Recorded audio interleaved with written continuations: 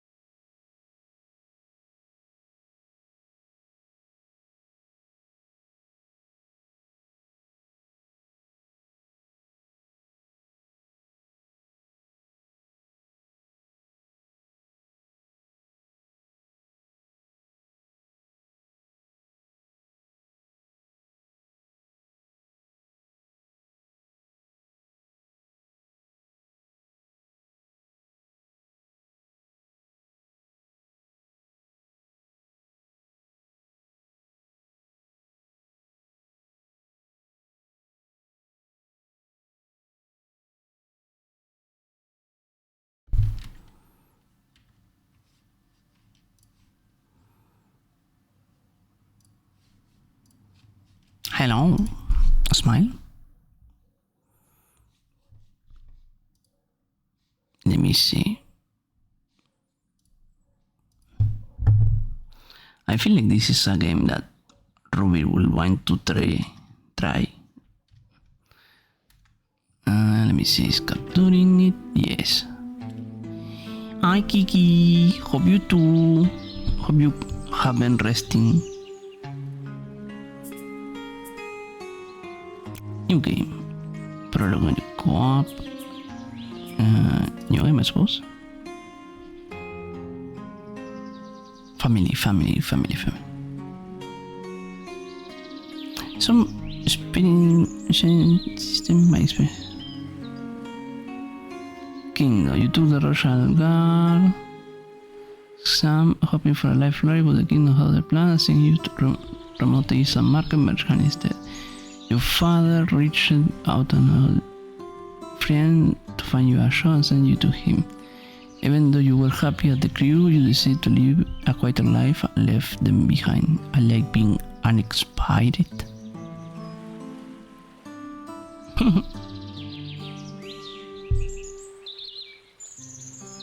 Nice. You want to go down to his path? Your relation with the pirate faction will be gone. Yes.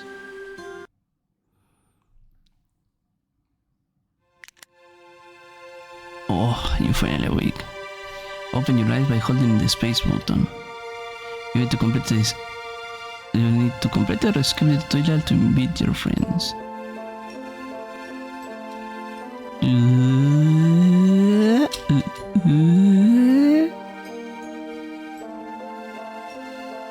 Oh. Someone clip this! Didn't say chat, someone clip The game is too loud. There we go. Someone clip this! Someone clip this!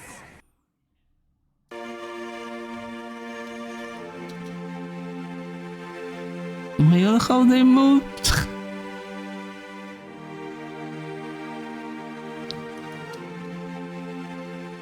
Was je geen what the hell? Huh? Okay, let me lower the fucking music volume to 15 because first that was apply quite loud. Ooh.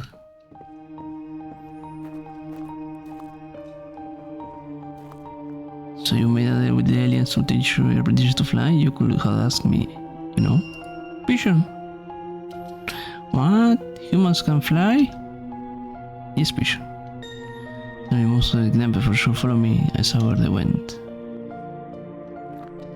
Wow. My ex-wife drifted away from to the message must have never as well. Fuck you, aliens. Smile. By the way, your market is nearly empty. You could buy different shelves from the carpet instead of being stingy. We need to save your practice.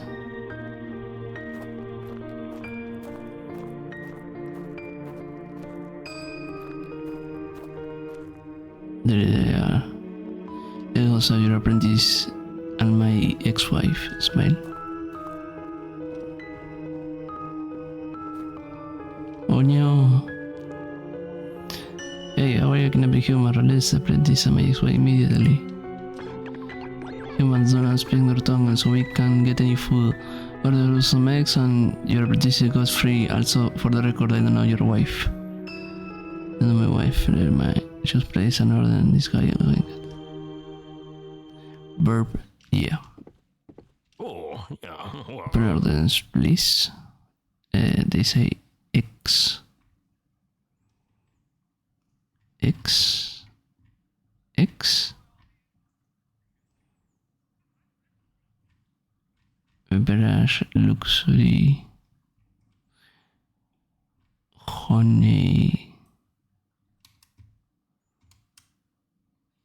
egg.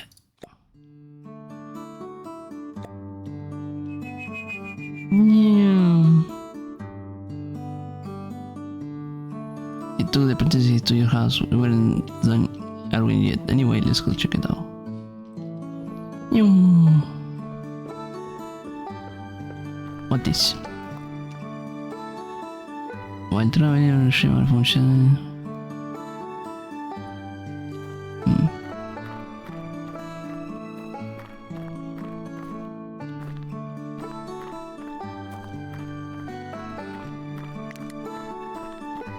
When there is a fire outside my.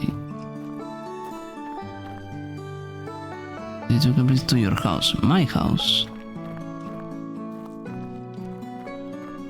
Where is my house? Oh, this way. Wi-Fi layers. Yeah, rest on your project should like they promise. Go talk to him and got some finished pieces, etc. Okay. Also, Alien will come back tomorrow to pick the order. He's getting there. Let's get some rest and we come by the morning.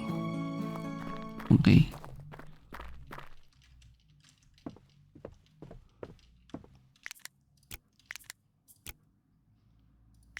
Okay. At the dock. So I have to go to the dock. Or probably the apprentice. Well, the order is usually though we should pick it up. Isn't that your show? Your bag on the show and I will for you. You can also get to the dock using the glider. Fly over. Okay. Hold down to draw. No. Whee! Oh my god, this is not gliding, this is straight up flying.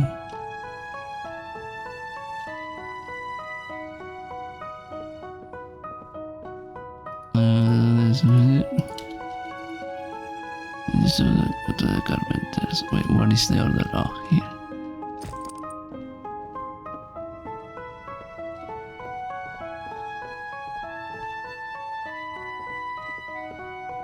To the carpenter.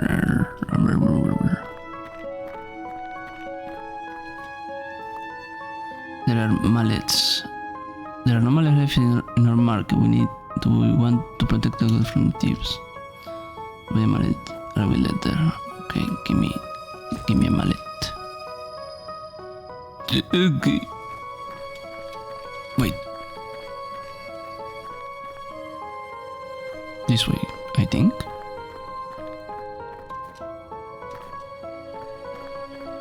Hi, Lopi. Lopi, floppy, floppy, floppy.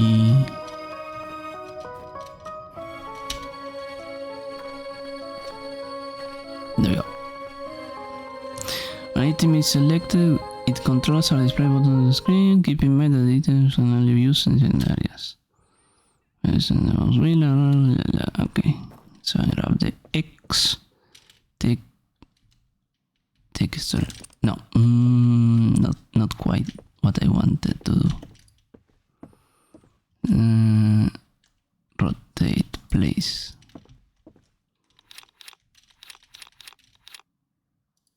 Okay.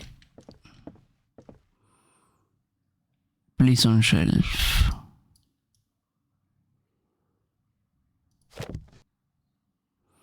Set up in the market. Listen to the.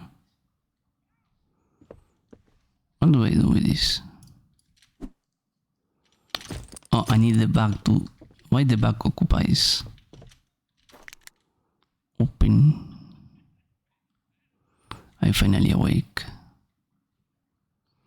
Oh yeah, all the bounties have been free copies. Whenever I put a bounty on them. This is market you're gonna learn from me from here. Okay. Now what?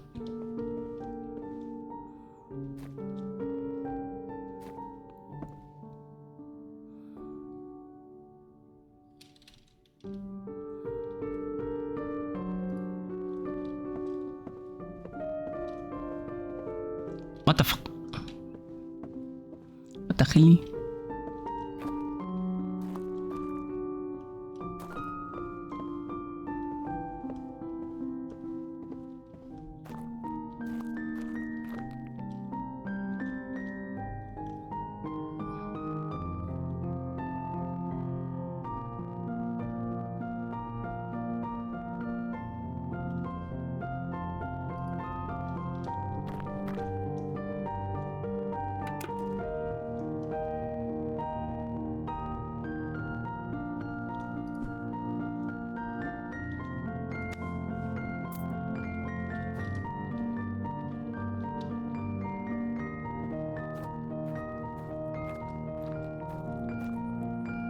Potato, tomato, bread.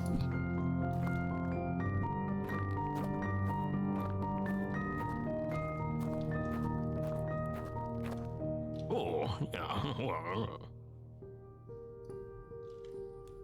Ooh.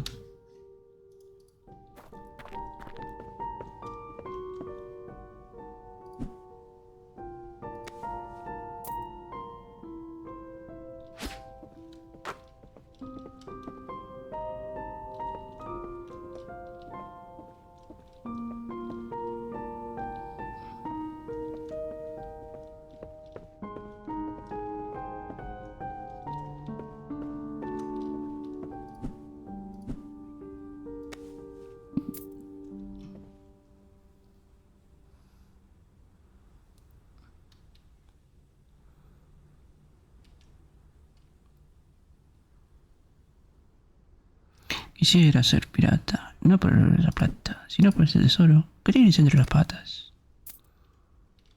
Oh. I love how they bounce back.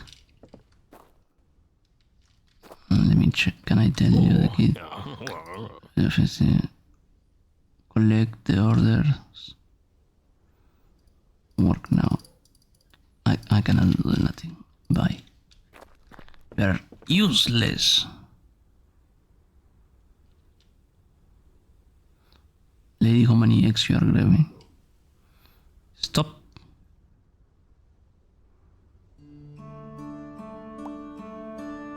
Scanned tomato, this. Oh my god.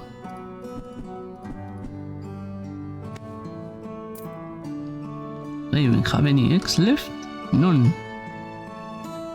Wait, let me close.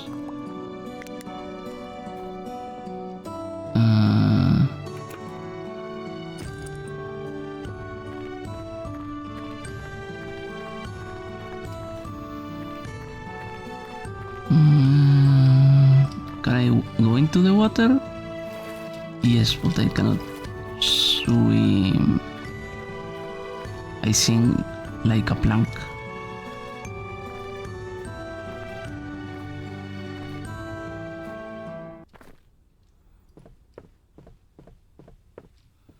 In the product delivery point. Okay. Use this area where you place product. Okay, Oh, mister. yeah, well. I want some. Oh my god. Some bread, some eggs, and some apple, and some wheat.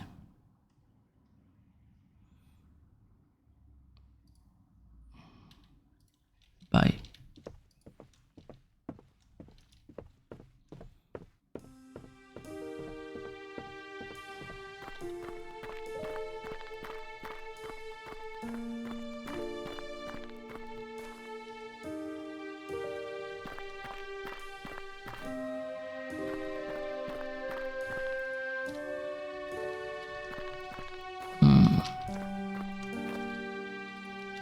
Okay. Pew. Oh. Okay. Since I cannot do anymore, I suppose I'm going to just eep. Eep.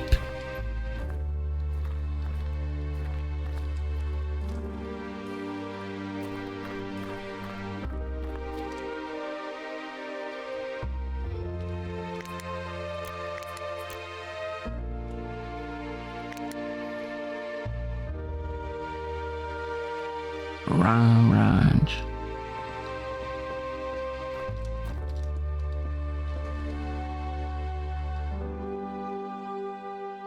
Smile. I love the glider doesn't glide. You just straight up fly. Smile.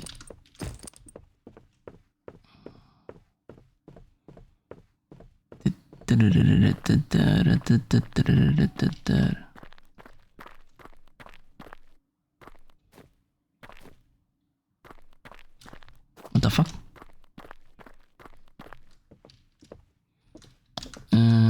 Place on shelf.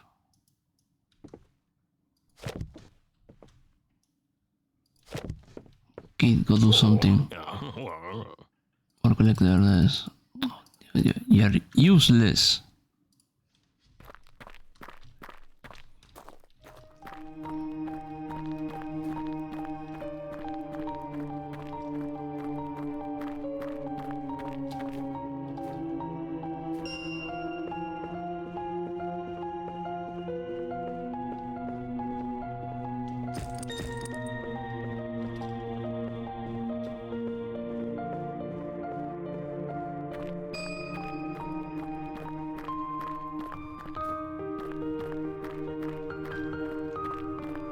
The music is really chill.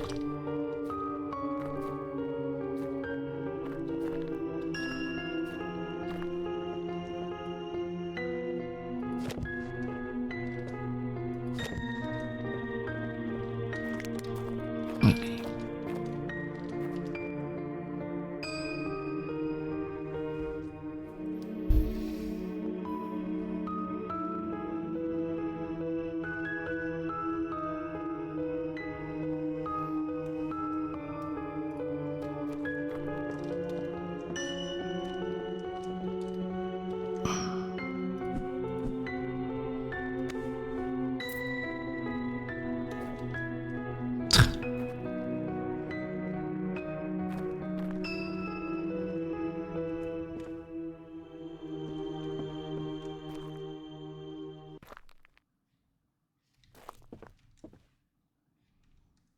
Bum.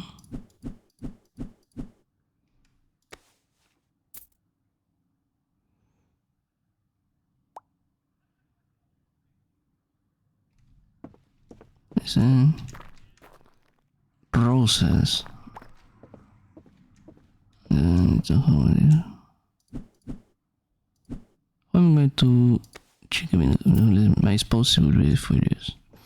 Well, go fuck yourself. Smile.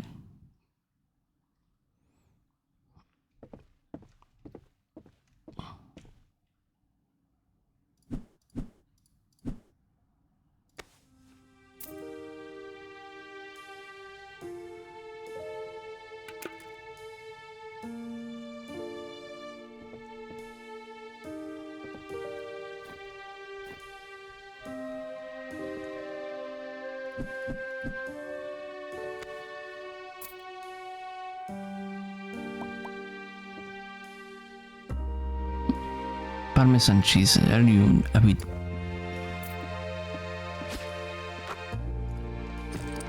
Can I put this here? No.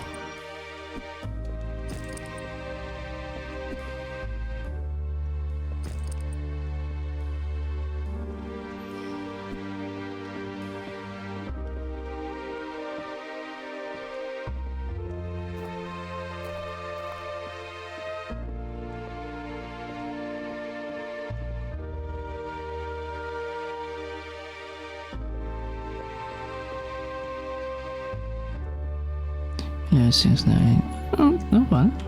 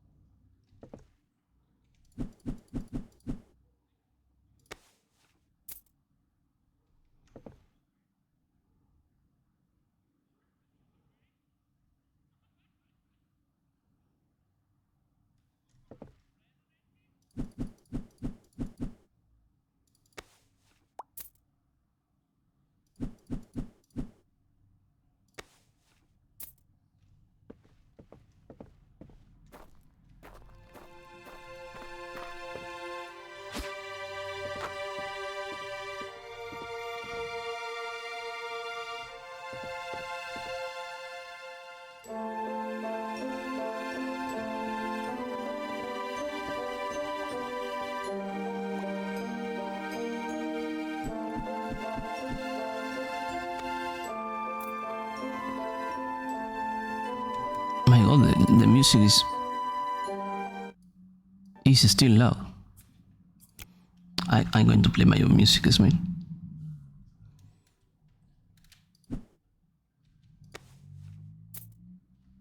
Dominique.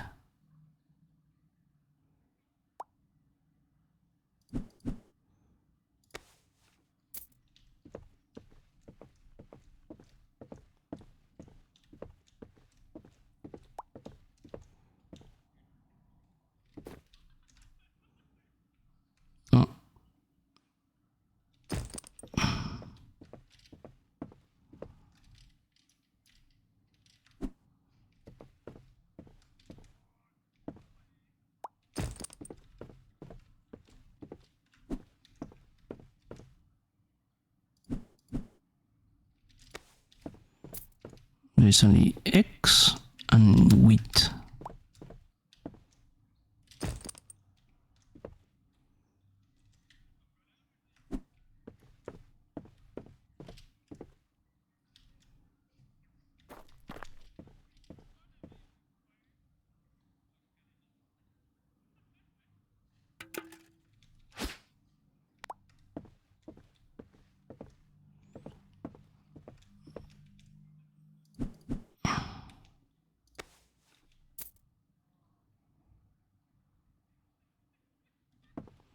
Open all day, close all...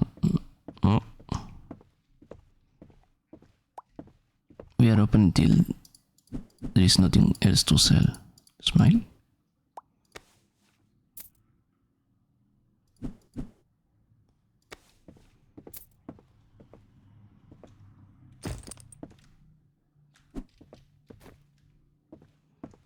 Dum, dum, dum, dum.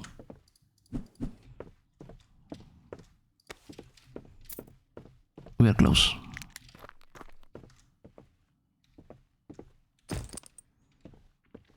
I would like to know where to put those. Mm. Uh,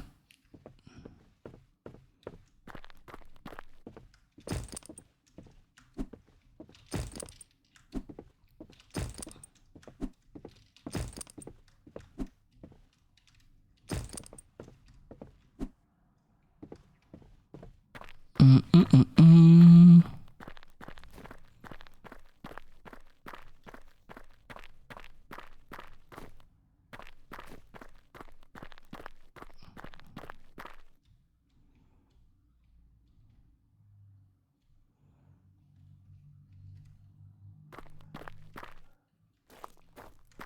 Quite fitting.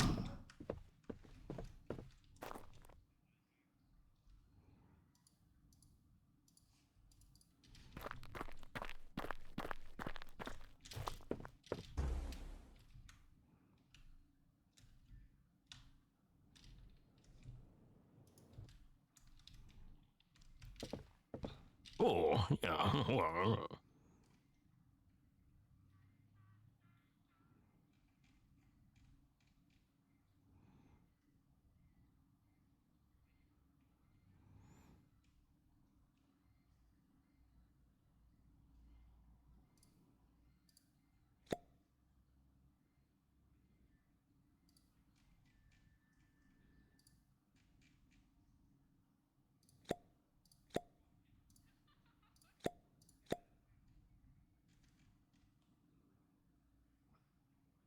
Mm.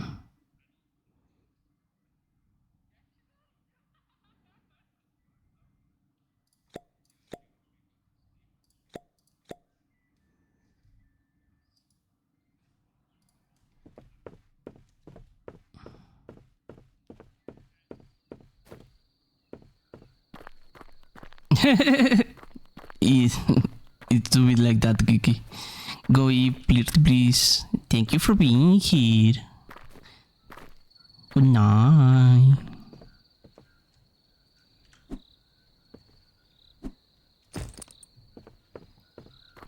Good afternoon, I think.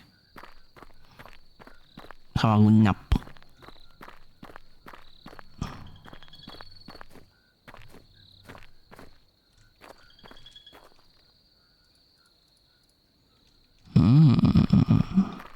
I see.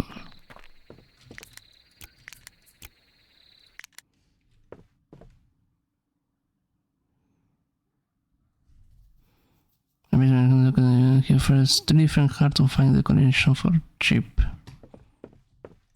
Oh.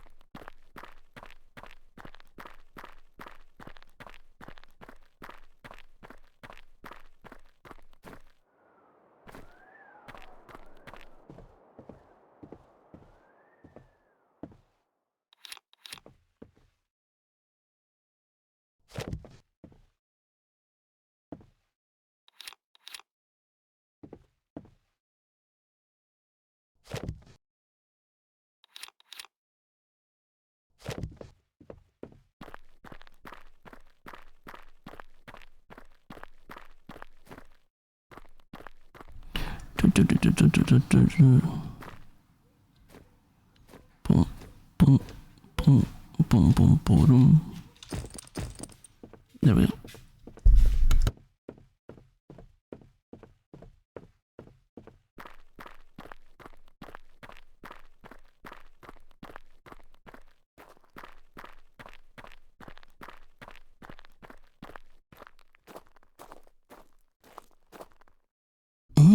There is a recycling center.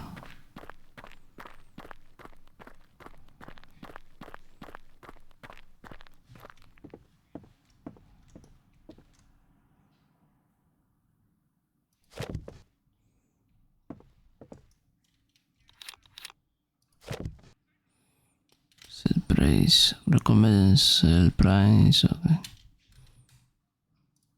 Okay. Okay. Okay, we are open.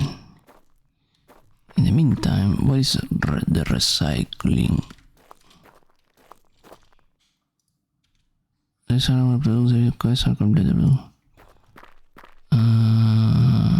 Oh, I need to grab my hammer.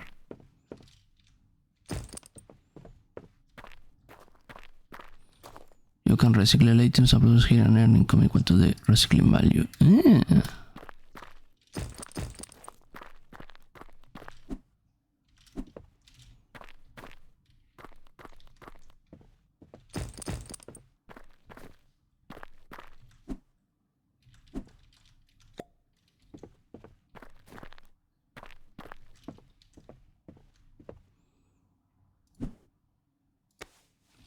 Oi!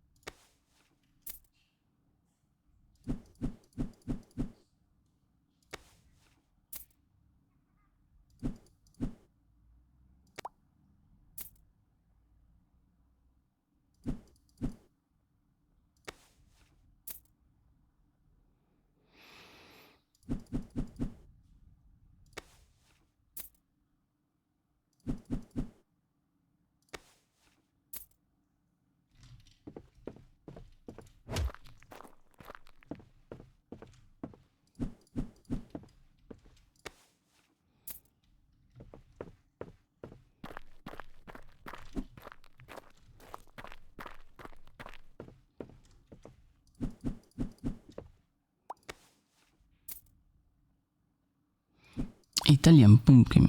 What are you talking about?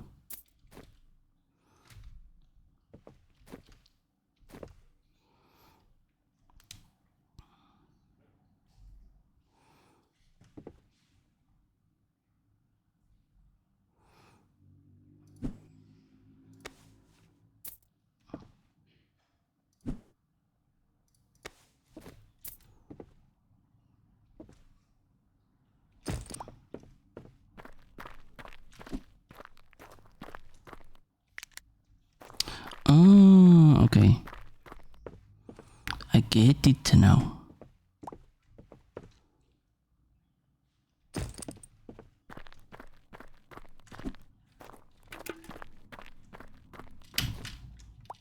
Wicked.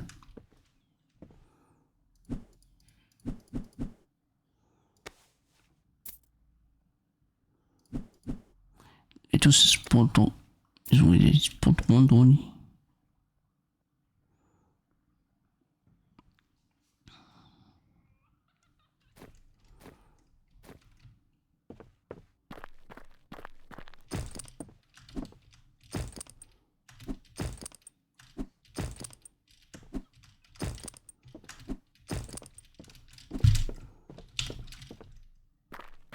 Yeah.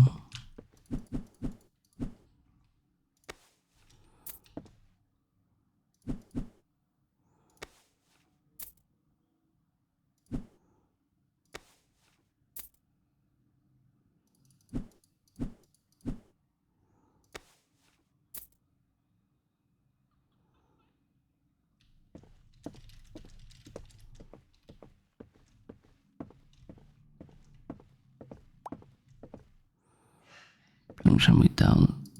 The mood is off. Your face is off. Fuck off.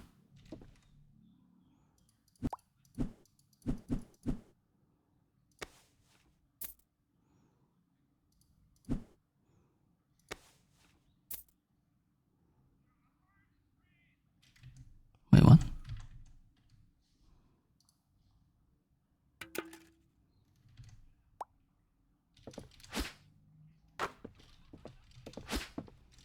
I love the reach you have.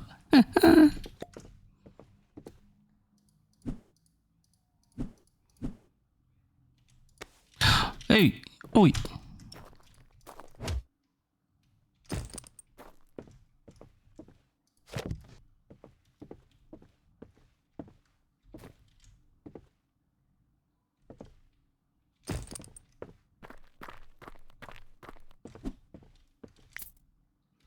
Nice.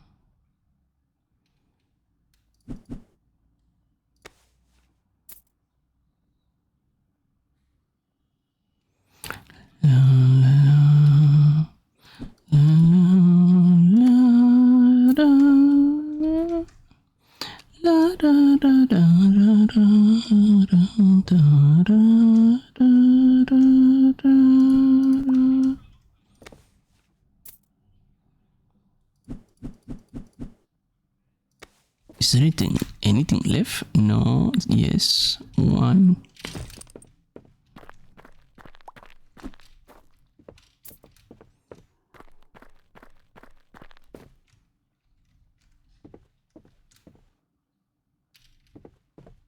Can I teach you to attend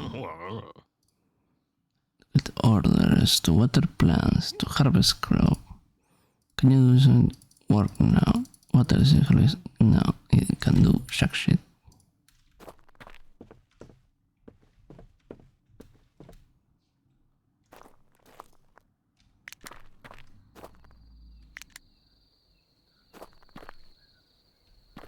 Okay, I'm guessing nobody. Oh, he auto closes. Okay. Tururú, tururú.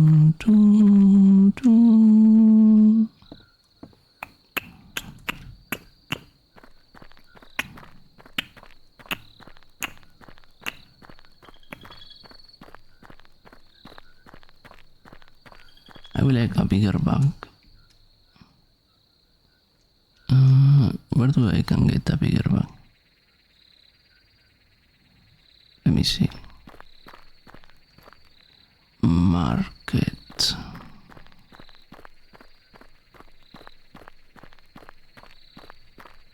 Is blocked. Talk. Wait, what? Is this investment? Smile? No, I want. Oh, that's the market. Oh, the big bag. But I will get naked. You can drop off. I need to drop off my other items.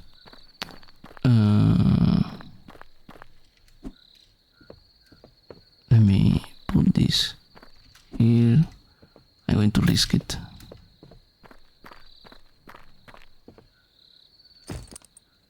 There we go.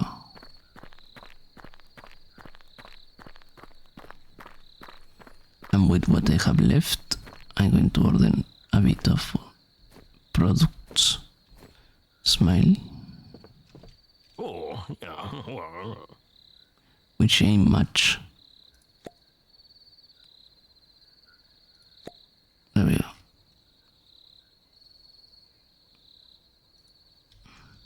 Bye.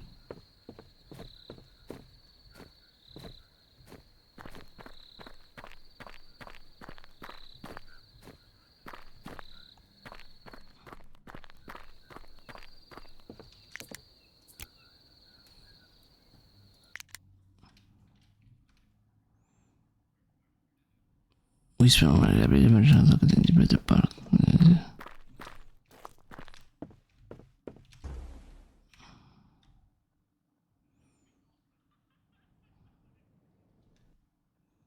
Yep.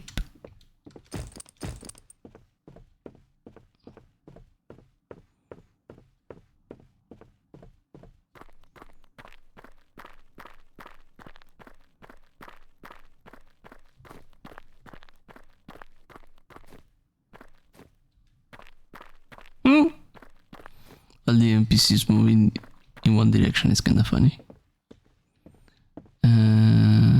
Let me put this here. And X.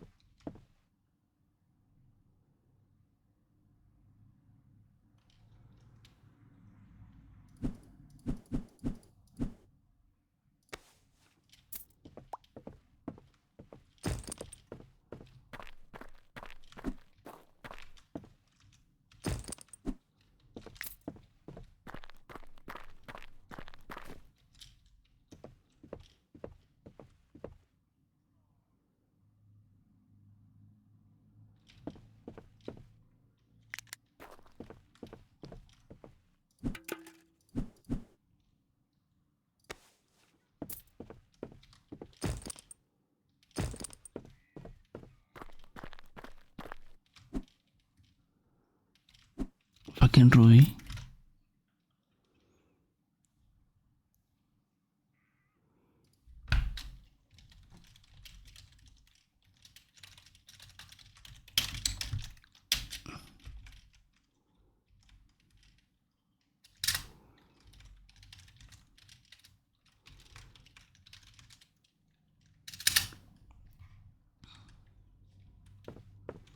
Oh.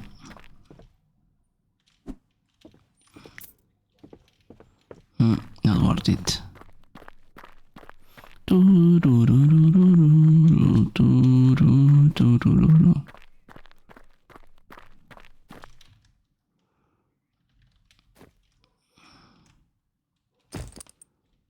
Oh, it's kinda cheap.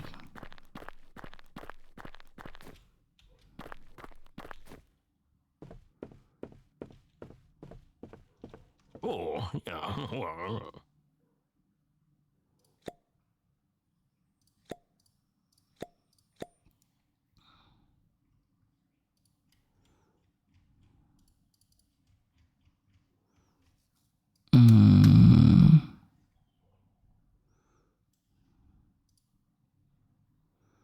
Apple? You know what? More bread and more eggs. And some wheat. There we go. My camera went a bit crazy over there.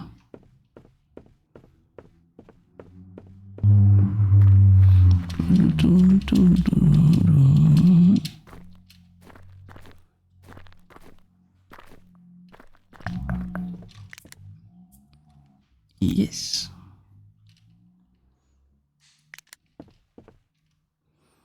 Try festival. You became part of the trip. Trip festival. What?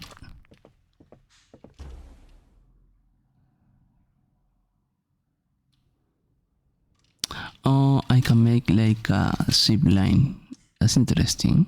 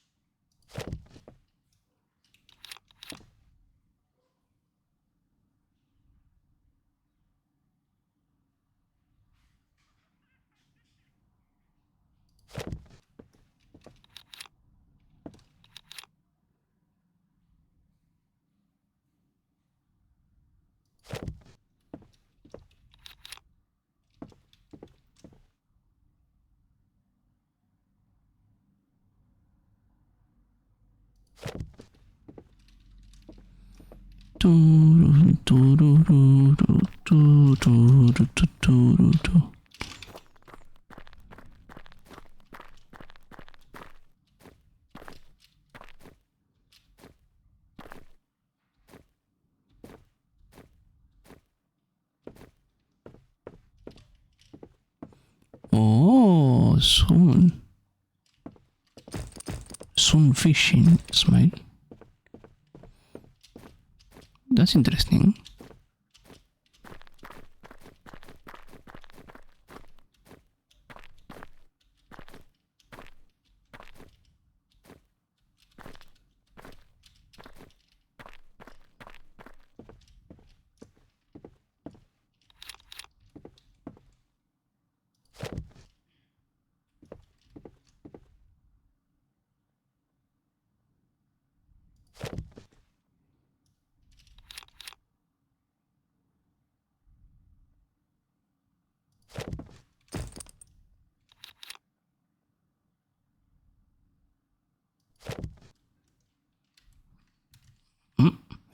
Shut the fuck up, Ruby.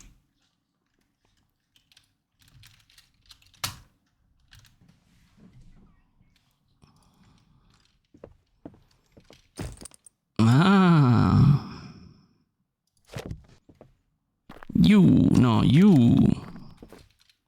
I feel like this is a you game.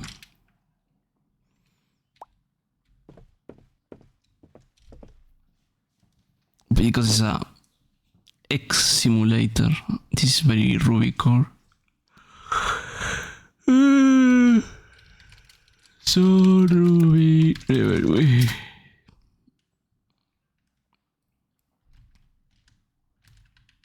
Diarrhea.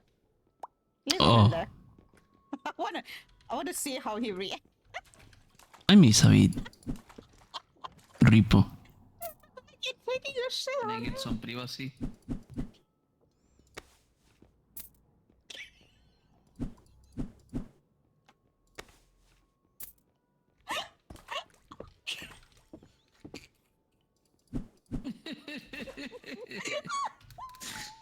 Let's go. What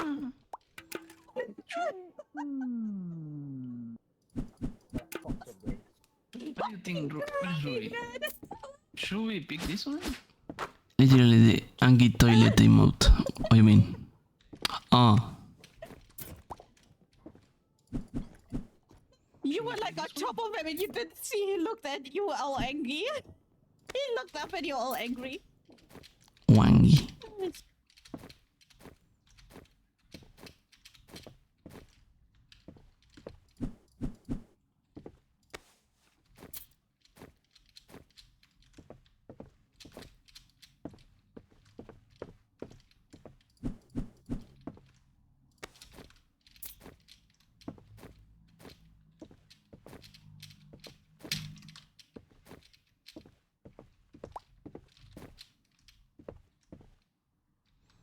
Lollipops, and you a bit cheeky bastard. Potato and parmesan cheese. Again, cheeky bastard.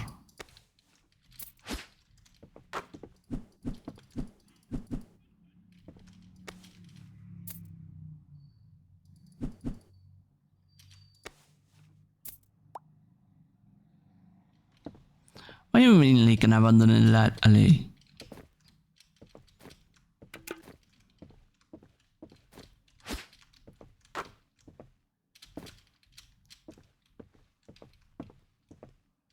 These people,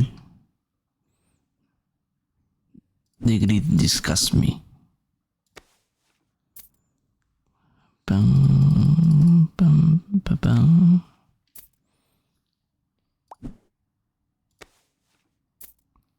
Wines. Go wine elsewhere.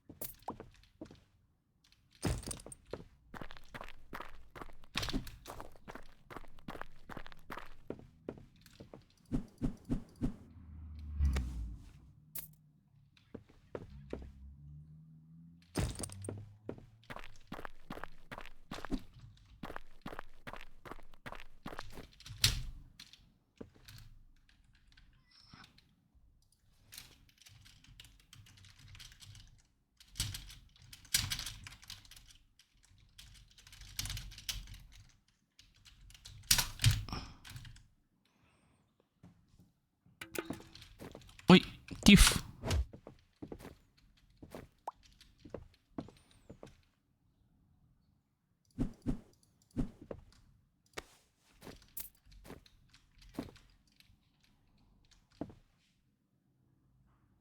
Tin, tin, tin, tin, tin. Tin, tin, tin, tin. Tin, tin, tin.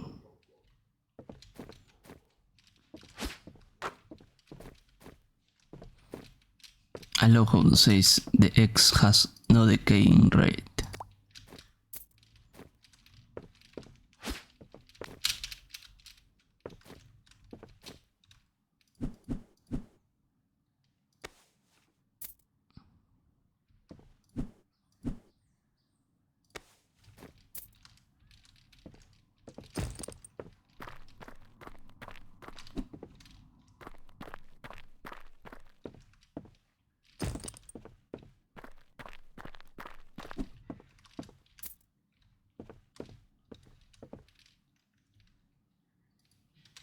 Oh, Lord.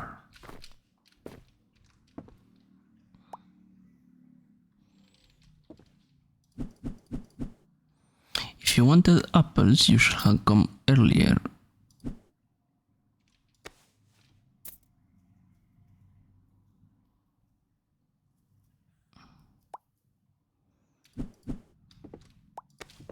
What's that?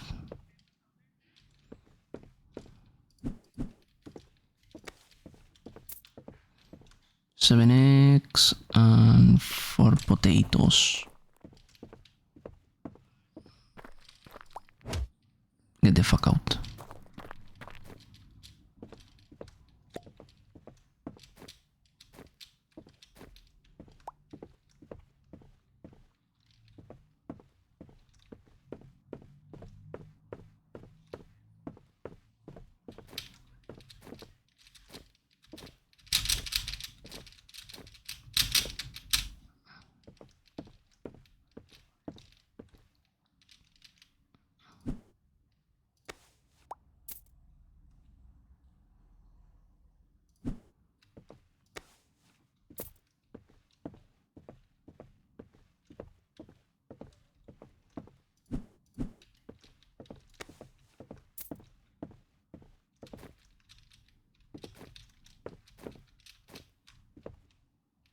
Four, three,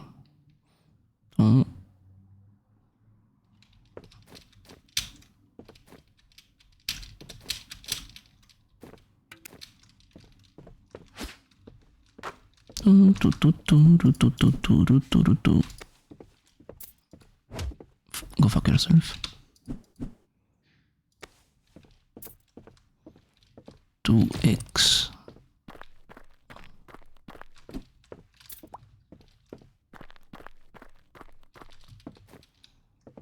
If anyone wants 2x, we have 2x left and choose 2x left to buy. No more, no less. If we want, you pay for another.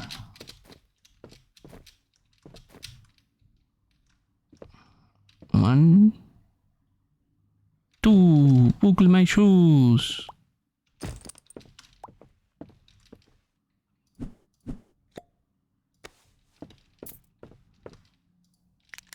And we close. Whee!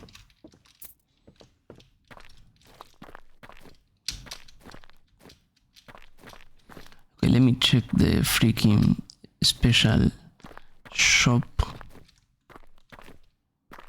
How many uses has the Mighty House?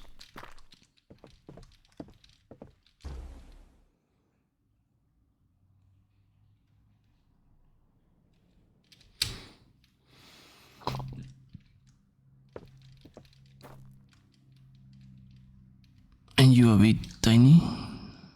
Reputation. Reputation. And that for cheaper, you are a bit out of your mind there.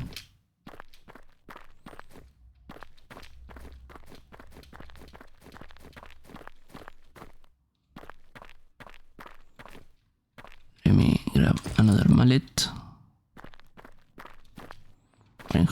Reinhardt.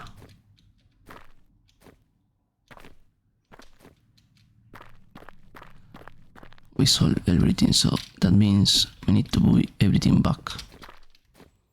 2 of each.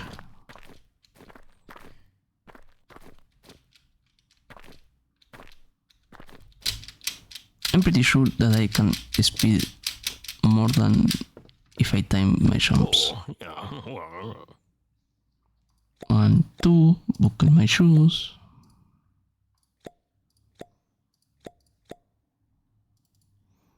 I don't get why.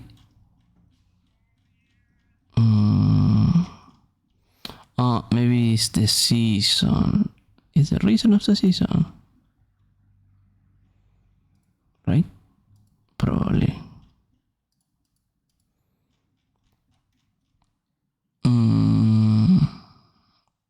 Yes.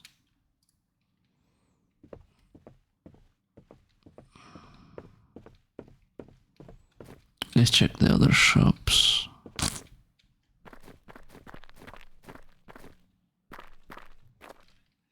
material workshop magic machine. Wow.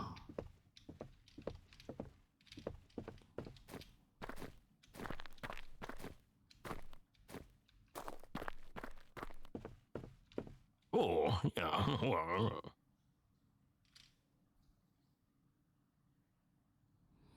Mm.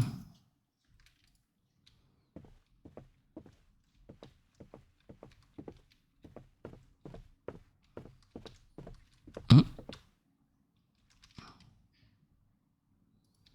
I see. I need to ask for a permit. Spend many locations to market, farm, barn, oh, yeah. Well, market capacity.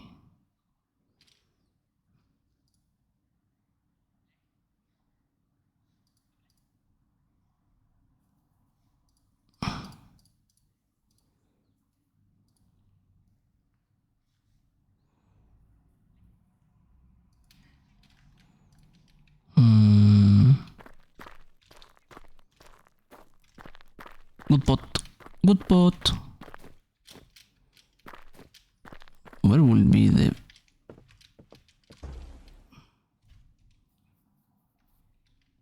smile? Good bot.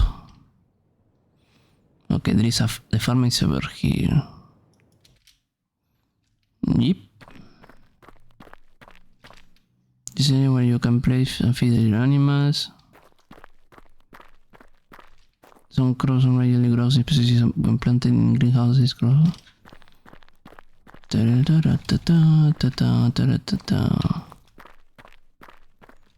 Horns. Oh. Oh, knife. Chimkem.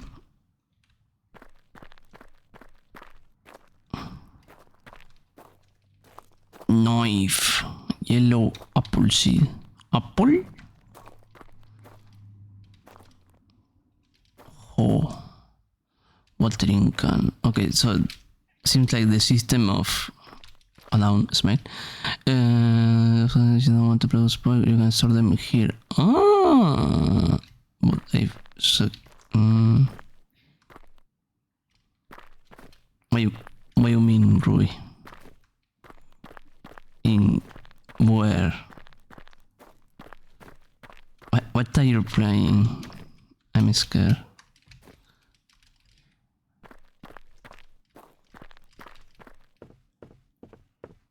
Wait, really? But I thought you had not a green thumb, a red thumb. Whatever you touched died in horrible state. I can still try you. Oh. Well, good luck with that. Are you going to make it like into a bonsai or something?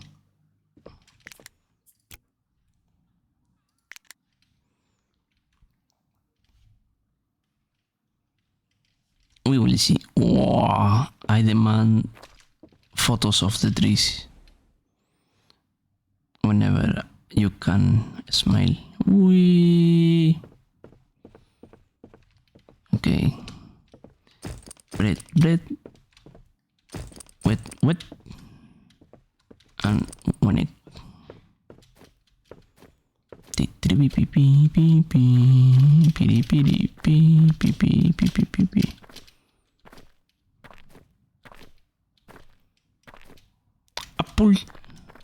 Apple.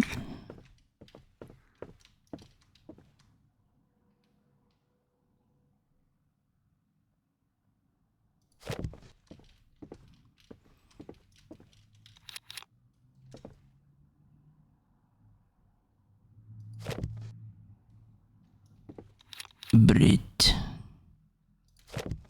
Born to be bread. I mean, smile.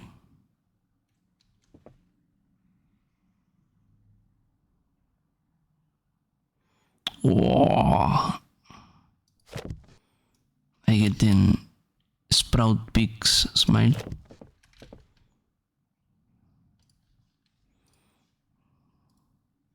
Oh, that's cute.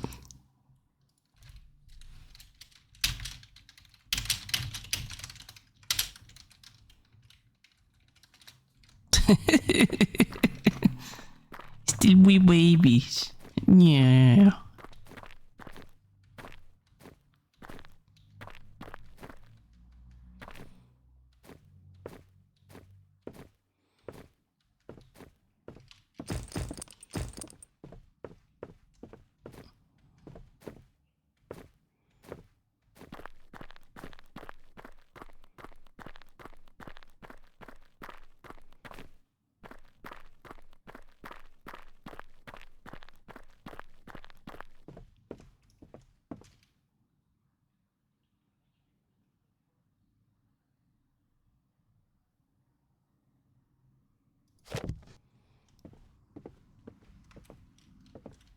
Can I crouch? No, I cannot.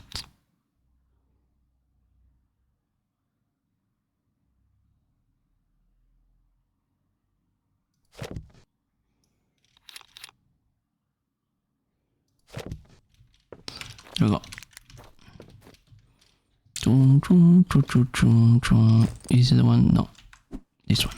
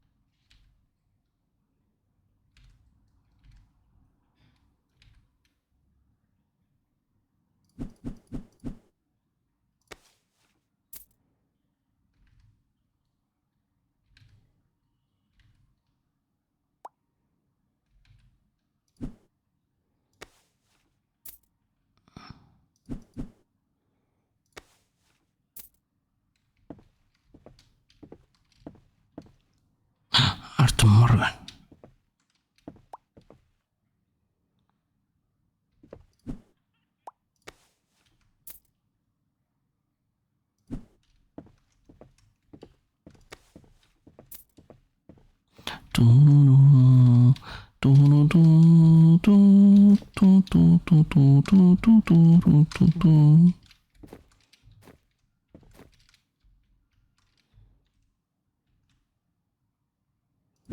Oh my god, that's out of wheat.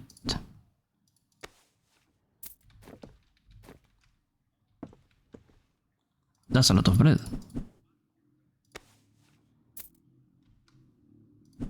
Egg. Apple.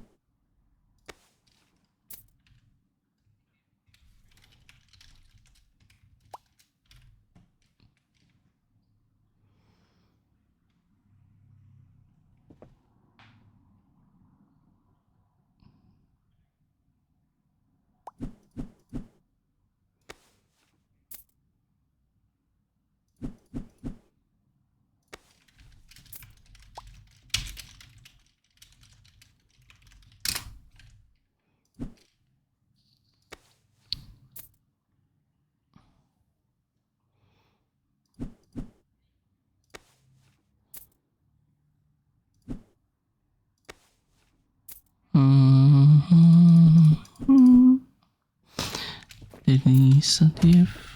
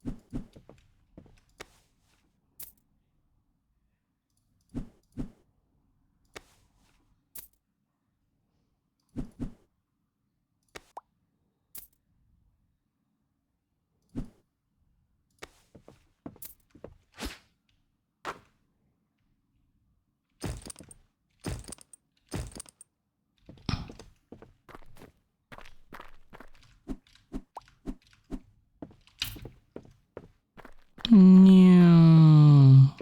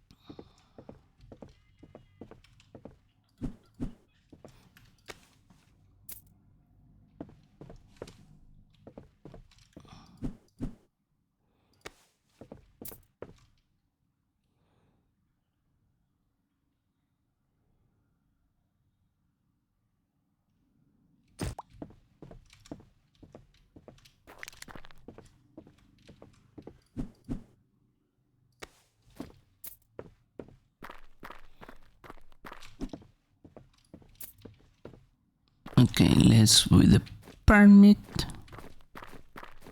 So we got more access to shite.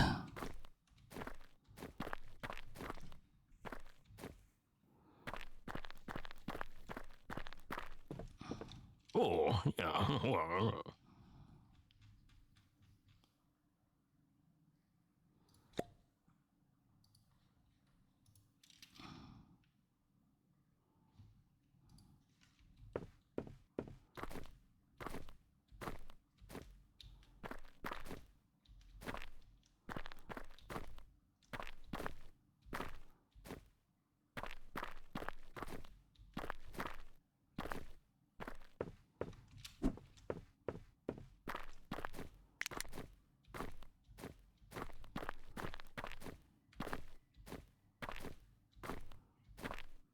Apple. oh, yeah. Well,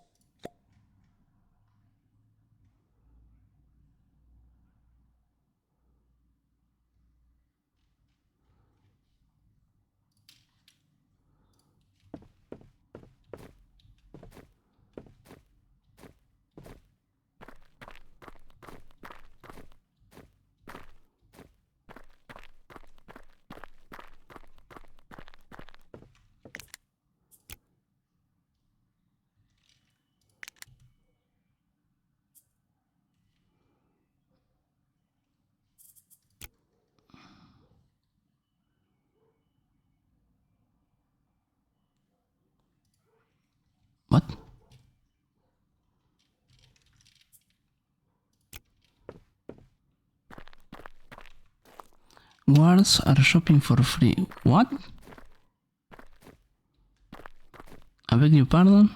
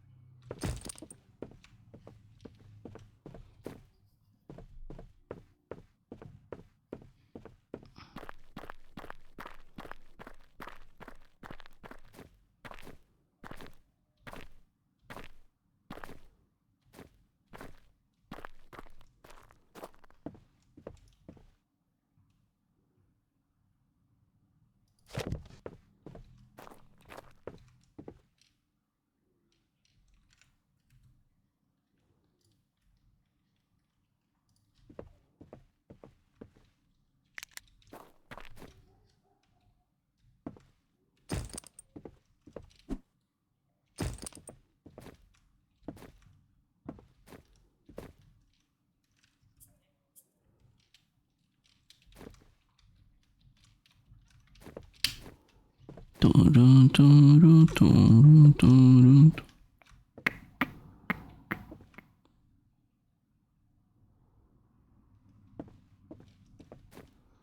So they are going to shop for free.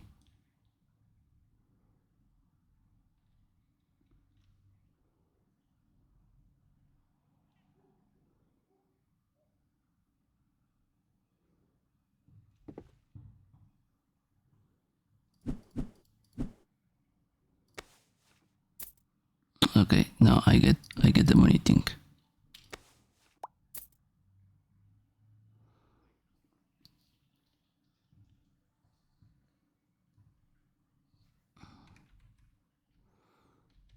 Boom, boom, boom, boom, boom.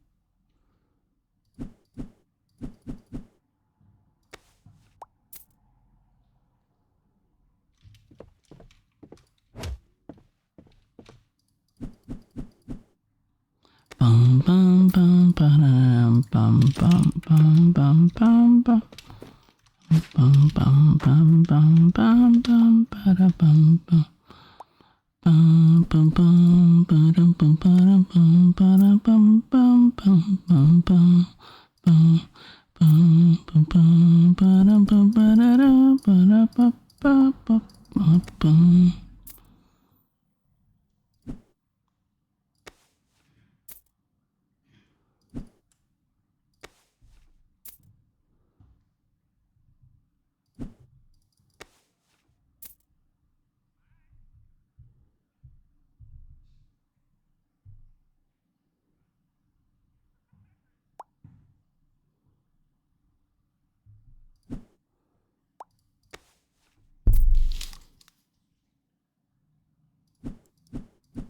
Maybe there is a problem in the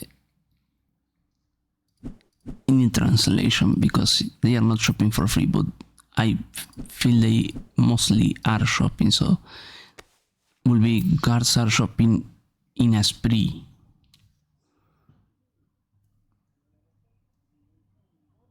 Because most of the people that is shopping are guards, which is the yellow faction, if I recall correctly.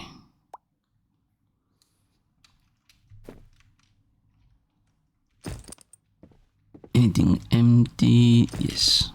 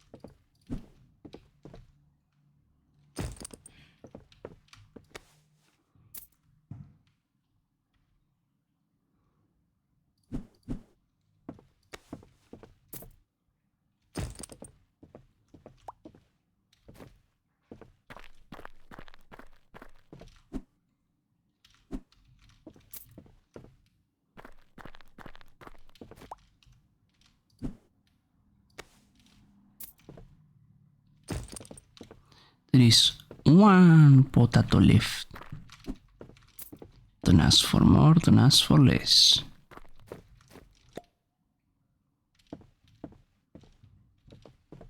And we close.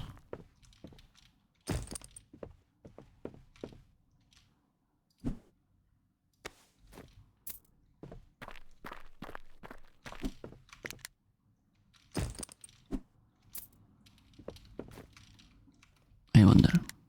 Eh.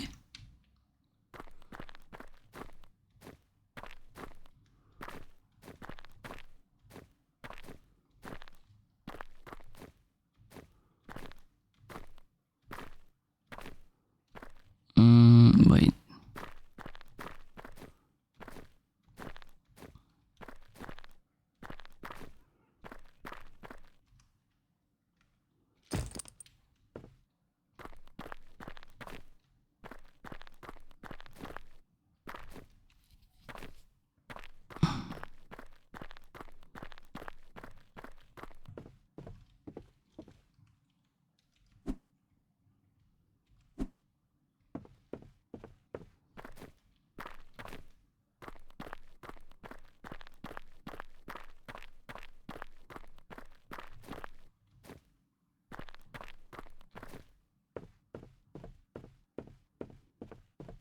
Oh, yeah. Well,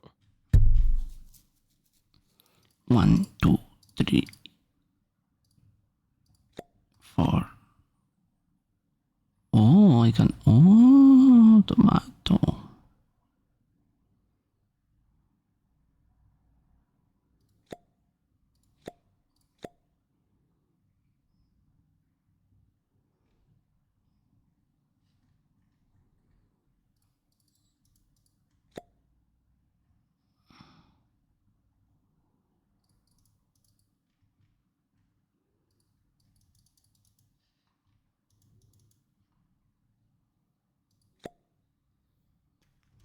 Not enough cash, stranger. Ugh.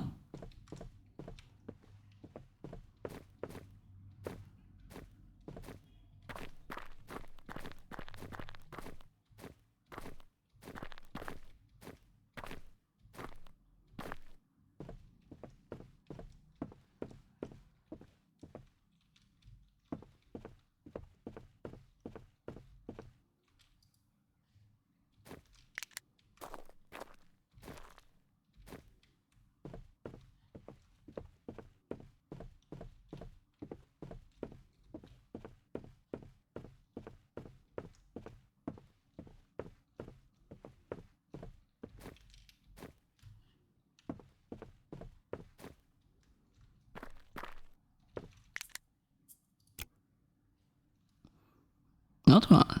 Not bad.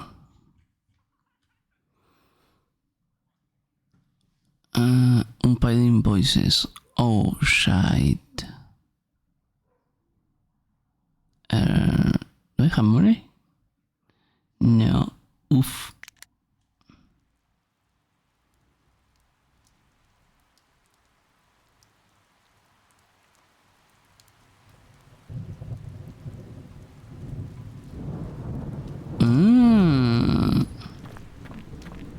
I see, I have shit to pay.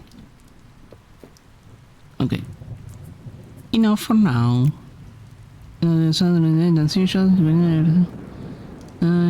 Yes. That was a good game. You can check them out. It's on early access. Early access version 0.1.11. Seems interesting, and it comes by default with co-op, so that's good.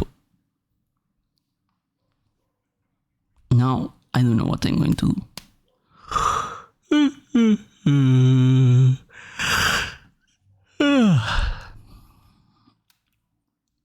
Let me change to game, choose chatting, stop some music. Let me put a video in the background while I go maybe drink a coffee. I feel a bit hippie.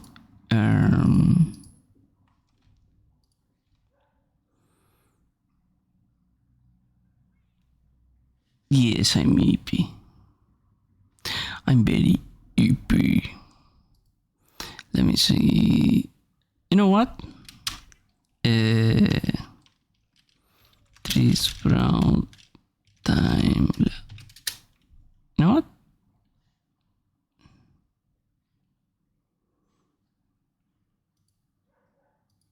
Let me put this two for you, Rui. In the time I go to the bathroom, and I think it's not going to be enough, but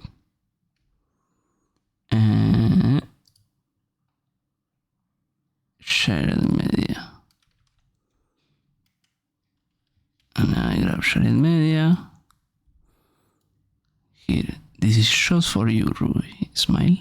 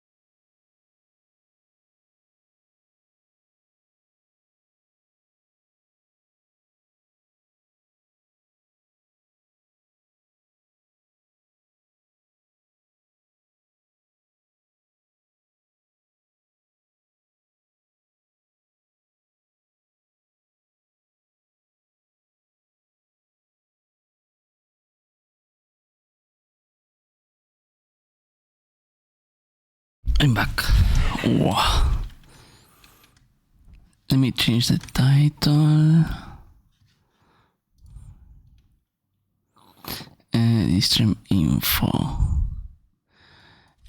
Bounty complete. Now we bounce crazy style. And we remove all this.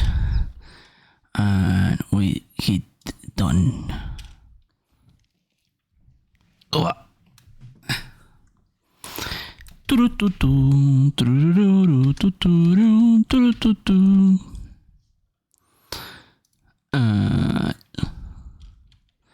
I didn't get to see how the thingy grow, but I want to see another thing growing and time lapse. Now I feel like the need of watch another time lapse.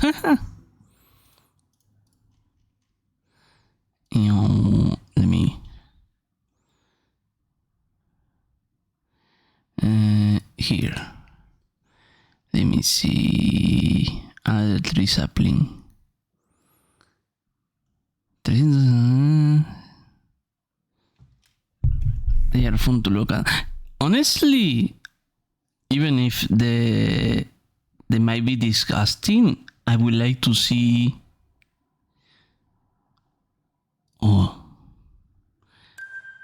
mushroom grow.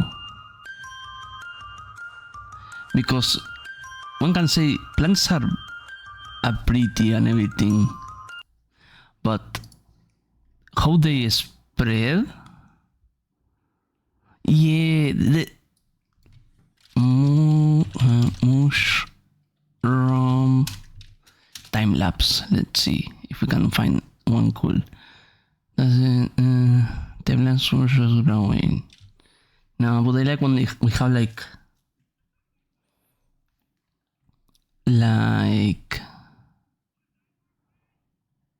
wow, fungi fighting time lapse. Ooh, fight.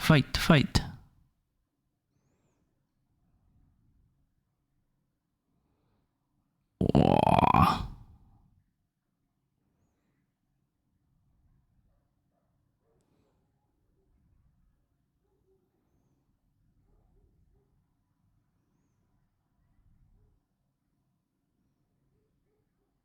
That's kind of cool.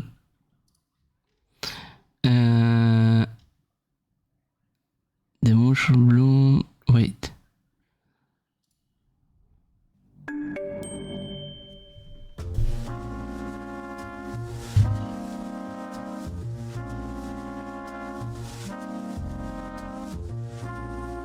Oh, you leave it in the box?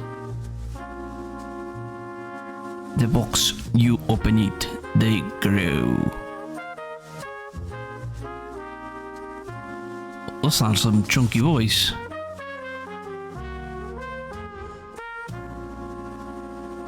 Looks like 3D because how the time lapse works. It looks like it's a 3D rendering of something. This one. Still cool though, but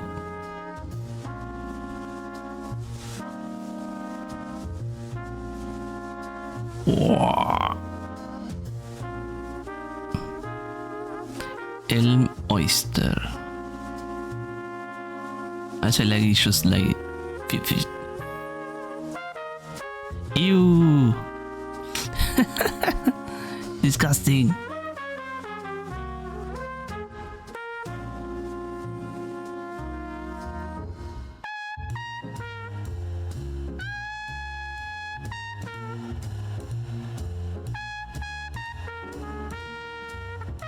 Wait a second, I need to be a menace. Or I cannot. Dang it. No, my video. Pink oysters.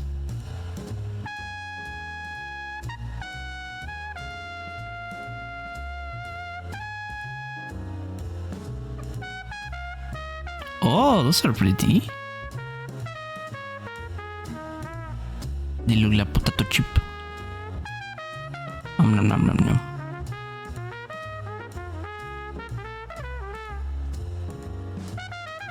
like the jazz music is starting to cut my nerves. Grey oyster.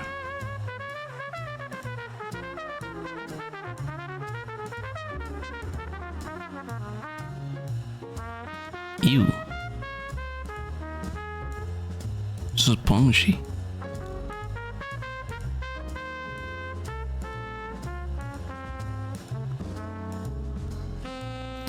Golden oyster.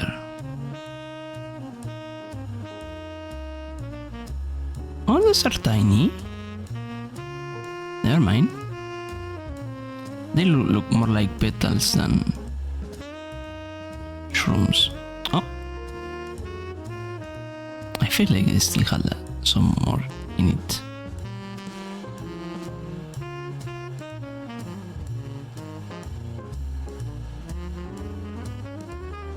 Lion's mane.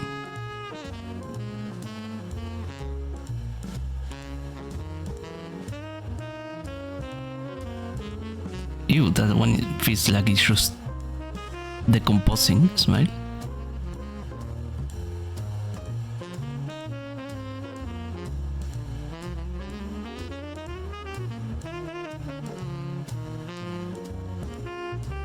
Ugh. That looks like a fucking rock. Looks spongy though.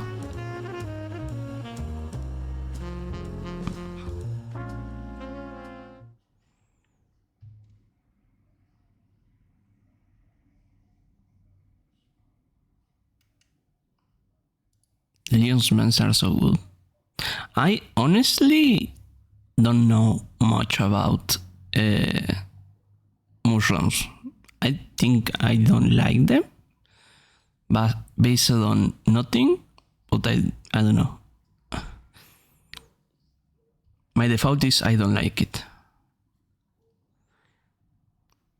On toilet paper, this seems like very professional thing. Like they come in a box and you just cut it, spray it, and they grow.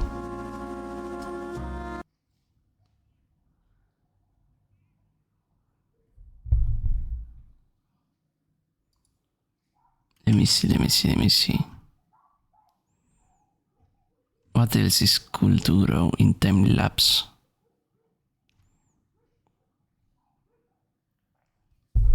And then it's medium, since it's just chip porous, is it too? Yeah. That's how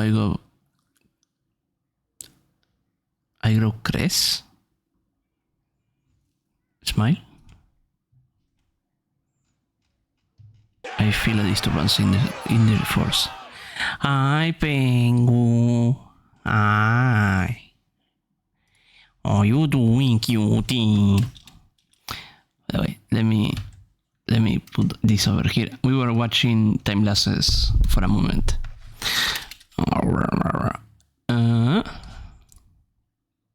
Let me close here. I suppose, pengu, you are going to eat. Am I right?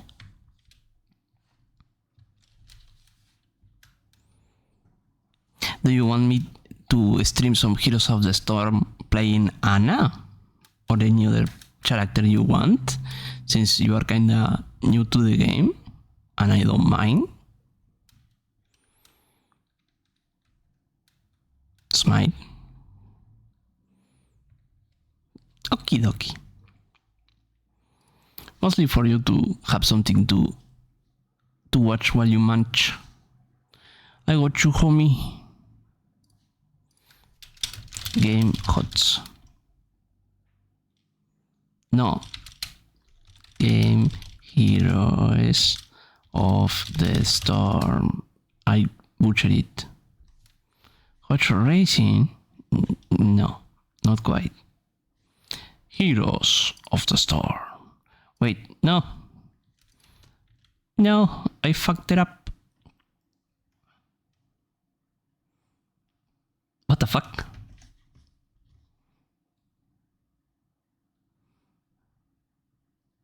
I love how the animation has like a little shake, like they step in something Smile. Okay, let me change servers to Americas for reasons. Let me shrink this and let's put some essay video, the classic, for reasons.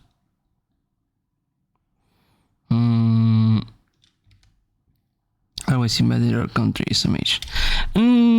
What? Whatever is always invaded our country. No. It's not your country, you bitch. You white trash, smile. It's the continent, the Americas, smile, plural. They are all my country. Slay. Shut the fuck up, old man. Okay. Let me see. Is it loading? Is it? Yes, it is. Okay. Now, I play in Americas because here at least I have... What is the music? There we go.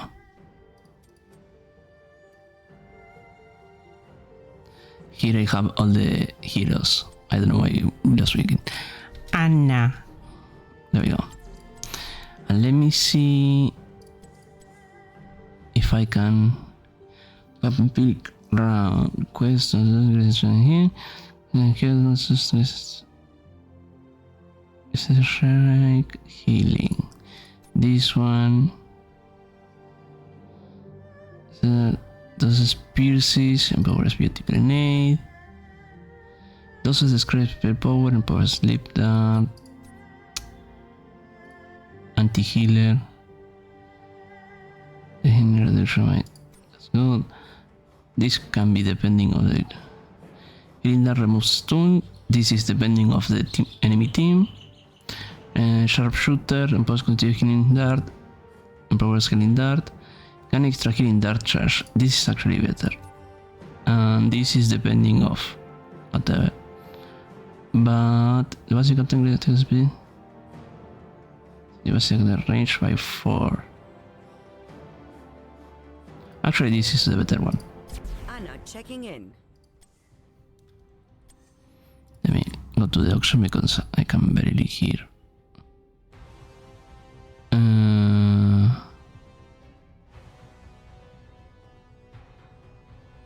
Oh, voices.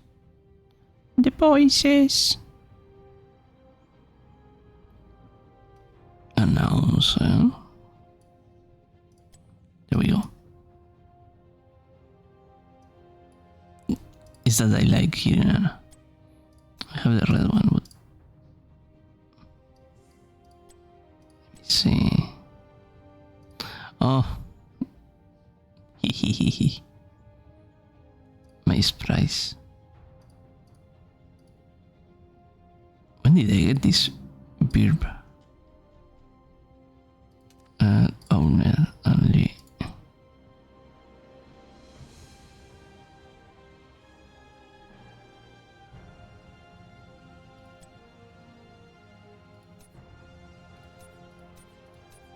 Wow. This one is cute.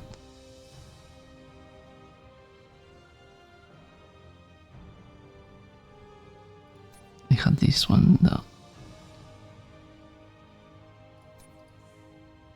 New. Oh, help. You got to be kidding me. Let me show Pengu how Anna is playing Heroes of the Storm.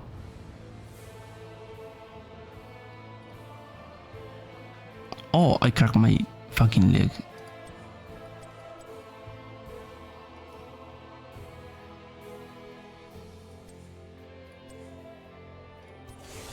There we go. Oh, we got a Tasada, Nartanis.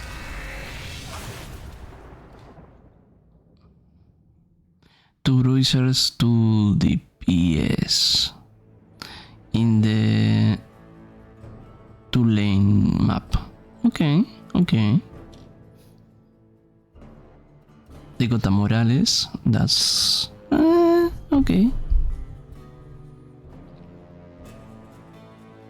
I love how the level 15 already has like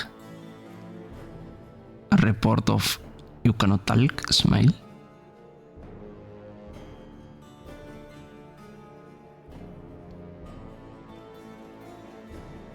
You shall not talk.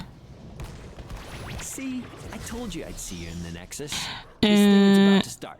Down It's not banned, Ready for it's the like battle ahead? blocked for others. When I was younger, we'd call this routine.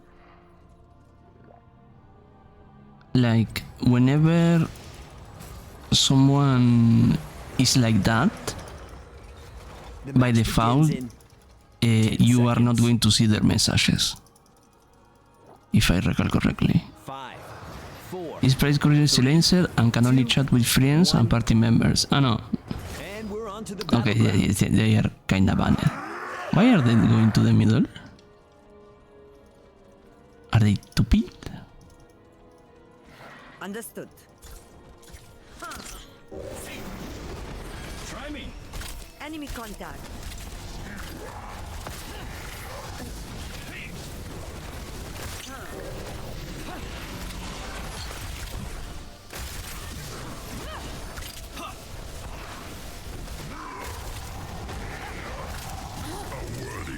Oh shit. Well, I miss fucking.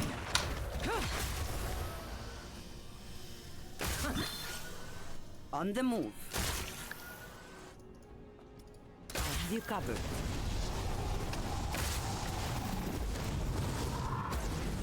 I'm going in. We should capture this mercenary camp. I move. Restoring your health. No, go Genshi, stop being stupid. So, what Kael'thas has is like a bomb that if you have it, you spread it. I thank you, healer.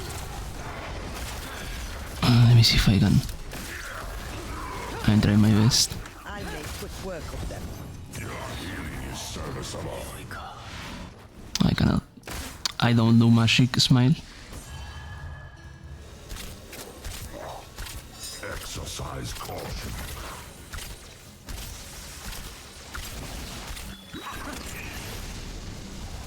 Something is not right here. Be cautious.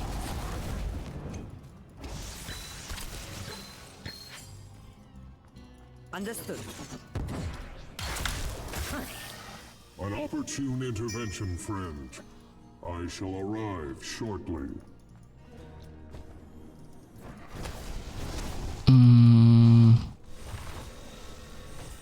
Ah, they are doing that one now.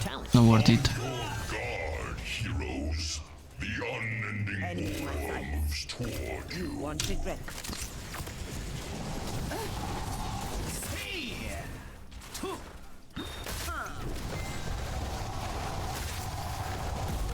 Not gonna lie, if Ana is hard in Overwatch, he's hard in Heroes of the Storm. There is no escape, Hi Heb, how you doing? angel. I shall join you.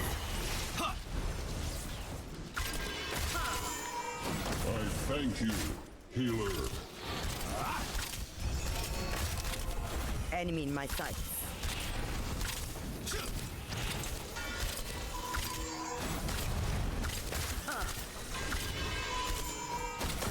I am restless. My wounds are mended. All in, Wayne. Our paths shall be one.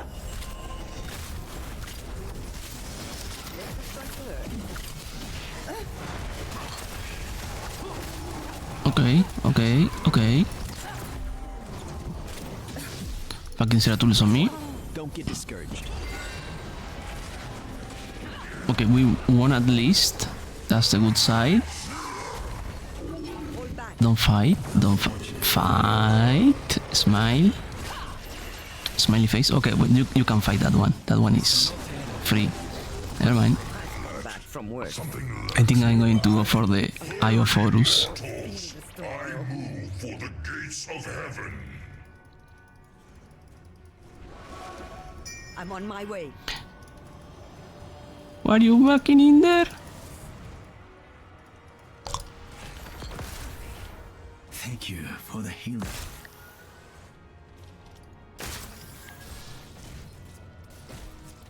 I'm going in. My rage has not subsided. I will return, and then the heavens will fall. I am here. Acknowledge. Now let's upgrade your hero in a multitude of ways. Oh Choose my your- god. Your healing is serviceable. That was a close one. This one I don't like Anna. She heals events and aim skills. Yes, but most healers depend in skills. I don't know if you're talking in Overwatch or in Heroes of the Storm, Excellent healing. but HOTS. Okay. I think I was going to.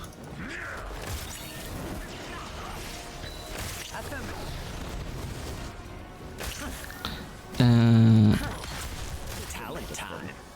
I feel like she's good, but yes, it's very dependent of being able to hit your teammates. But she still has a lot of potential because she's not as weak as in like And put stress on our enemy. in Overwatch, for example. She has a self-healing in this game at least. I need to move. As it should be. Tremble before your true master. Baby, it's a triple. Yes, he can also be a damage dealer. Yes, pretty much most of the healers of this game can be. Fuck, I don't have. I shall join you in the slaughter. I want to. I want Wawa. I want Wawa. Okay, well, let's go for Ivophorus. Since the circumstances point towards it. Ah, Seratul! We're dead. Yep. We have had a short break in 7 minutes now. Oh yeah, she now can headshot in Overwatch. I forgot about that.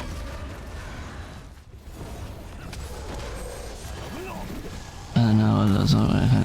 Yeah, we are more focused on what's Overwatch. My team. Overwatch in Heroes of the Storm. Okay. On my way. I tire of this stalling. Get to work.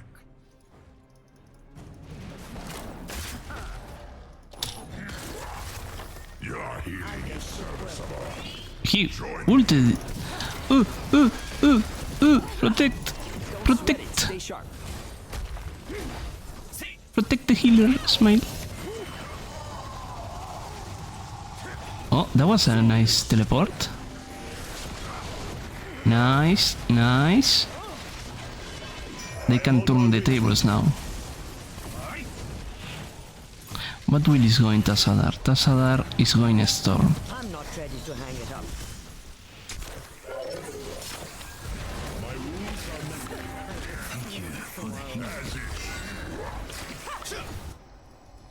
So yeah, the two ultimates of Anna is like unlimited range healing shot that pierces allies, and the other is nano boots, which, funny enough, is not for DPS, it's for mages, which is hella funny in my opinion. Enemy down.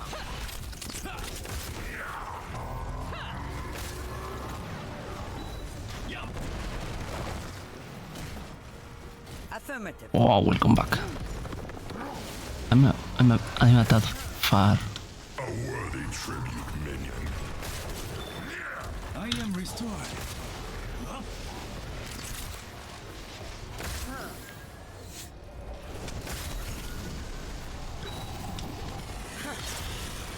I thank you. Make ready for my return, heroes. The angel will fall once more. I need help. Restoring your health.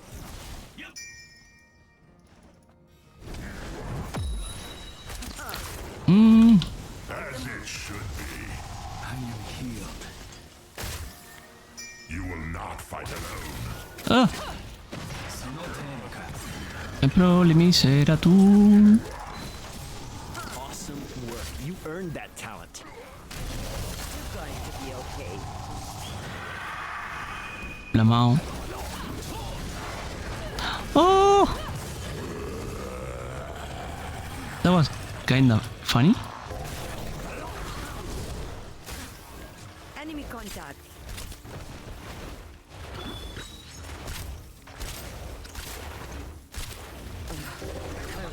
Remove the stone, remove the roses loot, grant speed. Do they have something that stuns? No. Roots and slows? No, move speed then. Find them. That was a tad late. I mean, that's not a stun, but then again, it's a freaking ultimate. Oh, Shwana is killing me. I didn't read the patch notes. One step back. Is Kitty's not a stun? Certainly no angel. I think so. The shot like Tracer, no, only Tracer, Lucio, I think, and Genji. Join you in the Genji too. slaughter.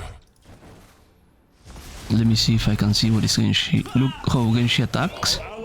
Well, he's attacking by being close, so the animation changed to that. I'm with you. Our ally needs us. My foe will not expect this.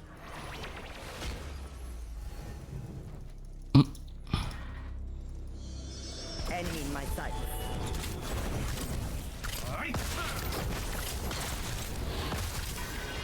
Thank you for the healing.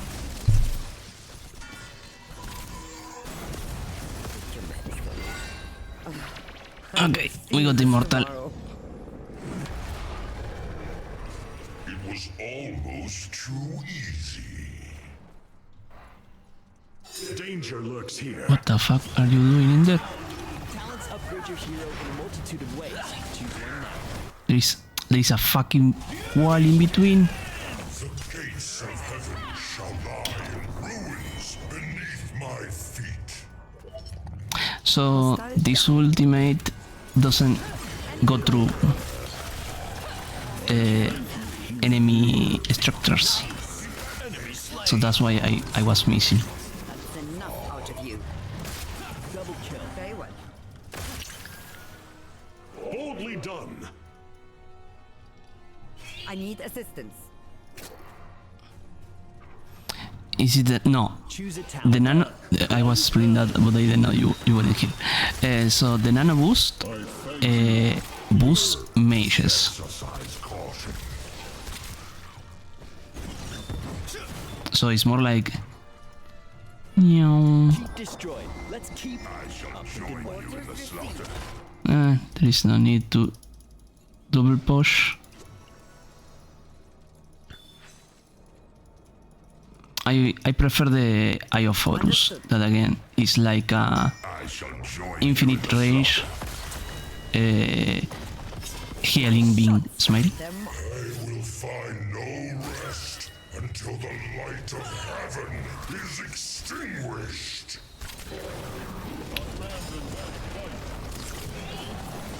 Try me. That's one down. I hit him. Smile. Now you see them. Please attack him. Serviceable. Let's get to work. You will not fight alone.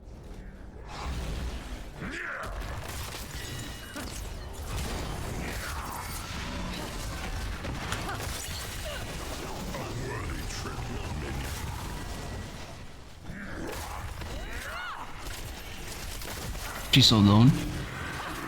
Oh, freaking beer. Take the enemy down a peg or two. Excellent healing. You are wrecking the place. Look, now I can use the Eyes of Horus and I have all the range I want, and I also hit structures.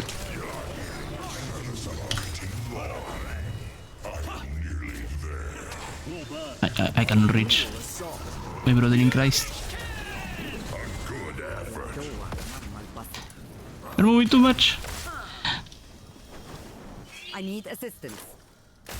Let me heal you. This one must perish. That one is so... That person is so dumb playing.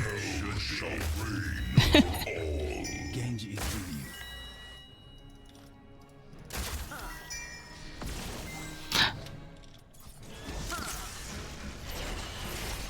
What kind of wall is that?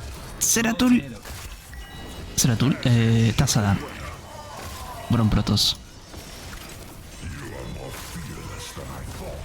I'll make quick work of them.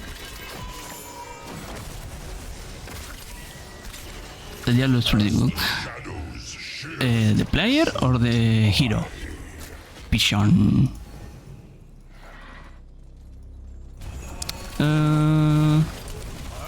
I don't know, had some commentaries about what was the Tassadar doing, which I don't know. Tassadar excels at pushing and might as well if we have the upper hand.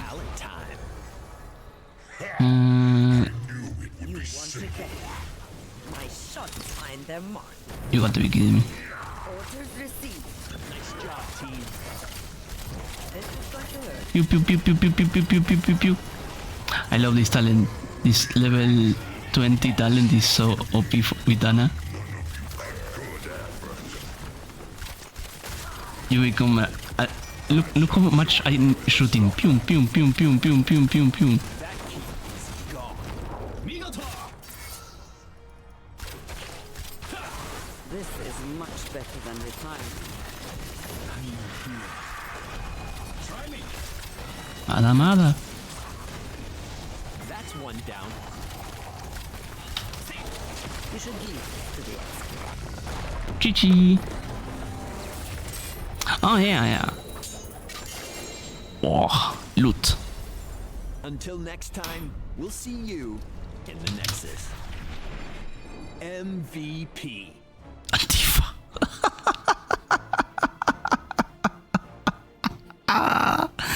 Yes, this map because it's Diablo Temel drops that. And there is a way for you to trigger a loot goblin at the end of the match. Most maps have a secret ending if you interact with it. Who you want to see? Who else? You like Overwatch characters? I mostly don't. Smile. I can play Diva, I guess. Sally is fun in my opinion. Okay. I have a cool skin with Diva. Let me check the wheel. I need to check the wheel on here. Let me. You are going to see I'm changing icy veins. Diva wheel. Here's the star. We have a block. We have defensive matrix wheel, disgusting.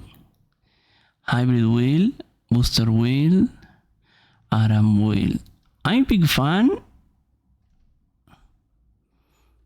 Hybrid weight. There's hybrid weight designated to increase sobriety so that can let's see. Okay. There's shielding. Yeah, also increases your wave clear an early game and you don't the enemy heroes. The wave clear. Actually, I want to try, I like the booster wheel. Originally I played the booster wheel, so let's go with that one. For our fixed options, let me see. We have, wait, I'm not in Borderlands.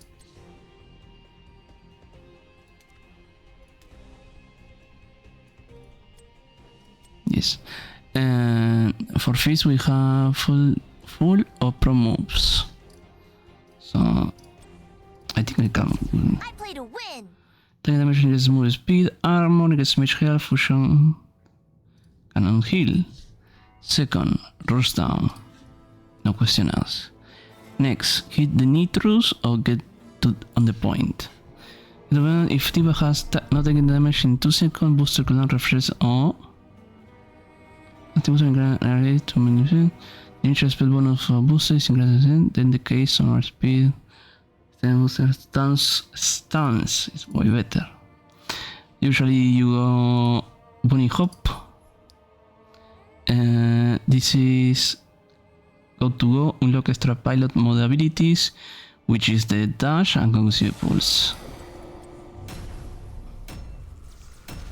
So Baby Diva is not as useless. Smile.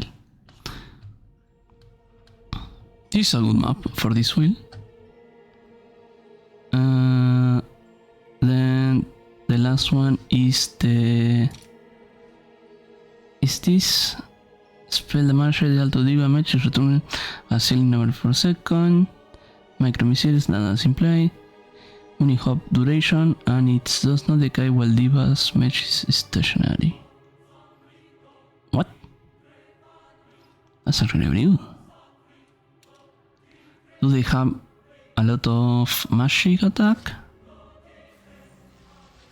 I think so.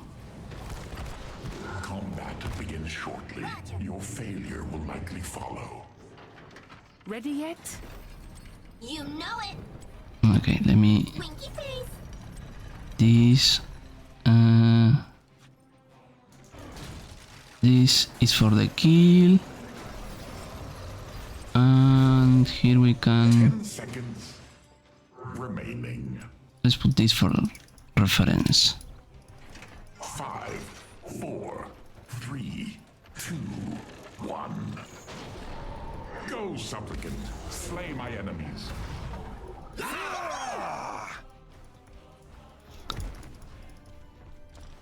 Hello, I could use a hand. Go soak. Ready for For the love action. of Jesus Christ. Everyone wants to battle at the beginning in the center, which is horrible.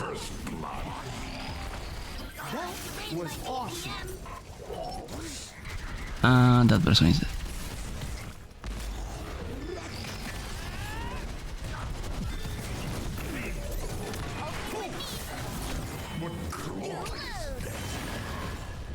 Impressive.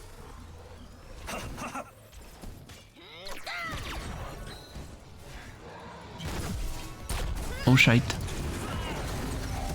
In my pocket. You think yourself worthy to wield the Dragon Knight's power? Prove it. Take control of the shrines. Now I'll show them. I'm on it. Come on. Get through this.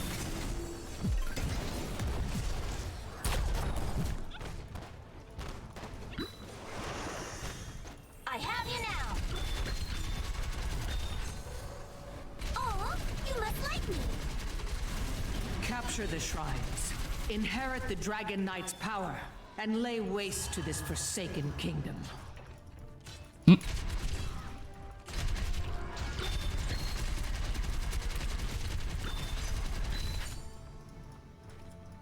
Oh, she's fun to play. Let's see. Her ultimates are her current missiles things she didn't used to have before. in Overwatch 1. And one of her common abilities is the nuke. Choose a path. I have you now. Smile. I could help, but I don't want to because I'm sucking experience. Hero of the Dawn. That, you know what? The key. Nerf this. Roger. Kapoo! Taking the shot. I have you now.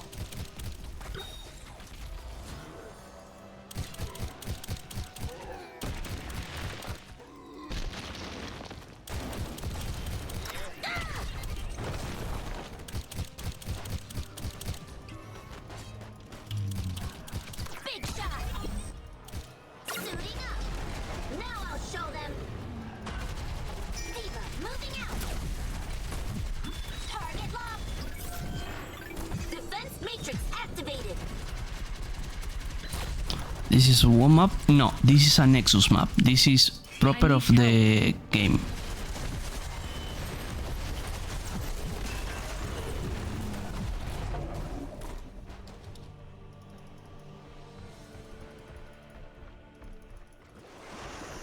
Oh my god, looks like you're grabbing chicken.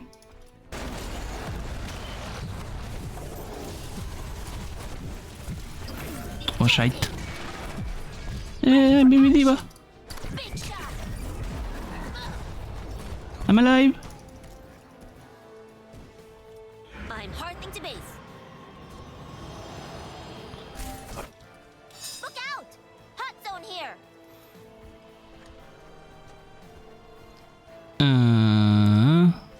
Oh, they got 7.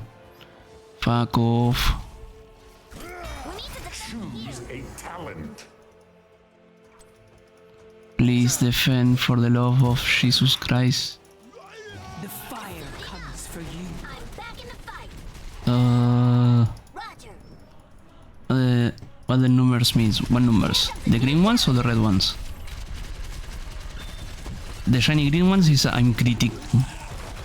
The middle top. The middle top. Those are the levels. The enemy is level For 8 now. while we are level 7.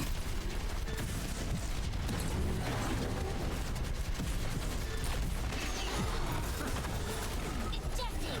I almost got ultimate. That was a bit sad. I'm on offense. Thanks. Let's get rid of him. Shoot the healer. Yes. You lose. You're improving. I'm going. You need me to tank that? Suiting up. Oh, I'm staying Show there. them. Hello? Use a hand. So yeah.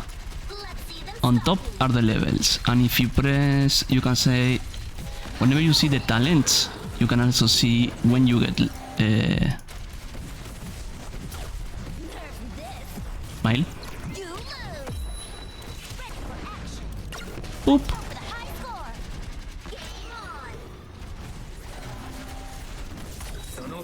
Matrix activated.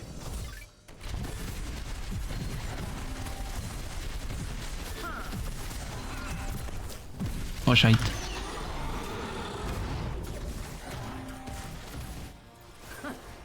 Yeah, the bar is the level. How much we need to level 10. Prepare yourselves, heroes. The shrines will soon be active again. Choose a talent. Moving here.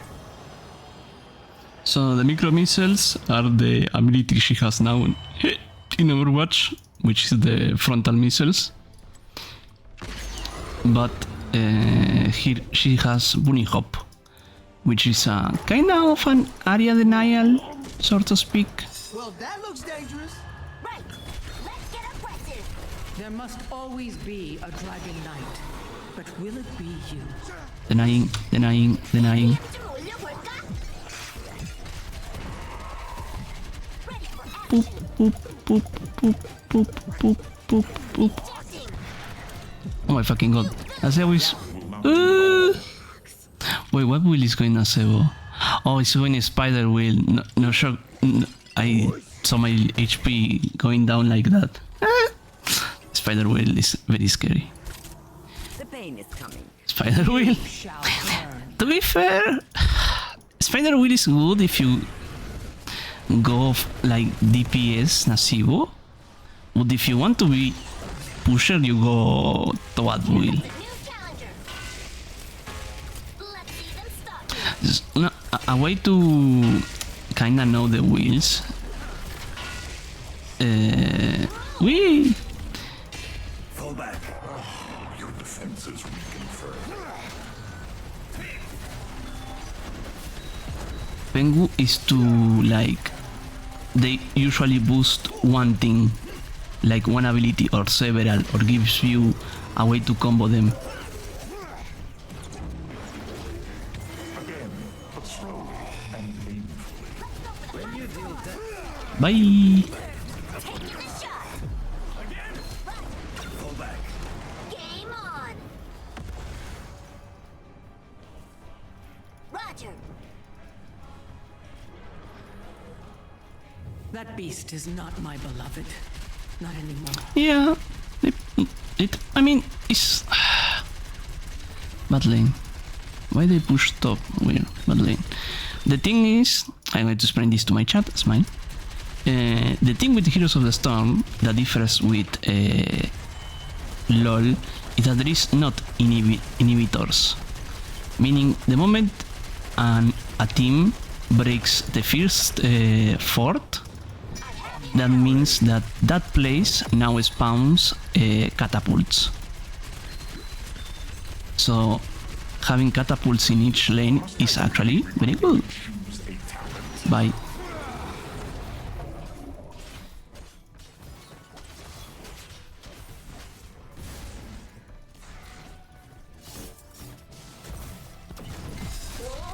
Danger alert. Get through this. Thanks. Great team play. I'm going in. Boom, boom, boom, boom, boom, boom, boom, boom. Oh fuck, that actually fucks me a lot. But now because I have the turbo speed. Time to raise my APM. Power gathers within the shrines. Seize them and become the Oh, the Iophorus. She's aiming at me! She's aiming at me! You lose.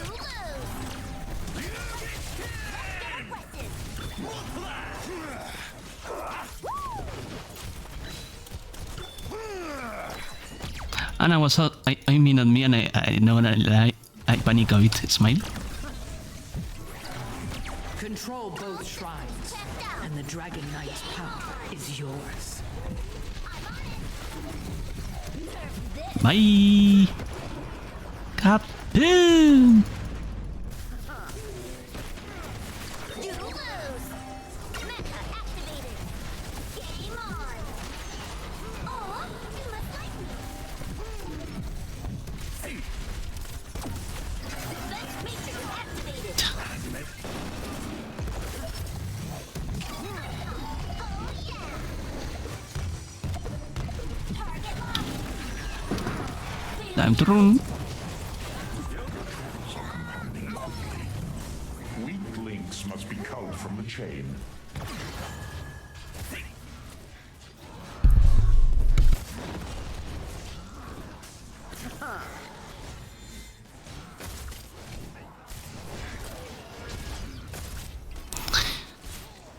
So in this map, since we are losing, someone should be around here to prevent them to take the dragon. To prevent them to take the dragon is just attacking them Flame or cleanses all. throwing an ability. Anything that damage stops the cast. See them stop me. Another fort lost. I'm going in.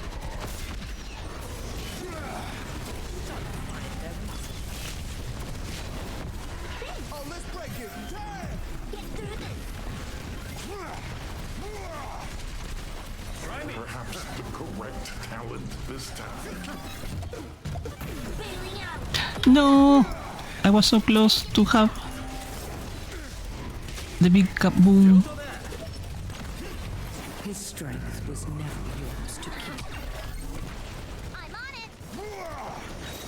Suiting up. Now I'll show them. Ready for action. Nerf this. I'm going in. Suiting up. Game on. Enemy's killing spree over. Here comes a new challenger.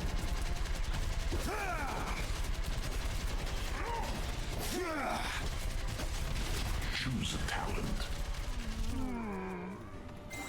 Ding! Great team play. Time to raise my BPM. Okay with me. Injecting. Taking the shot. Moving out. I took one, please.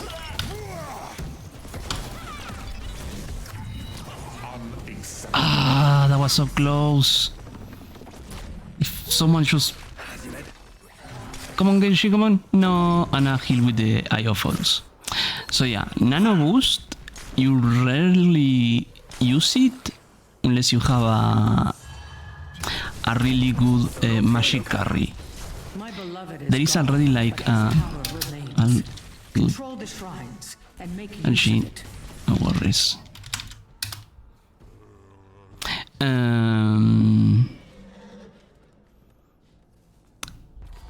Morales, which was the healer in the previous match, is the one that has the nano boost.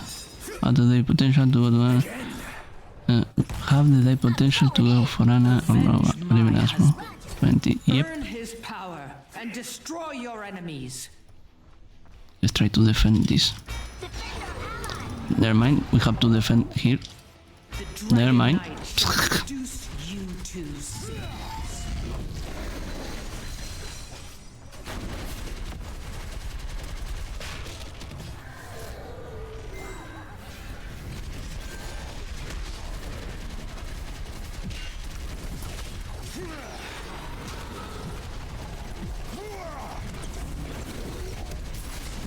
Ejecting. You lose. I'm on offense. Oh, you must like me.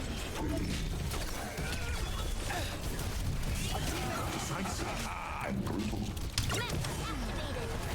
This is my domain. Oh yeah. You survived. Will wonders never cease? Target locked.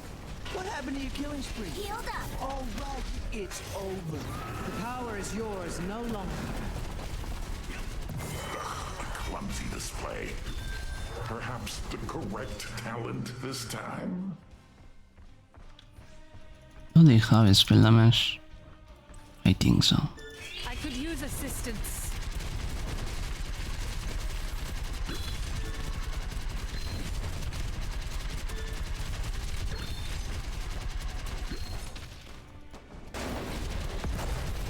No problem. Healed up. No, you don't need to trash talking Heroes of the Storm. Smile. I heal more than the damage I take. Smile. And because that's magic attack, I heal over time.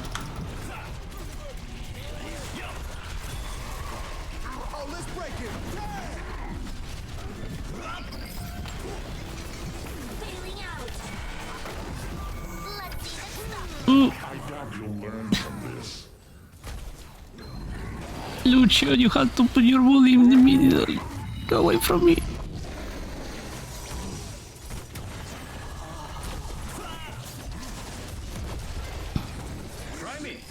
So Genshi has the Dragon Sword, the same as Overwatch will, ultimate as an option, Won't be long but before the most people pick shrines the are other one, ready the for one you. that is like an X, which is the one he's using. Also, Those are... I never seen him using the hunt.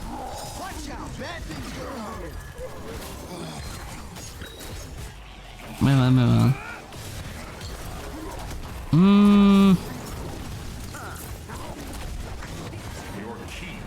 Harness the power of sun and moon. Put an end to this cursed realm. Also, yes, you can do like in Overwatch and do this. Pew! Granted, it's not as impressive as him. No, I canceled my transformation! Did this to you and make them suffer for it. GG, yeah, GG. Your core is under attack. Again. Try me. There was a talent that allow you to call your mech as a damage Surely more to learn. in distance, like you teleport into it. MVP. Comes were so useful. Smile. Scoots. Back. What's the Diablo character again? Which one? The one I play just now against. You have Nasebo. You have Asmodan. These are the two Diablo ones. Nasebo is a magic caster went with the spider wheel.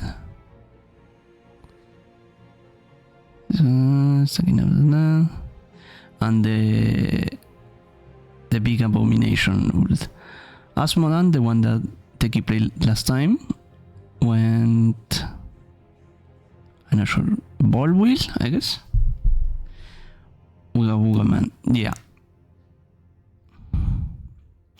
Do you want to play? In general, like... Who... what is the other choice? In general, like, who and you play? Who I play? You have it in here, in golden, because it's ordered on level. I play the most Alarak, because I love Alarak. I love he trash talking me every time. I love Uriel. To me, is one of the most strongest healers. Tychus, very strong. Avatur, Gelafun, Stitches, can do some funny jajas. Muradin, Anna, and Varian. Also Kira, Tazadar. Mephisto used to play a lot, but he fell off a bit. I love a lot of Nubarak. Imperius. Ragnaros is fun. Ragnaros is very fun. A lot of potential. Lunara, Anduin, Alexstrasza, Rainor, Vala, Irel. You Varian, shut the fuck up. I need to be right back. I need to help my mom taking out the trash.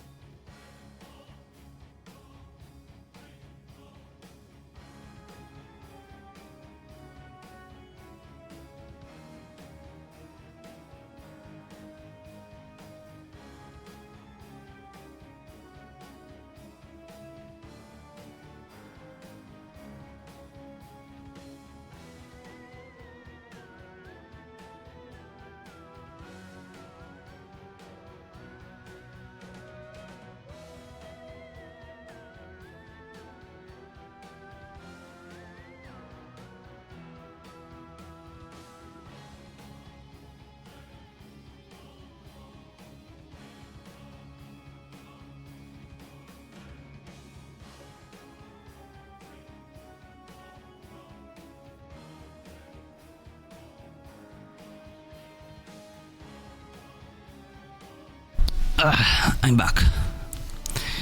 I think you can have favorites. Yes, I have Avatur, Alarak, Anna, Alexstrasza, Auriel, Mayev, Taikus, and Anubarak. Thank you. So, do you want to play? We can join Teki and we can join Pigeon, since Pigeon also plays. It's rare to be able to play with Pigeon, to be honest. A lot of the characters I like to play. These bottom ones is rarely the ones I play. So like Sylvanas and from this side to on the top, I like them. I'm gonna show now. Okay, who do you want?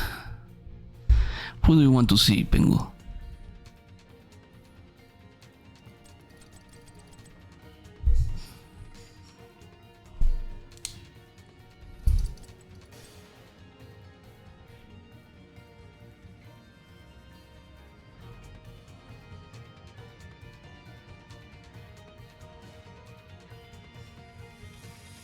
They have the Manhunter, if not the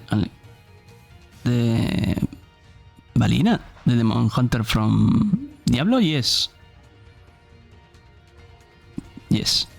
Okay. I think I played Vala the time I was with you. I will see him here. Smile. Or maybe I didn't because I didn't have her. It could be that. And I have my mecha skin, which, by the way, if you look in here is Vala. Here, in her hand. And when I ready up, she shops inside the chest. Yep, all the mecha skins do that. If I go to... Can I... Mecha... I don't think they show. Okay, yes. Here, Irel is in the hammer. And you can... And when you shake them, you stun them. And you can see the robot doesn't get stunned. She and the hammer gets stunned.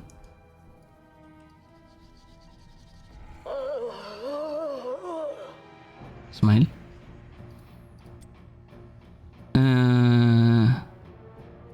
If not, if was a bold character, he gets stunned. Okay, we have a lot of DPS and not healing. Smile. This is going to be funny, haha. Oh, and they have a hammer. This is going to be hard. Asmodan, the Butcher. Oof. This is going to be a hard one. This is going to be a really hard one. Hammer, Butcher, this is a toughie. Welcome to Heroes of the Storm. Get ready for battle, and don't forget your talent. You. Do not test my patience. It is not my strongest virtue.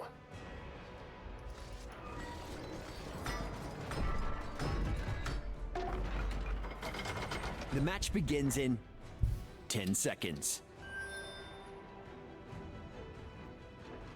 5, 4, 3, 2, 1.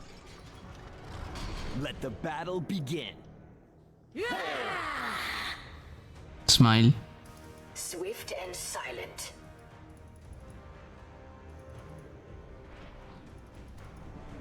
And bite to the bone. Wow. And nobody is soaking lovely. You love to see how people mess up in the most important advantage, which is experience points.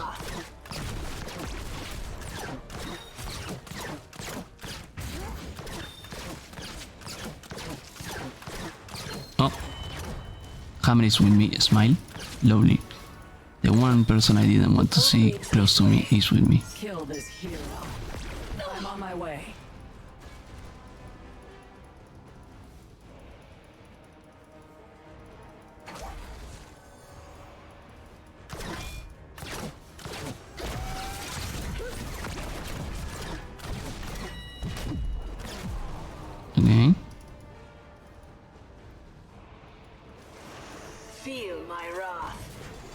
Hammer is literally that.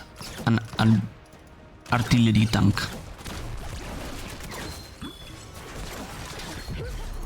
A clever ploy.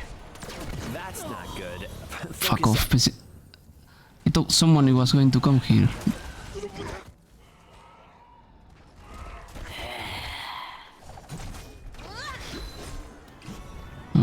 For the second now, it's the second Enough about I say waiting. Let us depart. small launch grenades. I might need to. Down that hero. No, actually, this. I found my prey.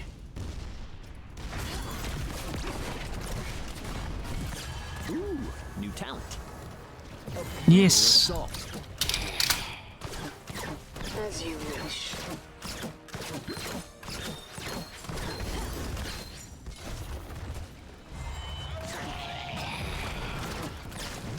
Oh, the butcher is kinda a problem.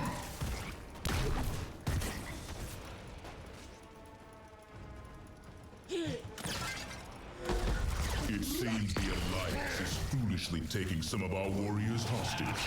Be ready to free them. Let none survive.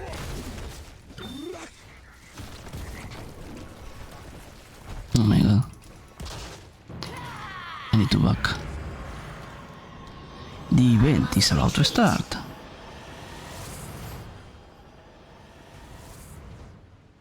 Through here. We must capture the enemy's prison camp, but they will try to capture ours as well. Help me!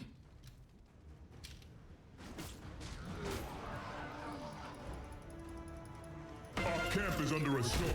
Stop the Alliance and secure the cage.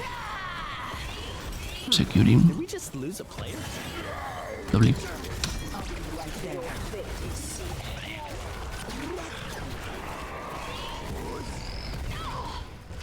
Yes, our player rejoined. Let's get him. Enemy down. Swift and silent. Keep it up. I need to back for realsies. Need to pull back. I will join you shortly. Awesome work. You earned that talent.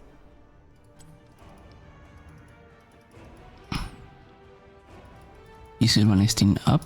Is Sylvana still up? No, she went up. Stay alert. On my way. Yes. Every time the butcher dies is a chance of us to win.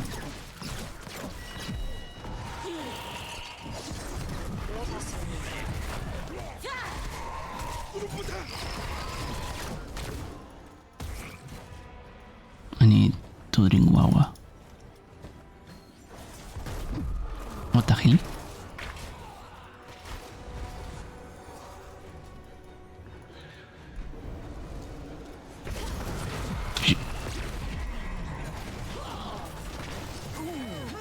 That guy didn't read the patch notes. Doubled up. No one can stop us. She's yes. You can say it's kinda like any other auto attacker. With the speciality of having a shit ton of range smile. I need to pull back. But again, it's like Nasibo. She can do a shit ton of more pushing than anything. Rally and take the camp. She's an assassin, but still, she's going to have an excellent pushing. But she's gonna, yes, she's a ranged assassin. Your fear betrays you. And through here.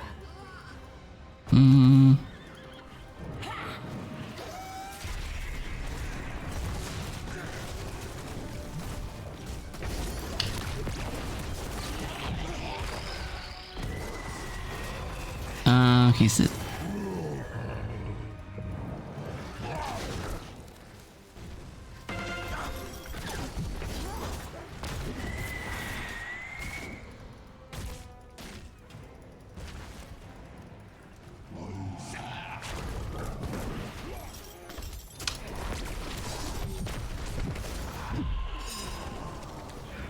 retreat.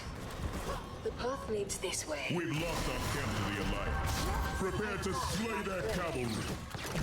My mana is too low. Choose a talent. Do not abandon our ally.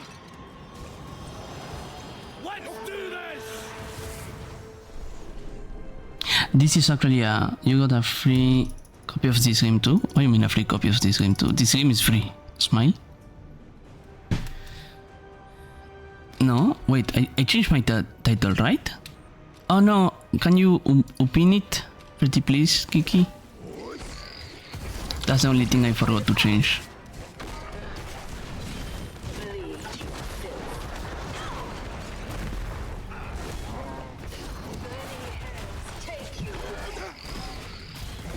I'm on my way.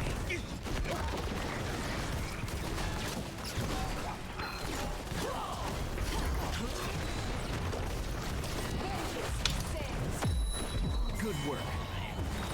No, there's fucking spiders. Okay, it's okay, it's okay. Did you rest? Did you unpin this message? Thank you for telling me though. Did you were able to take a nap? Yeah, it's going spiders too. It's not going for the spiders. Let us depart. Yes, I see. I really need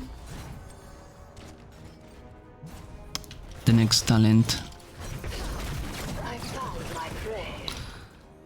so at least I don't suck that bad.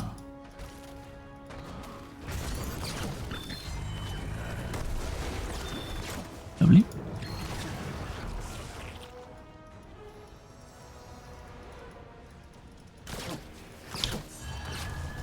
On my way.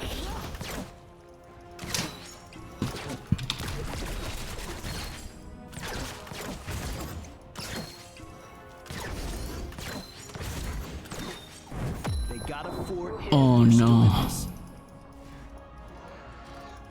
My major fear.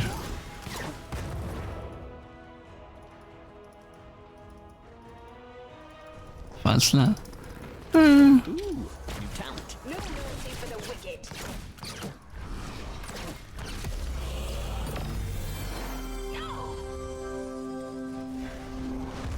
Fuck.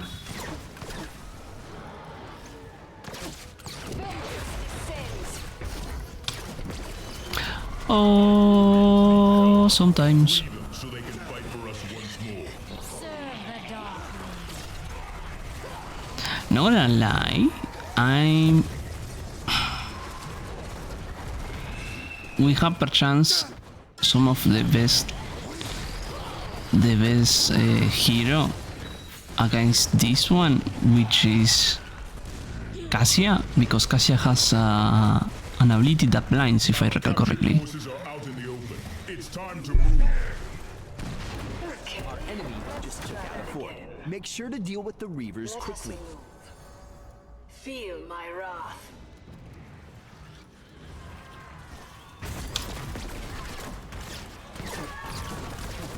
Watch out. Something's up.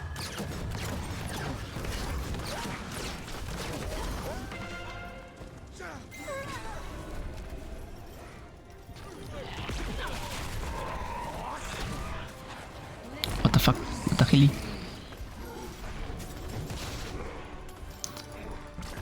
I guess we are not doing jack shit.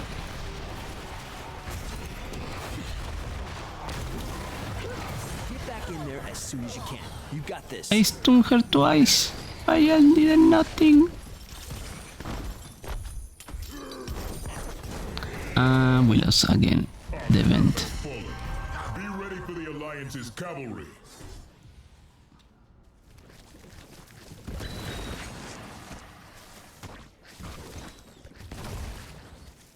Next I going Alex Traza, so Kiki can see big lady. Wow.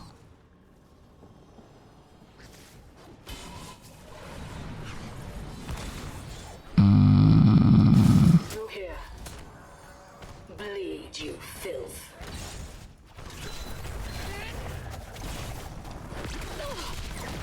Our enemy take out a fort.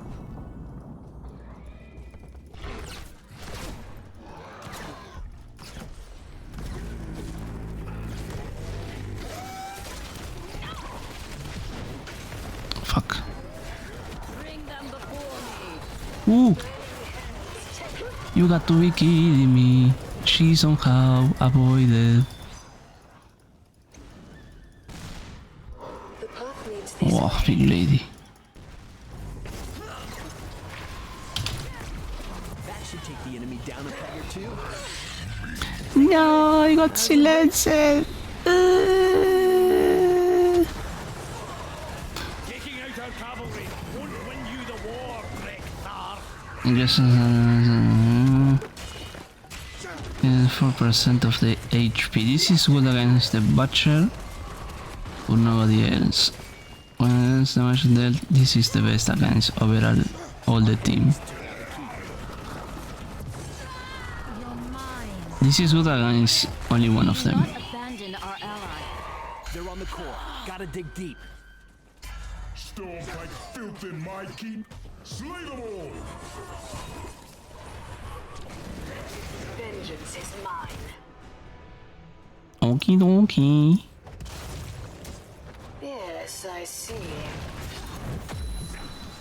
Your fear betrays you.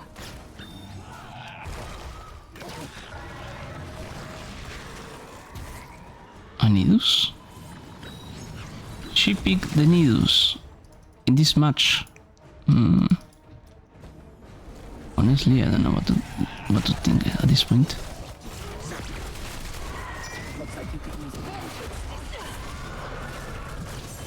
Try landing your skill shots from within bushes.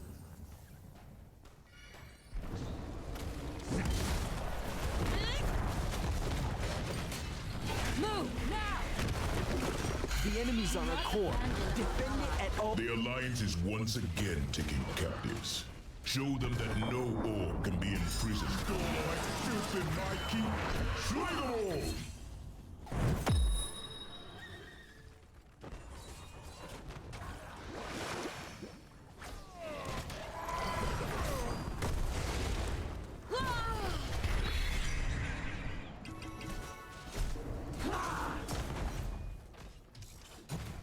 No Frostwolf should be held in chains. Get them out of those cages and onto the battlefield. Enough waiting. Let us depart.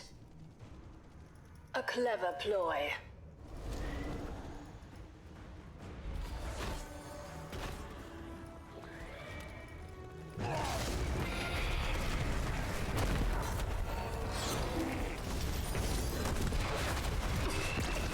You'll be reviving in the Nexus soon, and when you do, all bets are off.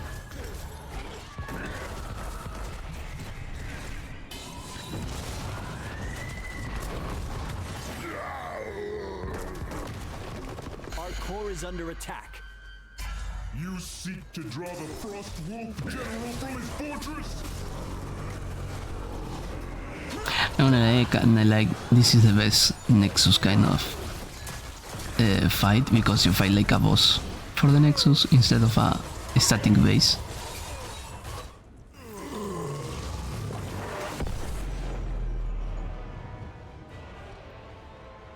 Not this time. We'll smash him in the next one. Okay, Pengu was killed for Big Lady, and I'm going to give him Big Lady.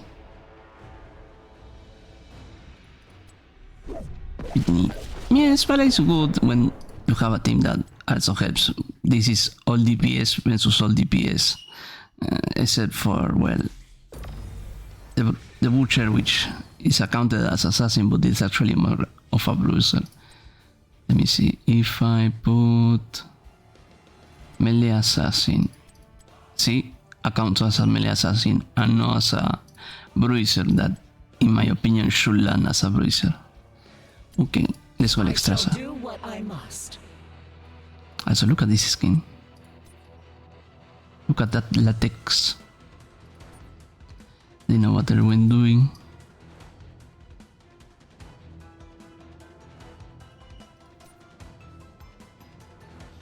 Truly.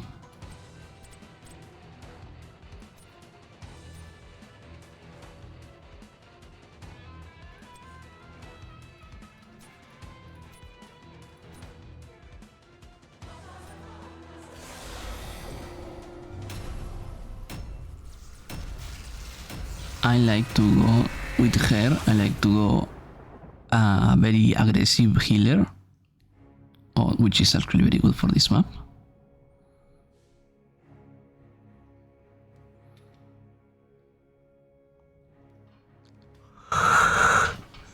Oh, Lara using my booty as a. As it must be. Unexpected, to say the least. Life Well has met, blessed friend. me. All beings who fight for life and hope are allies of mine.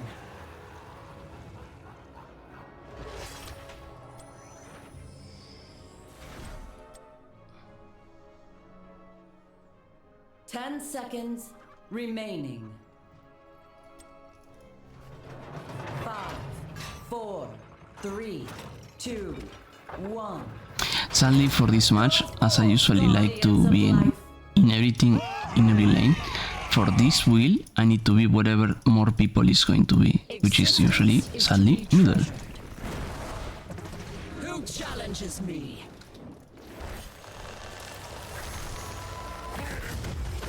Love that healing.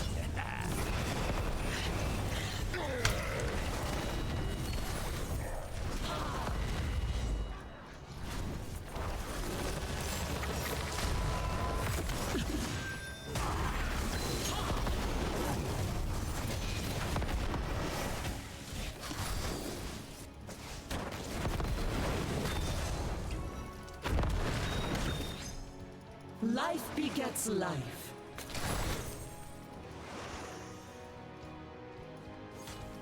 Asmodan is bullying fast lad, so I'm going to try to help. I shall aid you in your fight. As I must. Okay. That was an attempt. I'm proud of you, fast lad, nonetheless.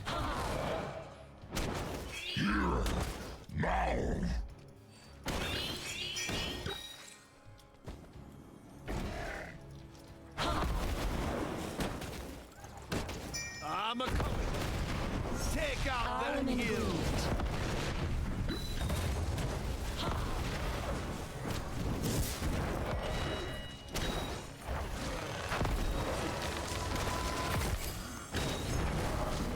Destruction will not prevail.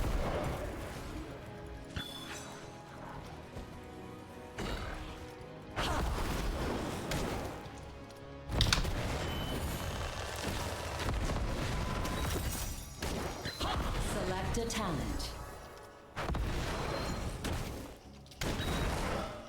My purpose shall be fulfilled.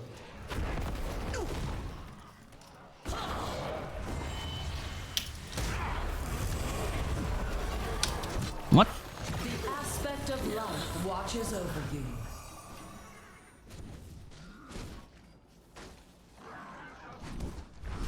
I can cancel the cast? Since when? The altars are rising. Ready yourselves. We must claim them first. Life springs anew. No way. Life begets life. I shall join you shortly. Azeroth. One life taken to save many. Finally, the altars are ready. Capture them, heroes, and be quick about it. With haste. This realm is mine, Gravekeeper.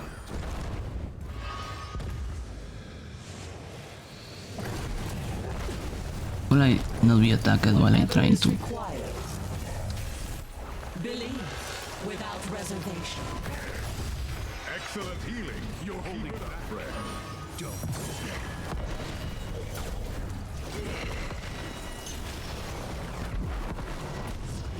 Oof, I hit the Q. How much? 6 more.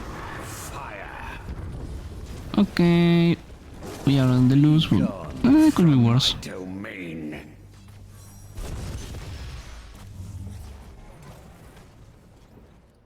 The Raven Lord will not keep me from this realm.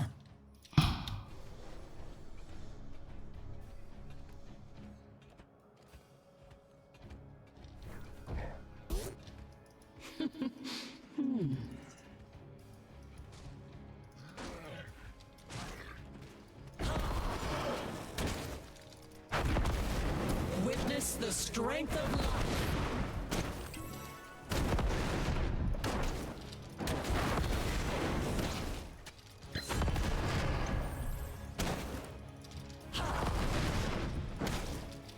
Select a talent. Ah, of course.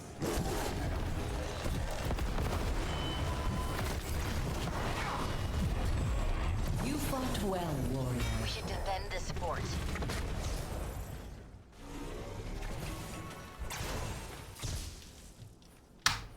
Four more. Soon, the altars will be ours.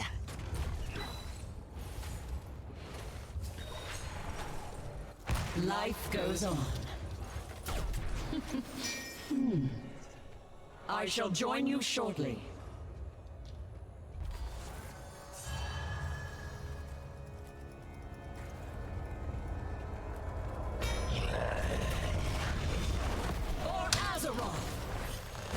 The altars stand ready. Capture them before the Raven Lord's the healing. pawns do.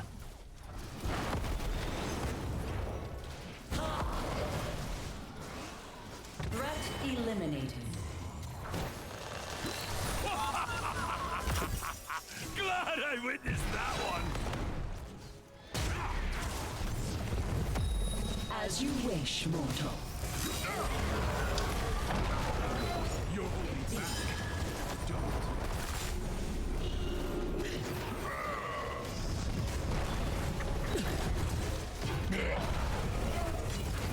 The Dragon Queen advances. Now that's a healer I can get behind. Let's see how you fight.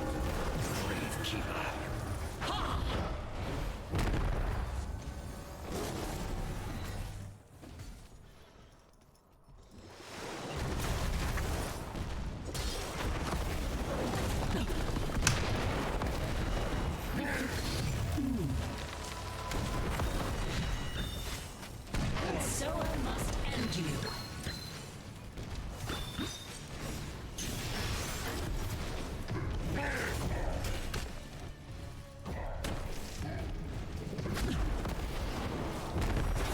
Rest well, for we still have need of you.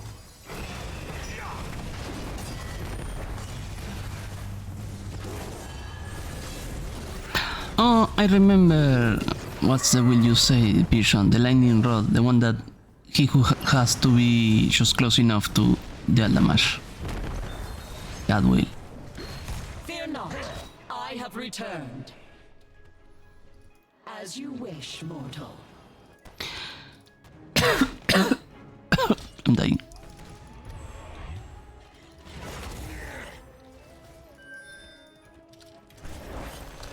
The altar's right again, heroes. Now that's a healer I can get Select a behind. talent.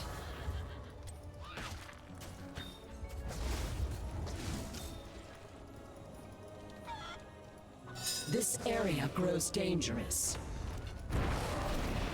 As I must.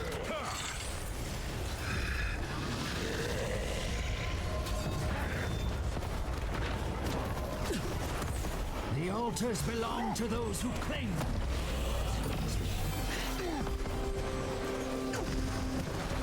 Behold, the power gifted by the Titans.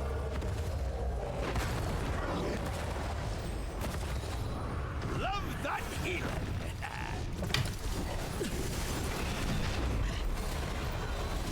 Defend this realm without fault. Life is the defenders of life. Fear not the sting of death. Stop it, falsa presa Q. My god.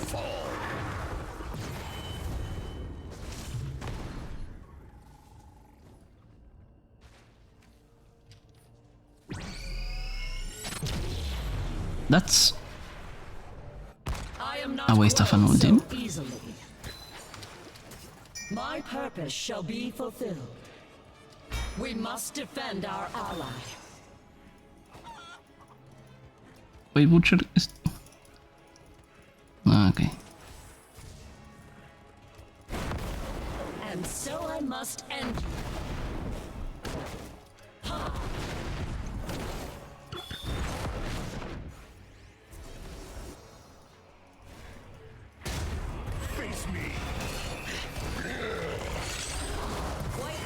play. Thanks for the heal. Mind if I interrupt? Life begets life. Our enemy has leveled a fort. My health is renewed. You showed growth. Select a tower. Gotta pull back for Be now. ready. The altars are rising from the mists.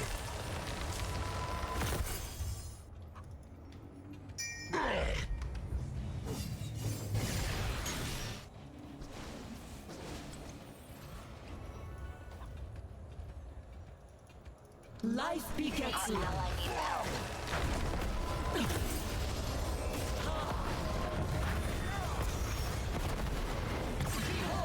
Lay claim to the altars. Do not disappoint me. Love that heat! Excellent healing. Keep it up, friend.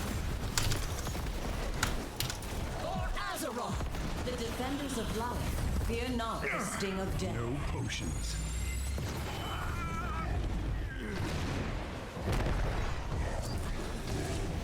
Stop it, we have to... Finally, he threw a cube.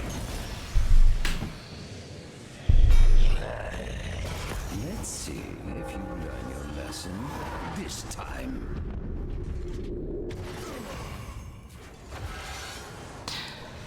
I am not quelled so easily. Oppose the Raven Lord and suffer. Where I tread, life blooms.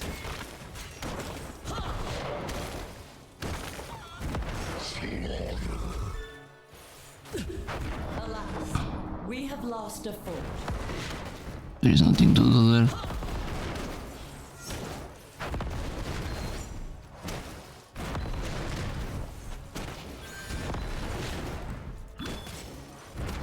Who challenges me?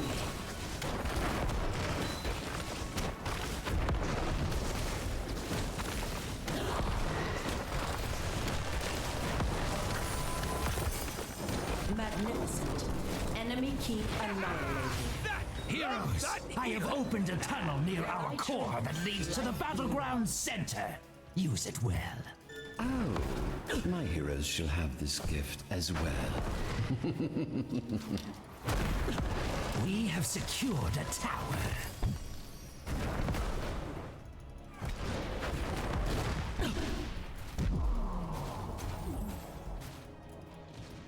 Do not lose hope. I shall return. Yes, let the altars rise! The Raven Lord's heroes have taken a tower!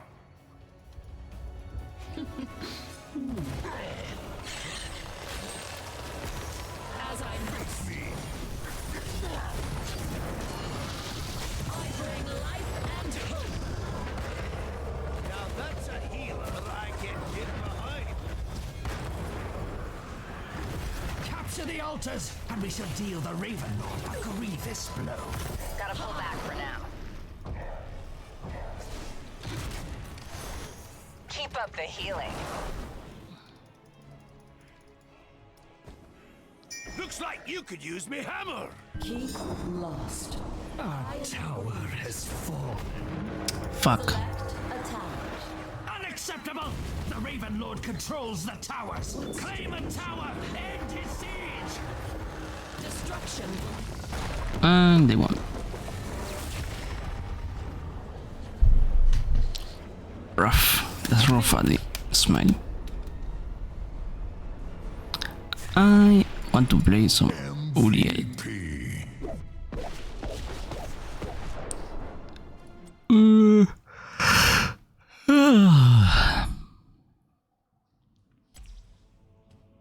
Yeah, that wasn't that much fun.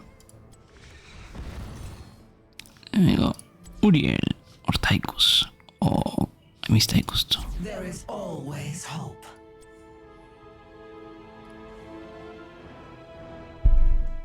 Wait. Confi Pengu? Confi Pengu.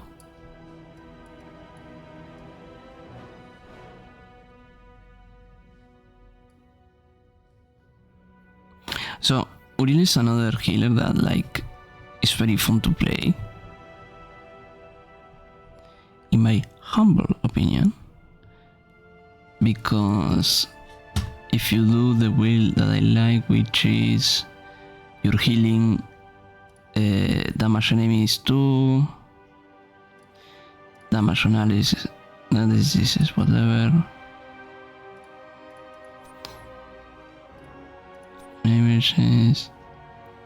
So yeah, you can heal and attack at the same time.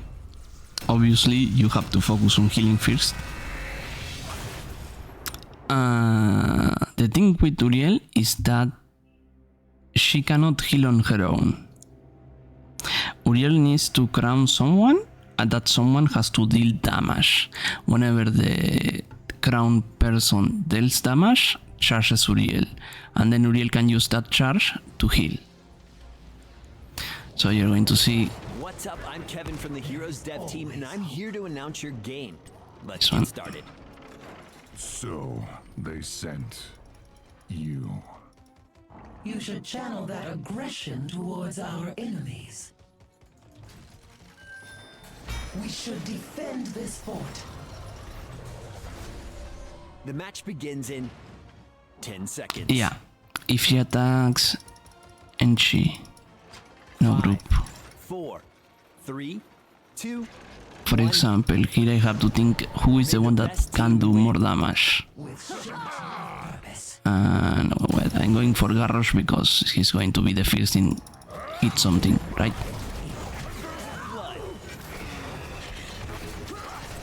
Achieved greatness. Now I change to the freaking mage, so whenever she does damage, I also heal.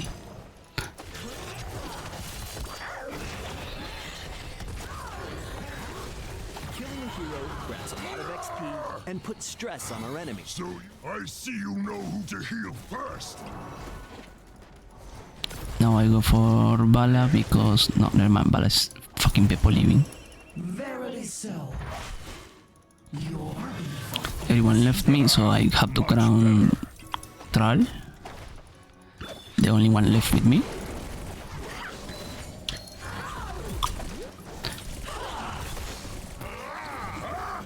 Know your place.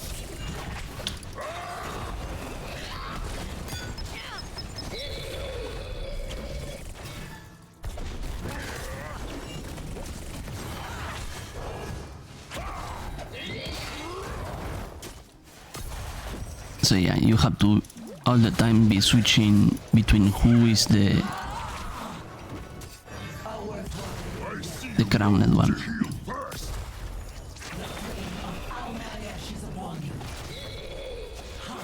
Later, one of the talents I usually pick is that damage deal to the crown person also heals, also gives energy.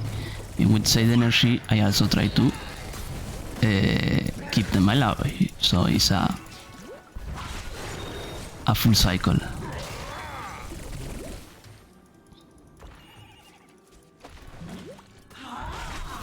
Awesome work. You earned that talent. Now with the quest, I picked this quest because if I make people take damage against walls by pushing them. If you have a champion that pushes or depends on walls, you are going to see this, like all the geometry in their place. Poop. See, I hit Tracer against the wall.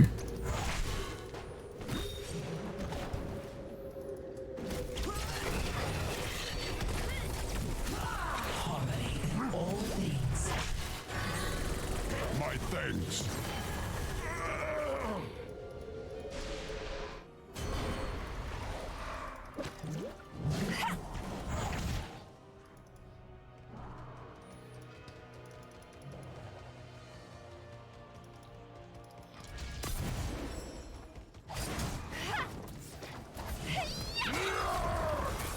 Know your place.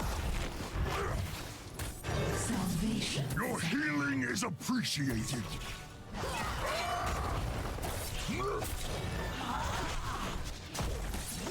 With surety of purpose. Fuck. So then again, I'm healing myself, and because I'm healing straight on me and the enemy is on me, and I'm also damaging them.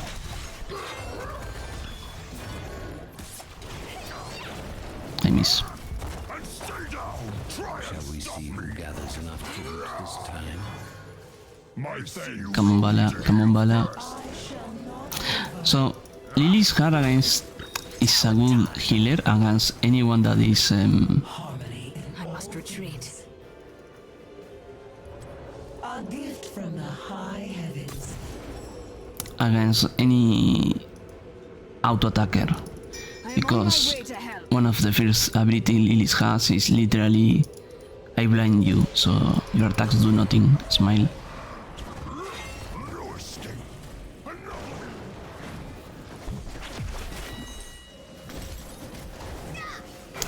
Oh shit. Oh, Garrosh did nothing wrong. Garrosh did nothing wrong. That was fun. I see you know who to heal first.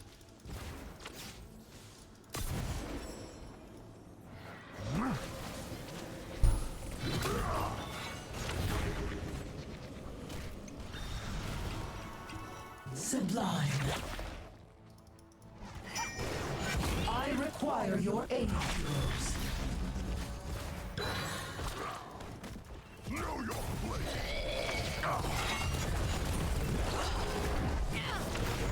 Harmony in all things. I'm healed. Fall back and regroup.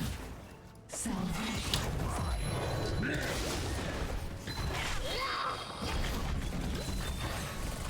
Your healing is Gather appreciated. tribute or face my curse.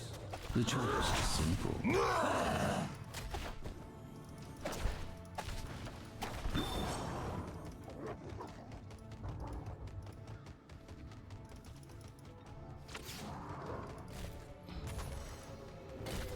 Poach him, poach him.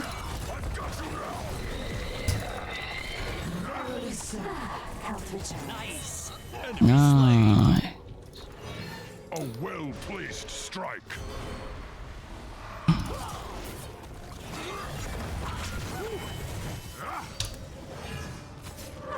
Well fought.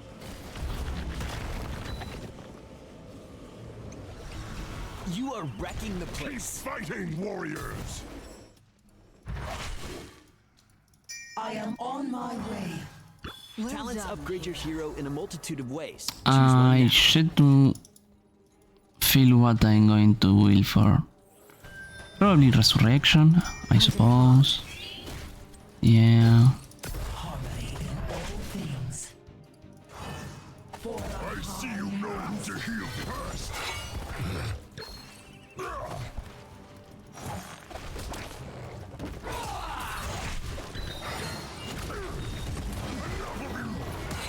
Brutal assault. It's a good combo, Garrosh and... No! Garrosh!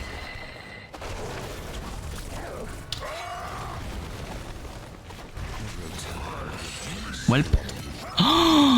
Garrosh saved me! Garrosh did nothing wrong! Again! I see you know who to heal first. Oh my god! I didn't know you can... Using the freaking pool, you could do that. That's kind of amazing.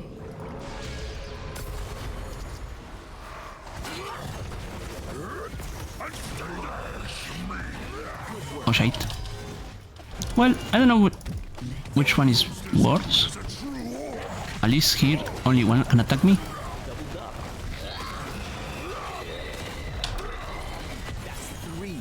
Incredible. 4 kills in quick succession. Mana I'm alive. All things. That was entertaining. you see Your enemies the shall butcher let them fall before you. and whatchamacallit, the butcher and Stitches are big boys. Literally, their fucking things Fortification down. into each other, which is kind of funny if you in insight.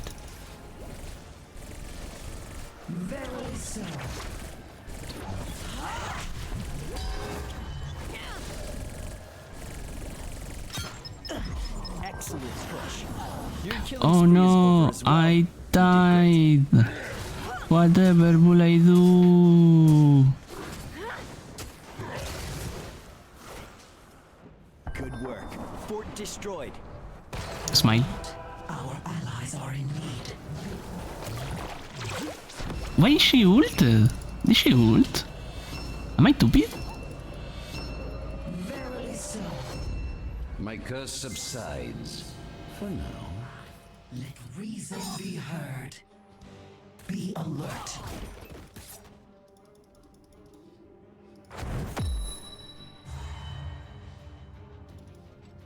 We're gonna need to clean up on aisle 2. A keep is destroyed.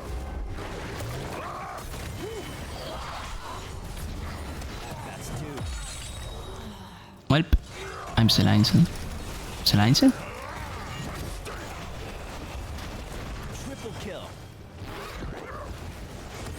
Nice. Can we get a clean sweep? I pray this time you find peace. Hero of the Storm. I love Uriel. Uriel is so much fun. And since they upgraded Herald Resurrection to be self-applicable, is so much stronger. Don't get me wrong, the other one, the Crystal, is good. It's a good ultimate. But only when you have like the enemy has someone that can explode someone, like a Kael'thas, Kel'Thuzad with the AoE, something that you can prevent them for being one-shotted. Okay, Pengu, if you are there, who you want to see? Or which class, for example? Tank, DPS, or healer? I could go Lunara, which is assassin, and I do the pusher wheel. Not gonna lie, weight main is hard. It's hard to play weight main.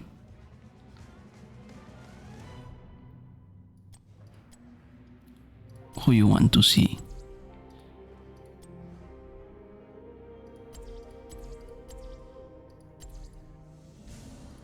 So many people to choose.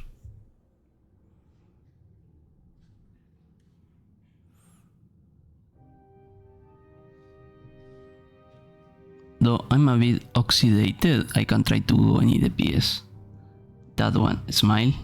Which one? Which one?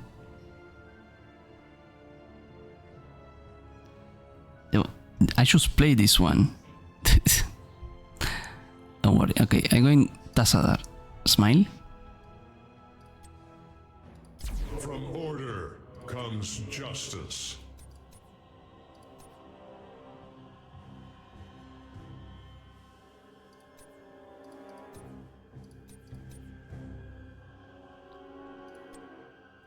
Wait, you want me to go again, Uriel, for reals?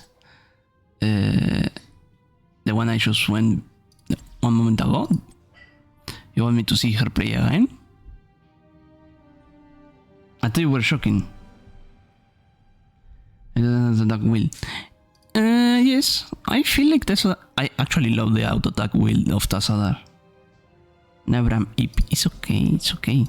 From order comes justice. I love Tassadar auto attack wheel. Casting Array, Voice, Resonance Swim is called. My resonance will finish against shell. This is good. So the next shock ray, resonance beam, the shock ray, no, is this one. Then Archon, then this is a bit whatever.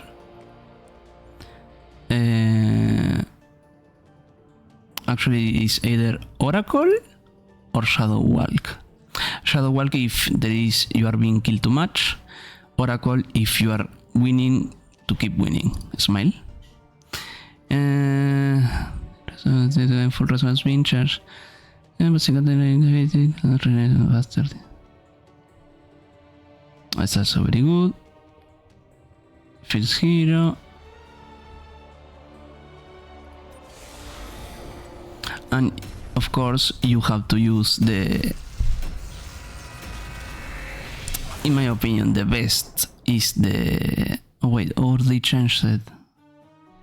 It's a lancer beam that can be upgraded to bounce to hit up to 3 targets. Exactly. And one of the ultimates allows him to even still account like auto-attacking. Let me show.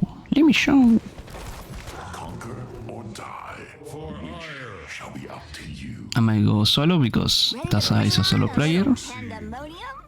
At least with this wheel. Oracle, Executor's Wheel. And Twilight Anchor, yeah. Twilight Archon is the ult, 10 seconds which remaining.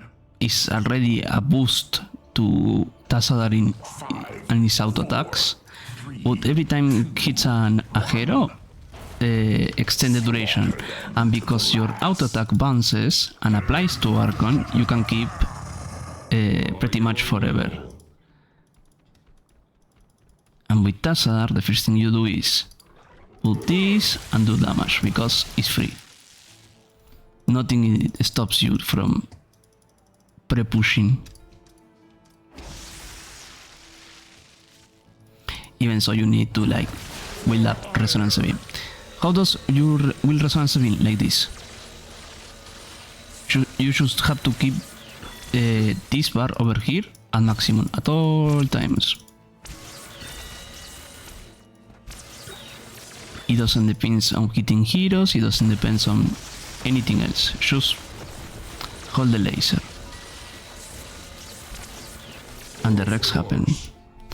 Last ability is a wall, like the May wall in Overwatch, but you don't... Ooh, see? I put a wall. Again, we have a Lily, which is bad for me, because I'm going an auto-attack wheel.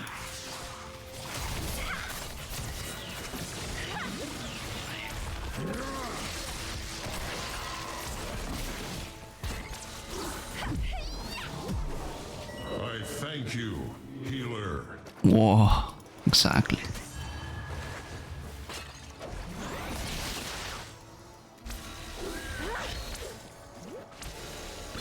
My focus is now push and keep my bar at 100%. Other than that, everything is free. And stay there.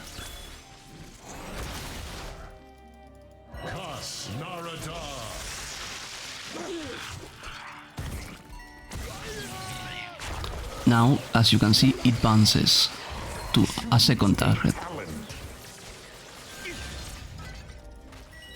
Lovely. There was no doubt.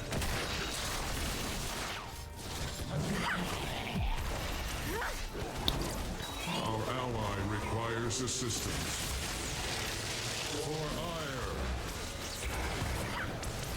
The light of the sun grows within the temples. Soon they shall burn. And again, you are free to push.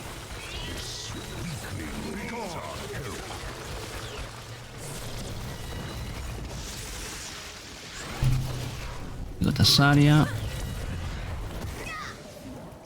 An opportune intervention, friend.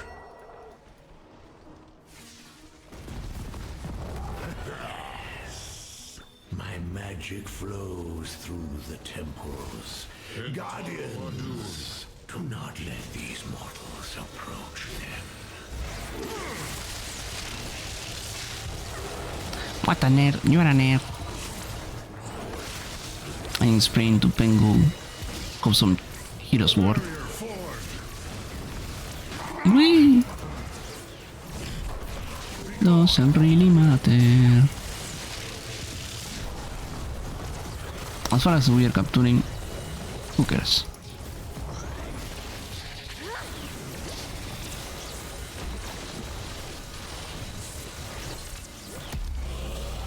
Now I'm maximum power. My death rate bounces 3 times.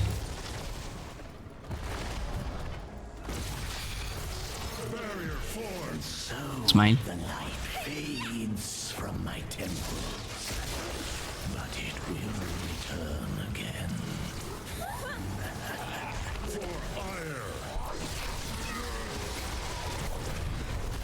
An opportune intervention.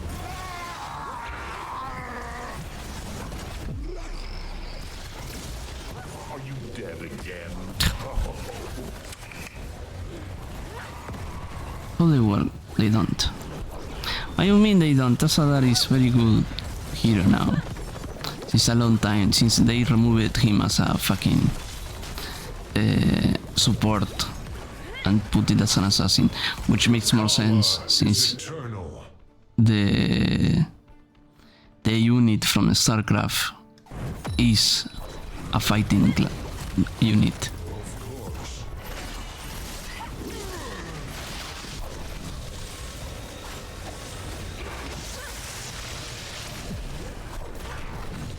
We will define the future.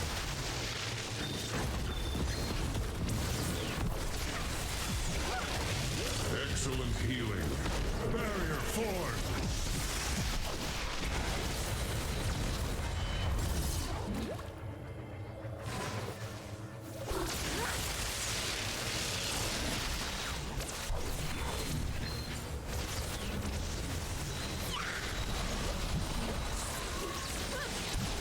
It shall be done.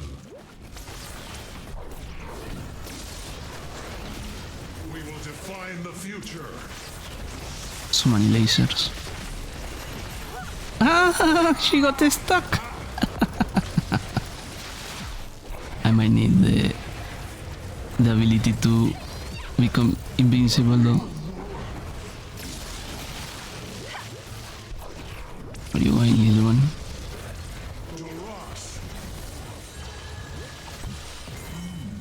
Very well. Foolish.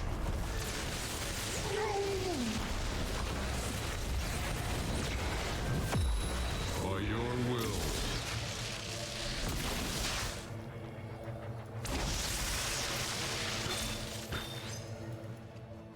How are you doing, you? Act as one.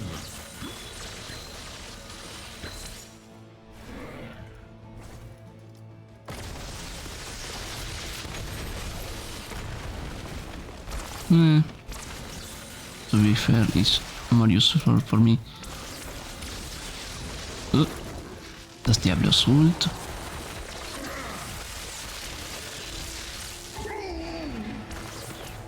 Entaro Adun.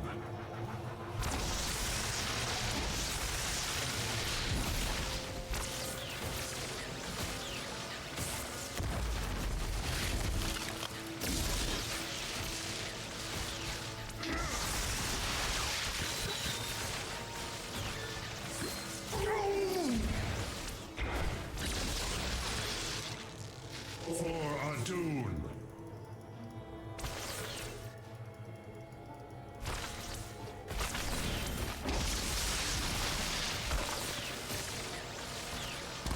Yes, a minor victory.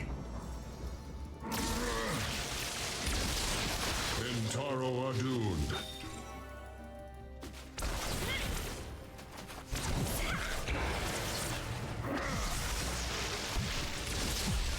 All shall be revealed.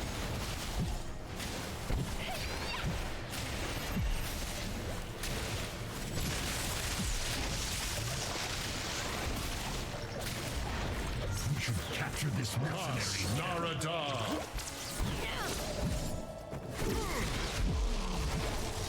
Tastingo! Failure was spectacular. Shadow work. We should capture this mercenary camp. Miss it. Listen, it's not my fault that I'm an auto-attacker and literally Lily can blind me. Not my fault, man. The light of justice dawns once more. I made a hole in the top lane, and my team is going to do something. Is about to do something very stupid. Soon they shall bask in my glory. Okay, they are not going to try to do it. Which is good.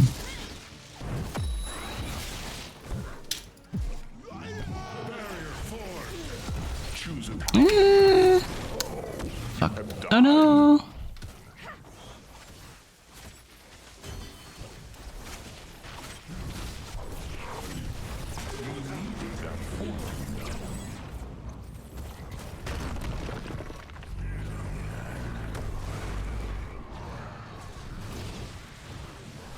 So capture.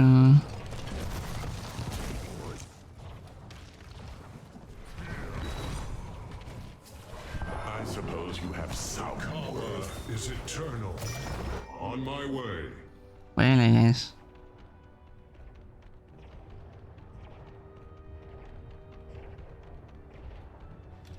Remain vigilant. On my way. I expect them. All shall be revealed. How the fuck did they change that? Excellent healing. The idea is to be better than your enemy, you know.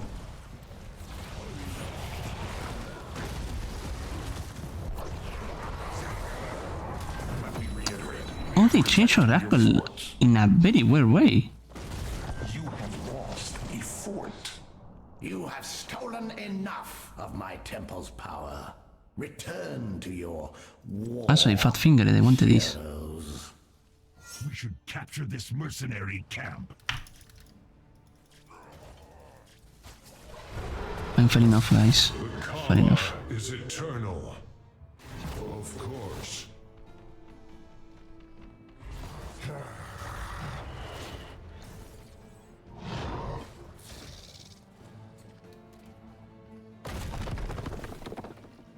Be cautious.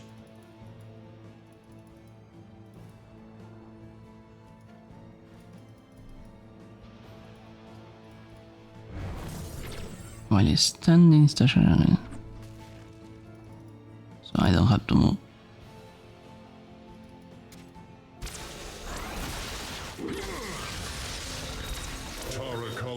No, that is sounds like kinda stupid. But I buy it.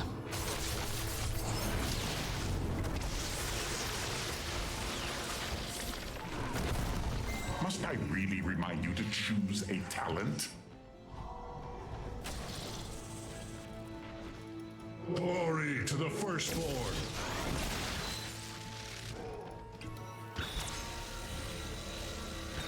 A key decision. We must regroup. Oh, they are in the middle. Maybe I can. For ire.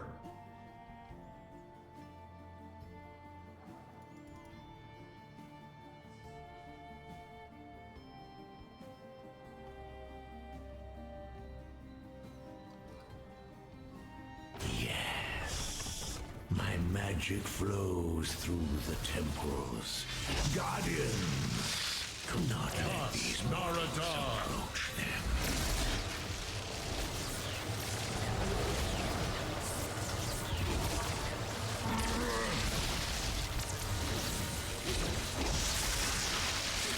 Remain vigilant.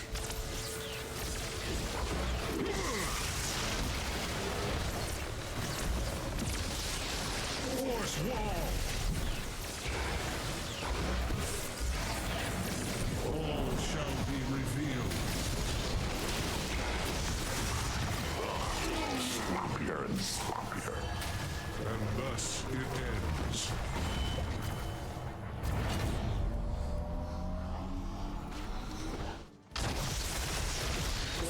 The magic of the temple sleeps. Until I choose otherwise. By your will, we must regroup. Brother.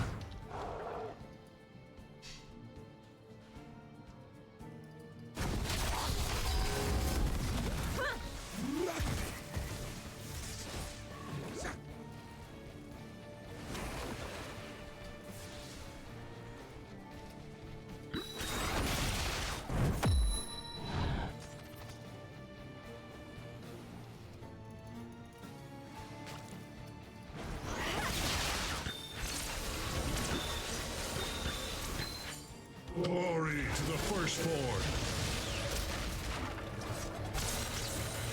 Remain vigilant. Smile.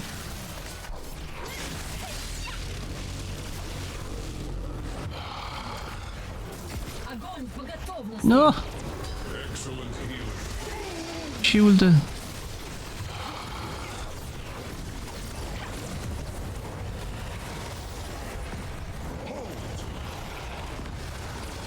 Are you dead again? Worthy of neither mercy nor interest. No, don't tell me he goes away. He away. I can't believe that. I can't believe it. How can Diablo go with 1 HP? What is that? Talent? From Sulshin. Sulshin technology enemy prevent ingredients after every enemy hero by second rank increase 1.1. Interesting. My magic flows through the temples. Guardians, do not let these mortals approach them. Oh fuck. It would be wise to defend here. The Kala is eternal. By your will. For I shall defend.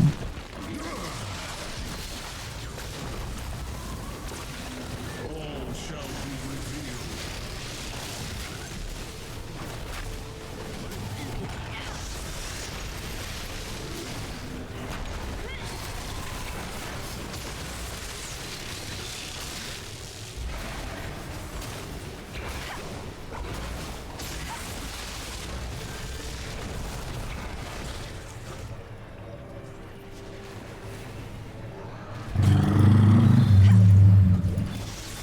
Excellent healing.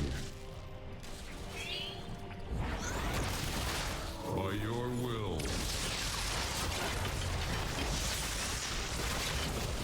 For Adun.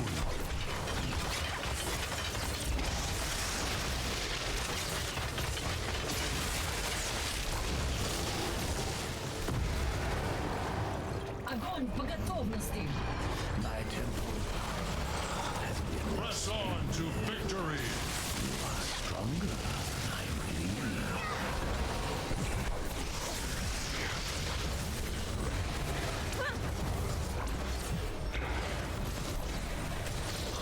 Barrier formed. Lovely.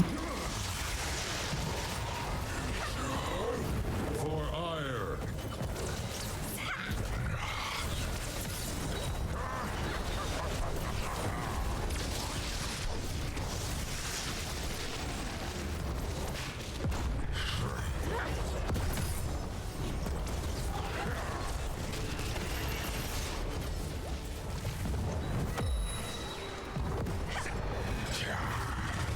We act as one. That would be a lovely time to have Огонь по готовности! the freaking The twilight. Remember who did this to you. 4 versus 45. What the fuck?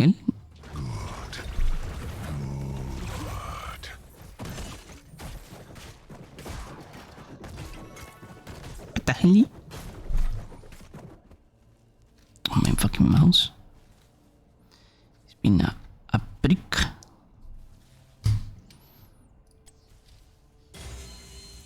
There we go.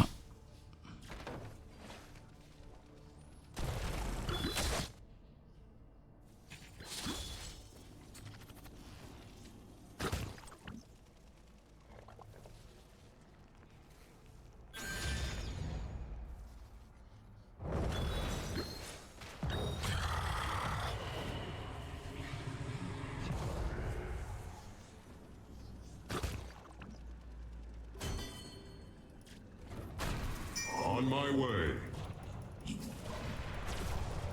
Caladora.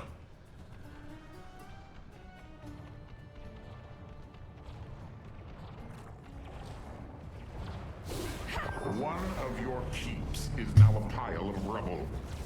By your will, this one must perish. Would you let the enemy destroy a keep?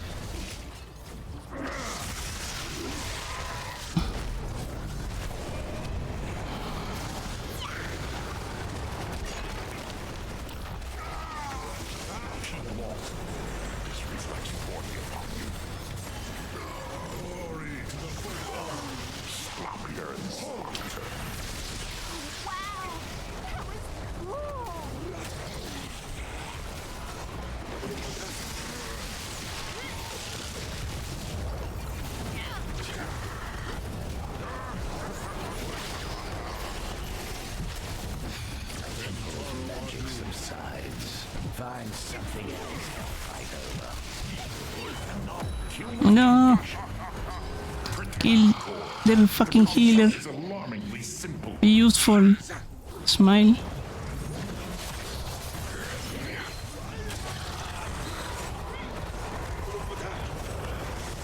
Oh, our temple is being attacked. Smile. Who reached to this point? Defend your core. I shouldn't need to tell you this.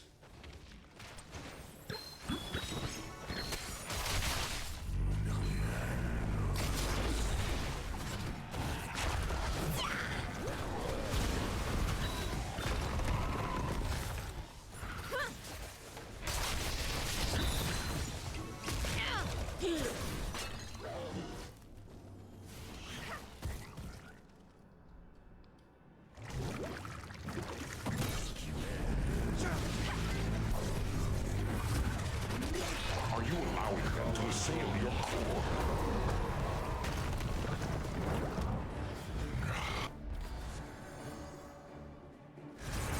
In unity, there is strength.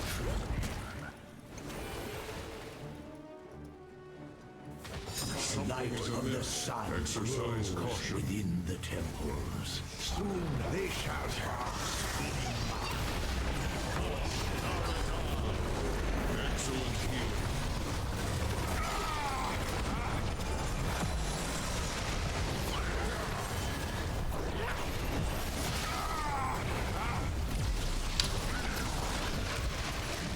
At least your failure was spectacular. Oh my god. He actually demoned door in the right time. Your core is under attack. Wait, is automatic or? Oh no, actually he did it. He did the last time he demon gate, demon door. I don't remember what the name of the spell. That's kinda neat. And we lost because we cannot capture.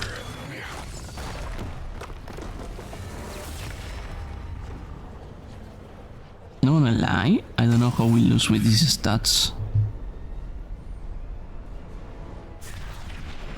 Other than VP.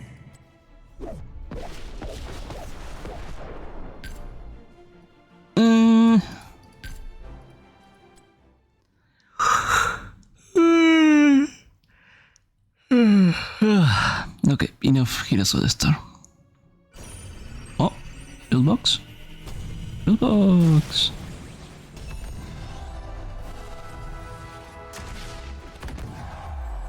Absolutely nothing.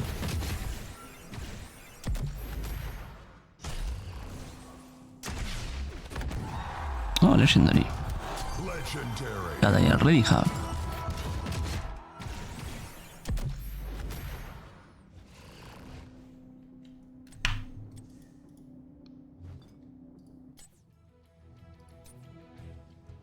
Tum, tum. And Oh, what are you looking at? well, these are new skins. What?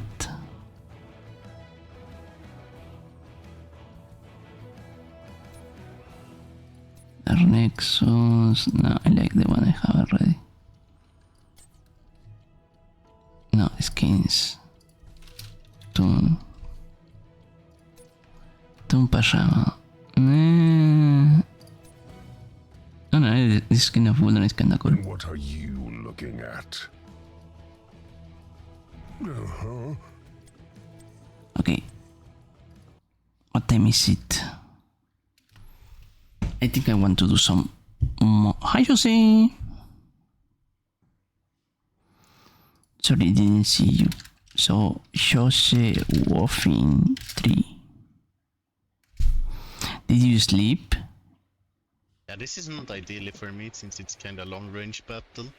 Yeah, Yose would be that in 2 to 3 business days. Oh, you can busy. get here.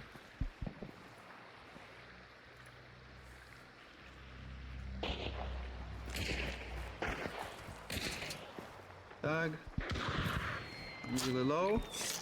They're burning moose. No. That's what it is. I mean, you stream for 12 hours. Bye, Pigeon. Have fun. Oh, that's a shotgun.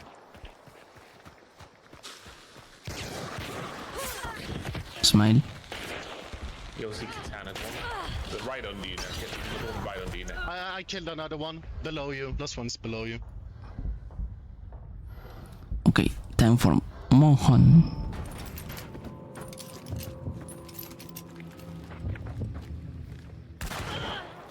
Sleep more. Right now.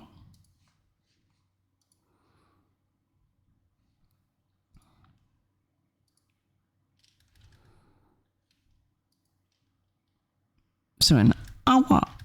Very good in my opinion. What did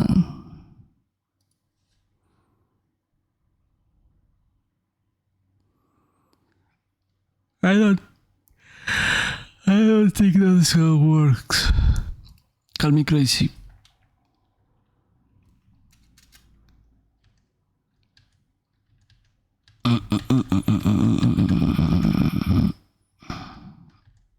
Okay. Alright. Sure.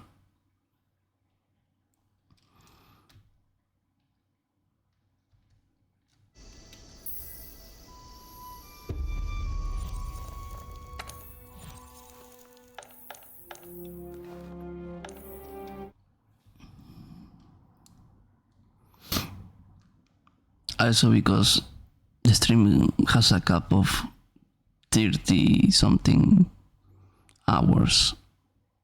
After that you have to reset it, so yeah, and you just restart. I don't know. I don't know, man. I don't know.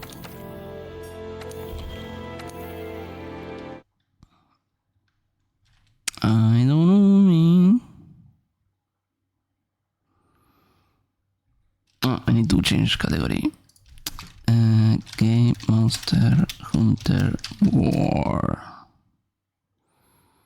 Let me put some video.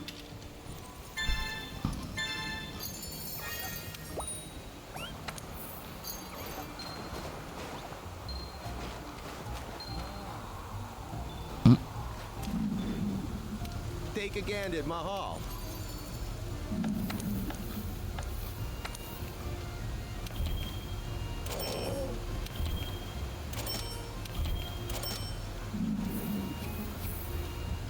Okay, now let's see. What do we have here? Let's put Platinum God. Platinum. Whoa.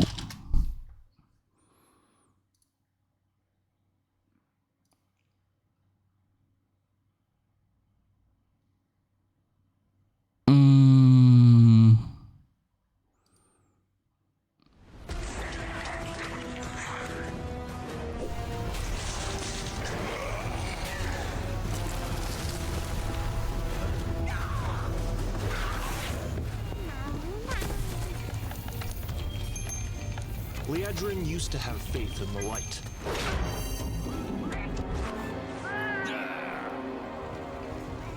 That was before the Scourge invaded her homeland.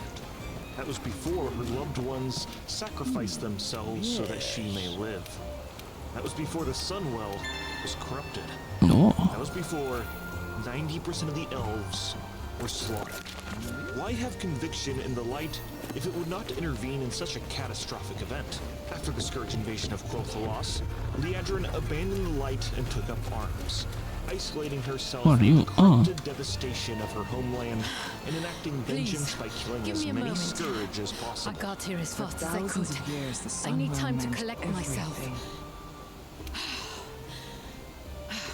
Yes. Wow. Fine now. Chelsea's playing DVD. I'm probably streaming. The scouts. They've spotted something nefarious within the secluded valley. The new commander must be alerted. But I'm not myself right now. I'm out of breath. Deep breaths. It's freezing. All right, come. We must hold council immediately. Now that you've warmed up and caught your breath, do you want to tell us what's happening? It is you that might need to catch your breath. I bring alarming news. Our scouts in the Wait, what? secluded valley caught sight of something. Yeah, sure. An Alatreon. What? Alatreon? First time I'm hearing this name. What are we dealing with here? To be honest, I'm not sure. It's regarded as a symbol of destruction, and just uttering its name causes panic. No surprise. No records of Alatreon have survived. Alatreon, an elder known as the Blazing Black Dragon. What we know is what was witnessed in the place known as the Sacred Land. It's a monster that has complete control of the full force of nature. The full force of nature? You mean the elements? Being able to control all of the elements seems completely nuts. Do we have anything else to go on? Nothing. What? No other records? No, there really is nothing else. There were a few people that refused to accept that something like Alatreon could exist in the world. And they went and burned the few records we had of the monster. They burned them? Why would they do that? Who knows? But it happened. A long time ago. But don't lose hope. It's not too late. We're the Research Commission. Just say the word and we'll get started on making new records. We owe it to the world to make it so. Let's get started as soon as we can. Roger. I'll prep a special assignment. Thanks. Hunter, take the quest and head out. Triple check your gear before you depart. If the legends are true, this symbol of destruction is going to put up a hell of a fight. Don't go in alone. Make sure our handlers and scholars will split up. Those on standby will get started up. Fascinating. I wonder how that monster can control all of the elements. What makes that? Oh, I cannot stop shivering with curiosity. We'll know soon enough, I hope. All right, hunters. Fight hard, stay smart, and get back home safely. Family. I need to turn on my fucking fan. I'm starting to burn again.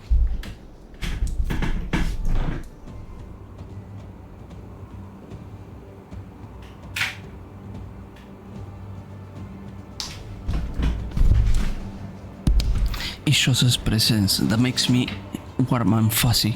Smile.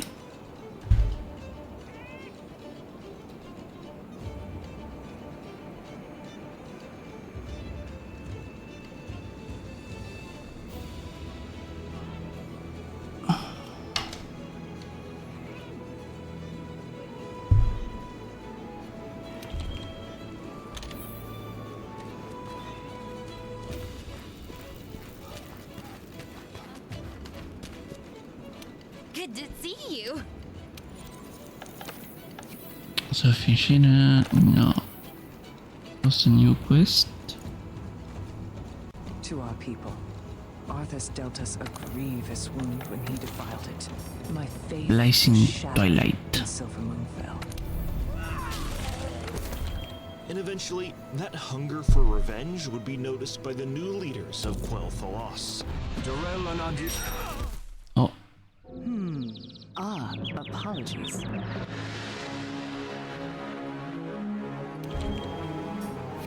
Baladash, Malinore. I greet you on behalf of Silvermoon. Pleasantries can wait. Liadrin was invited to Silvermoon because the city's magisters had a radical, controversial idea to share with her. You see, since the Sunwell's corruption, the Blood Elves have been struggling with their magical addiction.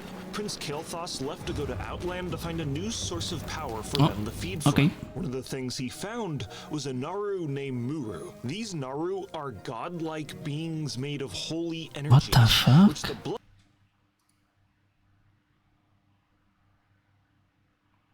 But that's a direct that still hasn't happened, and I won't put a direct of someone else. It's going to, I know. Not to watch. I see. Maybe I can watch once it's a ball. Blood Elves could rip the energy from to satiate their magical addiction. Thank you. So Kael'thas sent Muru to Silvermoon to do just that. At least, that was its intended use.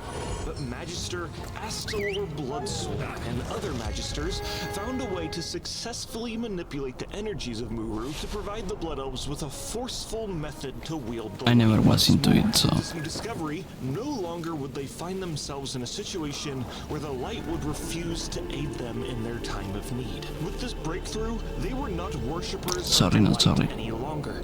They were the masters. I'm into pengu, the only was the perfect person to lead the Blood Elves fucking in windy. this new ethos. She had lived a life of extremes, once as a devoted priest and as a vengeful warrior. But with this opportunity before her, she could utilize both paths she took in life and help lead the Blood Elves from devastation.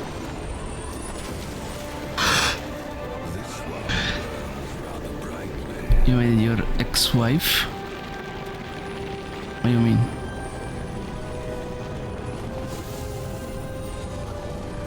What do you mean?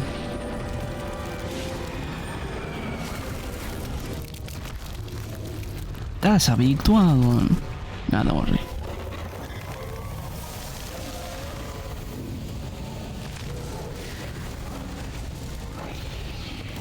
Uy.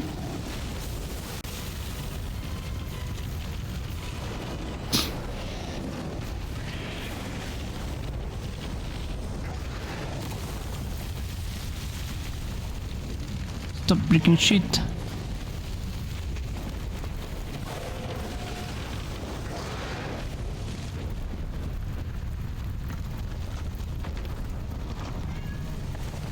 ¿Qué pasa, Lara? Alatreon. Ay, Lara. How's he going?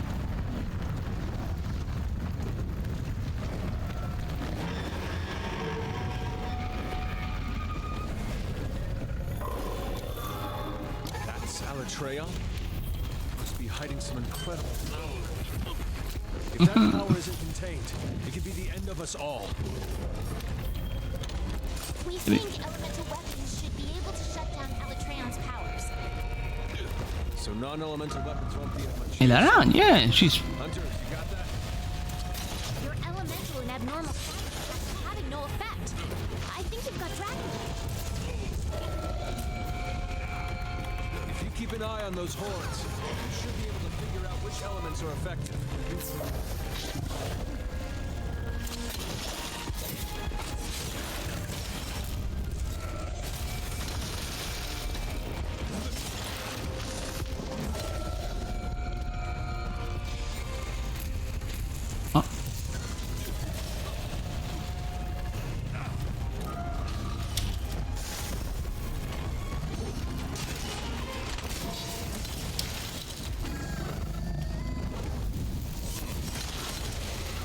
Whee!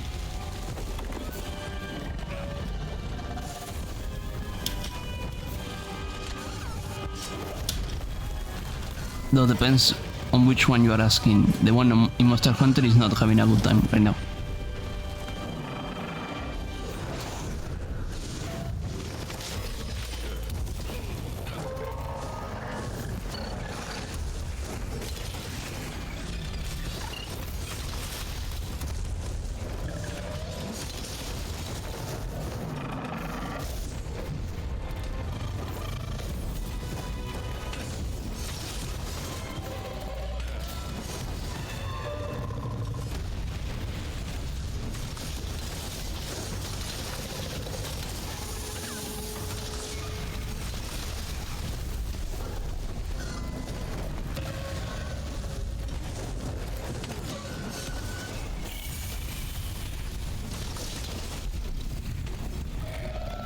I'm burning, I'm burning, I'm burning, I'm burning.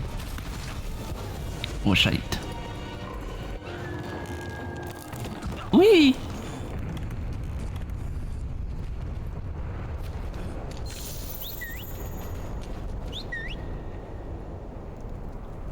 Mira.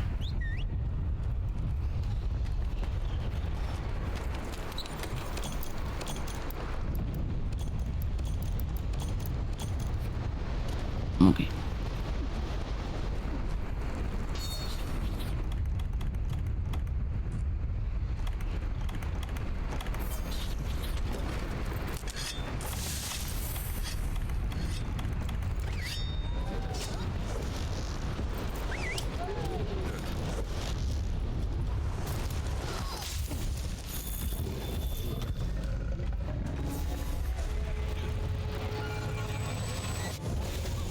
Something's happening to it. It's shifting elements. The horns! No way. The horns give it control of the elements? Hurry! Destroy the horns! This is your best chance.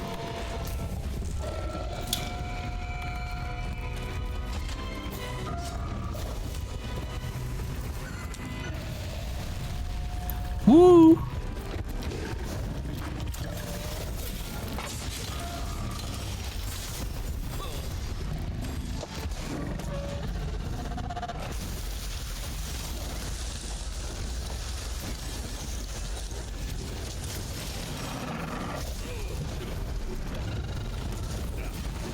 Wow, Loop is playing Warframe.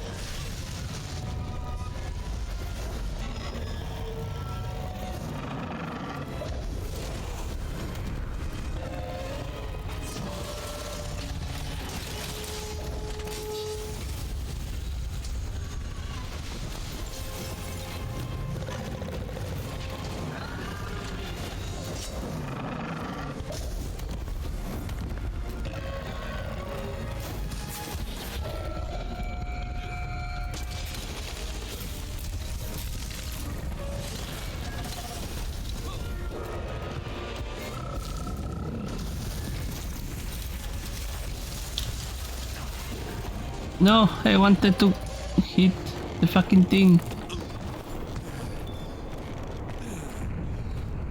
No! People are cowards. Cowards, I tell you.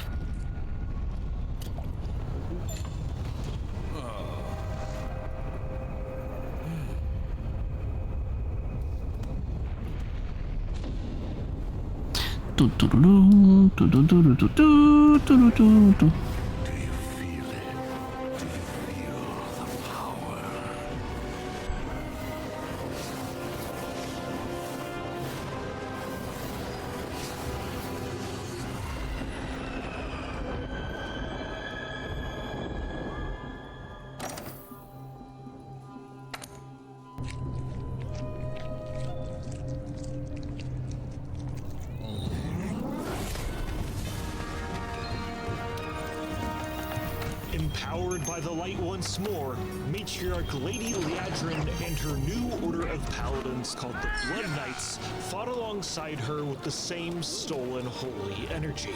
Blood Knights, charge! Hey!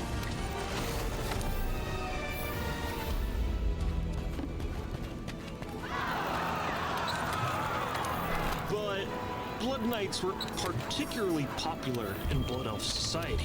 Oh, brother, this guy stinks! Worshipping the light had been a cultural foundation for the elves, and this new order of paladins seemed quick to subjugate and torture the very thing they worshipped for thousands of years. Furthermore, robbing Muru of its power was not a pleasant experience. It delivered ear-splitting headaches, their minds filled with the harrowing screams of the Naru. This, coupled with the magical withdrawals many Blood Elves suffered, was enough to break some of their minds. That was the case for Liadrin's apprentice, Galel, who the matriarch had to put out of his misery after he was lost to insanity.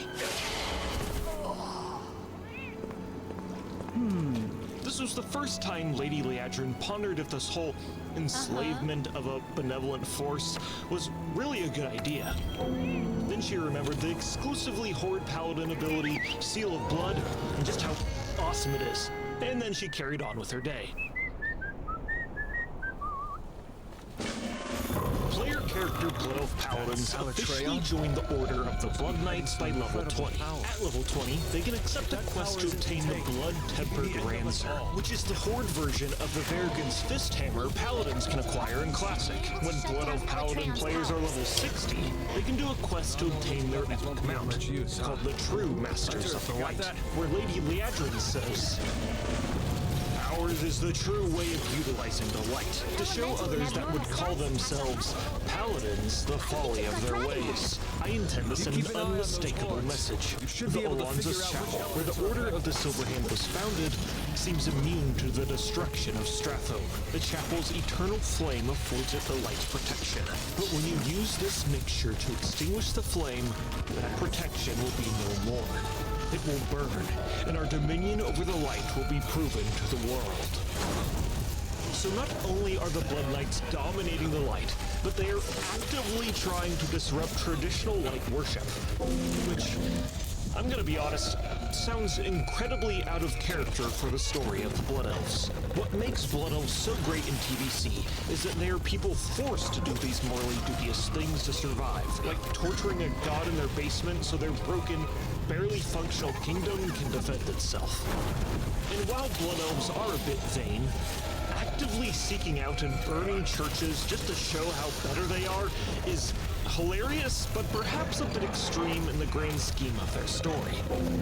I understand that Liadrin isn't a big fan of the light at this moment in time, but this act of blasphemy is never really brought up again in the lore. But anyways, in the Burning Crusade, Liadrin and her Blood Knights continue to feed off of Muru and then wait, where'd it go? Oh. Well, you see, Prince Kael'thas at this point has fully betrayed his people and defected to the Legion. He arrived back in Quel'Thalas, stole Muru, and sucked out all of its power to reactivate Sunwell to summon his demon lord Kil'jaeden, and in turn, corrupted Muru into a void state. And suddenly, Liadrin and her Blood Knights aren't paladins anymore, and are now just boring warriors with a drug addiction. So Lady Liadrin traveled to Shatrath in Outland to find a new source of power. Liadrin knelt before the Naru Adal, apologizing for their treatment of Muru and how they were led astray by Prince Kael'thas. And Adal says, "Oh, no, it's fine. Muru knew it was gonna happen this whole time.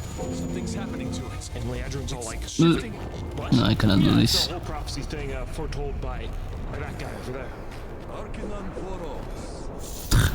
Prophet Velen, spiritual leader of the Draenei and wholly devoted priest, had the prophecy of Liadrin's fate given to him by the light itself. And it said, "Silvery moon washed in blood, led astray into the night, armed with sword of broken light, broken, then betrayed by one, standing there bestride the sun. At the darkest hour, redemption comes, in knightly lady sworn to blood."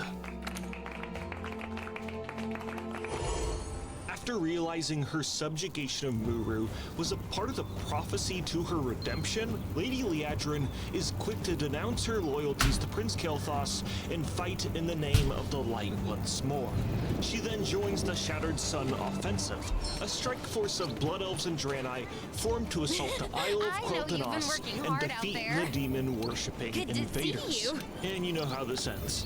Kael'thas is slain, players raid the Sunwell Plateau, Muru in its void state is defeated, and the heart of Naru is then used to purify the Sunwell by Velen, and now the Font of Power is infused with arcane and holy energy. Now with this new source of light to feed from, the Blood Knights abandon their old ways of forcefully taking the light and now just feed from the Sunwell directly. And like most lore in TBC, I think their story is wrapped up far too neatly. And now the Blood Knights are just normal paladins, but red, I guess? Well, I guess they still channel the light from the Sunwell and not from within, like normal paladins do, but still, Blood Knights in TBC, their relationship with Muru and their method of wielding the light was one of the coolest things to happen in the Warcraft universe, and it's a shame we've never seen light wielders use this method since. In general, an issue with TBC's lore is that it's pretty short-sighted and not written assuming that I'd be talking about it 19 years later. And after TBC, Liadrin is in the lore, she's doing things, but her personal story isn't really developed for the next 14 years. In Wrath of the Lich King, there's a long quest line for the weapon Quel'Dalar. This is an ancient elven weapon that is purified in the Sunwell. At the end of this quest line, players obtain the weapon, but in future expansions, Lady Liadrin is wielding it. And I'm sure that canon-wise she's the one to obtain it, since many legacy weapons that players can obtain are actually wielded by lore characters like Atiesh for Khadgar, or the Corrupted Ashbringer for Darian Mogri. In Warlords of Draenor, she led a Blood Knight force called the Sun Swarm and helped defend Auchindoun, and also had a quest where she turns into a light torpedo and kills a pit lord. During the Legion invasion, she pledged the Blood Knights to the Knights of the Silver Hand, and thankfully everyone forgot they burned down the church where the Knights of the Silver Hand was founded. And probably her most important role in Legion is helping liberate the Nightborn from the demonic control in Suramar and introduce the new race to joining the Horde. Because in many ways, the Nightborn and the Blood Elves are very similar. Both have dependencies on magic, and both had their leaders defect to the Legion. First Arcanist Thalisra, and honored guests, welcome to Silvermoon. The Horde was proud to fight by your side against the Burning Legion, my lady. The Sin'dorei also had a leader who struck a bargain with the Legion. The Sunwell was corrupted by our enemies, but a Naru's sacrifice purified its waters. Now, the essence of the light sustains us. Then in Battle for Azeroth, Liadrin gets glowing golden eyes after long exposure to the new Sunwell. Then everyone on Azeroth suddenly gets really racist, and the Blood Knights break away from the Knights of the Silver Hand and fight the Alliance. And then during the very last patch of Shadowlands, there's a questline added only for Blood Elf players, which involves a Scourge resurgence taking place in the Ghostlands, led by a Sand Lane named Vorath. One of the recruits Lady Liadrin calls to address the situation in the Ghostlands is Salandria. Now, if that name sounds familiar to you, it's because Salandria was one of the orphans players looked after during the Children's Week holiday event back in the Burning Crusade. During the event, players took to the Hall of Blood in Silvermoon City, and Liadrin suggests that Salandria should join the Blood Knights. You know, it's like a cool summer camp where they burn down churches for fun. And once players finish the Children's Week questline, they're given a letter in the mail by Salandria that says that she was adopted by Lady Liadrin. Lady Liadrin herself was adopted when she was a child, so it kind of makes sense that she's paying it forward with Salandria. But in the future of Warcraft's lore, there might be something interesting going on with Salandria, because during the Children's Week questline, players also take her to the home of the time-traveling bronze dragonflight, the Caverns of Time. When they approach, Draconid guards pull out their blades when they see Salandria. Then the dragon in the center of the cavern tells them to stop and says, "The girl has done nothing, and she will not be held accountable for what she might do or fail to do in the future."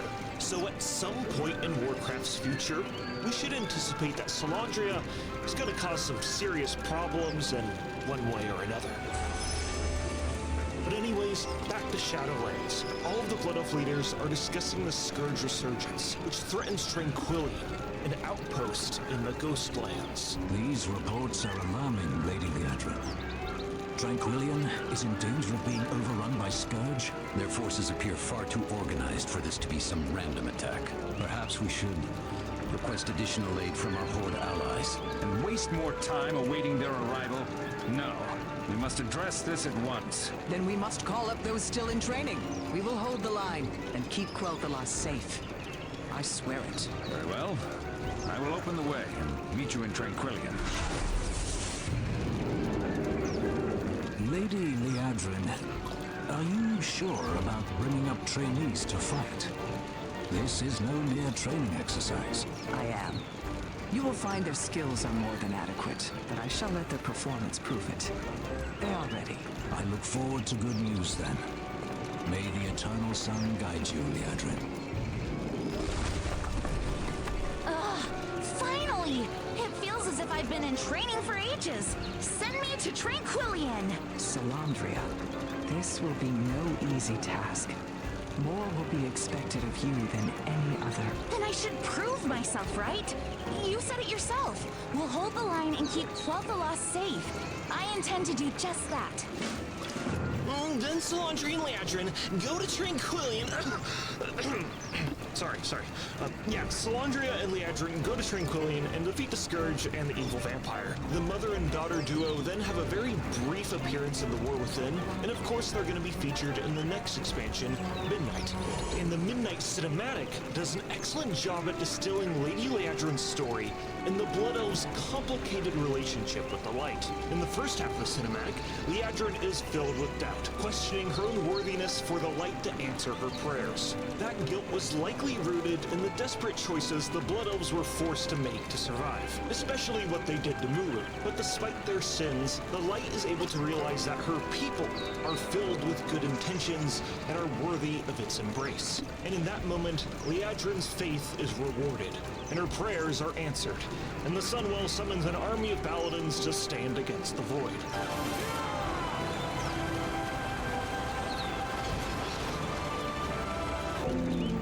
Which, yeah, that's great and all, but we'll have to see if the light alone is enough to stop whatever Xal'atath's master plan is. Lady Liadrin is a character that I think foundationally has some fascinating lore.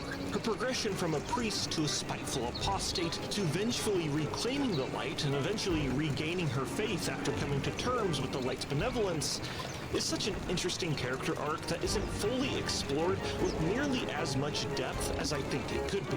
And hopefully that's done in Midnight. But more likely it would be a nuanced topic that could be addressed in something like a short story. But regardless, I'm interested in what Matriarch Lady Liadrin, her Blood Knights, and her Genshin Impact-sounding adopted daughter Salandria get up to in Midnight. And that isn't a joke. Her voice actress literally is a character in Genshin Impact, which honestly I'm not that surprised about.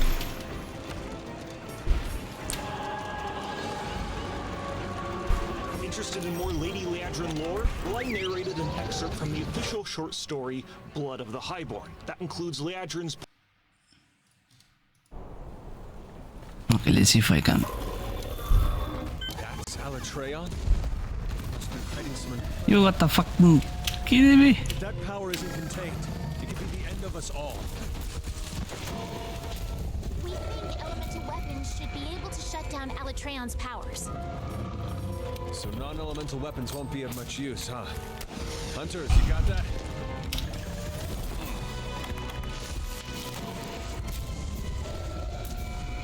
Let me move up.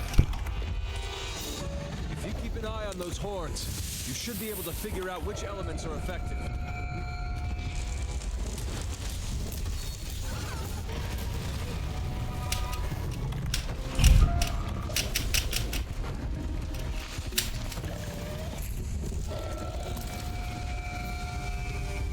Okay.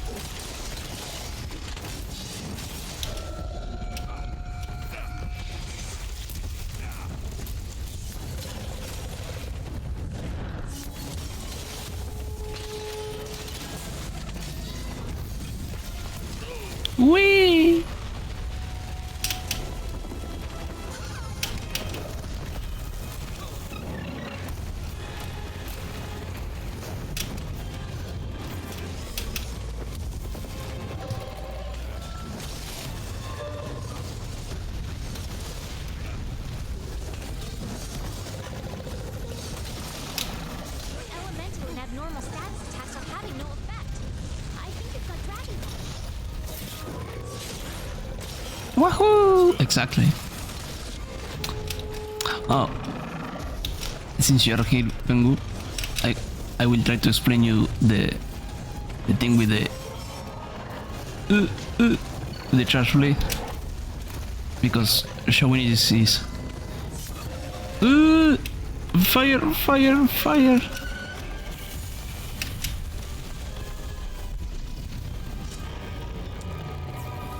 Okay.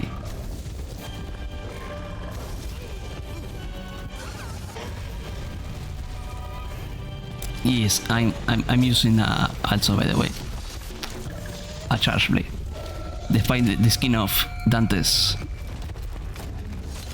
Okay. Something's happening to it. It's shifting elements. Okay, I have red vials, charger. Hurry! Destroy the hordes. This is your best chance. I'm doing an in-between, because if not... Woo! Lovely.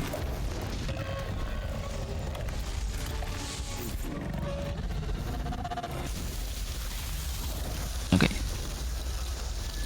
And then the most important thing, once the first charge, is to charge the shield. I don't know the combination, but... Oh.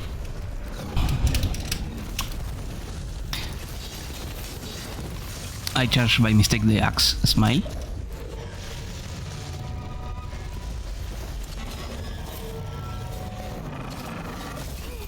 Whee!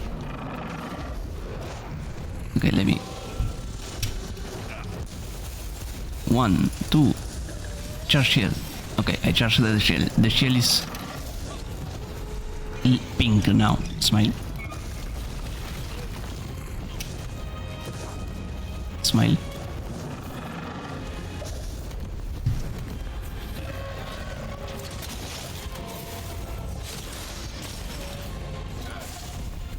Whee!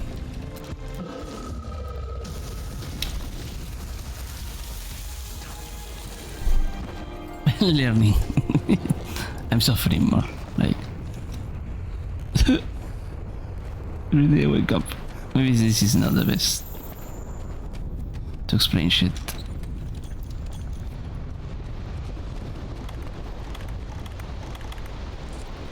Let me drink the cool drink. The hot drink. No. Not that one. The mega armor skin. The dust of life. And the mega demortron. Okay.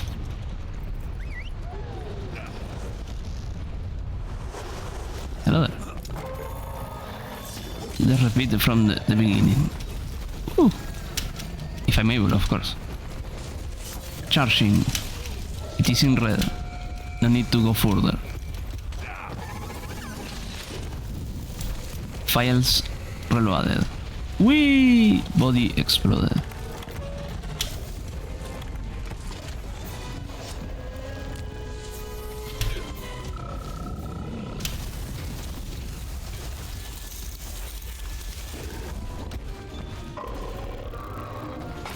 One, two.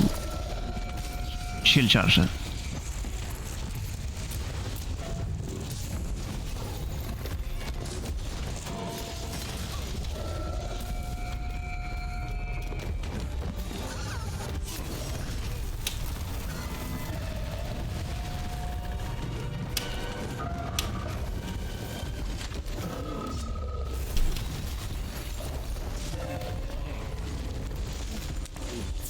Okay.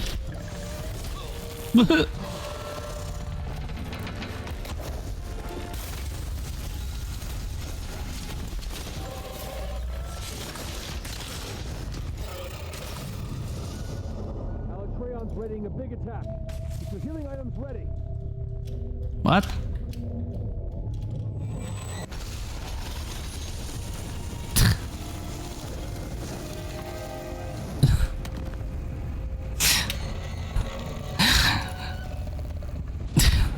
Okay, let me do Let me do something more normal.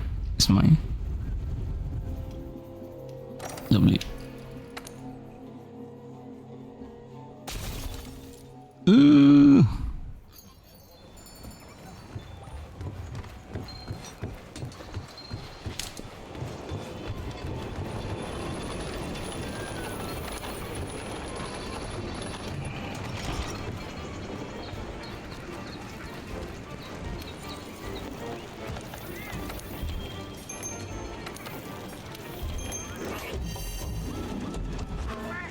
Ta-da! Okay, let's go to the grinding lands.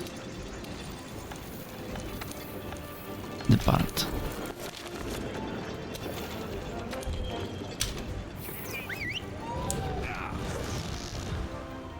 Let's see what can we find.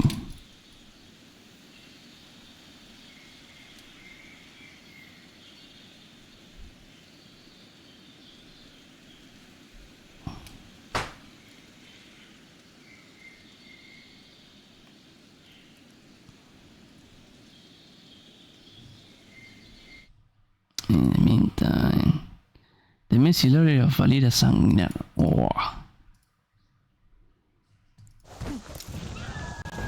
If you're a fan of Warcraft, you probably are familiar with this character, because Blizzard loves Valira Sanguinar for some peculiar reason, and she's the only character who's featured more in Warcraft's promotional material and spin-offs than the actual universe itself. She's in some of the Burning Crusade's most iconic art, she's a playable character in Heroes of the Storm, she has an action figure you can buy, and you probably only know she exists if you play whatever. where she says, "Watch Yours back. It's mine. In Warcraft's new expansion, Midnight, she will be the new Delve companion players fight alongside.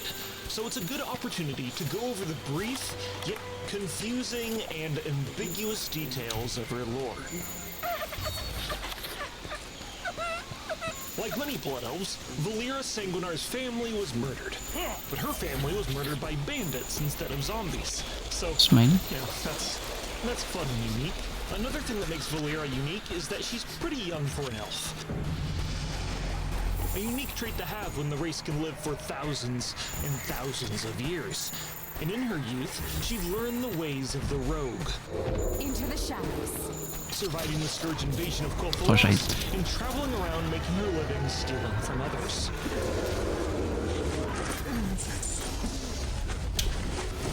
Whee!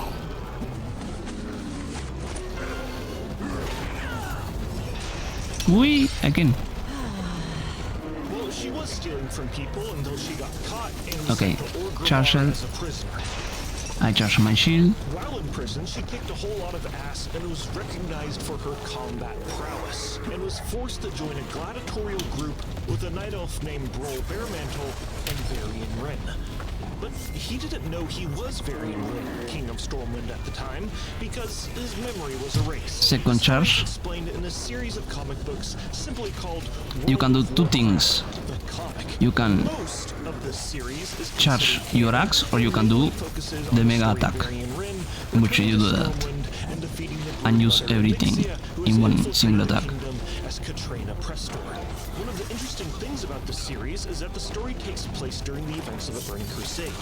So, Alternatively, as you already know, discovered the true identity of Katrina Prestor and then slayed the Black Dragon in her lair. you can use the axe mode, which the axe mode does more damage when the shell is also upgraded. I've made a series of videos going over the lore in this comic before, but I'll be discussing Valira's involvement as a supporting character. And also, from the axe mode, you can access the... Oh. And were owned by Rhaegar Earthfury. Valira is then sold to another manager, but she later gets to meet back up with Also the axe mode lasts till you run out of vials. that he's the king of Stormwind, and that they need to head back to his kingdom.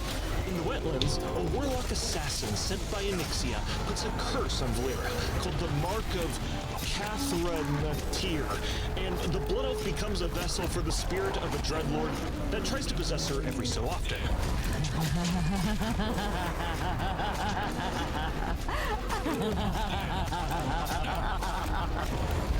Despite this, Varian, Brol, and Valera No kommer se får ni part. Det får ni haha part. becomes the personal bodyguard to the king.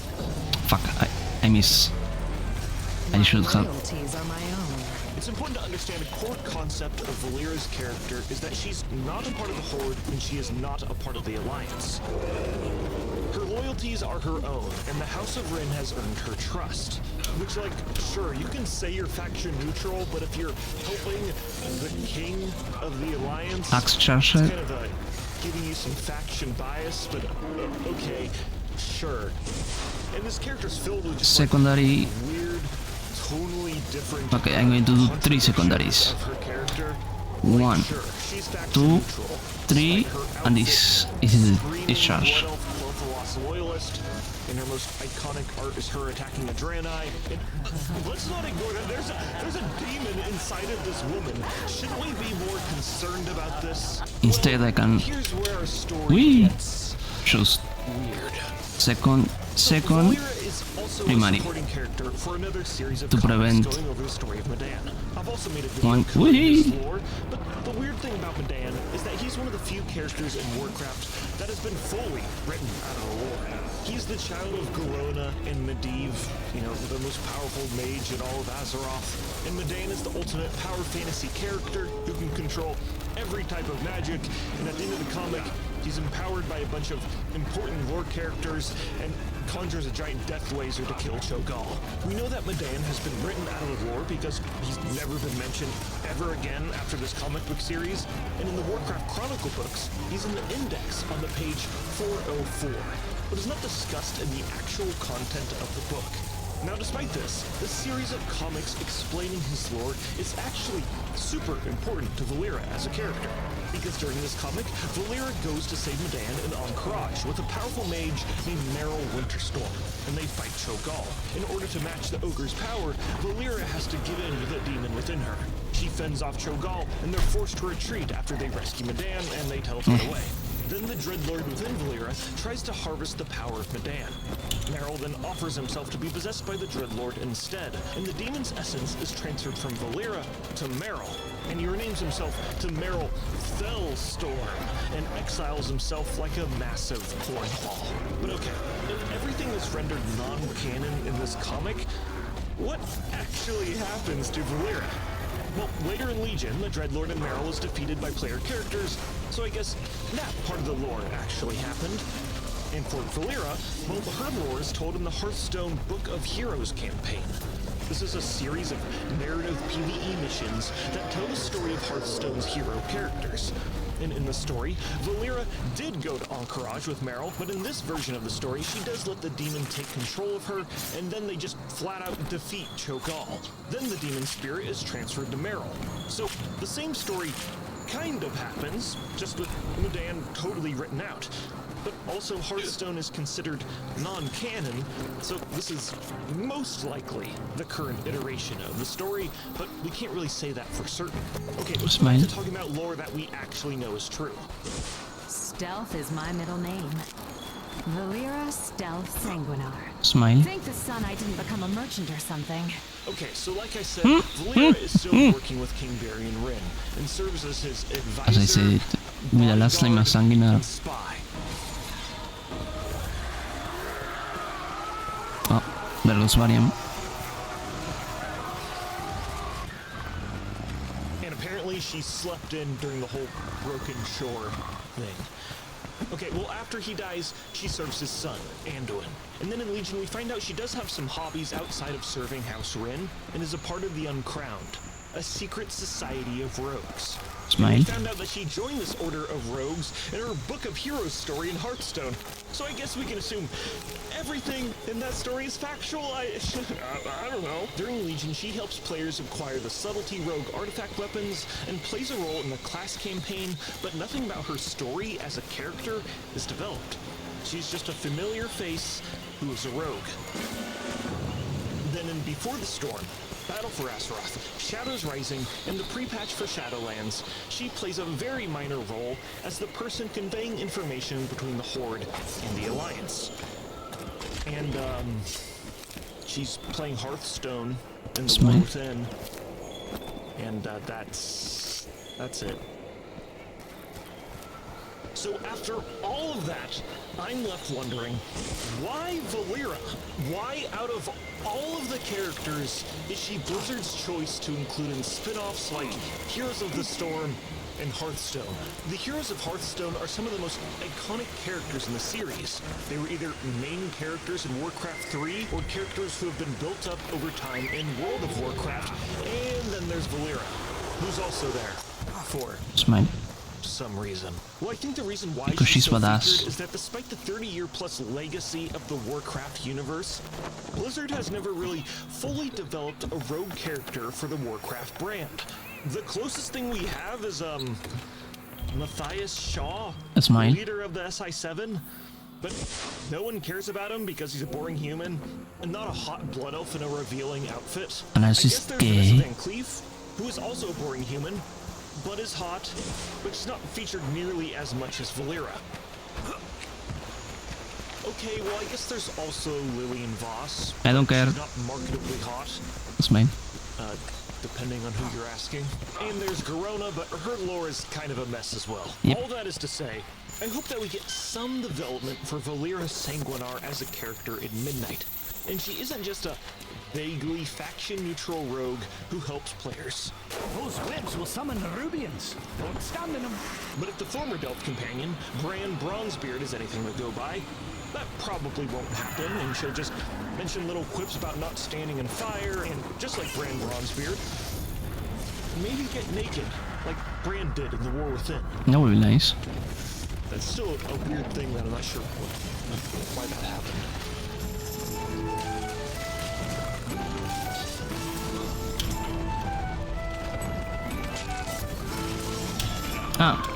I'm going to try to charge my sword instead. The sword is like this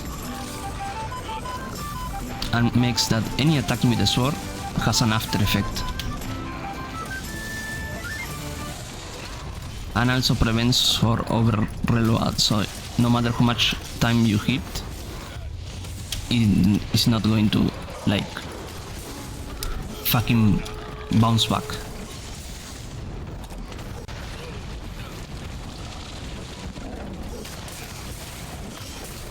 And yes, if you wonder, you can charge the three of them.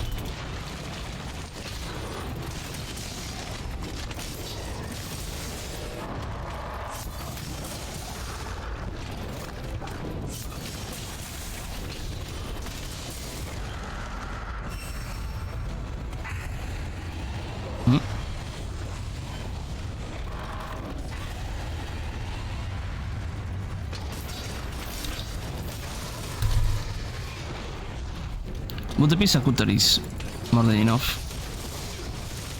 The pizza cutter or just the shell, in my opinion.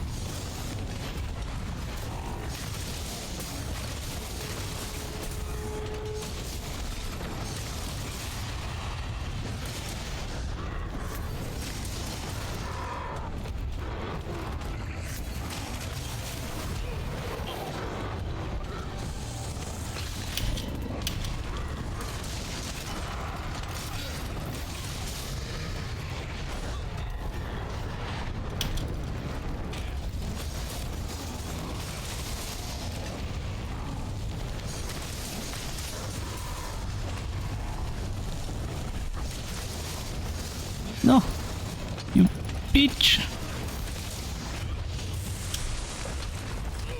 Ow.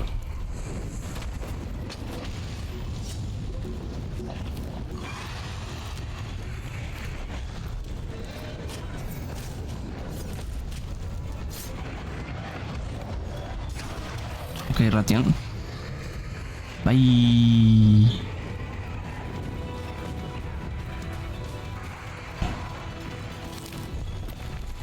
Fine.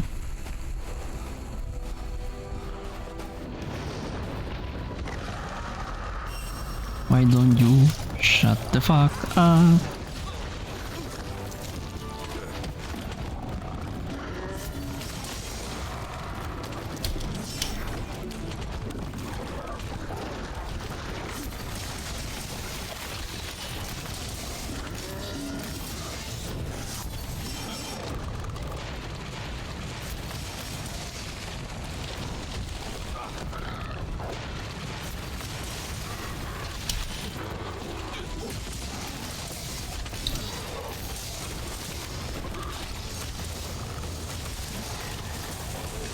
Also, this is the perfect parry system, but smile. I tried to watch a video about it. I don't get it.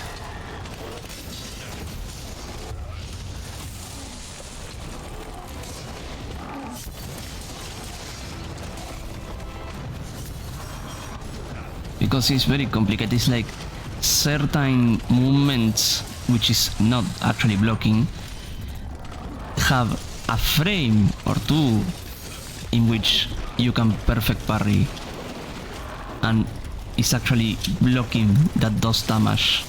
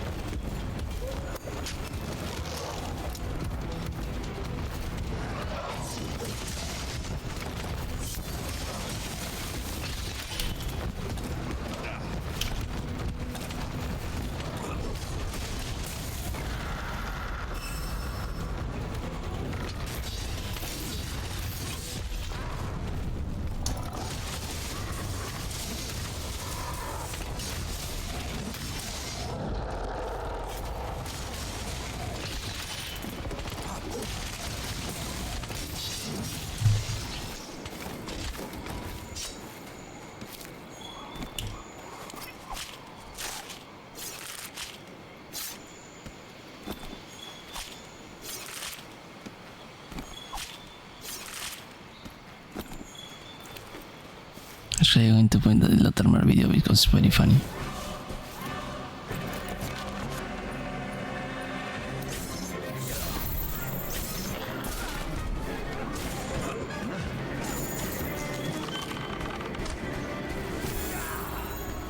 Good bot.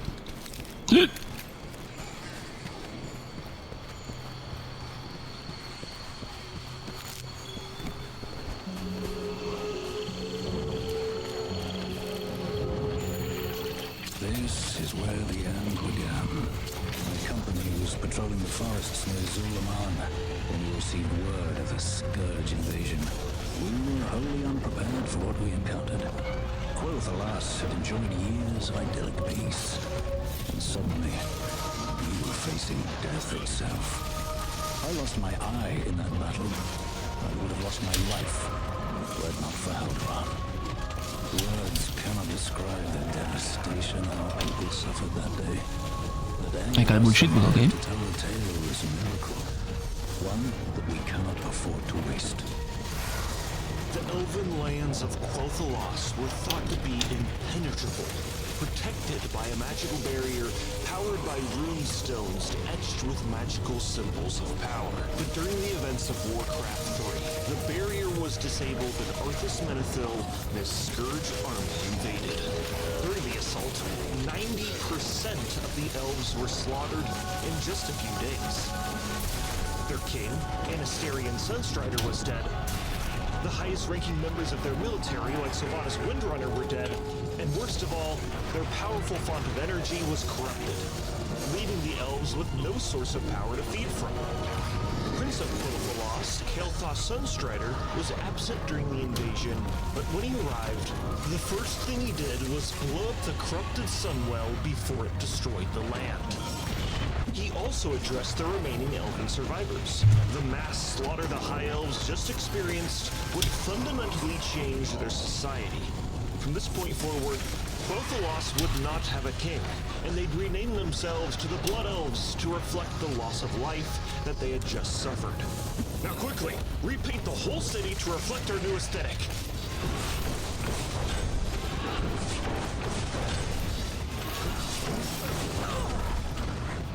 Kael'thas then planned to leave with a small force of soldiers to go fight the Scourge with the Alliance. But before he left, he needed to appoint someone as Regent Lord of the Kingdom. Okay, let's see who's, not dead. No. No. Hi, hello. No. Okay, well, you. Yeah, you in the back. You get to be Regent Lord of Quel'Thalas while I'm gone. Okay, everyone. Salama, Ashabalama, Adunalama, Dalilama Dore, everybody. See you later. Bye.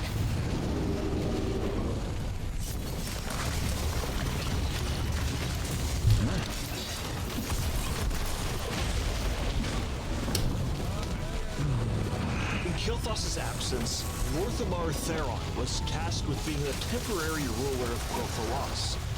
But here's the thing. Lorthamar is not a politician. Before being suddenly thrusted into this responsibility, he was Ranger Lord of the Farstriders. But suddenly, he has a duty that he never asked for, but is obligated to participate in. Because, I mean, like, who else is gonna do it? Everyone's dead. I am a ranger, not a politician. But like it or not, the mantle of leadership has fallen on my shoulders. For this reason, I trust in your discretion. I will do my duty. The Farstriders stand ready. Lorthamar's close friend, Halderon Brightwing, was promoted to Ranger General of Silvermoon and assisted in leading the kingdom in the prince's absence. But the reality is, neither of them had the best history to prove they were going to be good leaders. The Elves of Quel'Thalas had a long-running rivalry with the Amani trolls in their lands. Back during the Second War, Halderon captured their leader, Zul'jin, and instead of killing him, he tortured him, removing one of his eyes and savoring the kill for Lorthamar. Zul'jin would eventually escape by cutting off his own arm, and developed an even greater hatred for the elves, and heightened the cycle of violence between the races. And the big mistake Lorthamar made? Well, you know how the Scourge disabled the magical barriers surrounding Quel'Thalas? Well, they were able to achieve that from a man on the inside, named Darkon Drathir, who learned how to disable the runestones from Lorthamar. Darkon then used this knowledge to disable the barrier, and then the Scourge invaded. So Lorthamar has to deal with the fact that 90% of his people dying was kind of his fault, and has to make sure that his overwhelming sense of guilt just doesn't get in the way of his new responsibility as a leader. But despite Halderon and Lorthamar's mistakes, they realize that being a true leader is not about making the right decision every time. I mean, sure, you know, sometimes you make mistakes and 90% of the people die. But what makes a great leader is about pressing on despite making the wrong decisions, and learning from them, and adapting. As Regent Lord of Quel'Thalas, I will defend my people against any who would do us harm. Meanwhile, Kael'thas is helping fight the Scourge with the Alliance, but it isn't going exactly according to plan. Blood Elf forces were tasked by the Alliance to be positioned on the front lines of the war against insurmountable odds.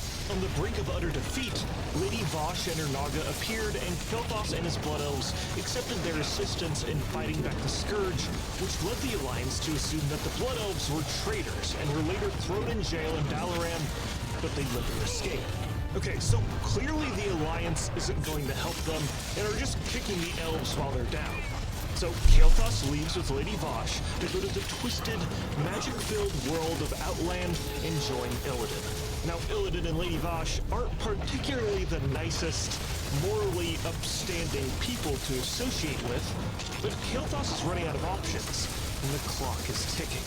Because back home in Quel'Thalas, the Blood Elves were facing a serious problem. Previously, the elves had used the Sunwell as an unlimited source of arcane to fuel their magic. It was an incredibly powerful, and more importantly, addictive source of power. But since the Sunwell was corrupted and destroyed, they were kind of cut off from their addictive magic, which could spell a total collapse of the kingdom if not addressed.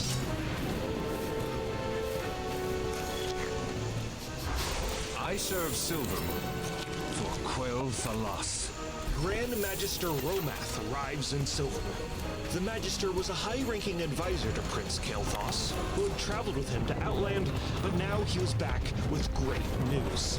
The first discovery he revealed from Prince Kael'thas' field trip were these powerful containers of energy called burning crystals, which could be used to power the floating buildings around Quel'Thalas. But the part that he left out of the explanation was that they were fueled by Fel, and its radiating energy turns the Blood Elf's eyes green. What's funny is that, as the lore is written right now, the common people didn't realize these burning crystals were fueled by Fel, despite them burning with green fire and having cartoonishly evil, demonic eyes. That's Next, right. he taught the elves to siphon magic from living things to satiate addiction. Now, what he didn't mention is that he learned this from Illidan, who was sucking magic out of demons. And instead, he attributed the discovery to Kael'thas, glory be to his name, and that his time in Outland was just going great. And while learning the concept of mana tapping was amazing, some elves didn't have the self-control to regulate the siphoning of mana and gorge themselves on it. This would corrupt them and they'd turn into what would be called the wretched. And others were not all about this new method of siphoning magic. I mean, it involves the killing of innocent creatures and you can overdose on it, and like, we don't even really need this magic to survive. Well, in response, Lorthamar said, well, if you don't like it, you can get the fuck out! At this point, Quel'Thalas cannot function as a fractured nation, so if you don't like it, you can leave. And these elves, not gelling with this new opportunity for Quel'Thalas, were exiled.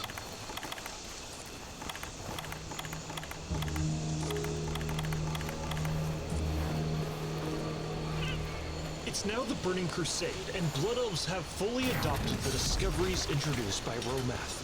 But an important detail about Blood Elves is that they aren't sucking magic out of creatures and using Fel crystals because they're evil. Okay, well, some of them are evil, but really, they're doing these morally dubious things out of necessity. To further their dubious nature, Kael'thas sent back a Naru called Nuru, which the Blood Elves forcefully ripped the power from to harness its holy energy. This abuse and enslavement of a godlike, light-based creature was incredibly controversial. Haldoran Brightwing was extremely opposed to the idea, while High Magister Romath said it was absolutely necessary. Lorthamar observed both sides of the argument. One opinion was from the honorable, virtuous Farstriders, and the other, a Magister who's willing to do anything for the Blood Elf's survival. Ultimately, Lorthamar came to the conclusion that while imprisoning Nuru could not be justified morally, the benefit of enslaving a Naru was a massive boon to the Sin'dorei in their continued fight to defend their lands. Because they're still dealing with Amani troll harassment, their own people losing their sanity, and most importantly, lingering forces of Scourge constantly threatening their survival. And to make matters worse, Lorthamar receives reports that Kael'thas' followers on Outland are becoming addicted to Fel magic and defecting to the Legion. This isn't good. Between this and the local problems in Quel'Thalas, Lorthamar realizes that he needs allies, and fast. I have no time for games. Sylvanas Windrunner, former Ranger General and now Banshee Queen of the Forsaken, offers aid to the Blood Elves. During the Scourge invasion, Sylvanas was slain by Arthas while defending the Elven lands. She was later raised as a Banshee and forced to slay her own people. Now she has broken free from the Scourge's control and wants to offer aid to her former kingdom. But the Banshee Queen's mysterious motives might not be exclusively virtuous now, and Lorthamar's advisors are suspicious of her true intentions. Never! But the Blood Elves are in no position to be picky, and Lorthamar accepts the Dark Lady's aid. After all, she was the former Ranger General.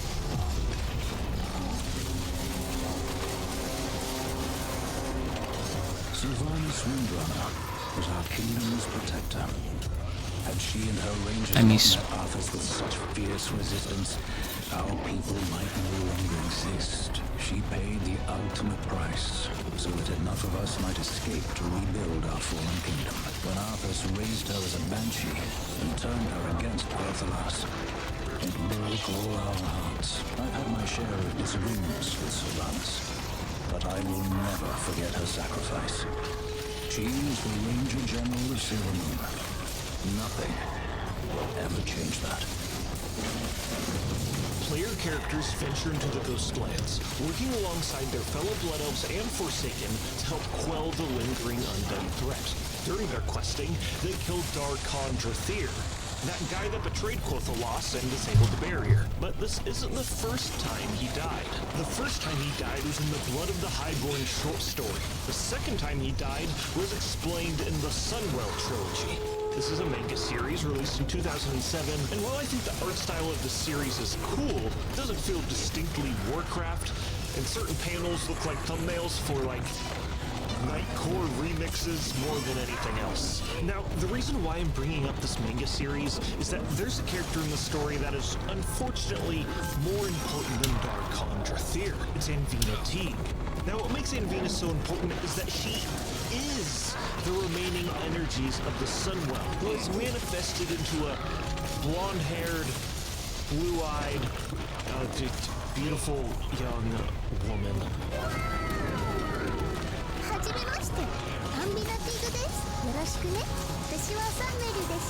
Lorthamar, Anvina Teague, and others team up and kill Darkon, and Anvina burns him alive in one of the most graphic images ever produced in Warcraft media.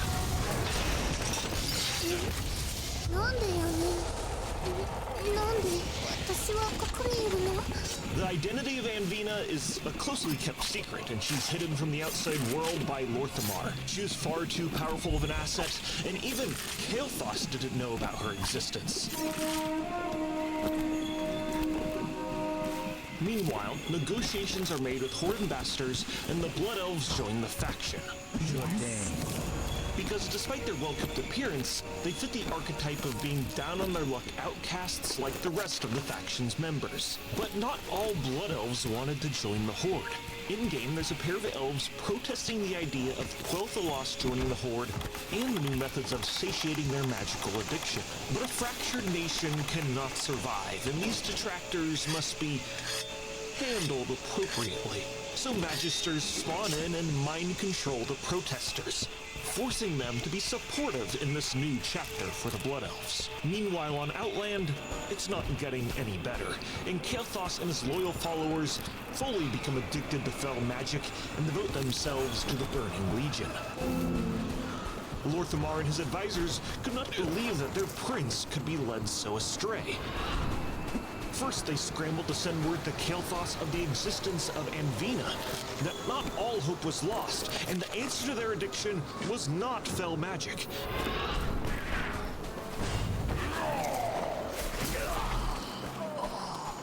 But the message was intercepted by the Legion, and as Kael'thas fell further into his insanity, Quothalos would have to declare war upon their prince, and he's defeated in the Tempest Keep raid.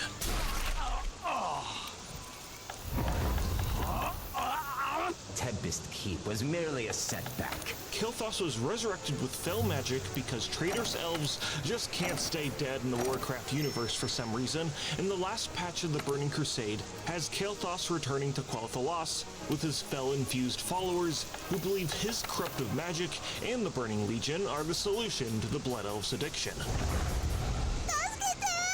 Kael'thas, now fully corrupted, discovers the existence of Anvina Teague and uses her to reactivate the Sunwell and summon his lord, Kil'jaeden.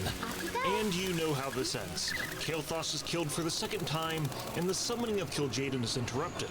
Anvina sacrifices herself to defeat the Burning Legion commander, and in the aftermath of the raid, the Heart of Murr, that Naru that the Blood Elves had locked in their basement, is used to empower the Sunwell once again. And woohoo! The Sunwell is restored, this time with arcane and holy magic.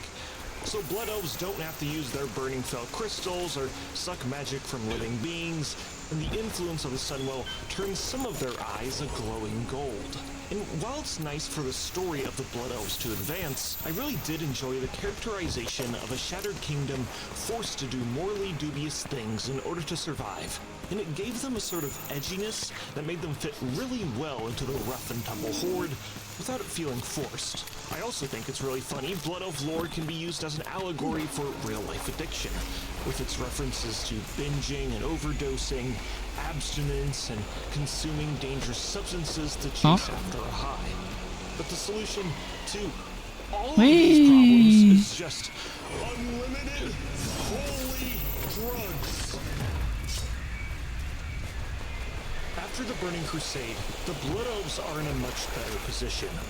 But just because the Sunwell has returned doesn't mean that 90% of their population isn't dead. They also have to deal with the many threats around their kingdom and the aftermath of their former prince's invasion. And with the death of Kael'thas, the Sunstrider dynasty was extinguished, leaving Lor'themar as the ruler, which was a leadership position that was supposed to be temporary. And yet, even now, he maintains the title of Regent Lord, and not king, out of respect for the dynasty before him. My people, who have suffered through so many challenges and betrayals, look to me to secure their future. All will know the power and glory of the Sindori. The next chunk of lore comes from the short story In the Shadow of the Sun, which is set just before the Wrath of the Lich King expansion. The cool thing about the short story is that it was actually written for Blizzard's 2008 Global Creative Writing Contest. Later in 2012, the short story would be publicized, meaning that this is fan fiction that was retroactively made canon. My lord, the Kirin Tor needs your aid. In the story, Aethys Sunreaver, member of the Kirin Tor, visits Silvermoon after several of his letters went unanswered by Lor'themar. Aethys explains that the Nexus War is brewing in Northrend, a war between mages and crazed blue dragons, and asks Quel'Thalas for aid in the matter. Additionally, it would be an opportunity to mend the relationship between the two factions. Never! Lor'themar, and especially Romath, were not that interested. I mean, don't you remember back in the Third War when the Blood Elves were imprisoned in Dalaran and were planned to be executed? The Kirin Tor didn't vouch for them then, so why should they help them now? Kirin Tor. More like Kirin Snore, am I right? Later on in the story, Lor'themar visits the High Elves who were exiled and tells them that, hey, the Sunwell has returned and that they're welcome back in Quel'Thalas. But the High Elves aren't particularly interested in returning. Also, Nathanos Blightcaller, Sylvanas' undead boy toy, has been attacking them. I am Sylvanas Windrunner, and I approve this message.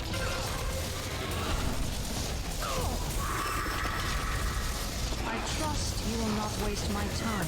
Back in Quel'Thalas, Sylvanas shows up and demands that the Blood Elves mobilize and venture to Northrend to fight against Arthas. Lor'themar says no because they still have problems here that need to be addressed, and the Banshee Queen counters by saying that if the Blood Elves don't help them, she'll pull out all Forsaken support from the Ghostlands. So, without much choice, Lor'themar orders the Blood Elves to get ready for war. And I guess they can help the Kirin Tor as well. Yes! This whole scenario warps Lor'themar's opinion of Sylvanas. Why is her boy toy attacking her former people? Does she really care about Quel'Thalas still? Or is her hellbent revenge against Arthas overpowering all of her other priorities? In life, Lor'themar looked up to the Ranger General Sylvanas as a role model. But now, can she even be trusted? Working for Sylvanas has its challenges. Being dead has made her even bossier. But, do not tell her I said that. Wrath of the Lich King happens, and the Blood Elves help in the war against the Lich King, and with the Blood Elves' help, Aethys Sunreaver is able to establish the Sunreavers in Dalaran. And these Sunreavers kind of work as the representation of the Horde in the city. Well, for now. More on that later. Okay, in the Cataclysm expansion, we are going back to Quel'Thalas, and the Horde and the Alliance are killing a whole lot of Amani trolls in Zul'Aman. I didn't mention it, but this is actually the second time we've done this, because back during the Burning Crusade, we also raided Zul'Aman and killed Zul'Jin. And like I mentioned, the Elves of Quel'Thalas have a long-running history with the Amani trolls. For Lorthamar, one of his most gruesome encounters was described in the Blood of the Highborn short, where Lorthamar and other elves were held captive by trolls and they had to escape. I narrated the entire passage of this action-packed part of the story, filled with sound effects and music, and you can listen to it right now by becoming a channel member here on YouTube or join my Patreon.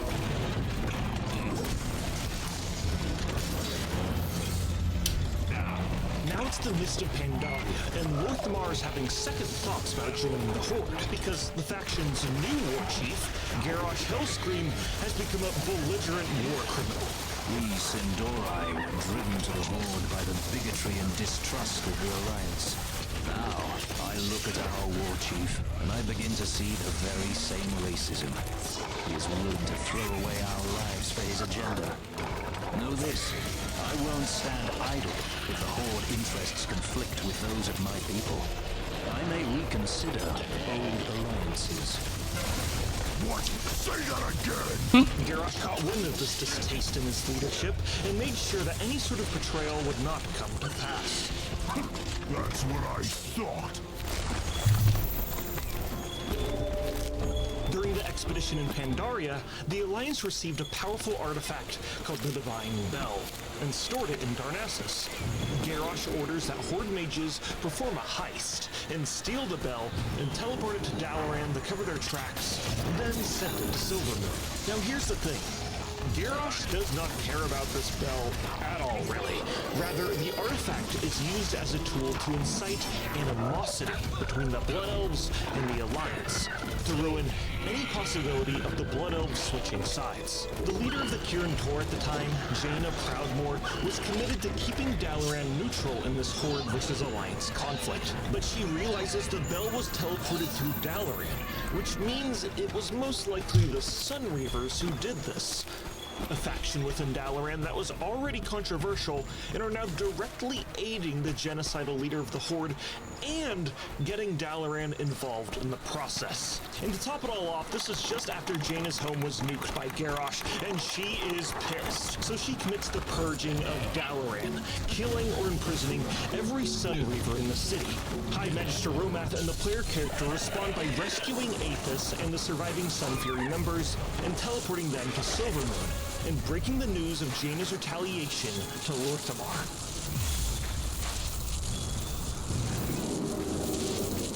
Aethys, you're alive. A few of us made it out of there. Many more have been sent to the Violet Hold. Anara Lashtanal. Will someone tell me what is going on in Dalaran? Proudmoore. She's gone and expelled the Sunreavers from the city. She's purging the Horde from the Kirin Tor. She's gone too far. I'm certain the Alliance can move their war mages through the city at will. Wait! When will they learn? When will they see that the Horde exists because of the Alliance? Because of their prejudice and their bigotry? They force Smile. us ever closer to Hellscream's Horde. Alderan, summon the Rangers. Romath, assemble the Blood Magi. Add the Sunreaver's strength to your own. We Sindori will take our future into our own hands. Get this damn thing out of my sight. Hellscream bought his treasure with the blood of my people. I hope it destroys him. My lord, you would make a fine war chief. It may come to that. Bring me my blades. The next move is mine.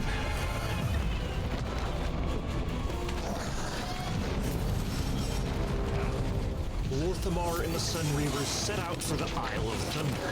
Both the Sunreavers and the Silver Covenant are there to stop the threat of the Thunder King and obtain powerful weaponry on the Isle and beat the crap out of each other in the process. The Shadow Pandaren are also there, trying and failing to be mediators in the conflicts between the two factions.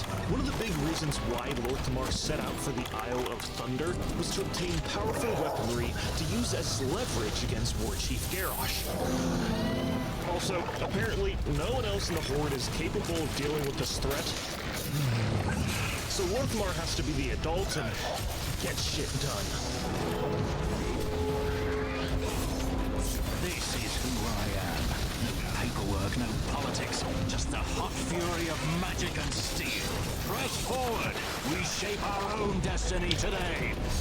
During the expedition on the Thundering Isle, Lorthamar and Horde players fight Mogu, Trolls, and Alliance. But during a skirmish at the gates of the Throne of Thunder, the aggression between the two faction leaders reaches its conclusion. Fuck off. Proudmore, you will release my people from the violent hold, or I will cut you down myself. Hand over the Archmage, and I may yet allow you to walk out of here, Lorthamar. Your people are legitimate prisoners of war. They orchestrated an attack on Darnassus from my city. The Sun Reavers knew nothing of Garrosh's raid on Darnassus. No! There will be no more bloodshed today. I must protect my sovereign people. They have undermined every attempt at peace. Silence! The cycle ends when you, Regent Lord, and you, Lady Proudmore, turn from one another and walk our way. Rangers, lower your weapons. Very well. We will stand down. But know this, Oi. Blood Elf. There can be no peace while Hellscream is war chief of the Horde. That is precisely why I wish to conserve our strength today. Lady, gather the wounded. Withdraw to the harbor. Everyone, regroup back at the camp. Our work here is done.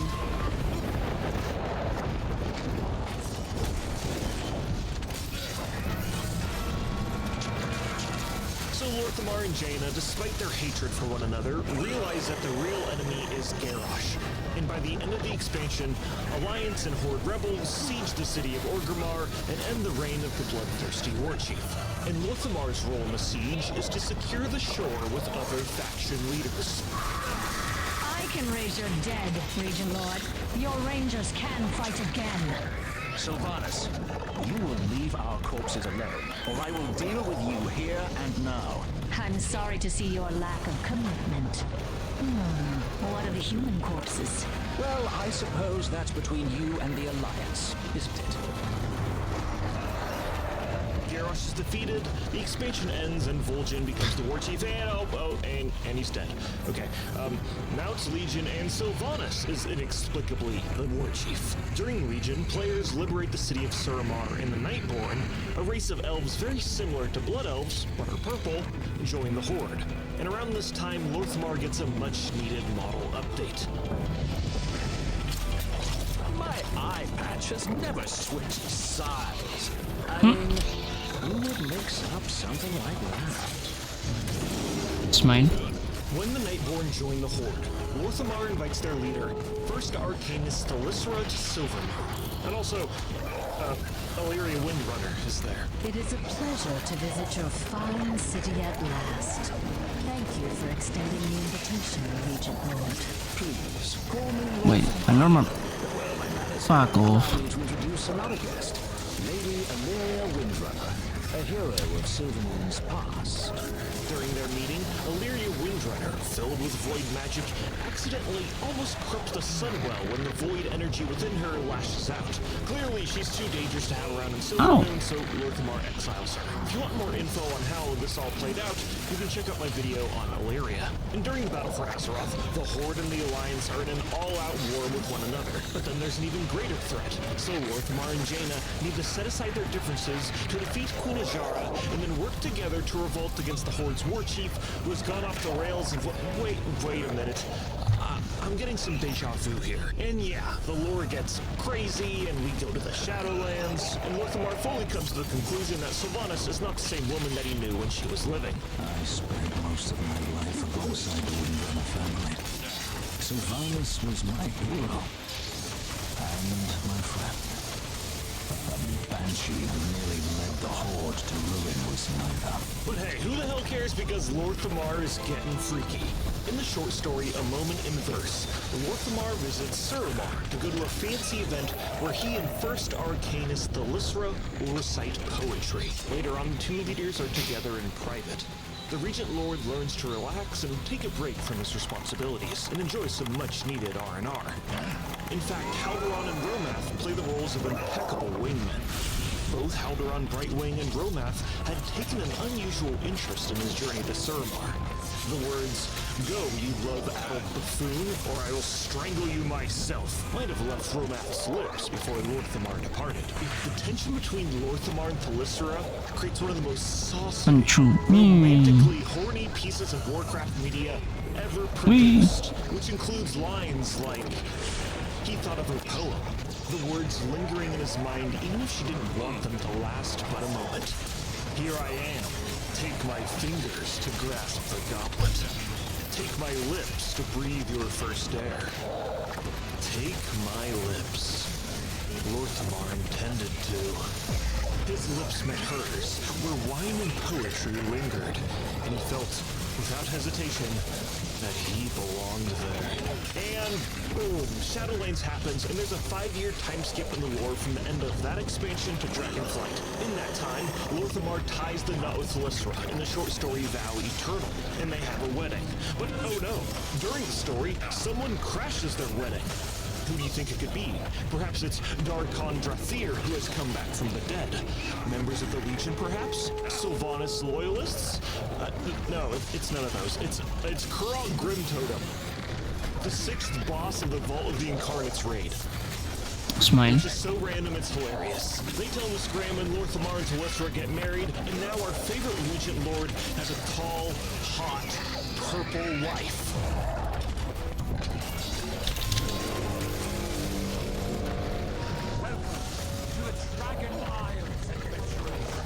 Several years have passed quietly since our forces returned from the Shadowlands. But it seems that quiet is now at an end, my love. Indeed. We were fortunate to have even a brief respite from the usual perils and tribulations. Otherwise, you might have come up with an excuse to refuse my proposal. Your proposal? I am quite certain it was I who begged for your hand in marriage, Thalyssera.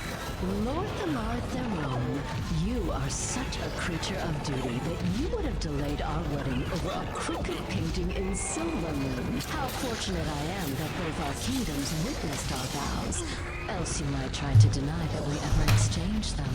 Deny the happiest moment of my life? Never, whether under the light of the sun or the rays of the moon. I will love you for all my days, Thalyssera.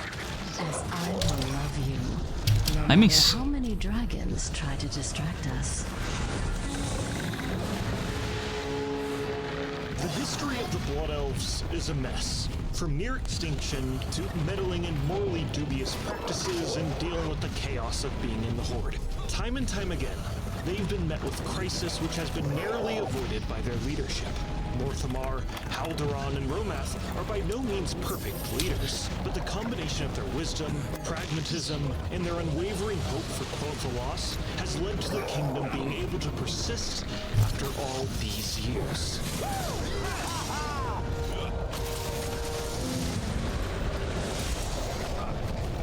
Okay, well, hopefully they can deal with this void stuff at midnight as well. Don't forget that you can listen to the lore excerpt of Lorthamar and Friends escaping from the clutches of Zul'jin, along with hours of other narrated Warcraft lore content filled with music and sound effects by becoming a member here on YouTube. You can also listen to it on my Patreon, where you can additionally pay to have your WoW character immortalized at the end of each video. Whee!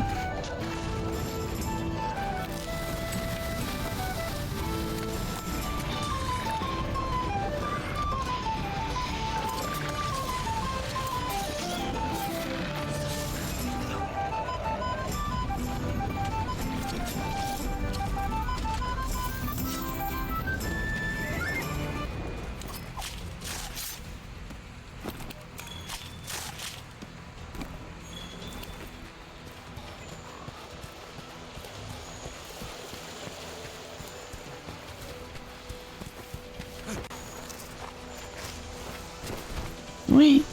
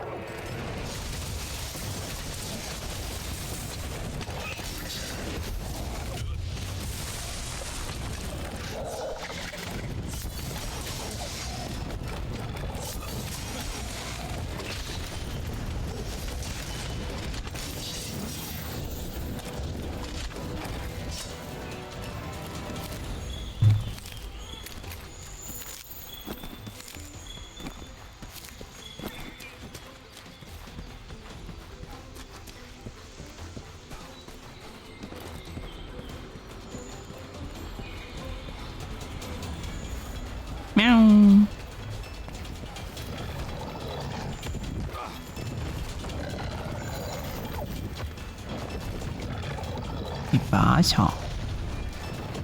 ¿Qué pasa, Lara?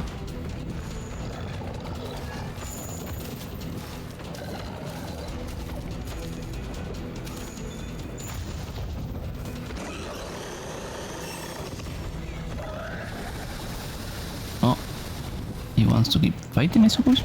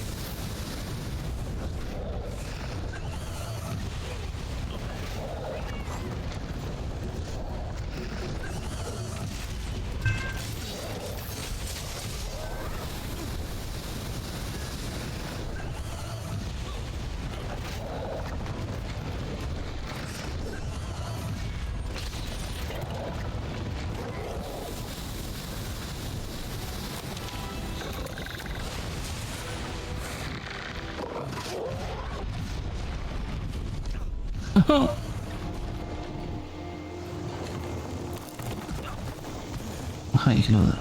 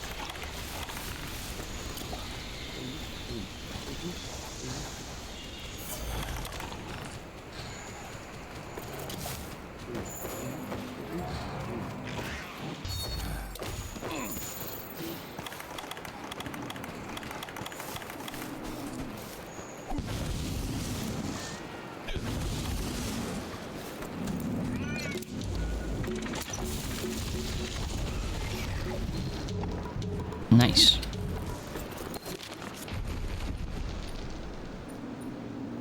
Variot in here. Ouch.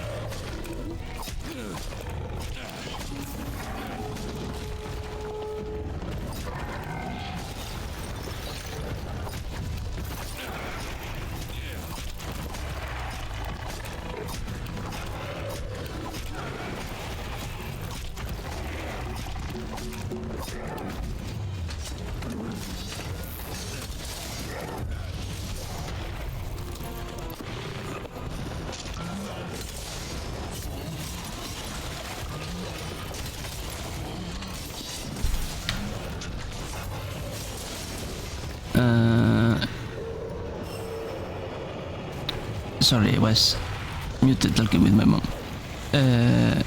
This is the grinding area. I'm just practicing in general.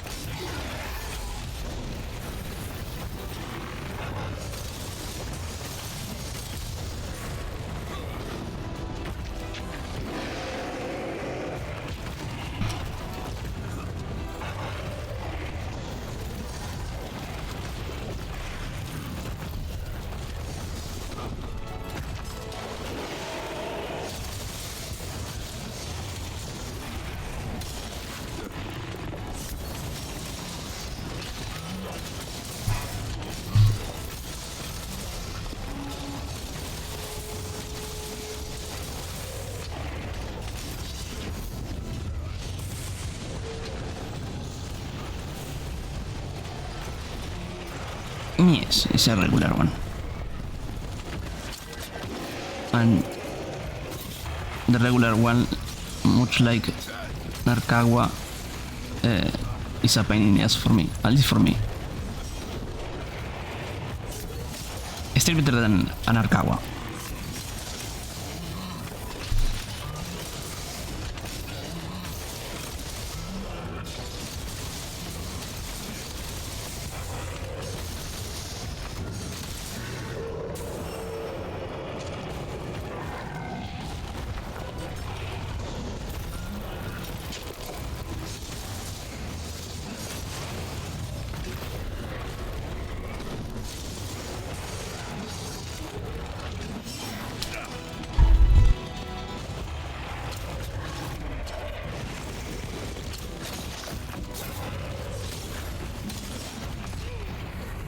Yes, I'm waiting for whenever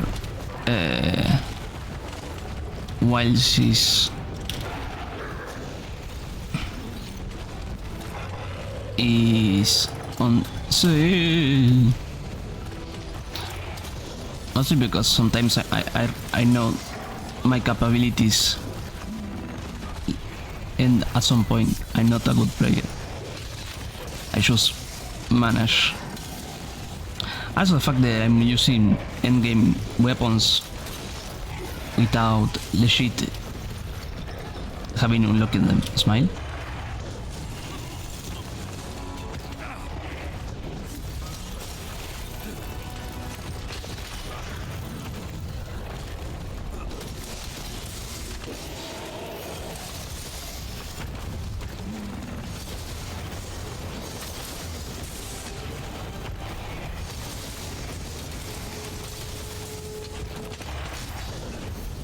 Fuck.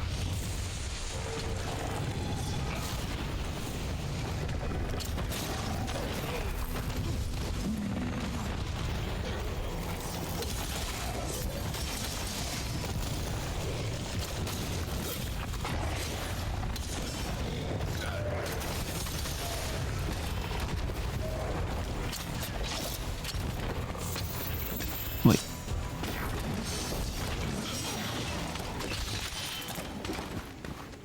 Oh, he went to Mimir. Oh well. 1, 2, buckle my shoe.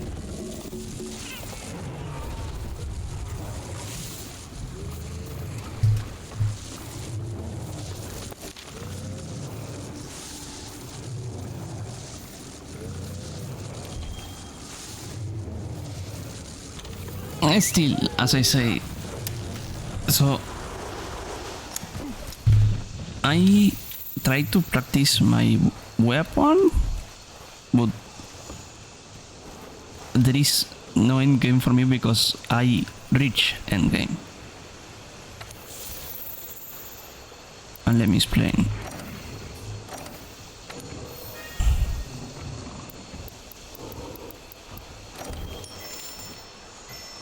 According to a guide, Smile,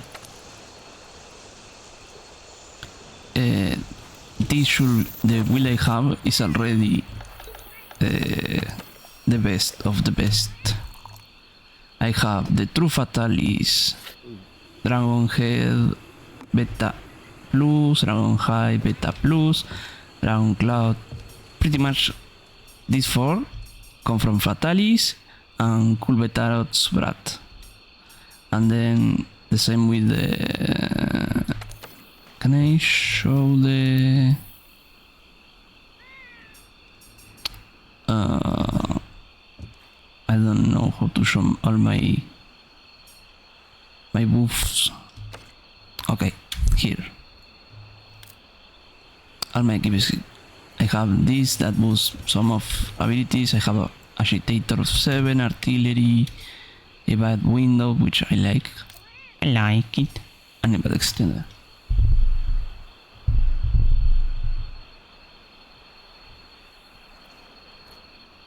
I never fight in either. As I said, I modded my way into having the best armor just to practice without any problem. Call me as you wish. Yes, but I play alone, so I don't affect. I play alone, and if needed I call for an SOS, but I not, because I treat this mostly as a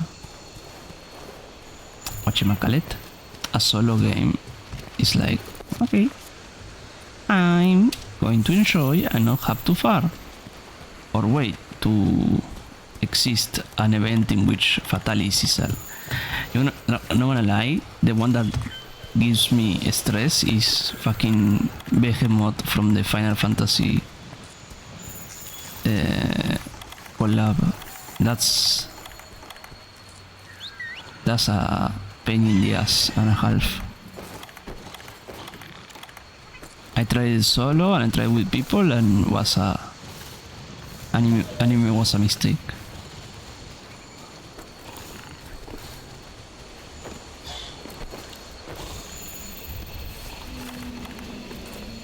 Can you drink the freaking... Ah, he doesn't drink it because I already under the effect, I suppose. I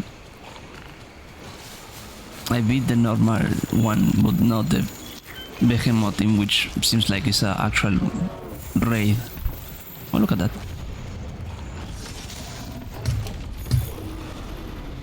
Apple boy. Whee!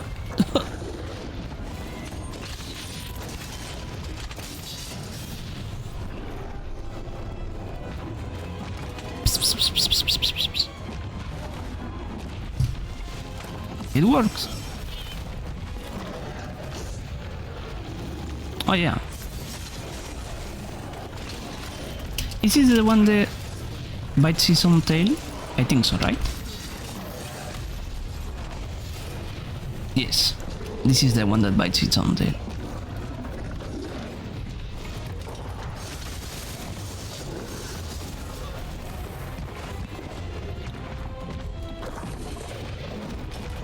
I like more the normal one. The one that uses fire.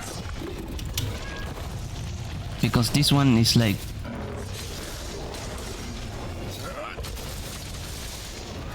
only does it for the sake... or this is the normal one, I can't remember. This one that just... sharpness. Oh no, I think this is the fire one.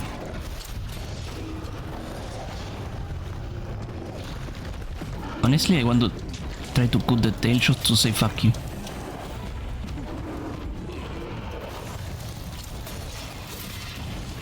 Fuck you! Myself.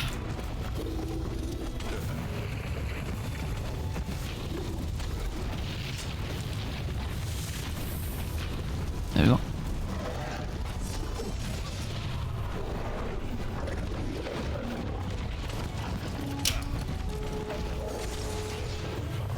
Sharmero!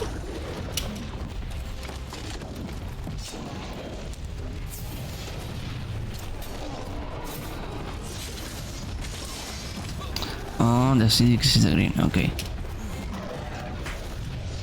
Then yes, this is the one I like the most. The acidic is kinda meh.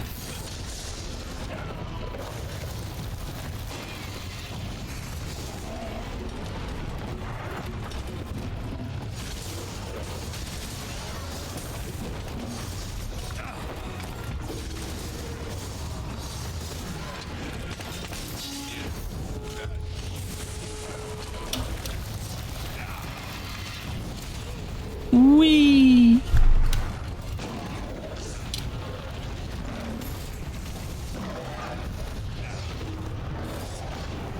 Pengu today tried the charge blade in Wilds. He had fun.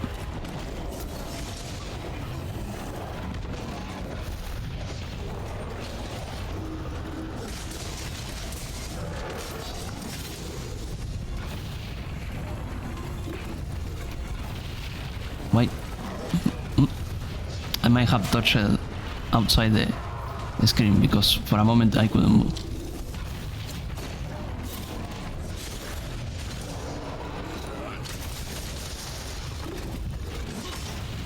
So the thing I learned through, funny enough, fighting one of the bosses is that I have to literally do that of champagne on it just to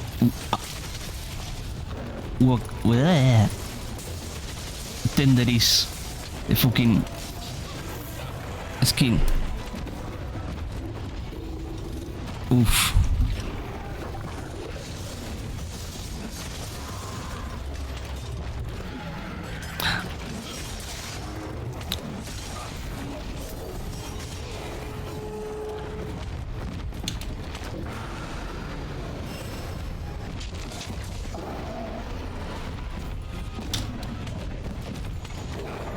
He's running away.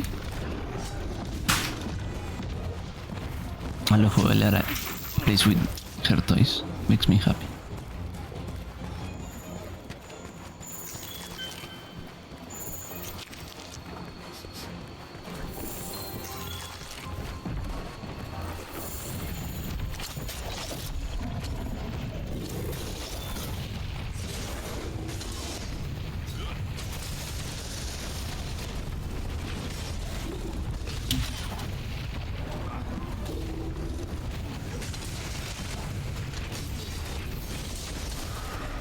Give me your tail. Give me the thing that makes you special.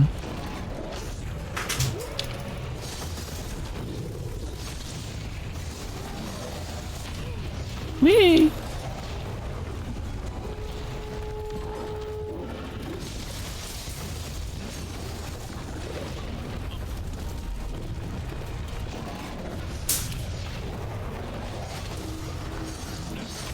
Oh, my mom. I'm out of charge.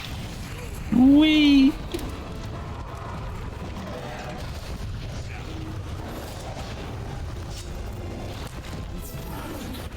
Okay.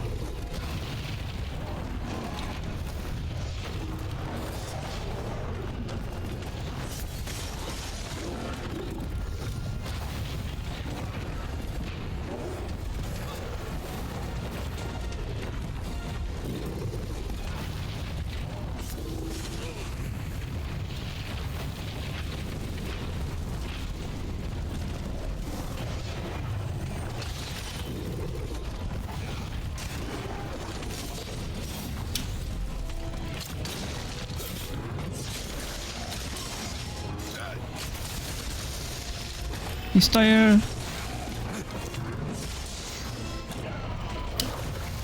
Never mind.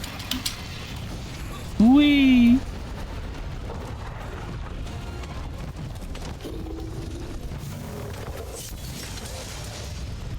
Ooh.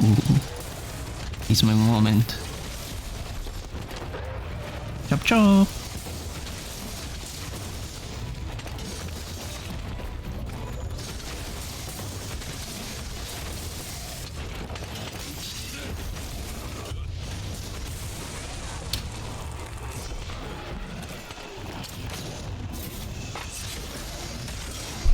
Give me your fucking tail. I want it because it's what makes you special.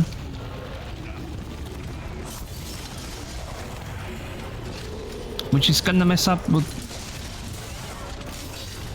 I said messier stuff.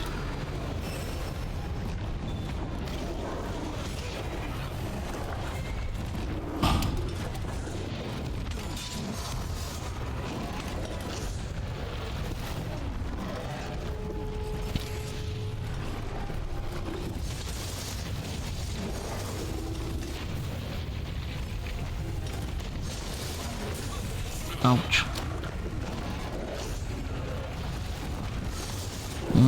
Need to change. Woo!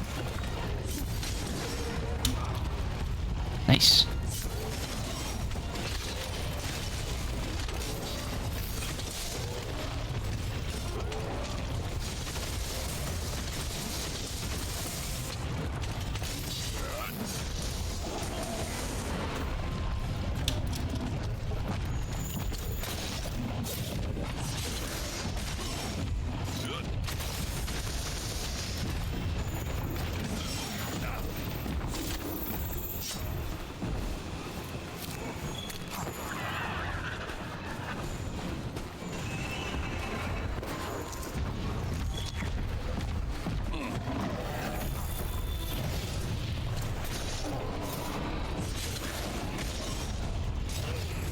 My stamina. Oh shit. Oh shit. Time soup.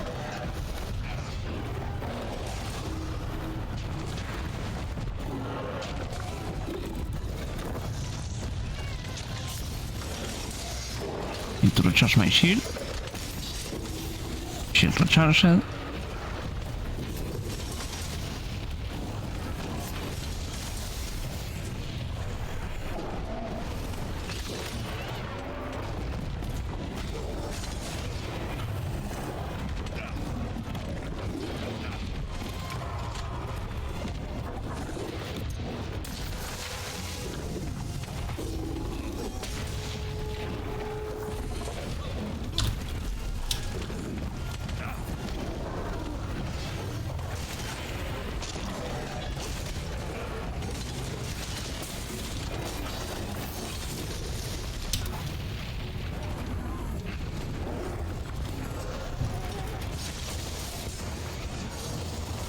Did I cut it?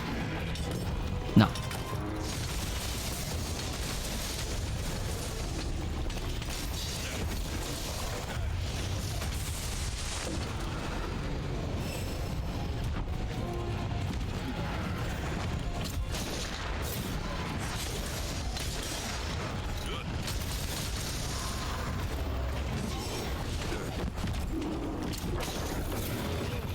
Ow.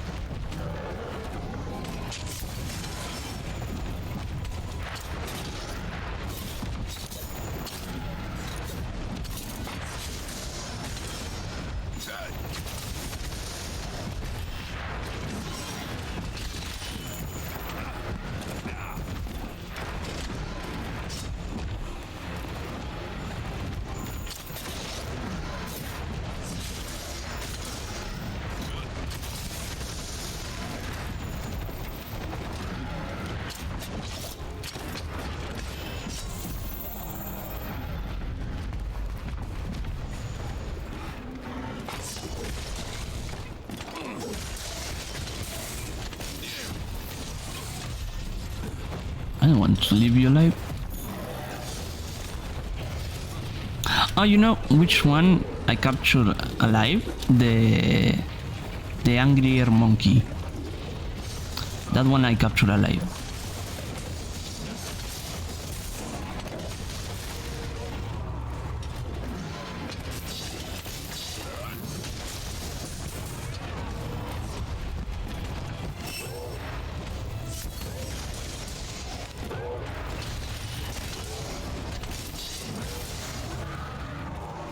Oh, I wanted to cut the tail.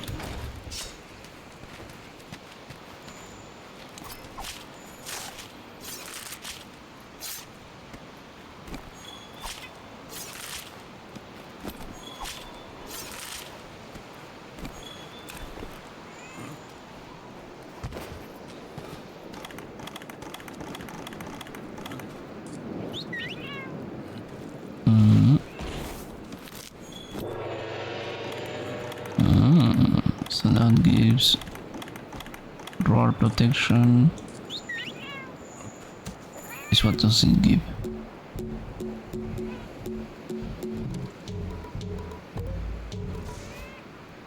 Stone, the last one.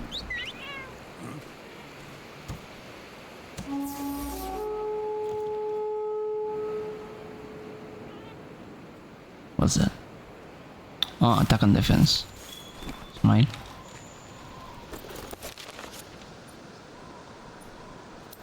Pink Guardian.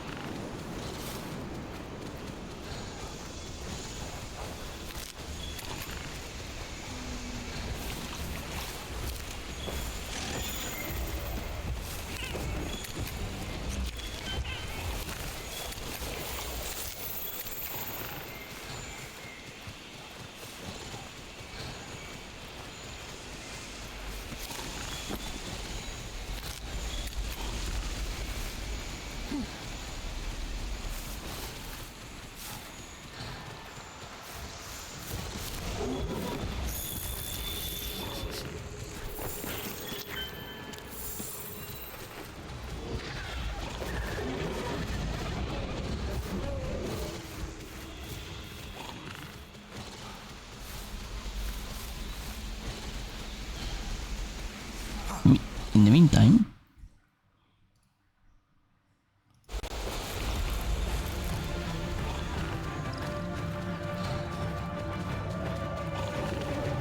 oh, here it is. Never mind. In World of Warcraft, characters from Warcraft 3 show up again and again and again. But for some reason, Malfurion is oddly missing for a large majority of World of Warcraft's history. I could use it. The reason for this is probably because he is just so incredibly overpowered. So let's go through the history of this character and see how Malfurion's Storm Rage broke the power scale. Somehow I miss. Malfurion is the first mortal druid ever. We shall soon stand in the presence of the Lord of the Forest. Greetings, friend. Malfurion will become the first druid. Receive my blessing, Over 10,000 years ago, Malfurion learned to harness the power of nature from the demigod Cenarius. Malfurion was his most devoted disciple and became the first mortal druid on Azeroth. He grew up alongside his twin brother Illidan and Tyrande Whisperwind. Malfurion and Tyrande would eventually Can you pretty fall in please love, land? much to the disappointment of the edgy, love-struck We appreciate it. Malfurion is the total foil to Illidan. Instead of being a brooding edgelord, he's a goody two-shoes, nature-loving himbo who is absolutely devoted to Tyrande and will do anything to protect her, as we'll see in the video. So all of Malfurion's early lore is from the trilogy of books called The War of the Ancients, an iconic trilogy that is filled with some corny, high-fantasy Warcraft schlock, and I mean that in the best way possible. This war is the most important war in all of Azeroth's history, where the aristocratic, magic-loving highborn elves, led by Queen Azshara, make a deal with Sargeras and use the Well of Eternity, an incredibly powerful font of power, to summon the Burning Legion, and eventually Sargeras himself to Azeroth. Malfurion was one of the first to suspect the nefarious plans of Queen Ajara and played a key role in the war. Now keep in mind, Malfurion is still a student in the art of druidism at the time. But let's run through some of his accomplishments. May Elu grant us strength. Gather, my friends, and be healed. Throughout this trilogy, he does your usual stuff like healing people with his nature powers and blowing I want to demons do away with overcharge it. wind. But I guess it worked. But let's see here. He's also doing things like summoning earthquakes, hits of quicksand, commanding worms to destabilize the ground, looking through the eyes of beetles, calling down bolts of lightning, shooting barbed thorns at a giant worm. Well, this is a thorny situation. Get it? Thorny? It's because I'm a druid. I am humorous. And let's see, what else?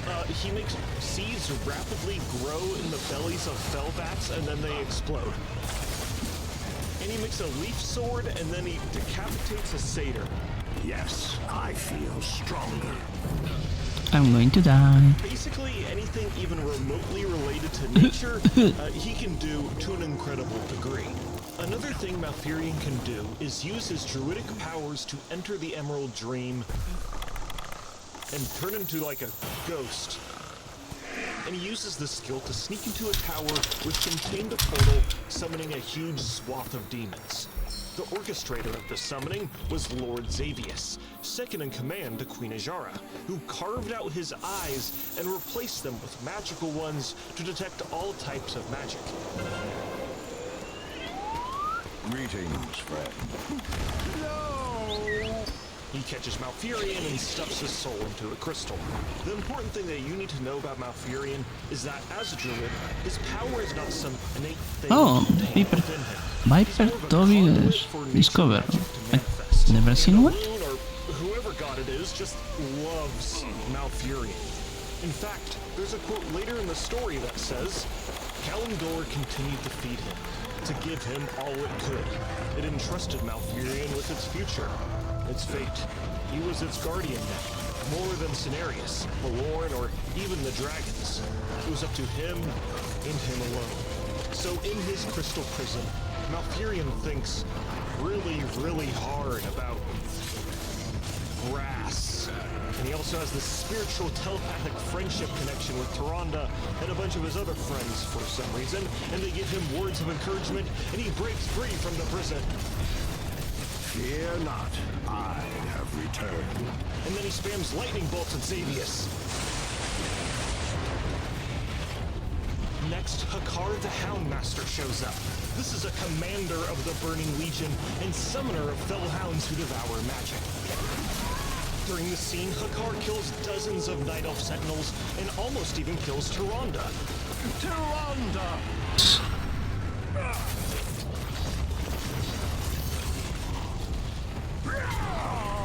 And then he just hits him with the classic lightning spam. Next, a wild god is killed by Archimonde, one of the main leaders of the Burning Legion. But instead of spamming lightning, Malfurion casts entangling roots on him, and it's just so prickly and uncomfortable that Archimonde teleports away. Next, Xavius is back. This time, he's been resurrected by Sargeras into a satyr, and he's captured Tyrande.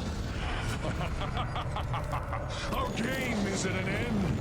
Behold your dear High Priestess. Tyrande! But he's shot by an arrow, and Malfurion uses his druid powers to expand the wood from the shaft and turn Xavius into a tree.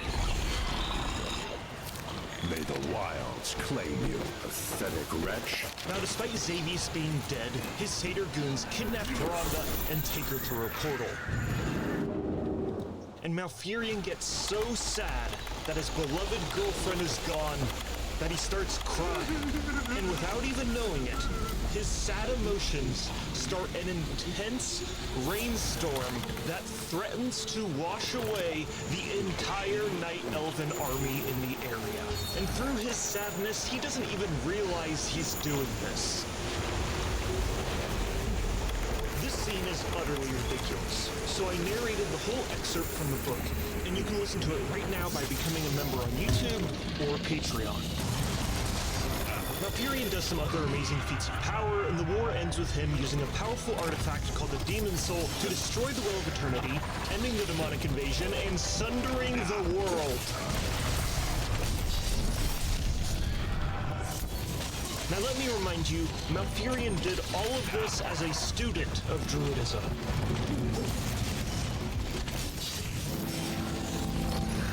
My brother is such a tree hugger. I need to remember my lesson of against fast boys. Charge my sword, no my axe, because it's easier to fight them. Tirando. So Illidan doing this enrages Malfurion. Who does Illidan think he is? Only he can be the brother with overpowered abilities, beloved by all, and with a super hot girlfriend. So Illidan is in prison for his crimes. It's been a while since I got paralysis. The World Tree of Yggdrasil was grown around this new well to protect and contain its energies. And despite Illidan being punished for creating this new well, the World Tree would be blessed by the dragon aspects and give the Night Elves immortality. I could use a nap. Malfurion then falls asleep for 10,000 years. And while he's sleeping, his spirit is in the Emerald Dream, meditating on the concepts of nature and grass. But in the real world, he is fast asleep, which brings up so many questions. Does he need to eat or drink while he's sleeping for 10,000 years? Does he poop? Can you shake him awake? If not, does that mean that you can kind of just ragdoll Malfurion's body around and he'll remain fast asleep? All questions to ponder, but during Warcraft 3, he's finally awoken. I'm awake. I'm awake. This time with some new animalistic transformations. I shall join you in battle. History seems to repeat itself as during Warcraft 3, the Burning Legion invades once again. And once again, Malfurion kicks a whole lot of ass. Now in Warcraft 3 Reign of Chaos, Malfurion is just called Furion. And I believe he was called this at certain points in the Well of Eternity trilogy as well. The thing is, Furion is literally just the name of a character in Warhammer Fantasy. Later on, he would only be referred to as Malfurion. This is either because they just preferred the name Malfurion, or they didn't want to get sued by Games Workshop. And in the Warcraft 3 expansion, The Frozen Throne, he's only referred to as Malfurion. And since this is a story told within Warcraft 3 and not a book series, Malfurion's feats of strength aren't nearly as wacky, but still just as strong. And Malfurion is in the spotlight once again when the war ends with him using the Horn of Cenarius to summon thousands of wisps and use the power contained within the World Tree of Yggdrasil to blow up Arcamoth. Consequences of which is that the Night Elves lose their immortality. Despite the immense loss, Malfurion was perfectly fine with not being immortal. He believed the Kaldari had become jaded and complacent. By not being immortal, they would be forced to adapt to this changing world, just like they had after the Sundering. But some druids disagreed with Malfurion's conclusions and desperately scrambled to plant a new world tree so they could re-establish their immortality. Fandral Staghelm was one of these desperate druids who recklessly planted the world tree of Yggdrasil, which would later breach an old god prison, which would then lead to the Emerald Nightmare being created. But more on that later. Okay, soonish I have to go. Malfurion then falls back to sleep. So, this is my last hunt, and then ese video.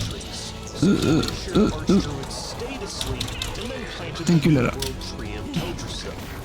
World of Warcraft comes out. He's asleep. The Burning Crusade comes out. He's asleep.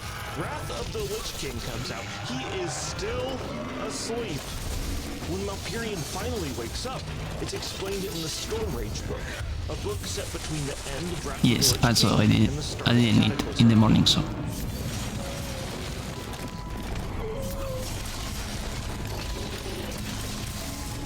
In this book, it's revealed that Xavius is still alive and is still a tree.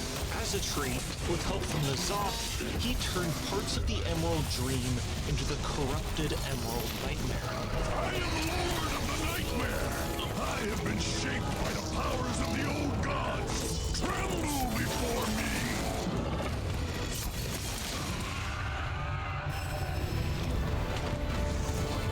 Listen, I have feeling my best, The Archdruid of Darnassus, and that Fandral also affects Staghelm, is pushed my needs further into for his foods. insanity by Xavius, who appears before him as his dead son, and convinces him to help the Nightmare Lord's evil schemes. This includes attaching a corrupted branch to the World Tree of Teldrassil and spreading the Emerald Nightmare so not only Malfurion, but all sleeping druids are stuck in the dream. To further his plan, he kept Malfurion's physical body weakened by using a herb called Morrowgreen. And one of my favorite lore details in Warcraft is that you, the player character, helped to gather this herb back in Classic WoW and gave it to Fandral Staghelm. You are responsible for keeping Malfurion locked in the dream. And the worst part is that this is a repeatable quest for reputation. So Fandral had a ton of Morrowgreen to keep Malfurion asleep. In the Emerald Dream, Xavius captures Malfurion, and he tortures Malfurion by turning him into a tree and showing him warped visions of Tyrande becoming a demon and falling in love with Illidan. Tyrande! No! Malfurion! Hold on, my love! But with help from his friends, Malfurion breaks free and uses all of his super cool druid powers Wait, to cleanse you can all fly? of Azeroth and shove I mean, all the glide? corruption in the Emerald Dream in a corner, and he saves the entire world and Ysera, who says that he's even stronger No more than Fury, her. that Ysera being an ancient I dragon know. personally blessed by a nature demigoddess, by the way.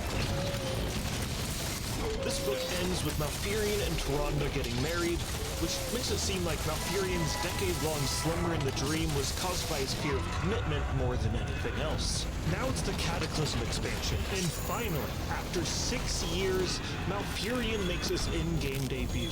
But when he's first added to the game, his character model looked like this. Wait. Now with Deathwing fully being unleashed, natural disasters erupt all around Azeroth, and Malfurion travels the Dark It would Shore be to lovely stop the zone if I from could being grab it. wiped off the map. In the zone, there's a giant tornado that has a floating cow in it, and Malfurion is using all of his power to stop it from destroying the zone.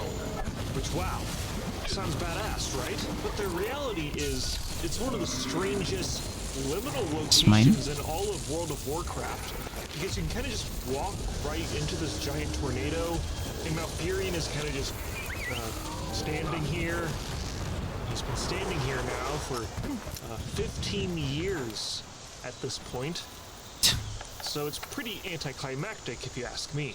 Later on in the expansion, he's at Mount Hyjal and is helping fight against Ragnaros and Fandral Staghelm, who's gone fully crazy and started a faction called the Druids of the Flame, whose driving motivation is to regain their immortality and, I don't know, set everything on fire. But with help from Malfurion, we kill Ragnaros and Fandral Staghelm. You may destroy our home, but you will never destroy our home. The fury of nature rises against you. Pew.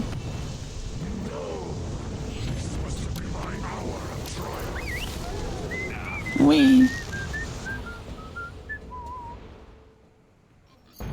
In Warlords of Draenor, Malfurion shows up very briefly at the tail end of the expansion with a little lore detail that I think is pretty neat. In World of Warcraft, when you kill the last boss of an expansion on heroic difficulty or higher, you can get an achievement called Ahead of the Curve.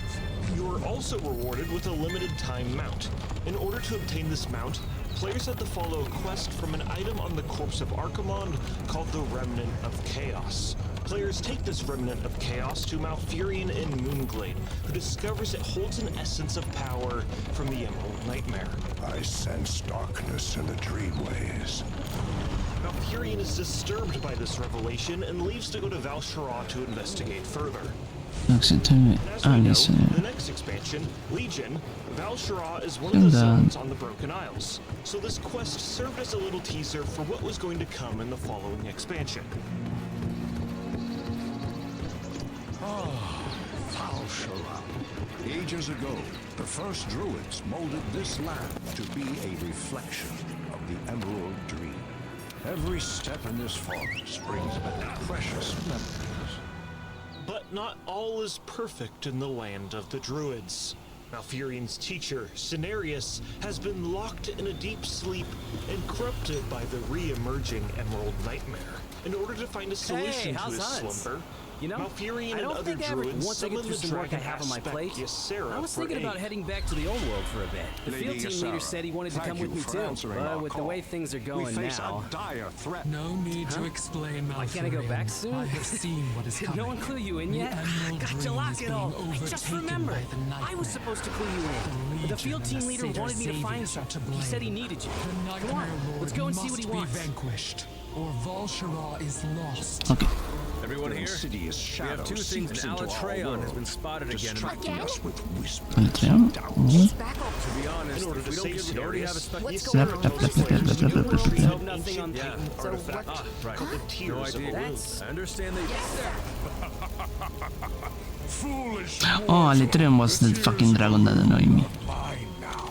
If Malfurion wants them back so badly, Okay, he can seek me out. time to go Waiting. eat. The tears. Okay. Be right back. Let me change to my other mini model, the one that I like to use whenever I have to go to eat. Smile. Thank you.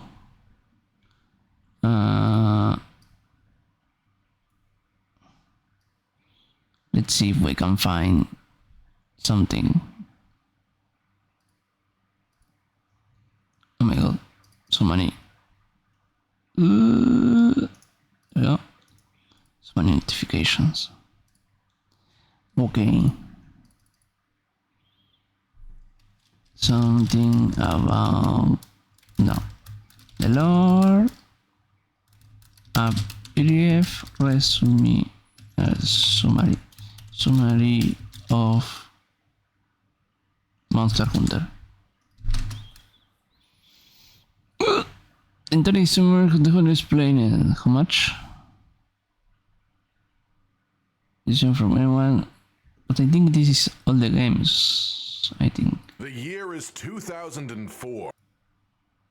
There was also this monster that looked like a cross between a rhino and a tree, and generally speaking, the first idea of the game was Monster a lot Hunter really higher about. fantasy than what we eventually had. Okay. That's more like one doing. Monster Hunter is about hunting monsters. Wow. Unanimously, every Monster Hunter fan has encountered this situation with a non-Monster Hunter fan, where you're confronted with that question, what is Monster Hunter about? And the answer is always, well, it's about hunting monsters, which is always funny because the person you were talking to was likely expecting a more extravagant answer. The follow-up statement is usually an explanation of the gameplay loop. I'm not going to repeat it here, but in the heart of every Monster Hunter fan, you know it's not that simple. It's not just the gameplay loop that keeps you hooked. Unfortunately, I've spent most of my life analyzing the art direction of Monster Hunter, for better or for worse, and usually comparing it to the gameplay loop, and I wrestle with the question, what is Monster Hunter about? This video is a collection of my thoughts to provide a strong and meaningful answer to what hunting monsters is representative of. While it's not my intention, I will inevitably filter out individuals that find no meaning in Monster Hunter, but I hope that the uninitiated stay to hear my alternative perspectives on this series. Furthermore, my findings exist whether or not the producers of this franchise intended me to interpret their games this way. I'm going to first describe the core design philosophy of Monster Hunter Hunter, then I'm going to highlight how humanity is portrayed in these games, and then I'm going to highlight how animals are portrayed in these games, and in doing so I'll illustrate the confrontational relationship between humanity and the animals, which is what Monster Hunter is about. It's about hunting monsters.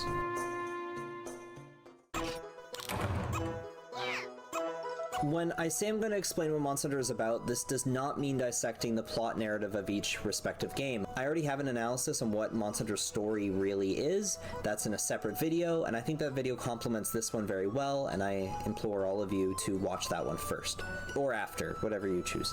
I'm also not going to use this video to just elaborate on Monster Hunter's lore, because I find Monster Hunter's lore unreliable. That being said, I believe that the unreliable lore is a major strength to the series, and that we are supposed to fill in the gaps with answers found in our own reality. I think that this is the crux of Monster Hunter's world design, and so rather, through this video, I'll be talking about my interpretation of how the gameplay and game aesthetics fuse to create a worthwhile piece of art, and explore what Monster Hunter is revealing about human culture and human nature. Now for this next section, if you've seen Tosker's video on different types of Monster Hunter fans, I'll be repeating myself a bit here, because I'm using some of the same evidence I used when writing that video. The reason why I'm doing this, just like in Tosker's video, I need to make it abundantly clear that Monster Hunter requires fantastical ecology in order for the game world to function, and for the game world to be interesting and unique. In the book, Monster Hunter Illustrations 1, it includes translated interviews with the development team. I'm going to be using what's translated in the book, but I know that they aren't 100% accurate. They described that the birth of the series Monster Hunter was from the concept of having an online action game where multiple players team up and defeat enemy monsters. Monster Hunter, at its core, is about hunting monsters. That is the primary gameplay loop. Everything centers around the dynamic between the enemy monster and the player character. Without this, the game is not Monster Hunter. The interviews continue, and they discuss that during the early development of the original Monster Hunter, they shifted from a typical fantasy setting into a more grounded setting, with ecologically conscious explanations to the more fantastical aspects within the game world. We had it in our heads that this was going to be a fantasy game, so our ideas tended to gear around magic and the like. The world as a whole was much more fantastical as well. I doubt any of us expected it to turn out so analog. When we got down to the nitty-gritty of what kind of game is Monster Hunter going to be, really, that was when we dropped the whole magic system. One of the earliest concept movies we created showed a few hunters laying traps and luring a monster to their traps. In those movies, the monsters were also very generic fantasy monsters, like red dragons. Not only were they archetypical dragons, we also had them climbing out of depths of ancient ruins where they had no doubt been napping on a huge treasure hoard. So the game itself didn't have a strong connection to nature at first. This shift in development became what I believe is their greatest asset, and it forged the Monster Hunter game world as we know it today. This unique setting allowed Monster Hunter to stand out next to other fantasy game worlds. The world of Monster Hunter is a fantasy world, but the player characters do not have magic, though they are still at odds with fantastical enemy monsters, like a typical fantasy game. As we can see in the final finished game, these fantastical enemy monsters aren't portrayed as magical either. Rather, they behave like real-life animals. Ecologically conscious fantasy is one of the biggest talking points of the series, and to a large portion of the Monster Hunter community, this fantastical ecology is the very essence of the franchise. To summarize Capcom's design philosophy, in my words, fantastical ecology, the monsters, is the core of the gameplay loop, hunting them. To make the monsters more interesting, different from typical monsters in other franchises, the developers focused on making the monsters have biological features and ecological behaviors, both of which are inspired by ecological dynamics we see in our real world. In turn, these details that are based off ecological behaviors and dynamics are integrated back into the gameplay loop. The monsters will use their specially designed body parts in combat, and we also see that their habits to survive in this ecosystem also affect their overall survivability against the player hunter. So they go hand in hand. The fantastical ecology is what makes the monster. Looking into the design of practically every monster in the series, we can see that the developers deliberately chose designs that made practical sense in a simulated ecological setting. Every monster has a bunch of ideas incorporated into each part of its design in order to give the player a better sense of how it lives within the game world. For instance, the hard-looking skin on Lagombi's arms were designed to help it break and change course while gliding, in addition to being resistant to damage. It would make me happy if players have fun wondering why the monster's various parts are designed the way that they are while actually playing the game. For the Monster Hunter titles, I try to capture a sense of living creatures in the designs. That's the theme I follow. I take into consideration not just the thought of making them look cool, but also their dignity as wild creatures, and elements that would facilitate play as a game. Using Baroth as an example, the monster was designed entirely around its relationship with the local environment. It uses murky, muddy waters to hide from other creatures, but it also uses the mud to protect itself from the heat of the sun. Capcom even provides a pre-rendered cutscene of Baroth's behaviors outside of the limitations of the game engine. In the Baroth ecology video, we can see the developer's vision of this fictional animal. These concepts then translate to gameplay. The behaviors that assist Baroth in survival suddenly become combat gimmicks in the player's battle against the monster. Now the mud is protecting the Baroth from the hunter as well. For Baroth's design, I thought of a bulldozer clearing away sand and dirt and combined it with the motif of a caterpillar's carapace. It was decided that the creature lives in bogs, so I figured that it would approach its prey covered in dirt and mud to hide its body. That's when I put the nostrils on the top of its head so that it could still breathe even when it's submerged in mud. The gameplay loop does not stop at simply hunting the monsters. Rather, Monster Hunter's gameplay loop incorporates and embraces the simulated environments and the interactions between the fictional animals on screen, all coming together as a holistically unique gameplay experience that no other franchise has successfully replicated to this level. Monster Hunter World doubled down on the simulated ecosystem angle, and the developers pushed to take this concept to a new level never before seen in the series. The book, Monster Hunter World: The Complete Design Works, explains the developers' intentions very clearly. As with all life in the fields, we begin by thinking about what would be at the bottom of the food chain in the environment. For example, the environments in the ancient forest differ depending on the location, which determines the humidity, temperature, and sunlight. The higher the elevation, the lower the humidity and more wind. Areas of high humidity would have moss and fungi. What would inhabit an environment like that? We would start there and slowly add Monster Hunter World's original touches. How would monsters behave? How would they interact with the landscape? We would start at the bottom of the food chain and then work our way to the top. We experimented using the ancient forest as a template. Monster Hunter was originally designed to become more difficult as you go deeper into the fields. We did not want to change that. We experimented with ways to retain that concept while having numerous camps and ecosystems in the field. In the first area outside the first camp, you will find herbivorous monsters like the Aptonophs, some Anjanaphs if you go deeper, and then Rathalos even farther in. The habitat was designed to mimic a food chain with the Rathalos at the top of it. The game design also reflects natural humidity, Fujioka suggested including. As a result, you'll find stronger monsters as the environment branches off from lower to higher humidity. Exploring the game with the ecosystem in mind heightens the player's sense of searching and exploring. Every single aspect of this game world is built around a simulated ecosystem. Ecosystems that are fictional, but they're based off our real-life ecosystems. In a 2017 interview on Monster Hunter World's design direction, Ryozo Sugimoto said, "Everything kind of flows from the concept we have from the title. We don't make changes at random. We don't just decide let's make it easier, and then pick things to change it. It's more that once you've decided a new concept for the next title, which in this case is a living, breathing ecosystem full of rich interactions between predator and prey monsters and living creatures, the hunters are jumping into this world, but even without you, it's kind of on its own business being a realistic ecosystem." There are many design books where the developers of Monster Hunter discuss the process of coming up with a monster, mixing in the ecological details, and ultimately producing a creature that is interesting to learn about and entertaining to fight. Most of the monster's lore regarding its ecological habits are revealed through talking points in the game or extra-canonical materials like monster encyclopedias. This process of creating ecologically conscious monsters leads to an entertaining and interesting game, simple as. Yes, they are fantastical monsters, but they are inspired by our real-world animals and environments. That's what makes Monster Hunter's setting so fresh and unique. It's about players hunting fantastical animals. With this understanding, we can begin my analysis properly. The next two sections cover the subjects of humanity and monsters. In my findings, I've come to the conclusion that the player character represents humanity and the enemy monsters represent nature. That while they put lots of emphasis and focus on these monsters that take influence from our real-world ecology, I believe that humanity in these games also take influence from our real-world society.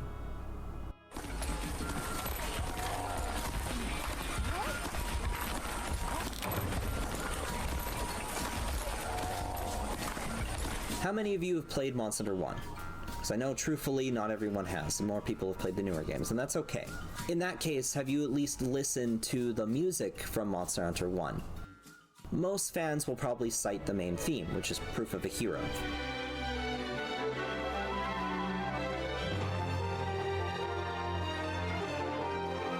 I think most people consider Proof of a Hero to be the main theme of Monster Hunter 1.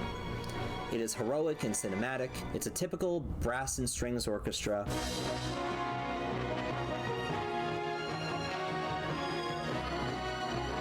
The Forest and Hills battle music is infamous, many calling it bland and repetitive.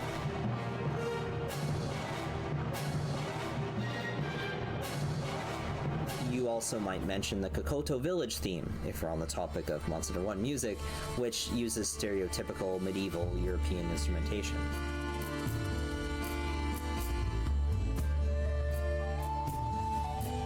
All three of these songs have become mimetic in the community, and they're all synonymous with Generation 1. All three of these songs are featured as motifs, as nostalgic callbacks in the fight against the Fatalis in Monster Hunter World. Now, for those who have actually played Monster Hunter 1, then you know that these three songs aren't really representative of what the whole game is. Actually, most of the game is a weird and organically raw ambient soundscape.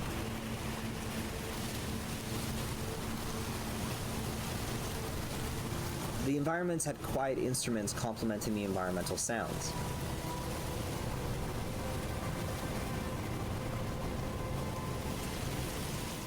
The tavern music is a mix of Foley and Walla recordings of people talking and eating layered over what sounds like a diegetic performance. The whole space sounds like it's happening in real time to the hunters in the tavern.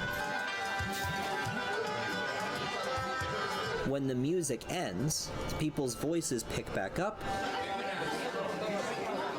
before being silenced again with a new performance. These performances are some of the most raw and genuine sounding tracks in all of Monster Hunter's music library, and I believe it was intended to be diegetic music. If you're a player that started with one of the newer titles, like World or Rise, then a song like Lone Wolf doesn't match your perception of Monster Hunter's musical direction at all.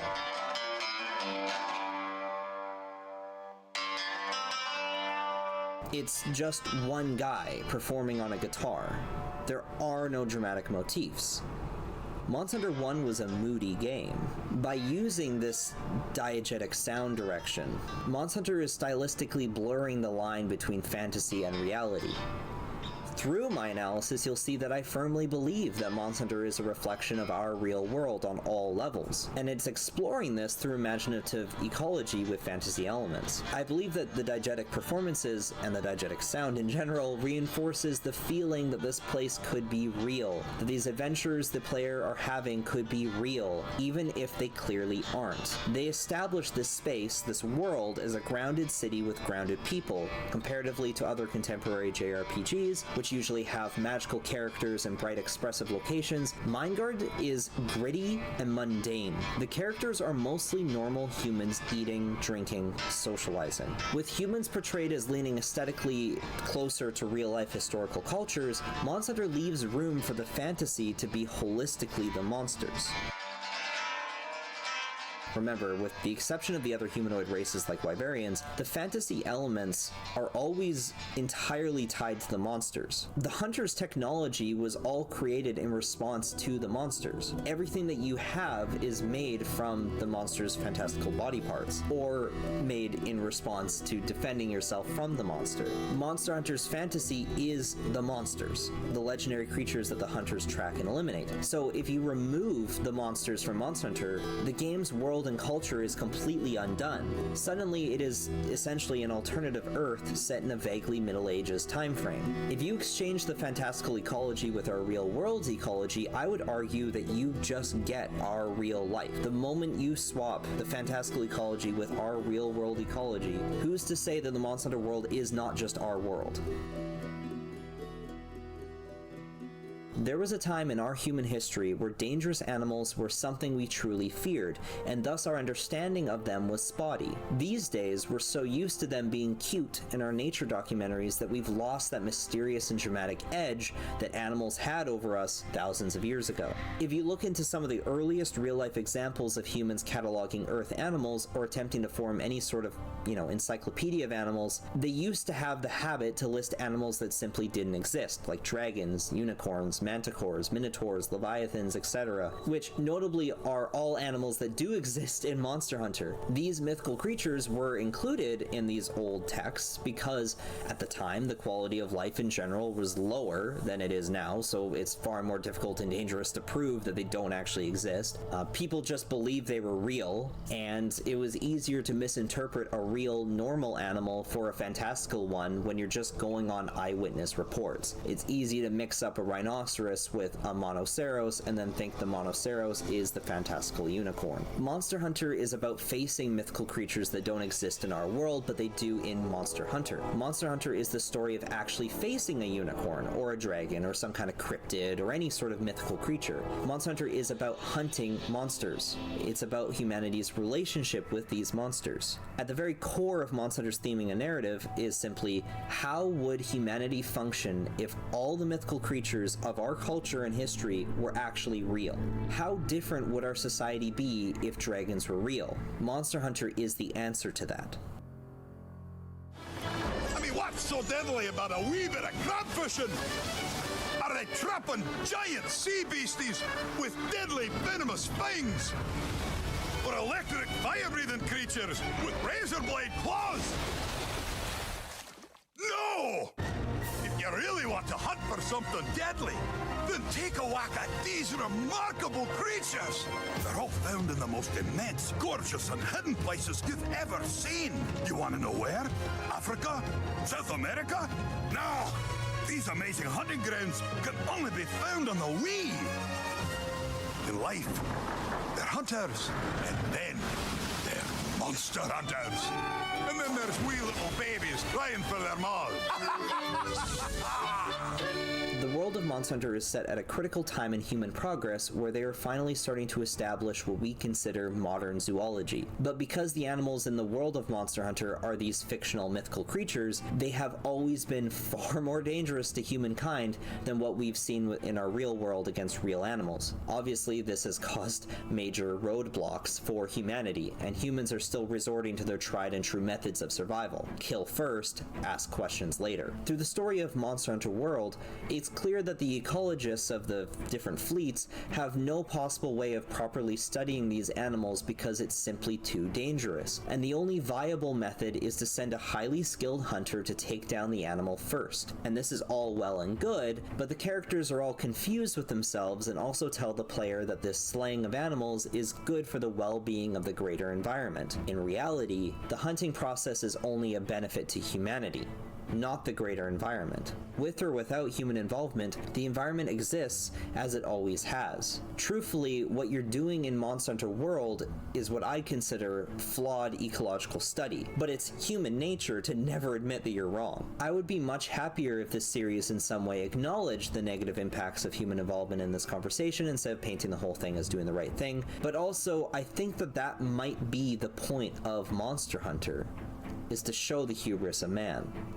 With all of that acknowledged, we soon see that the monsters in Monster Hunter are truly animals, but they're just deemed monsters because that's how the people have always viewed these creatures, as monsters that cause issues for human development. Now, while humanity came from animals, we have traits that distinctly separate us from animals. When animals are uncomfortable with their environment, they move to a different location that would ideally, hopefully, provide the necessary resources for them to survive, or natural selection takes place. Humans, on the other hand, will instead go through great lengths to modify our local environment when we are uncomfortable. Humans can live practically anywhere on this planet. We have no issue in transforming any local environment into the necessary resources we need to survive. Even when we've achieved a level of comfort beyond any animal on this planet, transforming the local landscape into a utopian environment where we don't have to forage for food and the weather cannot affect our homes, we would still become uncomfortable in some way and will continue to manipulate the things things around us to make it better for ourselves, whether it being campaigning against local governments or even manipulating the interpersonal relationships that are closest to you. It's all in an effort to make your life easier and to make you more comfortable. Humans are constantly pursuing the goal of comfort because we are constantly unhappy, but no other animal on this planet has the luxury to do that or even wants to do that, and especially not on the scale that we do. In my personal beliefs, when humans are described as beings made in the image of God, I relate it directly to our desire to reshape the world around us. Humans desire to be our own God. We want supreme control over the universe. We want to make our lives more comfortable. In Monster Hunter, humanity is struggling to gain that same control over the Earth because the Earth is 1,000 times more hostile. In my eyes, the myth of Monster Hunter is the lesson of humanity attempting to conquer chaos and failing. The game's locales are primordial and apocalyptic, but when I say apocalyptic, I don't mean like end of the world apocalyptic. I mean aesthetically they resemble really old Mesozoic art, which depicts planet Earth as a hostile, dangerous planet with savage beasts, turbulent weather, and volcanic explosions. A lot of the people that was making these arts at the time based it off of, you know, early primordial Earth that would have been depicted in, like, that would have been discussed in biblical depictions of the Earth, which is why old dinosaur art looks so insane. But that's how it looks in Monster Hunter. It's this raw depiction of humanity against an untamable nature. I believe this is the key art direction of Monster Hunter.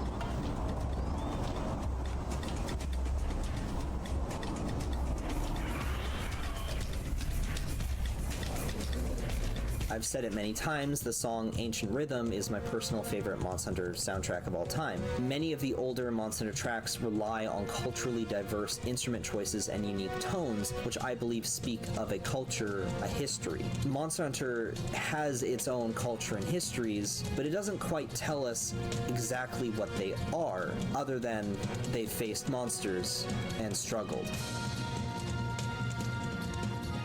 These are chaotic, untamable lands, yet across all the locales, the player finds signs of civilization, destroyed ruins. Humans have attempted time and time again to claim these lands as their own, but have been destroyed over and over. The music reflects this too. There is a sadness and a fear in a lot of these early tracks. They're asking the player, can you overcome chaos? Or will you succumb to chaos and the monsters like all the ruins around you?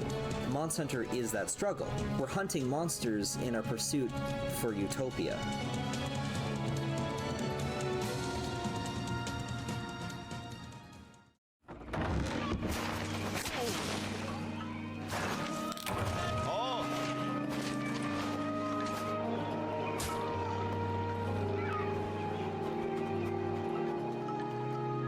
Monster Hunter will set the player up in a human setting, usually a familiar setting, a village. The first animals Monster Hunter shows the player, aside from the opening cinematic, were typically very normal Earth animals.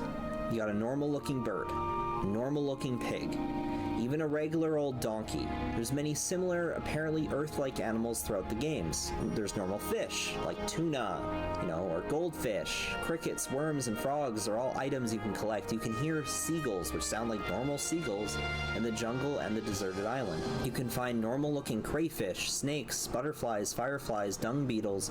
The list goes on and on. Monster Hunter World elaborated on this and gave these animals their own distinction. They called it endemic life in Monster Hunter World. These creatures don't bother humans, so they aren't considered monsters. But the distinctions the ecologists use in Monster Hunter start to get mixed up when creatures like Kelby or Mosswine are introduced. Both of these are seemingly pretty normal Earth-like animals, and they also don't bother humans, but they're still titled monsters. Monster is just a general term used for the series' identity, and they aren't gonna drop or rework these distinctions anytime soon. It's also a cultural thing. thing, every human in the Monster Hunter setting only knows these creatures as the title monsters, and this isn't going to change anytime soon. As you progress through a Monster Hunter title, the animals you encounter get progressively more fantastical. It's like a sliding scale, and every monster fits on the sliding scale. On one end you have Poogie, which is a completely normal Earth pig. On the other end you have Kirin and Fatalis, which are fantastical mythical creatures. They are a literal unicorn and a literal dragon. Those are animals we know do not exist in our real world. After the normal Earth pig, you tend to see the cat that stands on its two legs and can talk to you. The hunting notes for the feline monster have always said they resemble cats, which implies they are not actually cats. The Japanese wording actually calls them beast men. After that are the herbivore monsters. Aptonoff resembles an earthed dinosaur, but not any one in particular. Kelby resemble deer, but not exactly. Bolfango are large boars, and they're even stated as large boars in the notes, which imply regular boars exist. It also says that Kelby are deer, which, does that mean that there's other kinds of deer? In most other fantasy settings, these oddities are hand-waved. The monstrous animals are described as simply evil versions of normal animals, created by evil supernatural entities, or that evil monsters simply exist for that setting. In most fantasy settings, deliberately fantastic monsters are not expected to make practical sense when compared to our real-life Earth biology and ecology. They are intended to be fantastical. But Monster Hunter is different from most fantasy settings. Most of the so-called monsters don't behave like evil monsters at all. You can follow them around and experience their charming and novel daily routines. They are not out to destroy humans. They're just animals. We never see the normal deer or the normal cats. And aside from the fact that it would be a waste of resources to engineer, normal deer and cats for the game, I've come to the personal conclusion and headcanon that if you don't see them in the game, then these things simply don't exist. Kelby are the deer. Felines are the cats. The normal non-monster versions of these animals don't exist until they're visibly seen. In a sense, ironically, Monster Hunter's actual mythical creatures are normal cats, because we never see them, but they're talked about. It's important for Monster Hunter to have animals that resemble our own, monsters that are familiar, so that when we see the more fantastical animals, they stand out more and present themselves more as an actual visual threat.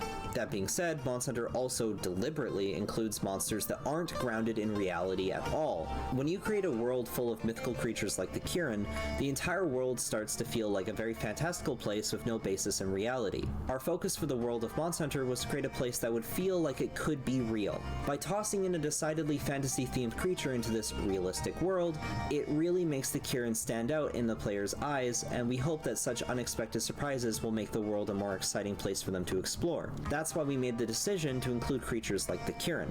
By deliberately including this range of creatures, the player experiences a transition from realism into fantasy. The more unrealistic monsters are kept at the end to be final challenges, and the more realistic monsters are included at the start of the game suddenly feel mundane and realistic. In the same book, it was also said, still, we did manage to put together the feline and velociprey while we were working on the larger dragons. When you're dealing with nature and the creation of a natural environment, you can't help but fill in the empty spaces with smaller critters. You can't create a full, vibrant world with just a bunch of boss monsters. The developers had always intended for these monsters to function in a simulated ecosystem with each other. They wanted the game world to feel as real as possible. That's why the monsters in Monster Hunter will drink, eat, sleep, and communicate to one another in ways real animals do. They aren't mindless evil monsters born from evil to destroy humanity. They are deliberately crafted animals that live and prey on each other in a fictional ecosystem. Still, Velociprey is an exaggeration of a real-life Earth animal turned into something more monstrous. You take a dromaeosaur and you exaggerate the deadliest parts of the body, the claws and the teeth. Hermitars look like normal hermit crabs, but they're as large as a human adult.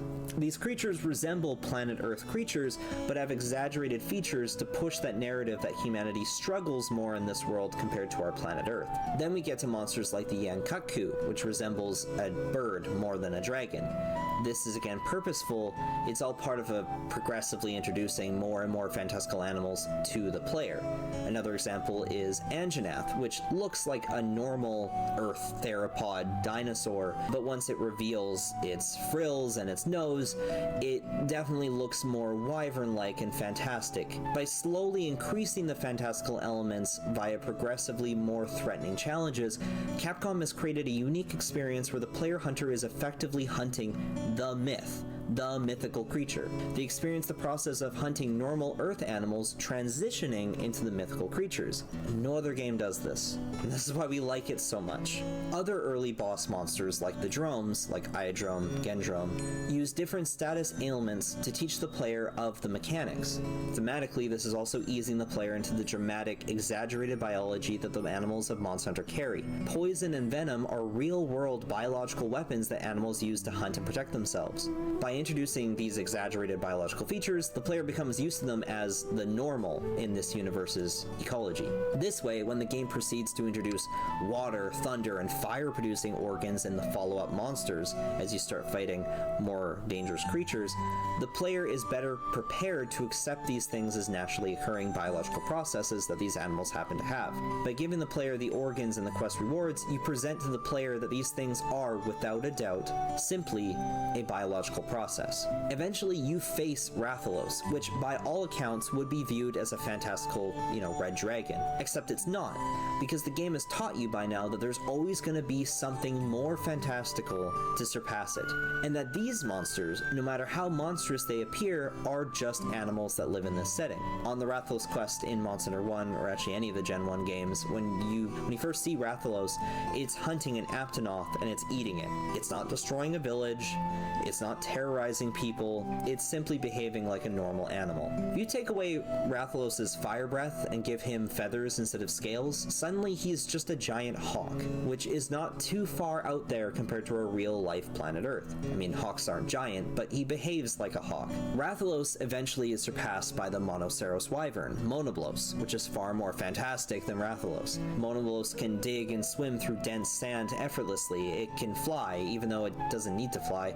It's incredibly armored, even though it appears to have no predators. And they literally, they literally just taped a Styracosaurus head onto a dragon and made it the ruler of the desert. None of these things line up at all, yet you don't question it, and you buy it as the next challenge and logical progression to surpass Rathalos, because of the way that this game introduces these monsters to you. Of course, Monoblos is followed by Gravios, which seems even more of a progression into fantasy. Instead of just breathing fire, it shoots a fire beam, which looks like a sci-fi weapon or just straight magic. Again, with everything else you've seen in this game up until now, there is a through line. Most would reasonably say, well, this makes sense. This is just the logical conclusion to the previous animals up until this point. And then we accept this animal and its fantasy weapon, laser beam, as an evolution of the previous animals. Finally, all those creatures are surpassed by the Elder Dragons, which I'll elaborate more on soon. They're far more powerful, and they're far more fantastical, and they're far more monstrous, which is why every game ends with you slaying the Elder Dragons. You hunt the myth. This is the pinnacle of what that sliding scale was leading to.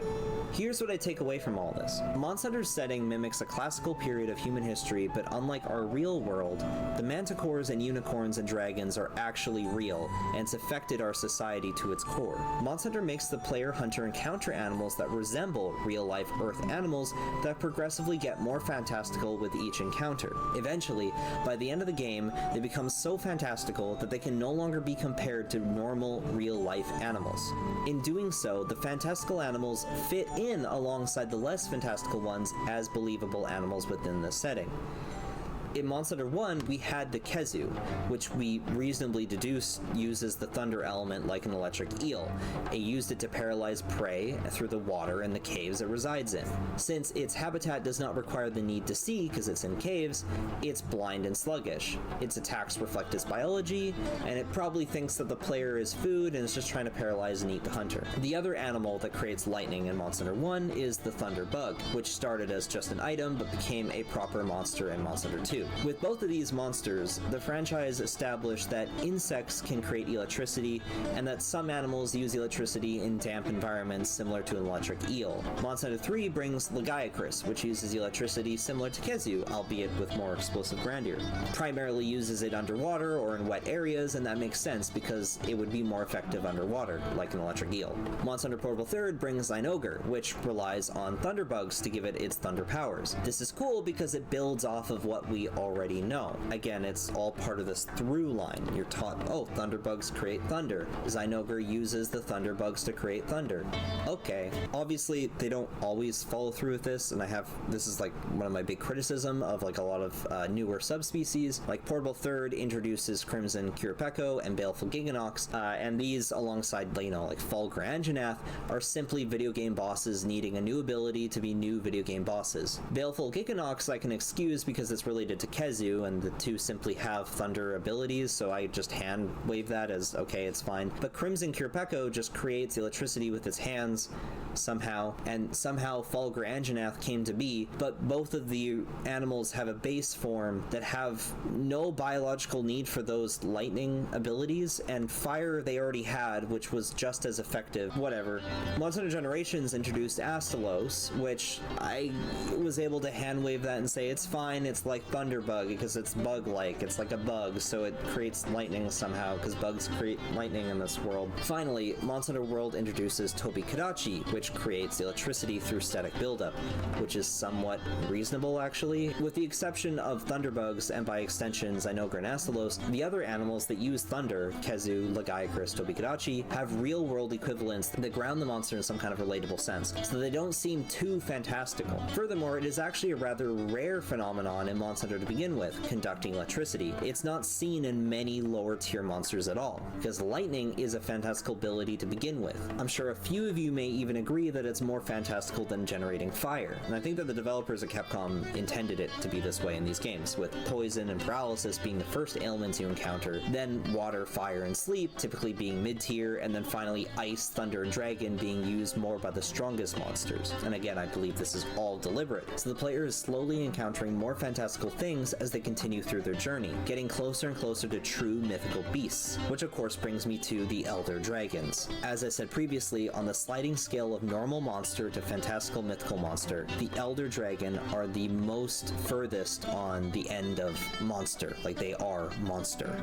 Now I'm gonna quote a book that was written in 77 AD. The fiercest animal is the unicorn, which in the rest of the body resembles a horse, but in the head a stag, in the feet an elephant, and the tail a boar, and has a deep bellow, and a single black horn, 2 cubits long, projecting from the middle of the forehead. They say that it is impossible to capture this animal alive. I think that when people think of a unicorn, they think of a pretty white horse with a horn, though there are actually many different descriptions of what a unicorn is supposed to look like. The description I listed just now was probably actually for a rhinoceros, but they just didn't understand that. When you word it like that, it comes close to what Kirin in Monster Hunter resembles, because it does resemble a horse, but its toes are more like that of an elephant. It doesn't have hooves like a horse.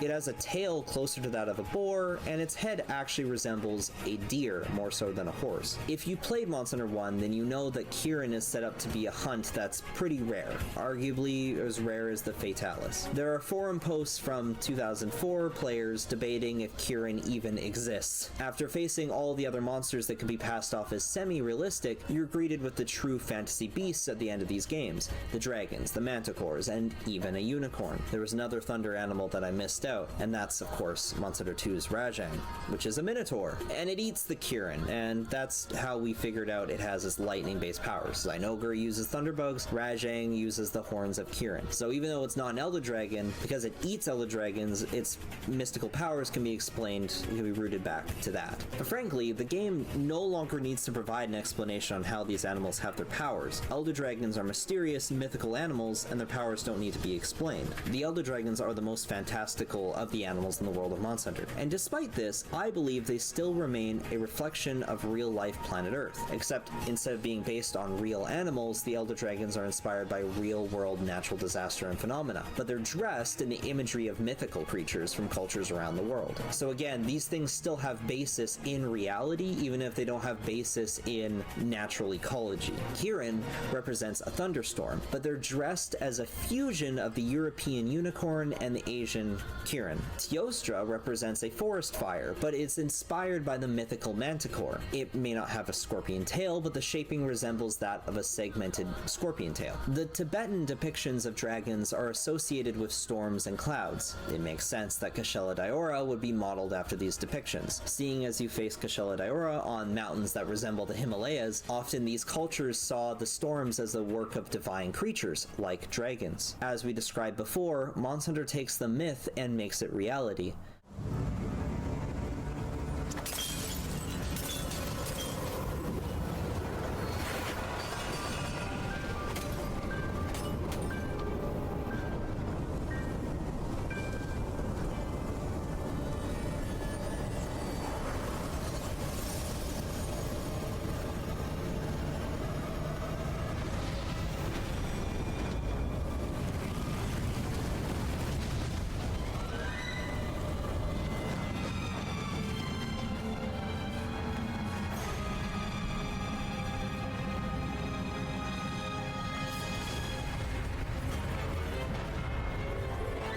The Storm Dragon is real, and it is the cause of the storm.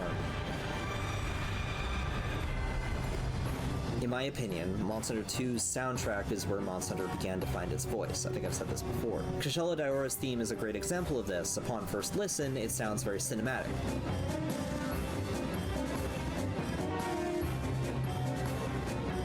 Brass and strings performance is both haunting and heroic, establishing a battle between a mortal man and a living storm. It's important to note here that despite the Western-sounding performance, the composition is accented by Central Asian percussion. Monster Hunter 1 focused on a European aesthetic for the instrumental choice for the most part, to match the more European monsters. I mean, there's straight-up unicorns and red and black dragons in Monster Hunter 1. However, Monster Hunter 2 focused more on Asia, with the locales being more Asian-inspired. Many of the creatures you encounter are from Asian or Middle Eastern mythologies instead, so you get a Greek minotaur, Persian manticore, and now a Tibetan dragon. Listening again to Kashela Diora's theme, you can hear the Asian instrumentation. It's just subtle, and I think most people don't pick up on it.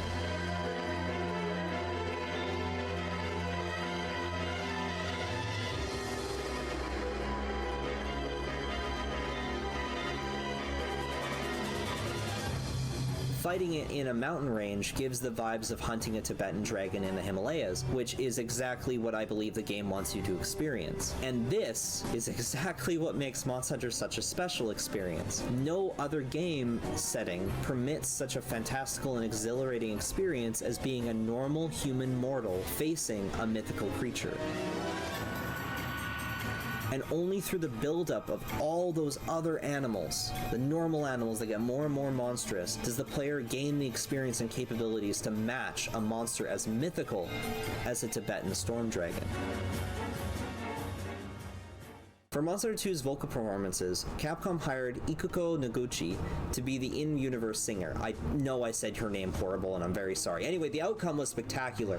Her performances create such a distinctly unique sound to the world of Monster Hunter. It helped give it its voice, as I said before.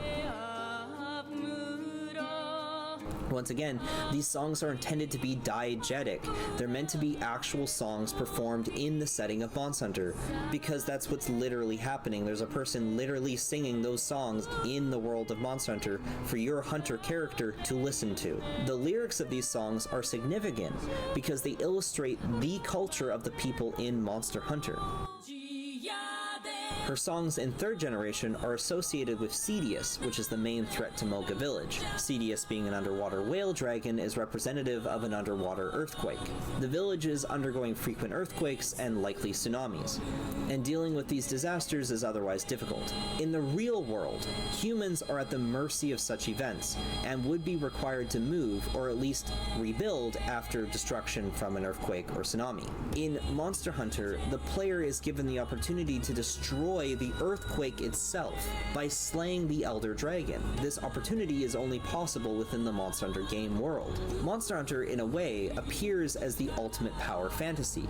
Humans are given the opportunity to stop nature itself by killing it. To grant ourselves supreme control over the Earth, we physically fight the Earth itself. The journey that the player hunter undertakes through the game is a reflection of humanity's progressive domination over nature through advancement of technology and technique. We struggle with early level equipment to ultimately end with powerful weapons and armor skills that completely destroy the endgame Elder Dragons. We have to remind ourselves, however, that the game itself already spells out how this story will end. The implementations to defeat Elder Dragons were already present in the underwater ruins you face Cedius in, which implies that at some point, long before you, an ancient culture also faced and likely defeated the Elder Dragon Cedius. Yet these people are gone. Despite all their advancements to defeat Elder Dragons, they died out. Eventually the Earth overtook them. So Monster Hunter isn't a power fantasy to overcome nature. It's a reminder that even if we try, nature will eventually bite back stronger. Which is why there's always another stronger Elder Dragon.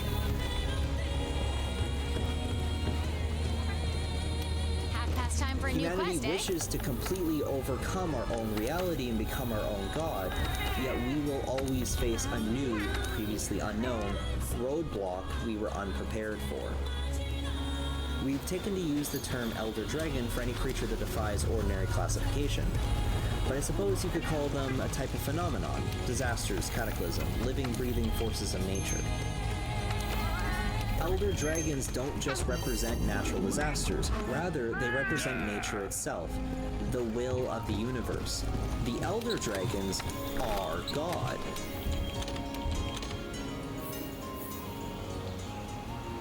If an Elder Dragon functioned in the ecosystem like a normal animal, they would completely overtake the world and destroy everything else in their path. Elder Dragons are perfect life forms. Their mere existence would cause an ecological arms race where every other creature would be forced to keep up with the Elder Dragons or perish.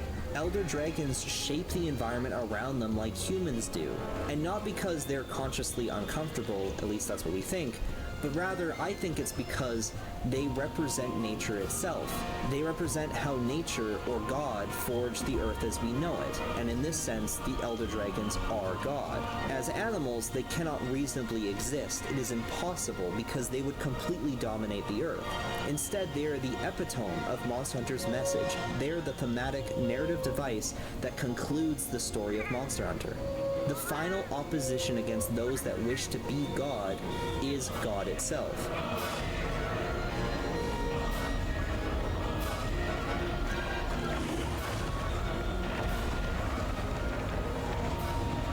In this way, the Elder Dragons and all their mystery are meant to be unexplainable, nebulous, and symbolic. They are the narrative device that concludes Monster Hunter. Monster Hunter World ends with a fight against the Fatalis, which even the name Fatalis is not the name of the monster, but rather the name of the phenomenon. The game ends with the player facing an incarnation of chaos and destruction. Fatalis is expressed as an entity that works to destroy humanity. This goes beyond nature, and now this is suddenly entering a philosophical and moral idea. For once, the monster is classified as truly evil, as anti-human. It's in every way representative of the devil itself. Now, I'm not an expert on theology, so I'm not going to spend much time unpacking what it all could represent, because we could be here a long time pondering this message about what Monster is trying to tell, but with those with basic knowledge might get confused on how, if Elder Dragons represent God, then how can Fatalis, an Elder Dragon, be representative of an entity that supposedly defies God? Of course, I know that there's going to be those that actually do understand what I'm getting at here, and that would know that these things are far more complex than that.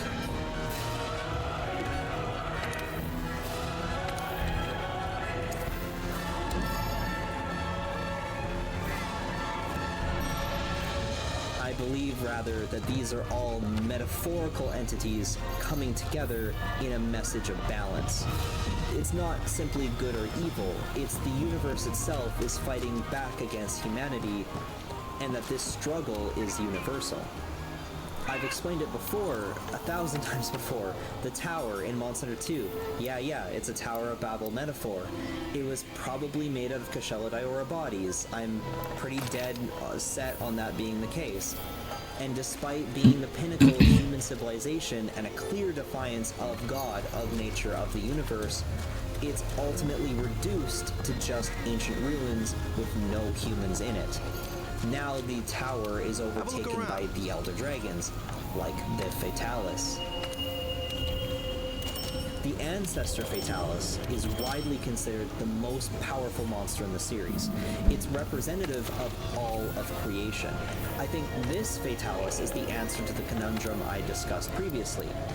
The Fatalis is an event. It represents a great cosmic force of nature, the will of the universe. Where in some cases the Fatalis is seen as a destroyer, it can also be seen as a creator, the origin of life. Sometimes it's depicted as a demon, but sometimes it's depicted wise and bearded.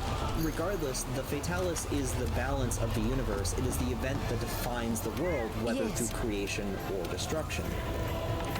Humanity struggles to comprehend that the universe exists with or without them. It's easier for us to dissociate creation as good and destruction as evil, as these things affect our livelihoods. But ultimately, after all is said and done, we don't need to exist for the universe to exist. And I believe Monster Hunter is a reminder of that. If sin is the defiance of God, then humanity's desire to reshape the world could be considered defiance of original creation.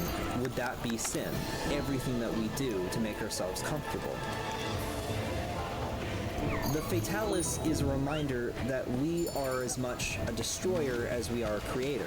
The Fatalis resembles the devil, but we can't forget that the devil is within us too, and it's up to us to make the right choices. If our ultimate goal is to overcome the universe and become our own god, then we should do it right, however that may be. That's not a question I can answer. Monsters are the opposition to our will. Our hubris blinds us in our effort to destroy them. Rarely do we reflect on ourselves. Unfortunately, we must face nature in order for our will to survive. That is the most universal human experience. And that's what I mean when I say Monster Hunter is about hunting monsters.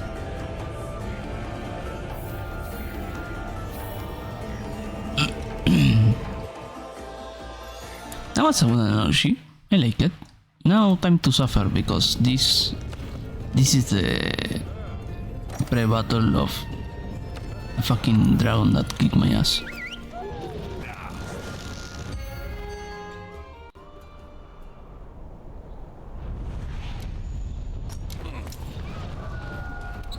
How is it back so quickly? Something bad's happening. Bro.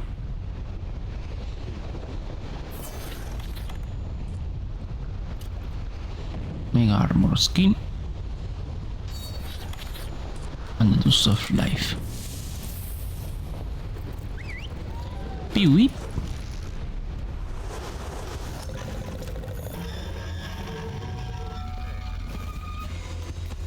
Brother.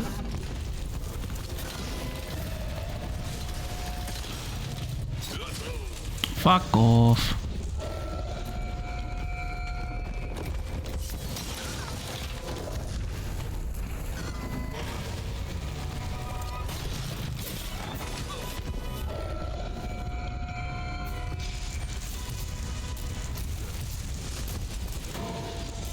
Fuck.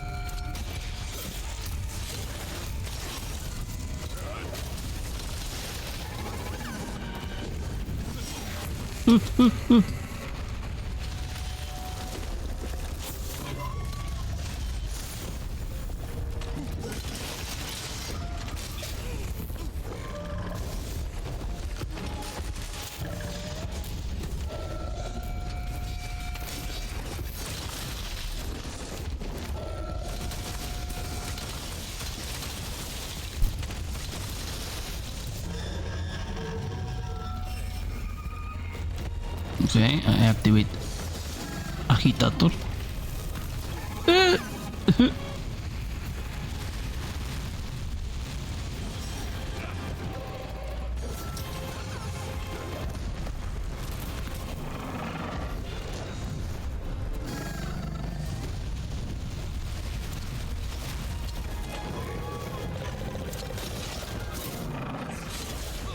Wee.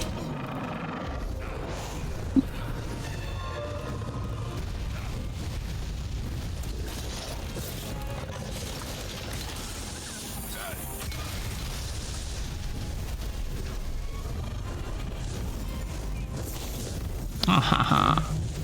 This time I bring Lara with the healing thing. Never mind. Remind yourself that overconfidence is a slow and insidious killer. Smile.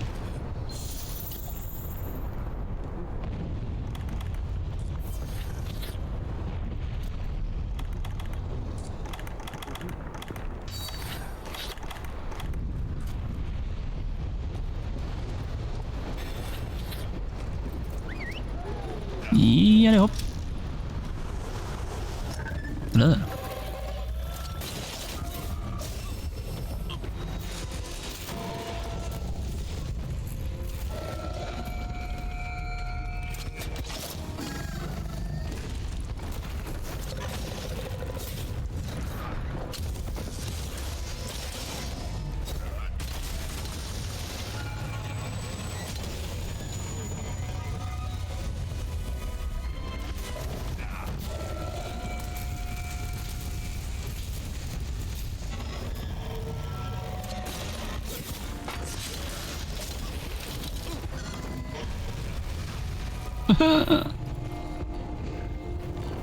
You motherfucker.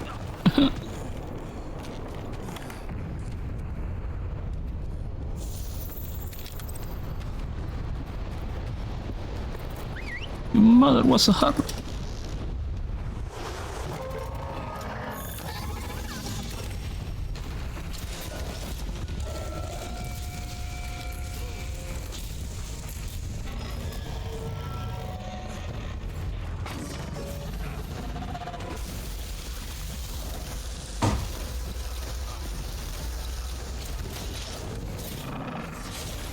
Weep.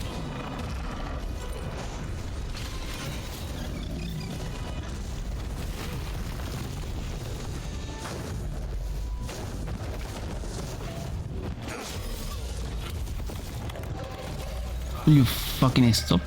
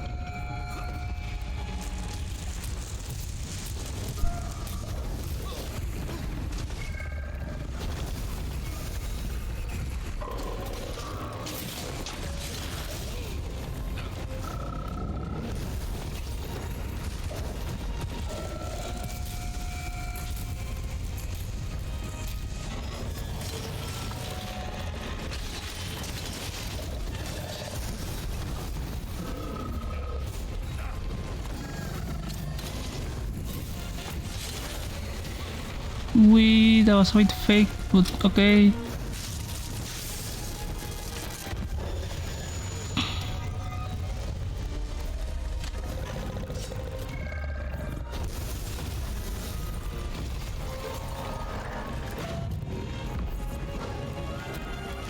Smile.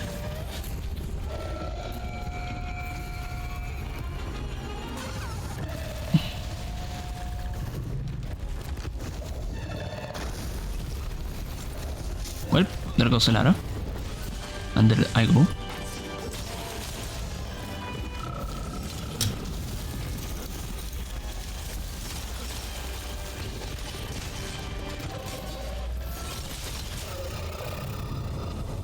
Oh, this shit again. How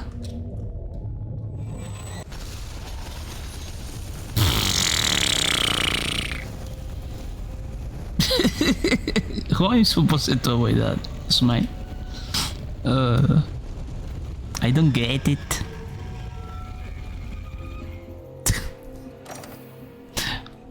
Death by flashbang.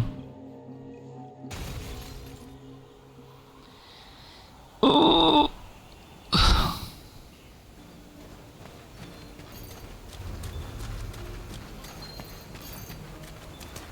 That's a threshold of damage you're supposed to do, otherwise that will crush you, I think. There's a DPS check in my Monster Hunter. Do I have to do pass a DPS check? Do you remember? Wow. Okay, let's try again, but this time I'm going to call people. I also ignore the amount of vouchers I have.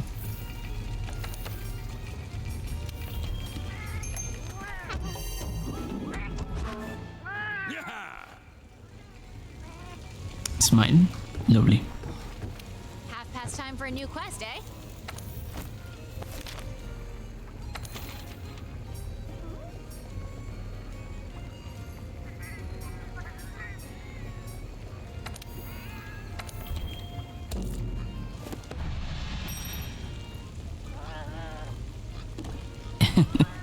I mean, DPS check is an annoying mechanic, be it here or be it in WoW.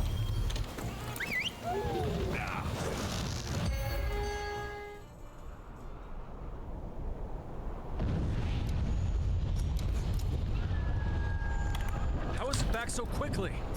Something bad's happening.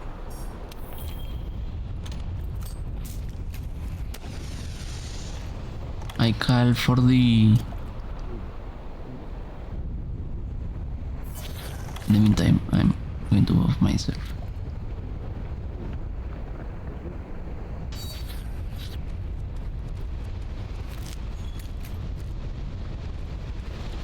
And strike a pose. Let me see. Escape.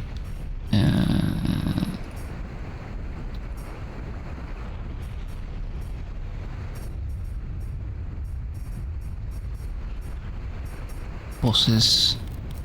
I like the weapon pose. I like this pose.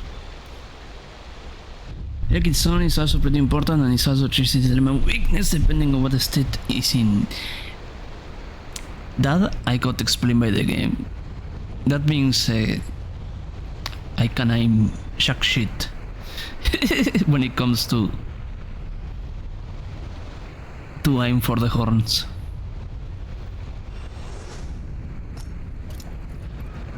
Wow, it's eerie.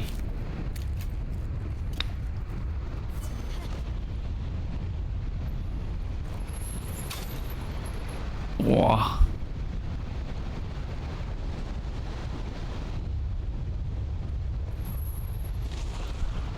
Oh. You look at that. Oh, they're going in. Fuck off. People doesn't like to wait.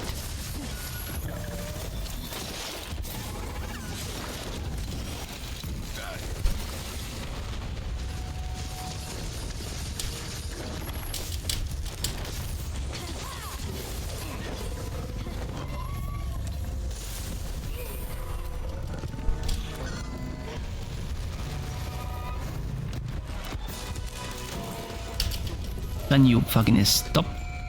You can't?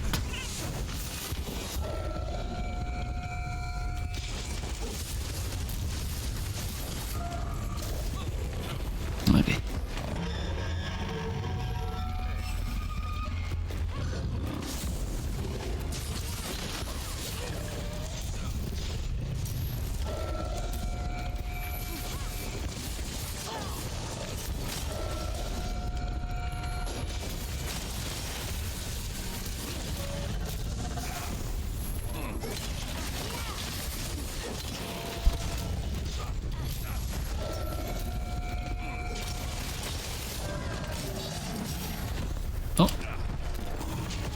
See? Everyone is way better than me. And I try my best. And I suffer like the rest.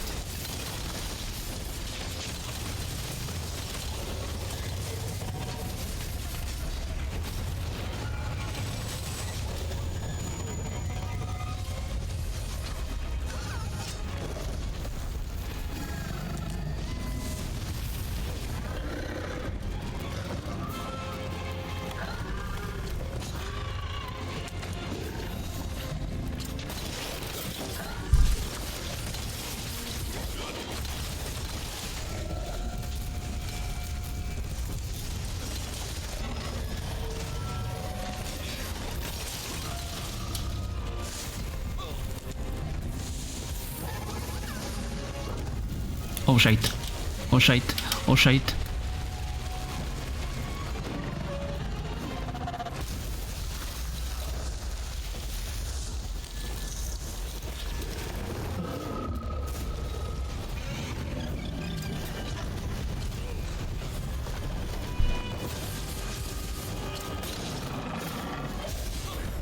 Whee!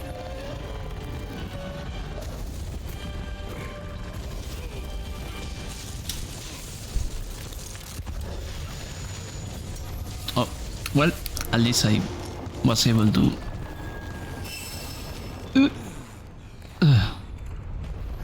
Mass capacity? Oh, I see.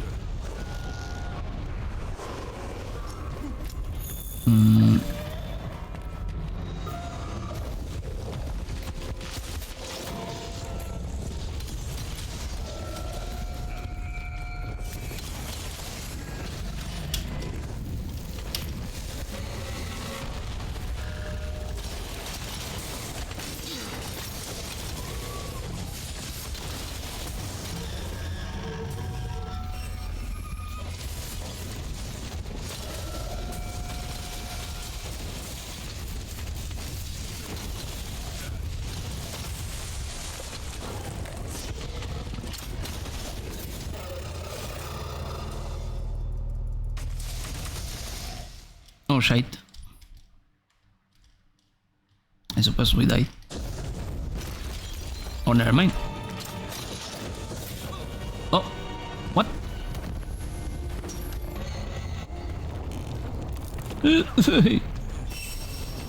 I don't get it.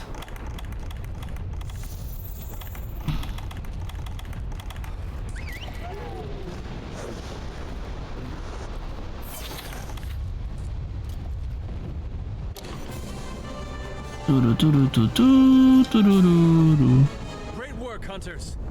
Any injuries to report?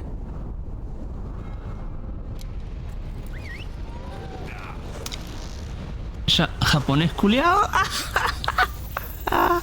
It's not even Japanese, that's Chinese.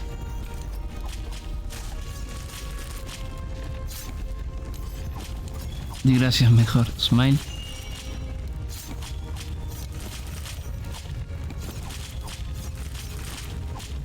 I love how the... To be fair, I feel like one of them has an add-on that prevents... an add-on. A mod in the game that prevents failure for... deaths. Because it should... we should have lost in that time, in my opinion.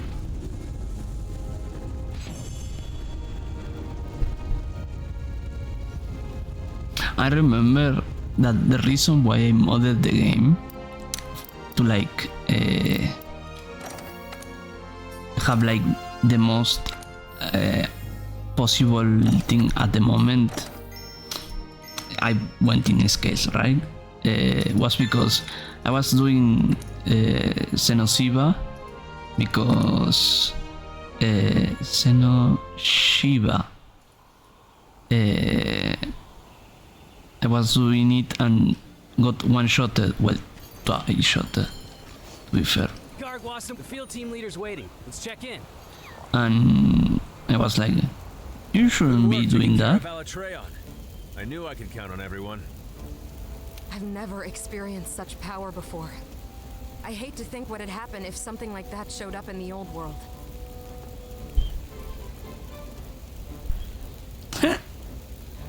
No, I am what is known as a row. That means that the moment everything goes south, I call for help. The guild collects intel on we can send them what we have so they can prepare for a worst case scenario. You've got a point. I put myself in my role. Understood. I might be as strong as I am, but in the end, I want to survive. You? Do we? Okay, okay. I'll give you the papers. Speak to the commander when you're ready. Also, by the way, this changer has been in this series. Faster? Sure. You, well, maybe you can't because he streams very early for your time, and also in your work hours. Takao has days in which he just streams Monster Hunter Wild and helps people if he can. Takao Cafe. Let's put it here. So Takao Cafe.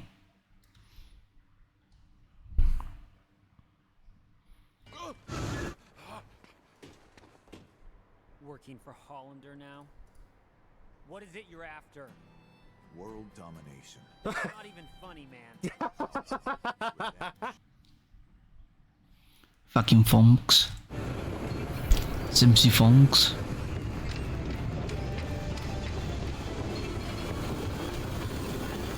But yeah. Takao does play a lot of. And also Liu Pengu plays. Mika, I think so too. He hasn't started much, but I think he has one. I can actually check that very easily. What is the story page? What is the story page button? This should work. Oh yeah, I remember you joined them. That's true. That's true. I forgot about that. Yes. Sheep, gravy. Wait, no, this is Monster Hunter World. I need wilds. Smile. That's why. Monster Hunter Wilds. Friends that have it are Pengu, Gravy, Liu, Tammy, Altiok, Plastic Pencil, Bunkoven, Strax, Cloud, Takao, Mu, Kiki, Autumn, Kietzi, and Mika, and people that have it in their library but never touch it are Sap, well, Jasa, but you probably don't know, Kiba, and Teki. Oh. Kitsi, yes, Kitsi have it. Kitsi has played 33.5 hours. Mu has played 94 hours. Nice. The one with more. Oh my god, Liu has 212. And Takao 226. Smile. Fucking nerds. I love them all. They are so sweet. It's so nerd.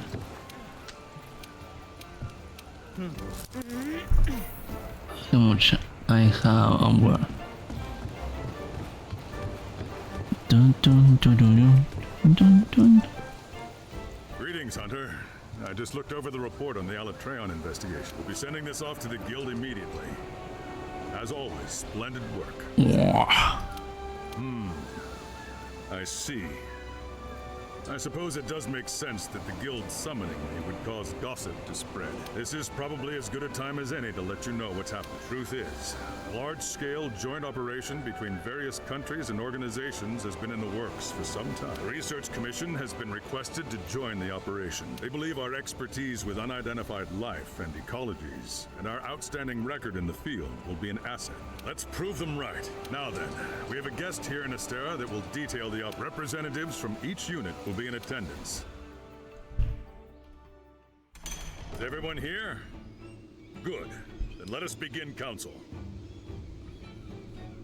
As I told everyone, an international joint operation is currently in the works.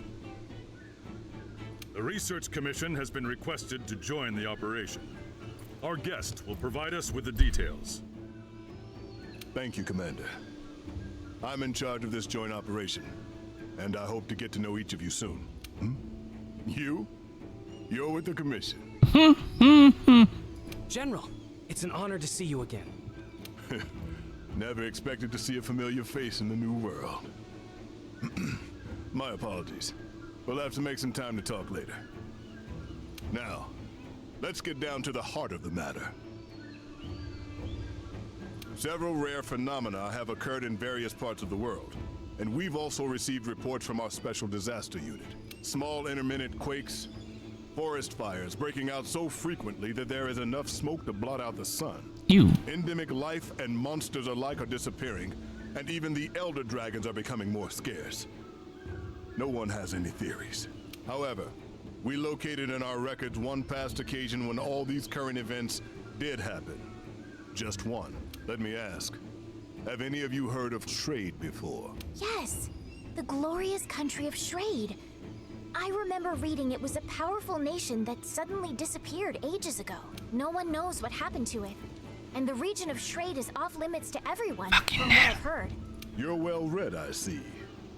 Then you must know of the legends they speak of Shrade. Yes, the story of Shrade's demise. An incredible monster burned the country down to the ground in a single night. But why are you bringing this up now? Records of Shrade are scant, but they do exist in various forms, such as diplomatic documents or personal diaries. Around the time when Shrade was destroyed, we discovered several passages. Sí, es my load too. Earthquakes, forests burning, birds and monsters. Then several months later, Shrade disappeared.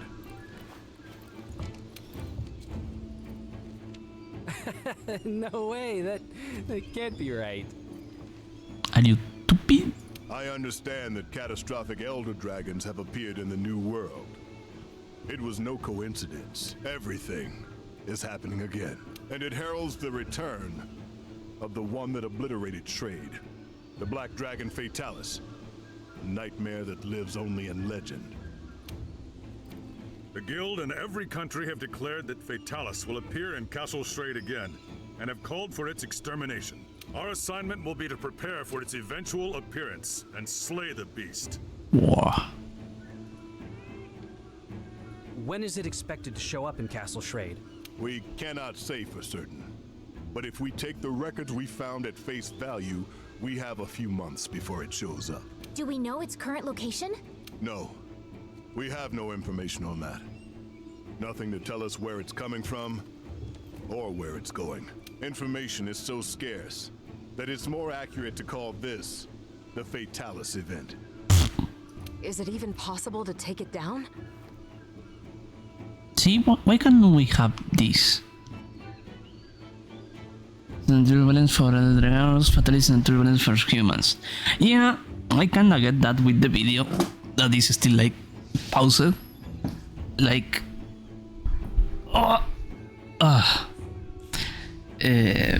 kinda explain it in a more philosophical way. If we don't, everything will perish.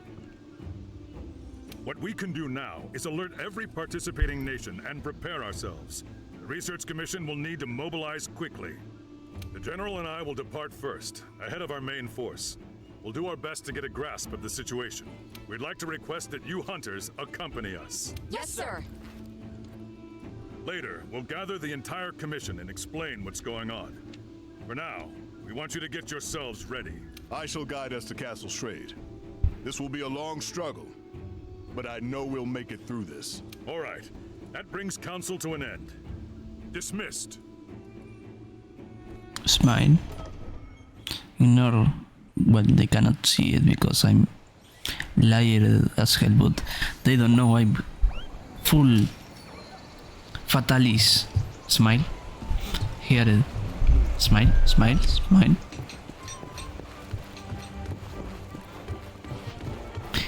Okay, let's see fatalis. I don't know if Shadow was around when I explained that. Have fun. That I accelerate all that is about gathering shite. That's why I'm going express, so to speak.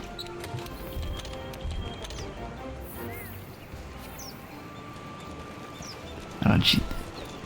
I'm not gonna lie, yes I did, but I don't know, I feel like has improved my experience of the game, because think of this way, I already have a game in which I have to farm shit every single, like it's a show.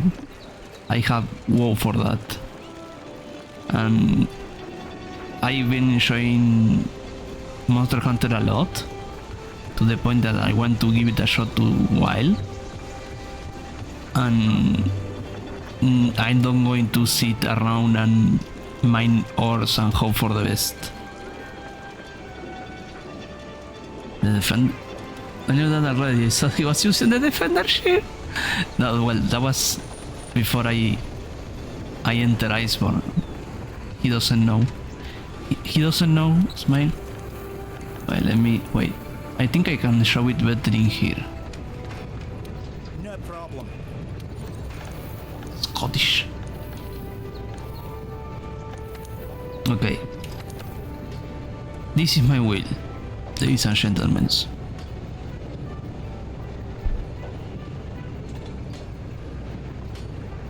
Oh my god.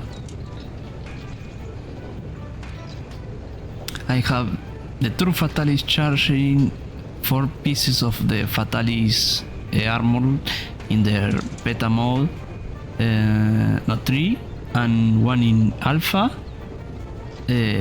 cool Betarots beta plus, and challenger trams, and all those shovels.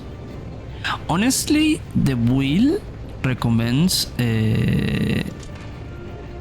the thing that allows you to do more damage with perfect parry, but I cannot do perfect parry for the life of me. I've been seeing videos of how to do it. It's impossible. It's frame perfect kinda shit. Ain't no way. Get good then.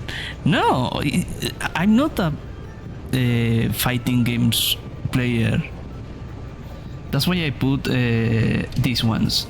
Jumping,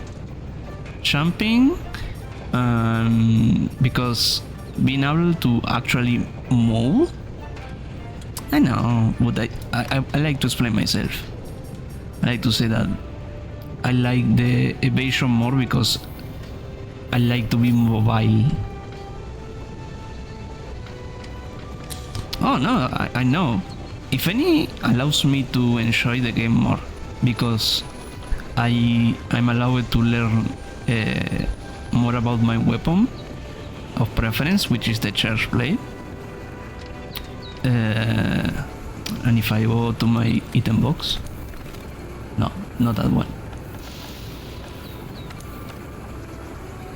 I have all the others, like Rarity 12, and well, all the Fatalis other weapons, just in case I want to try another in another time. Of course, I say that I will say that I suck at this game. Did I eat already?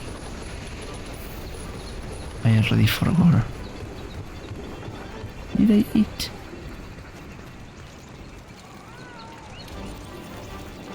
Yeah, that's exactly why energy heavy and grindy.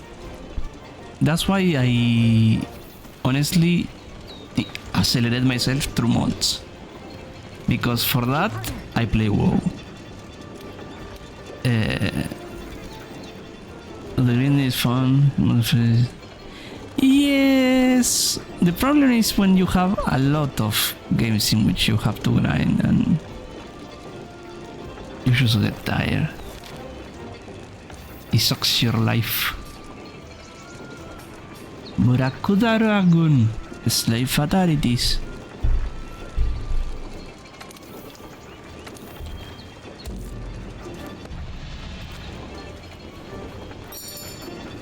Oh wait, I have to do it. Wait, I have to do this solo? Excuse me, what the fuck? Wait, what?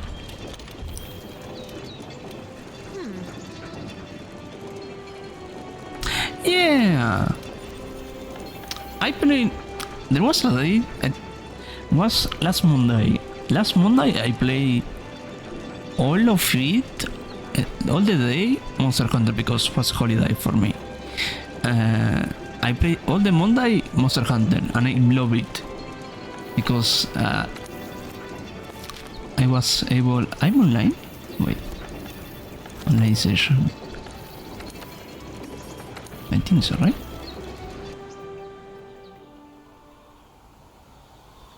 I actually enjoy the game, but I don't enjoy grind. That's why I have Warframe to play, but I only going to play the story so far. Cause ain't no way, Jose, I'm going to play another grind game.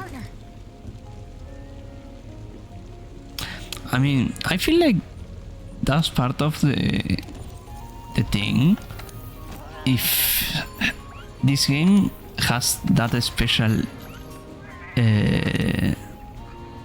okay, that special accomplishment of being very challenging, because once you reach the end of Iceborne, that's where the story ends.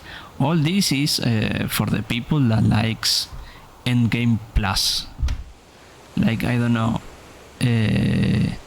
finish the story of Ichiban and then doing all the extra missions.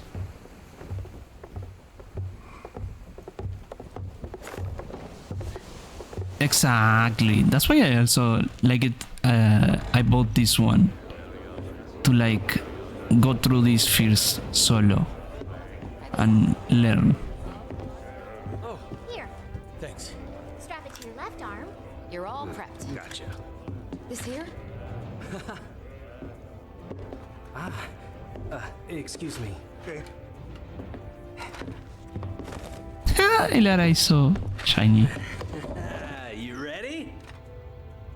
Never thought we'd be going back home, especially like this. Yeah, it's true. So nervous? I have a feeling of deja vu. Me, I get it.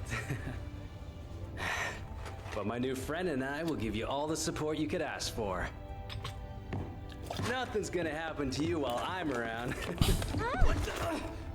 Okay, we know you're awesome, but I want to know what he thinks. I don't talk. I talk whenever I reach wilds. Till now I don't talk. It got way too difficult, wasn't very balanced. There is a difficulty spike. Weapons from its last stand are still on site. Oh? The cannons are here. Mm-hmm. Here, the ballistae. The what? Hopefully we can find ballista. workable binders to use. You can see railing here. That means there may be a roaming ballista.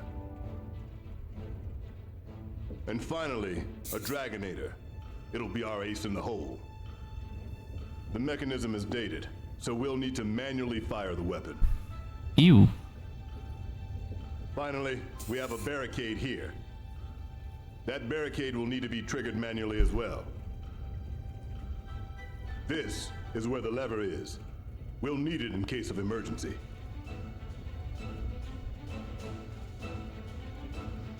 That's all. Carve this information into your brains. Yes, sir.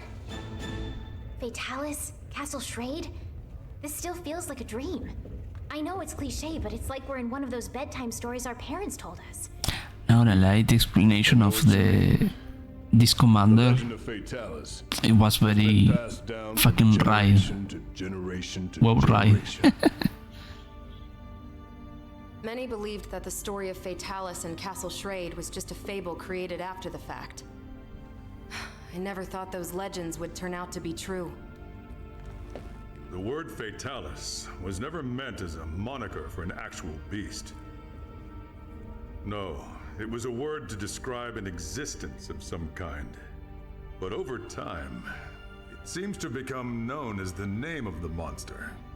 So what we're up against isn't a monster. It's actually history. Exactly. There is a point of... Steal yourselves. I wish I could pause this cinematic. Well, it doesn't matter. But the point is, there is a graph in which you feel the challenge rewarded enough to make you play it, and that's something of game design that is very hard to make. If it's too easy, it's boring.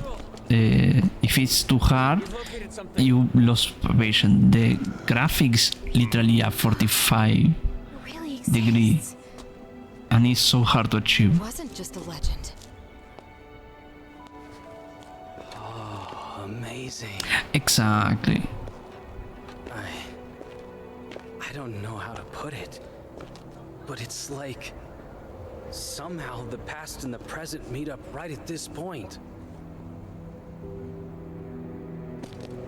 However, that wasn't in the blueprints. What's that?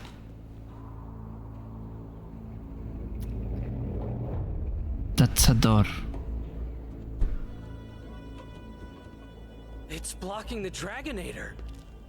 But then, we can't reach the ballistae or barricade either. Was it just slapped together? They fought back Fatalis and then propped it up? I see. So that means in the end, they didn't have time to use their Dragonator. They realized all was lost and abandoned the offensive. No. They most likely used it. They knew the stakes. They battled hard. Well, defended their home, but were ultimately outmatched. They fought until the bitter end. If they just gave up, absolutely nothing would have remained once Fatalis was finished. In a Souls-like, my will is place to judge them. based in abuse the enemy, What should we do? not the other way With around. that in the way, we can't use the Dragonator. It's not optimal. Let's tear it down. But it's Bring made people to in now.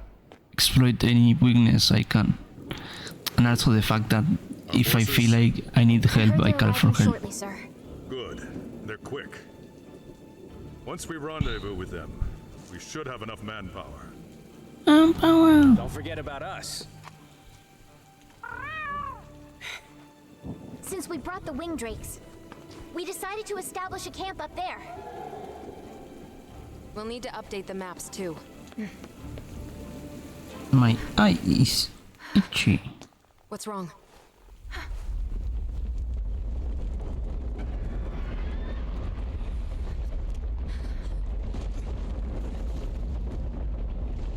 Hang on. No way! Ain't no way.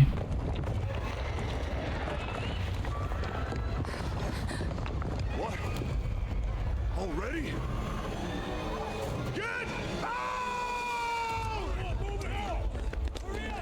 The diversion they also has to feel good to me, that's why Elden Ring has sense to do to another plans. Correct. Fair enough. Your odds? In my favor as always. We'll buy everyone some time to escape. No! This is madness! Retreat now! This is Sparta. Sorry. Go get it done then. Yes, sir. I suppose so. Compared to this, which is more hack and slash, makes sense. And even so, Elden Ring is way faster than the predecessors. Dark Souls 3 and Elden Ring are fast, in my opinion. But then you have Dark Souls 1, which is the epiphany of being slow as fuck. And then you have 2, which some love it and some hate it. I don't care about them. I just care about 3 and Elden Ring. I love Elden Ring, by the way. I miss that feeling of feeling lost and wander around. Fuck around and find out.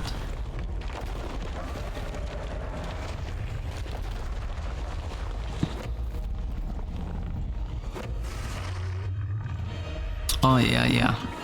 Alright. Time to fight history.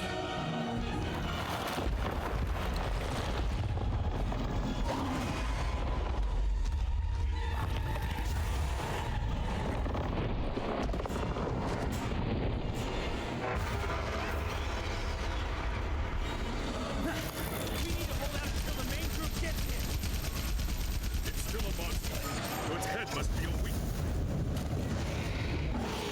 The cannons up above should be able to hit its head.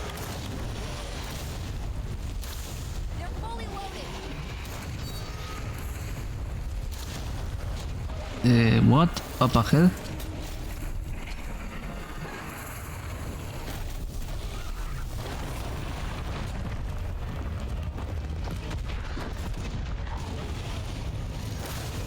Ouch. Whee!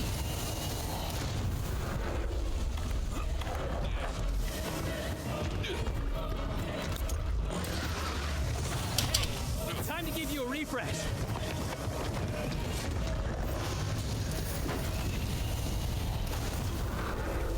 I'm fine, don't worry about me. See? Back as new.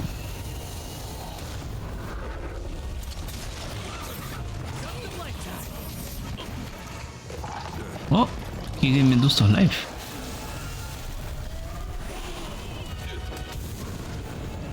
Woo!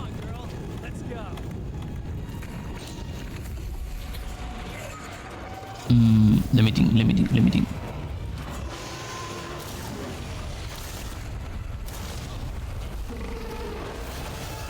Oh no.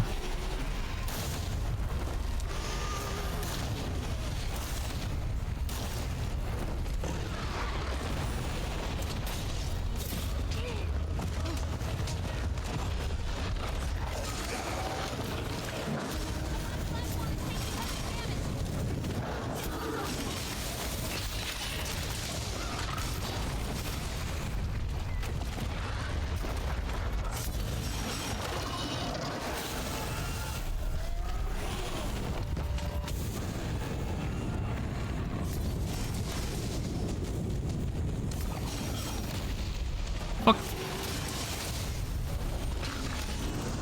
Come on, girl. Hey, time to give you a refresh. Thank you.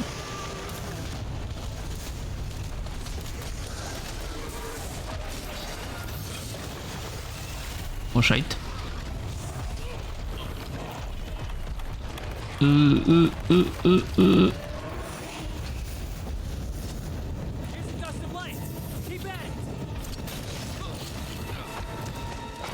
Oh my god, the amount of HP that takes from me!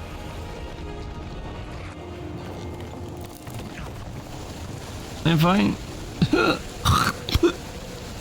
I spit that. Don't worry, I'll hold it off. Make sure you're ready to fight. I love how everyone else is sitting over there.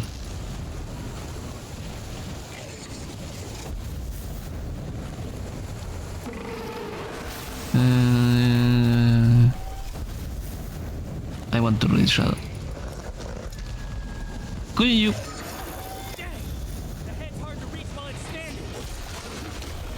You don't say. We have one body. You attack its midsection, and I'll bind it when it's time to fight.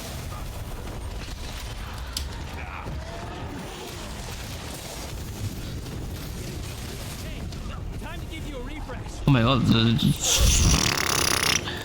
Where did my HP go? Don't worry, I'll hold it off. Make sure you're ready to fight.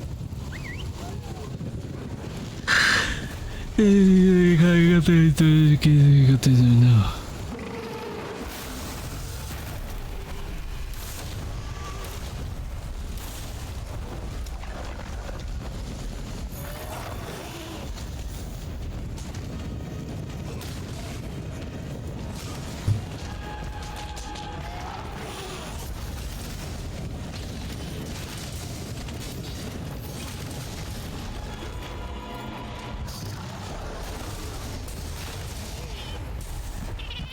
Look at all this damage. This is invisible. Impossible, I mean. Don't worry, I'll hold it off. Make sure you're ready to fight. No, the freaking redhead is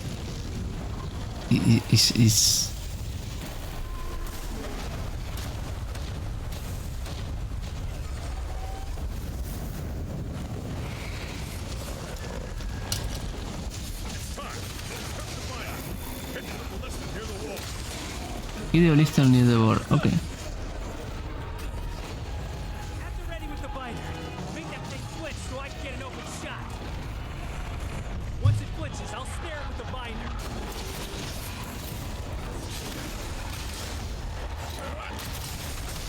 Okay. I was able to have.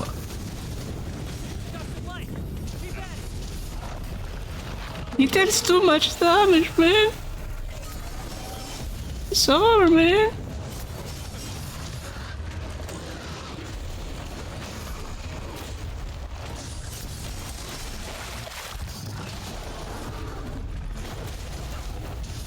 It can barely touch me.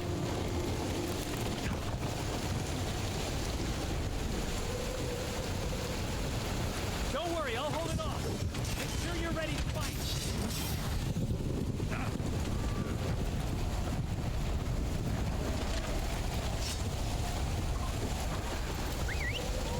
Welcome to Fatalis. Welcome to Jurassic Park. No, like this place actually looks like some Dark Souls place, like Anno London or something like that.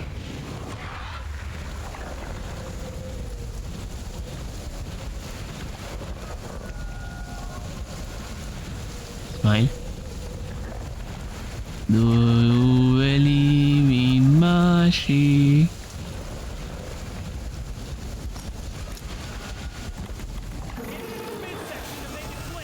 Fuck.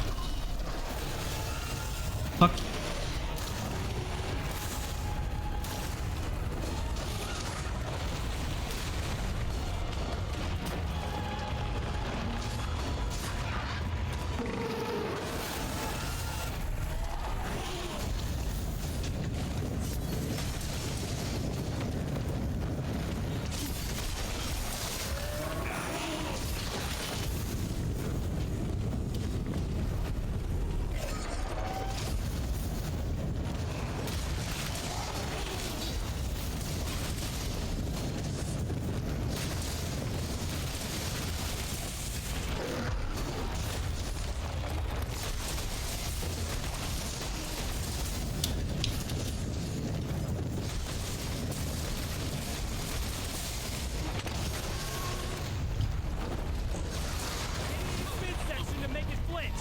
I'm going to hit your midsection.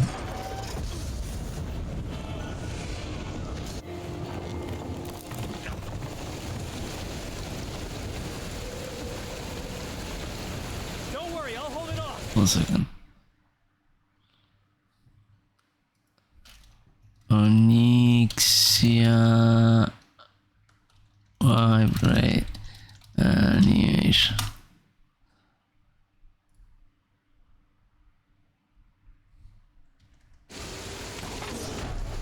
Odd groups go to left, even groups go to right. That means 1, 3, 5, 7 left, 2, 4, 6, 8 right.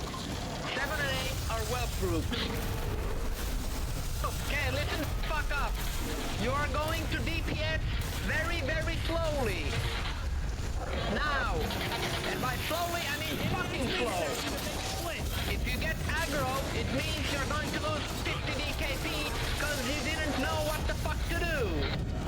And watch the fucking kick. If you get kicked into the well, you lose 50 DKP again for not being where the fuck you were supposed to be. There is no aggro reset. You only need... There's some shit about an aggro reset when people don't know how to manage their aggro. After 2 thunders, you can basically start doing damage to it, assuming you know how aggro works and you don't over-aggro. Okay, nuke it, dot it, help the whelp groups. When it's in phase 2, nuke it as hard as possible. You want to get it down as fast as possible. Have dots up on every time. 2 rows, shadow word paints, warlock curses, rends, everything. I don't see enough dots. More dots now. Come on, more DPS. Hit it like you mean it. You'll get time to rest in phase 3 while I'm getting the aggro.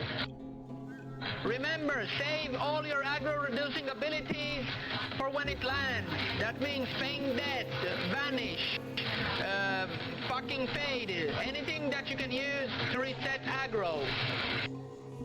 At 40%, you will stop dots. Until then, you will throw more dots, more dots, more dots, more dots. Come on, more dots. Okay, stop dots. Now hit it very hard and very fast. Lee, run to the center. Mogris, run to the center. Foresight, run to the center. Sarp, run to the center. Isis, run to the center. Whatever the fuck you do not stand next to other people. Mogris, center. Just heal me. Lee, do not go away from the head, Lee. Go away. Okay, DPS, slowly. Come here, you fucking cunt. To the tail. Well, Crush him was fair than turret. Who the fuck was that? Crush him? What the fuck? Whelps, left side, even side, mini whelps. Now handle it. Fuck! What a classic. Fucking 50 DKP minus. What the fuck was that shit? I love it. I love it. I love so much the freaking Onyxia Riot wipe. Ah, it's a classic.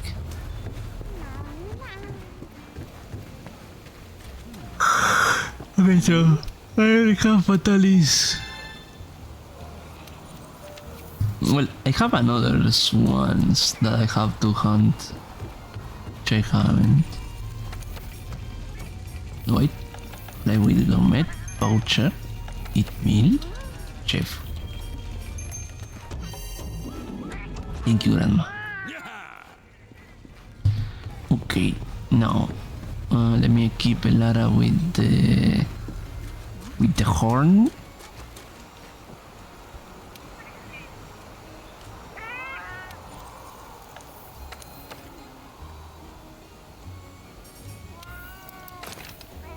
And let's see what can we do. I probably have several optionals I never touch. Optional.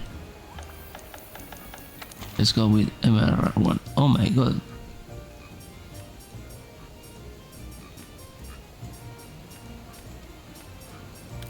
Ice got the Dogma. Great Gyros. Let's start with the Dogma. It's been a while since I fight the Dogma. Can bring it with.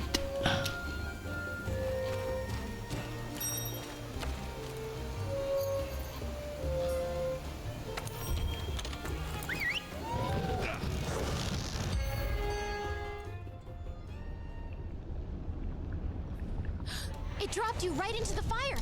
Look sharp, partner. Wait, looking up. Oh. Hay được mà.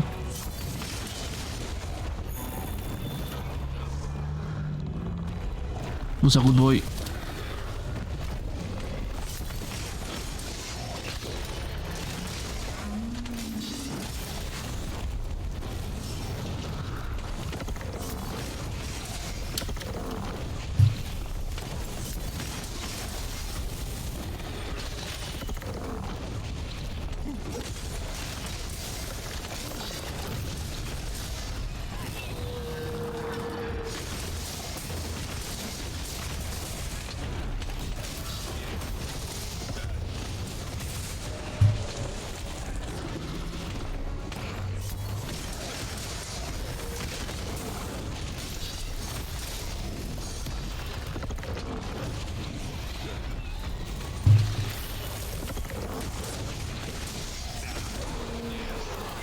Yippee-ki-yay! Fuck off! The freaking bear! Fucking pigeon! Shut the fuck up, bear!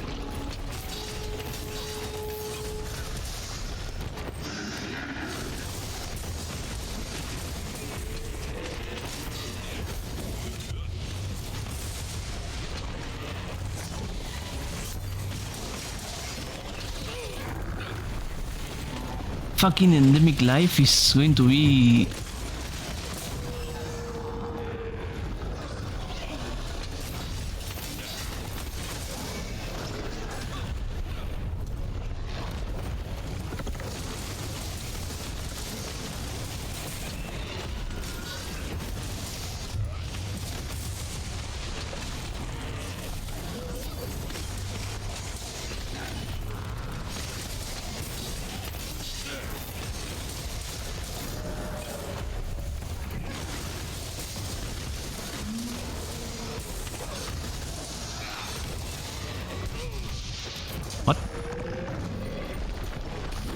Wat ging we?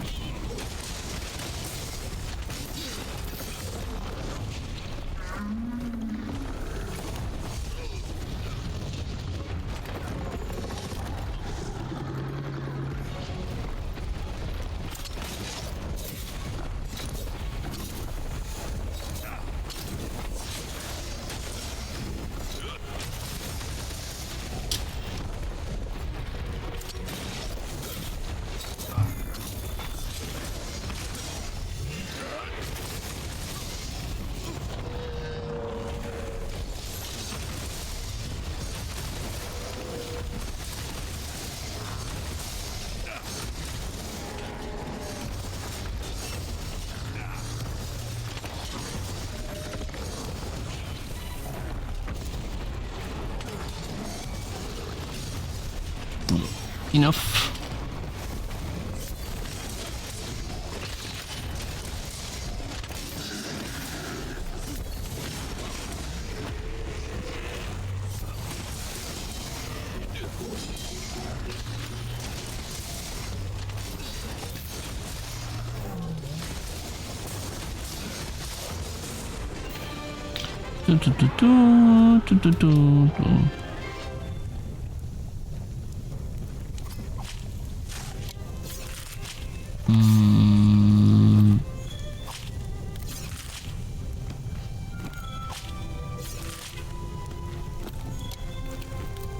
To the camp? No, to HQ, I guess.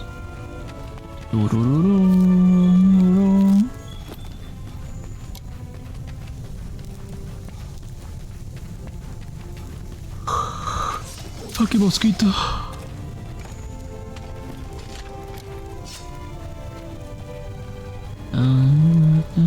Da da da da da. Da da da da da.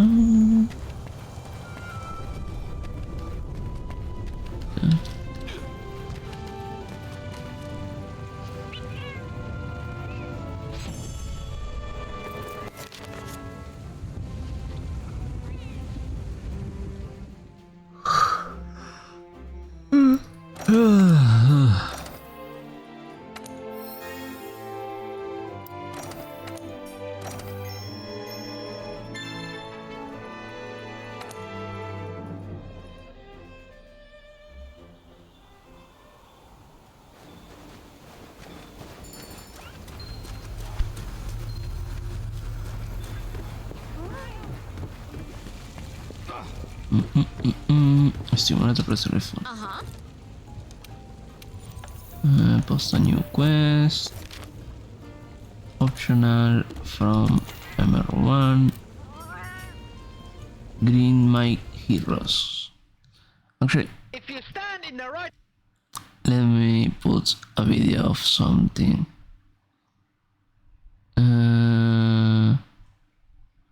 How to master hunter. Smile.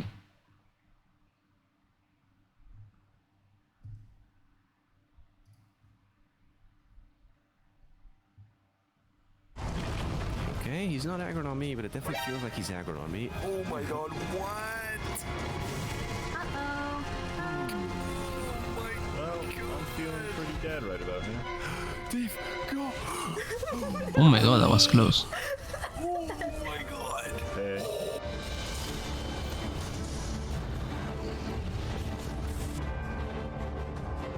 Monster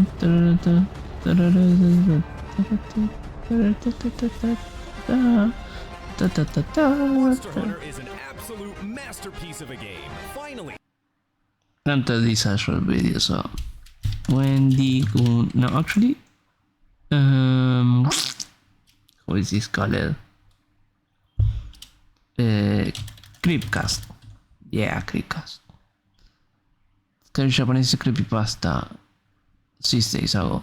Yeah.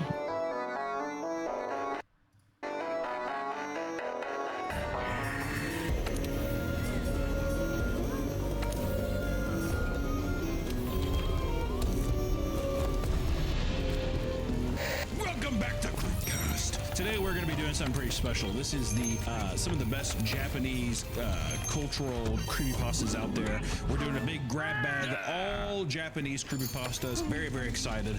And I know that there's to Japan today. Going to Japan. Konnichiwa. And I know that the there's some that are on here that I know that are pretty. Windrake's in a frenzy. I would say pretty popular. Or at I least like smell some something of the more wild nearby. well-known ones. Like I know the first one we're going to read is What's that? Tomino's Hell. I feel like that's like a pretty well-renowned one. I feel like I've seen that one a lot on like the creepypasta websites and stuff. No. One's been reoccurring. Yeah, so I don't know which the story of it's so muddled now. I don't know if the legend around the creepypasta is true, but supposedly it's not a creepypasta. When It's I was hunting, I forgot. And it's just like made its way into creepypasta culture. But that could also be the creepypasta just saying that. I don't know. But yeah, there's a bunch of weird Japanese ones. It's interesting because a lot of the more popular American ones are long, kind of goofy about a killer. A lot of the Japanese ones are like, yeah, this is a spirit that kills you. Sucks for you. Good luck. I really don't know if there's anybody better at which might be a controversial take. I don't know. I don't know if there's anybody better at like folklore or folk horror, urban legends than Japanese storytelling. I always feel like it's always the best. At least it's always my favorite, if I'm being honest. Anytime I read about like a Japanese cryptid or like a Japanese story of a town or something, it's like, yeah, well, the devil lives here and it's gonna kill everyone you've ever met. Get ready. I love how they don't pull any punches. I love how superstitious the culture is in general. Like it really adds like that kind of belief system. I think it translates really well into all of the writing and art that they do. So I'm very excited. I mean, even this first one here that we're reading called Tomino's Hell, it's literally about a Japanese poem that like you are not supposed to read out loud. It's like, and like that within itself, I'm sure fucked up so many people because they're like, what? You know, like that. Oh yeah. Like, again, superstitious. I'm like, I'm not gonna do that. As with most of these stories, me when I was 12, yes. Yeah. It's like, huh? What? How fun is that? And I love that. I feel like a lot of these are pretty old too, right? Yeah. A lot of these are. We're doing a big grab bag today. I mean, a lot of these, like the read time is very short, but you know, I think with the kind of obvious detours we normally take, it could be fine. But the yeah, a lot of these, it's just like that classic old creepypasta, very short, very punchy format, which I do think lends to these very quick folktale, urban legend vibes that the Japanese stories tend to take. So I'm pretty excited. Yeah, I'm excited as well. And you have some, background with Japanese horror because you murdered a Japanese woman. That is what I see. I see that a lot in comments now. Right. My trip to Japan. Well, you posed a very weird hypothetical. Hello. You posed a very weird hypothetical to me that sounded What are you doing? suspicious. After murdering a Japanese woman, have you encountered any spirits? That has yet to happen. When I was in Japan, though, for people who are fans of my channel, comment on YouTube, please check it out. I did. We did yourself? No. Whoa. On YouTube. Hope the grind was scoop. For people that don't know, I did go to Japan. Almost 2 years ago. I did a bit of some There, I had, I would say, kind of a ghostly experience. some delves, and I unlocked the freaking nightmare mode for Prey, and I'm happy. I feel like I will be able to get max gear with delves, and that makes me happy. He came into us, big crowded area. We were all just standing in like a circle, just chatting. This man walks up to us and he looks us dead in the eyes, or he looks at Harry dead in the eyes, I should say, and he says, "I'm sorry," like that, and like as if like, "Excuse me." Yeah, me track. No, like in the elves to get whatchamacallit. Is it like sandals scraping on the ground? We kind of looked at each other and we were just like, what the fuck is this? And I'm not even joking, Isaiah, when I tell you that we turned and he was gone. And it wasn't like a busy, like big crowd. I mean, like gone. Not there anymore. Blown away in the wind. I have no idea where the fuck he went. But that really stuck with us. One time in New York, I saw a Chinese man throw a cigarette at a seagull and it died. Which one? So it's kind of like a spirit. The seagull died? Yeah. That must have been a powerful flick. Well, no, just kind of. I I know you are a rider and a mid pluser smile. I like them. I like playing as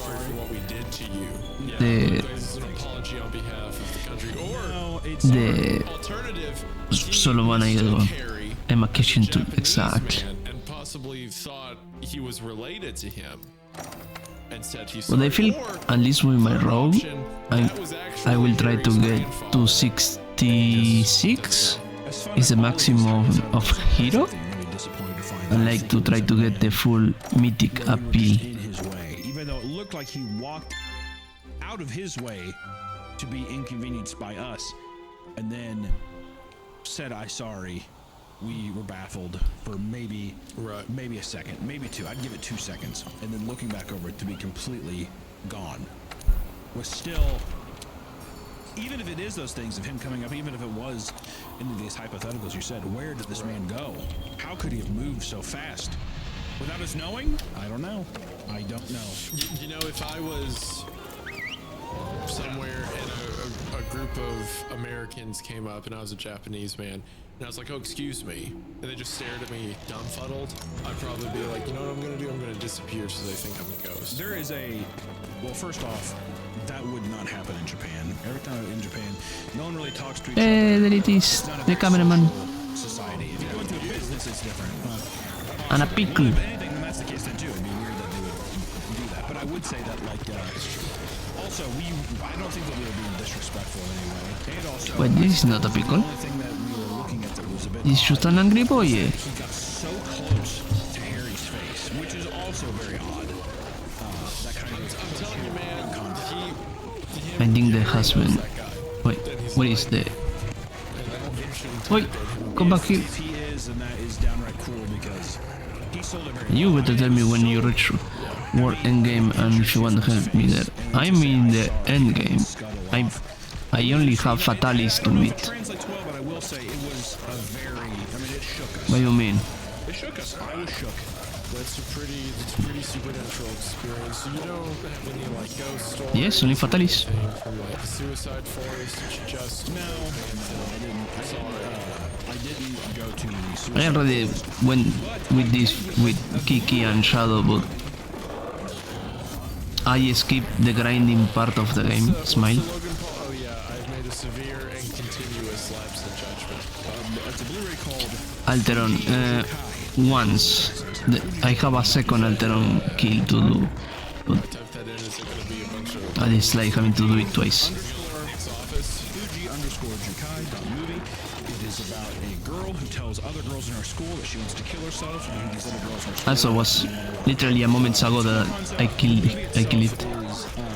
All recorded on an iPhone, I believe, and it's like at the very beginning of the movie they find the iPhone in the at the base of the suicide forest. Yeah. A lot of interesting ideas. It's definitely not like a super great movie, but you know, if you like found footage horror movie, you might dig it. I wouldn't say it's anything spectacular, but it's a really cool concept. There's a lot of fun things, but it just doesn't make it all the way. But Fuji Jukai. I thought it'd be a fun shout out for this episode, so here it is. Very cool. That's a lot better than that was very respectful and like kind of Japanese culture. It's a lot different than we started this podcast. I was like, hey, we should do the Japanese episode. You're like, oh, you mean the anime people? That's what you said. You have got to rail in the racism. I haven't said anything. I'm referring to what you said. I don't think I ever said the anime people. That's what you said. If you wish. Alright.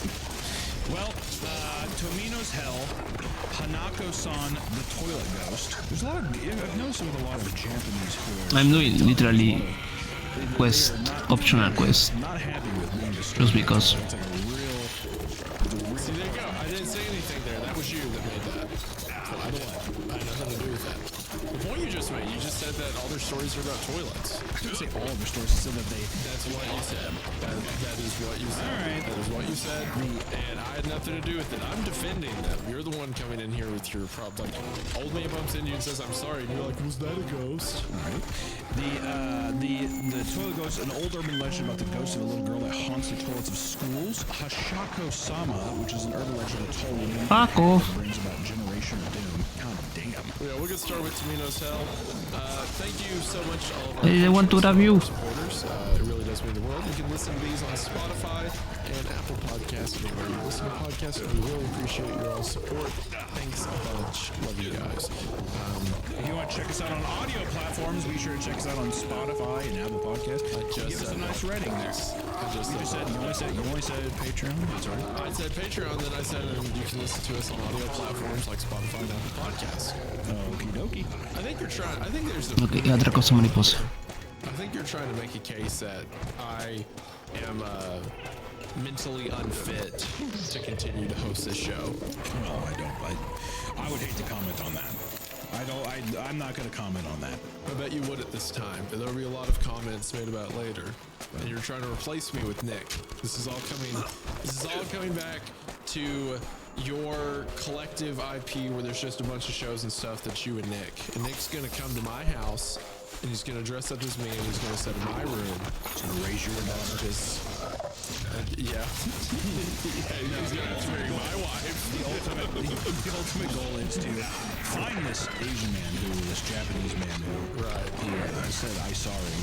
He's the new host. He's the new host. He's replacing me. I come home one day, like I go out to get milk and I walk in and like this 7-year-old Japanese man's wearing my clothes. And I'm like, what? And Kayla's like, who are you? And she's like freaking out at me and she looks at the Japanese man. She's like, Isaiah, stop him. And she says, Isaiah just smiles. She says, Isaiah, are you in a house fire? And you're like, no, I just wrecked a dirt bike again. That's why these layers of skin are off my face and hands on. Okay. She's like, is that Seal? Kiss from a Rose? You're like, no. It's me, your husband. We were having fun. Okay. We were having fun. All right. Okay. Tomino's Hell.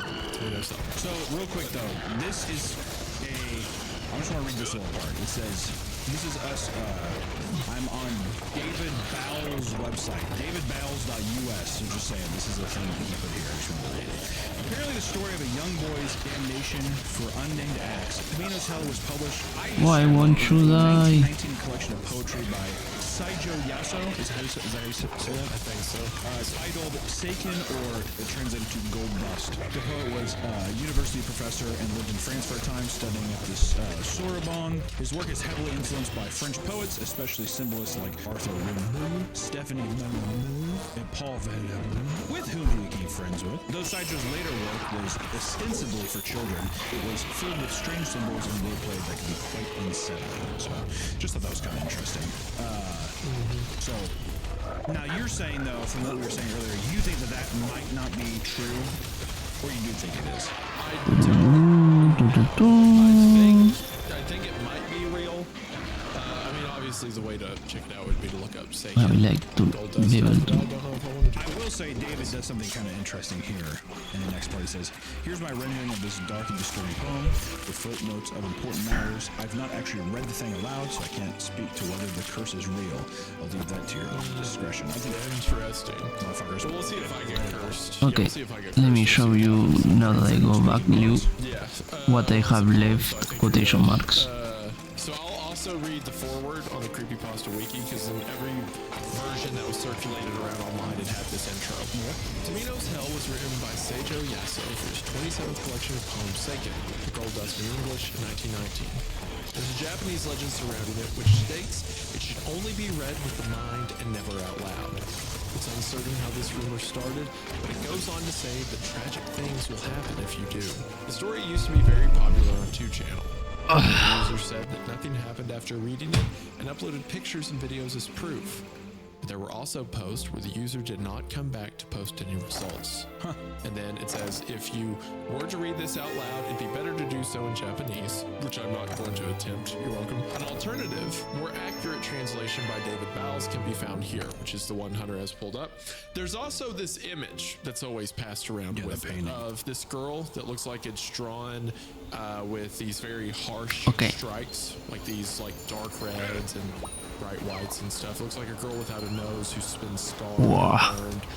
And at the bottom of the page on the Creepypasta Wiki, it says the image associated with this story is a cropped version of a painting by Yuko Tatsushima entitled I Can No Longer Be a Bride.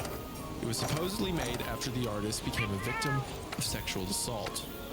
The title refers to how, according to Japanese tradition, women who are often have ensuing difficulties with marriage and reputation due to the perception of them having lost their innocence. That is depressing. Okay, so... Are you around you? Happy note out of the way. Are you ready for me to read the poem that curses me? Yeah, very, very ready. Also, there is a translation at the end of the original Japanese that I could... So for you to know, You want to sit here and do the whole the thing ones I'm missing from master rank are the second one of killing Alteron, which I think is real Alteron, like the harder one, and Fatalis. These are the only ones I have left. So this is different. So wait. This is different than. I did this one a moment ago. It's just the one that's circulated around, like on creepypasta websites, was apparently not as accurate of a translation. I see. I have been doing now. David one is like the real one, so we'll see Just if I really get cursed this time. finishing up optional ones. Elder sister vomits blood. Younger sister breathing fire. While sweet little Tomino just spits up the jewels. All alone does Tomino go falling into that hell. And I try Fatalis, by the way. Without even flowers. Is Tomino's big sister the one who... Yes, I know. Purpose of the scourging, things dark in his mind, lashing and thrashing. I know, it's a DPS check. I tried it solo. Smile. The eternal hell. Into the blackest of hells. Guide him now, I pray, to the golden sheep, to the nightingale. How much did he put in that leather pouch? You can do Fatalis solo. The eternal hell. Bring us coming to the valley, to the wood, to the spiraling chasms of the blackest hell. Nightingale in her cage. What the hell, man? The wagon. The tears well up in the eyes. I feel like Sing, O Nightingale. Shadow and Kiki will love to see that smile. Screams he only misses his little sister. His wailing desperation echoes throughout hell. A fox peony opens its golden petals down past the 7 mountains and 7 rivers. And again, you are a The solitary journey. Mythic Plus. Pero Mythic Raider and Mythic Plus. Are they hunting range? I really forgot. Spikes of punishment from Ratian, right? No, a Hero todos. Isn't the Hero todos in the water? They serve as hellish signpost for sweet little Tamino. Wow. Beautiful. It's actually like a very beautiful. Really? You fucking It's like a child is, nerds? it sounds like he's in like a Competitive miserable place where it nerds? starts with elder sister vomits, younger sister breathes fire, but he just spits up the trolls. Now it's like he dies and falls into hell. So he's going through hell, but there's almost a hopefulness for it. It's like, you know, he goes through the. I would really like. I was happening. No, that Liu says that he has killed Fatalis solo, and he picks and Cloud had spin ruling to kill Fatalis solo. That connects to Buddhist hell. Liu's crazy. Liu is in fact crazy, but I'm not surprised. He's a mythic WoW player, so I'm not surprised. And Biggs and Cloud are very high into the fucking fighting games, which, believe it or not, I feel this is a fighting game. This guy said as a hack and slash. Also, the poem follows a 7-7-7-5 syllable pattern, evocative of most traditional Japanese verses. Yeah, so I looked it up. Buddhism has 8 hot hells and 8 cold hells. So when it talks about him walking past the 7 mountains, it almost sounds like he's going to the very bottom of hell.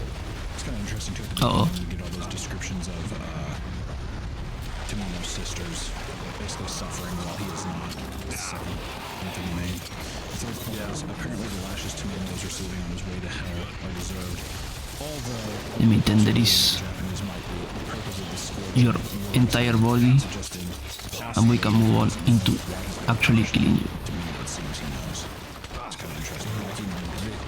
The translation of him knowing is also just like a person moving with that. Back off. Okay, that's going to have to do.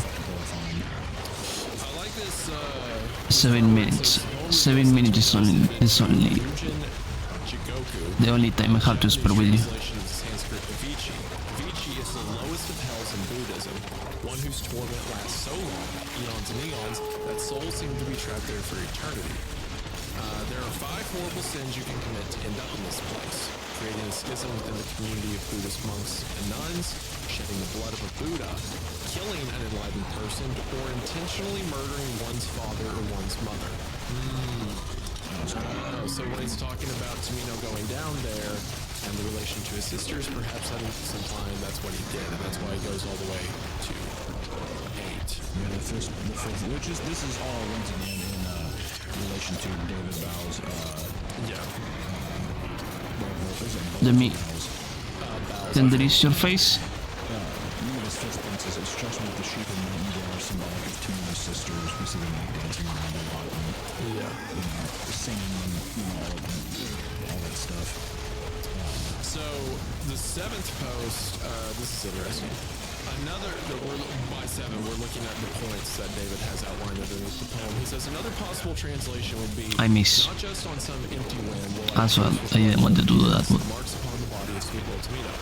Either way, the conclusion is chilling. Now, given that the poet has a predilection for symbolist poetry, it's very likely that all this talk of Tamino's descending into hell is mere metonymy? Yeah, metonymy. I think it's metonymy, whatever that word is. And that some other sort of earthly hell of interpersonal relationships is being described. The Japanese Wikipedia article of Seijo suggests that he wrote this poem upon the death of either his sister or father. Given the aims of symbolist poetry, to avoid describing things themselves and instead describing their effects, it strikes me that the poem is meant to show Seijo's emotional distress upon someone's death, comparing his survivor's guilt to a journey into hell. And that would relate back to the point where he's going to the 8th layer reserved for those who kill their parents. It feels like perhaps maybe it wasn't theirs, whatever happened in the poet's life. He's attributing Tamino suffering as if he killed his own parent. My God, look at the comments, Isaiah. Look at the fourth comment down. Preach my jammies. Good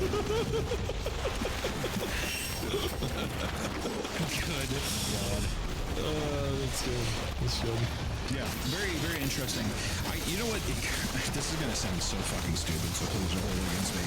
This is like what I want two-sentence horrors to feel like. Two-sentence horror stories to feel like. You know what I mean? Which is obviously impossible because they're only 2 sentences long. But it's so short, and it's just so simple of talking about one thing. Yet I feel like it really you just get so much out of it. It's very very enlightening. How would you want two-sentence horror to feel? Wow. I guess in the way that Super Mario Luisa. I'm so fucking dumb. But I guess it's just the idea that it's like you want the two-sentence horrors to just be like it's something that's that short and has that much of an impact. But once again, it doesn't make any sense. I'm a fucking idiot. It's obviously more than 2 sentences. Never mind, I even said it. Just forget I even said it. I'm a fucking idiot. I think what you mean is like usually all the two-sentence horrors are like so stupid. Fold in on yourself is so funny. Well, it's because it's such a fucking stupid thing. It's the most like it's just the most like it's just so fucking dumb. What a dumb thing to say. It's Even a Willy. I have a microphone. Fuck my life. If I had to justify it all, it's probably supposed to be something along the lines of like, every two-sentence horror that we, or even outside of two-sentence horror, I think a lot of things that are this short, it just ends up being like, oh, it's a monster. Oh, this is the entire payoff is like, it's a spooky monster, versus these things of like something that's this short yet packs in all of this emotional weight while also giving us like there's almost no exposition. It's like you're handed everything on this like beautiful platter and you're able to like run with it in all these different directions. I just think is really, really fun. Also probably, I mean, so I don't know, it must be so difficult, There's just no fat. Let's capture it just for the sake of ojajas. Wait, can I capture it? Okay, never mind. That's my fucking two-sentence horror. That's a pretty good one. That's pretty creepy. I looked up Japanese two-sentence horror stories, and they're all just normal two-sentence stories. Of course it is. It might be the dumbest thing I've ever said, and I apologize for it. I know that I'm absolutely railed. I heard a woman laughing softly behind me, but when I turned, there was only my reflection smiling back. Man with thought. The toy fish in the pond stared up at me, mouths moving as if chanting. It's just a koi fish. Here's mine. Hunter had a thought. He thought it was good. That's my dude. No, I get what you mean. The idea of like having a very short, concise thing that means something more than just what the sentence is saying. One of the dumbest things that's ever been said on this podcast. Should we move on to Hanako-san? It's time to talk about something scary! Your health. I know I don't go in the doctor as much as I should. If I'm feeling sick, I'll just lie in bed and sleep it away. But that's only because I don't want to have to deal with the appointments, insurance, and blah, blah, blah, blah, blah! That's why I have ZocDoc. ZocDoc is a free app and website where you can search and compare high-quality in-network. It was around 7 minutes, so that was kind of right. Book an appointment. We're talking about in-network appointments with more than 100,000 healthcare providers across every specialty. If you want to help with Fatalis, you're welcome. I know it's late though. Is that you can So, filter for doctors that do what you feel. insurance are nearby and are highly rated. It's super easy to use, and you can find an appointment time that works for you with the right doctor for your needs. Plus, ZocDoc appointments happen fast, typically within just 24 to 72 hours of booking. You can even score same-day appointments. You don't want to admit it, but you should probably see a doctor. So stop putting off those doctor's appointments and go to ZocDoc.com/creepcast to find and instantly book a top-rated doctor today. That's ZocDoc.com/creepcast. ZocDoc.com/creepcast. Okay. Can I keep doing some optionals in the meantime?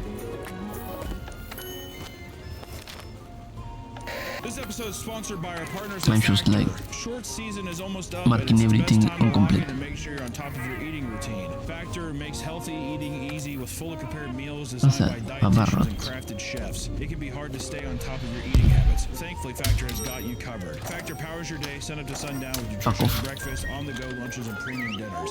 In just 2 minutes, you can heat, eat, and enjoy. With 100 rotating meals each week to choose from, you are sure to find something you like. Everything is chef-crafted and dietitian approved. Plus, Factor has a new Muscle Pro collection full of meals that support strength and recovery. And the best part of Factor is that there's no prep work, no grocery lines, and virtually no cleanup. So head to factormeals.com/creepcast50off and use code creepcast50off to get 50% Oh, Parrot is the Giga Chad one, right? The one that has the mega chin. subscription purchase. Make healthier eating easy with Factor. Thank you to Factor for sponsoring the video. Now back to the episode. Let's move on to Hanako-san. All right, so I'm on a website, by the way, that says JapanMakesMeScared.com. Yeah, that's true. Man. This is where Nick goes as soon as he clocks him out. That's the opposite. Nick would say the JapanMakesMeHappy.com is where it would be. He just looks at the page upside down. So I'm reading off of, again, our source here. These are the sources Harry provided to us, so I'm just the messenger. I should be using this. From the old man Como? in Japan, who knows? Como? It says No. Hanako-san is one of the most well-known Japanese urban legends, and the name of the girl that appears in the story, because she usually inhabits a school toilet. She is often called Torei no Hanako-san, which means Hanako of the toilet as well. The original story said to be an urban legend called the Third Hanako-san that appeared in the 50s. Then it spread to children in the rest of Japan in the 80s. In the 1990s, it came with the occult boom and appeared in pop culture, including films, manga, and anime, making it even more well-known. Since then, her popularity has continued to be passed on to future generations. That's all according to this website. Don't know how true that is, but now, would you like to read the story? One day, A-chan, a primary school girl, attended a Pierce, school committee tender and stayed in eyes. school until late afternoon. When she returned to her classroom, the sun had almost set. She was the only one in the classroom. A-chan wanted to hurry home, but suddenly wanted to go to the toilet. Toilet. Oh no. That's such a good toilet. Oh no. There was a reason why she hesitated to go to the toilet. It was because there was a rumor going around at school that a ghost called Hanako-san, with bobbed hair and a red skirt, appeared in the toilet. She thought she wouldn't make it until she got home. I need to. With no other option, A-chan decided to go to the toilet. It was the nearest toilet to the classroom, on the 3rd floor. I need to tenderize only the head. A-chan hurriedly entered one of them and breathed a sigh of relief. When she finished her business and washed her hands, she looked in the mirror and felt Oh yeah, that's okay. When she entered the toilet earlier, the doors of all the private stalls should have been open. Now, the door of the 3rd toilet at the far end was closed. There was no sign that anyone had entered. Could it be Chan from next class? She thought about it.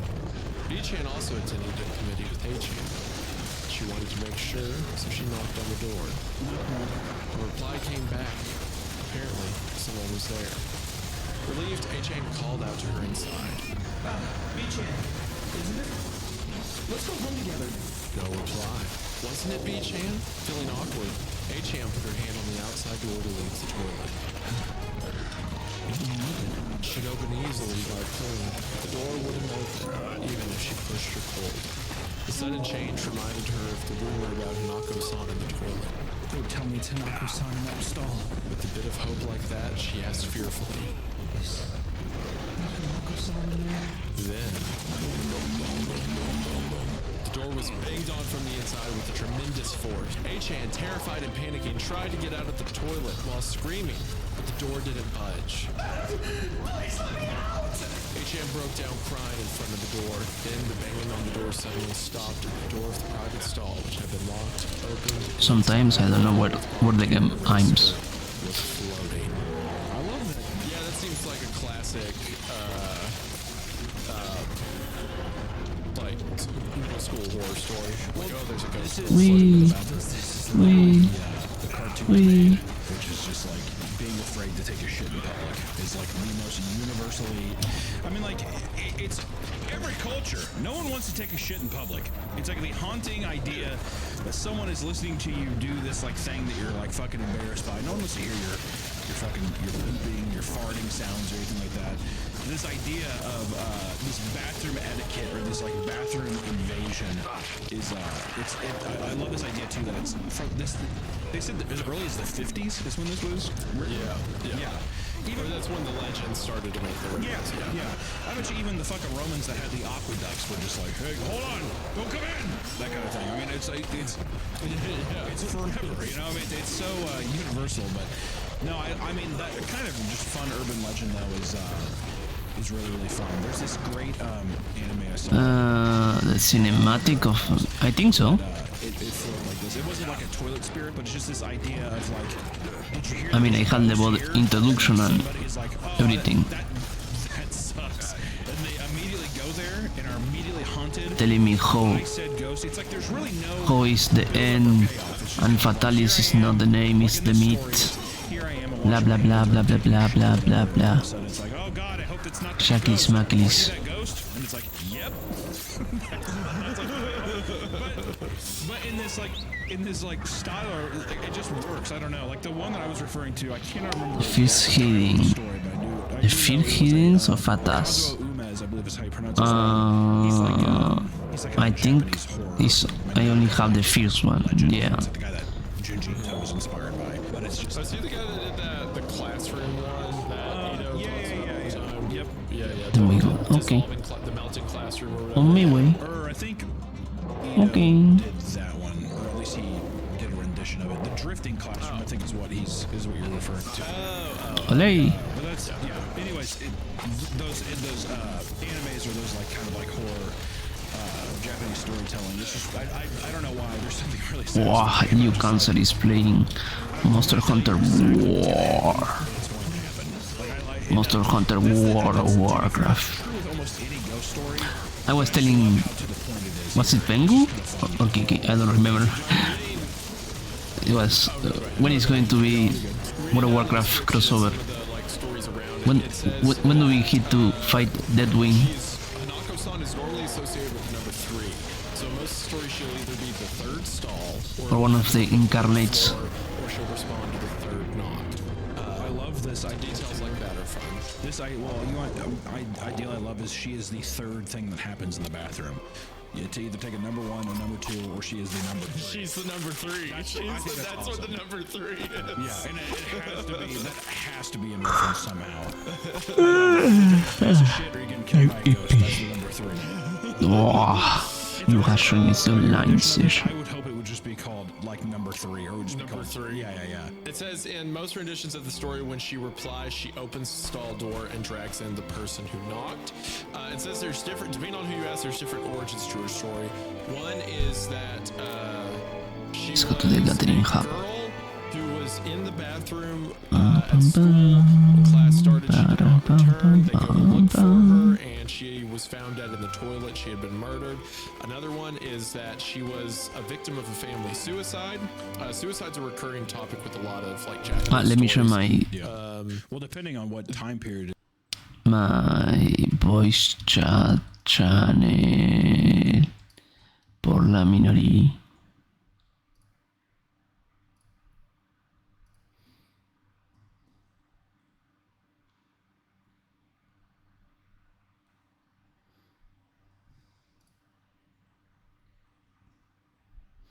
Who the fuck add me? And I cannot find it now.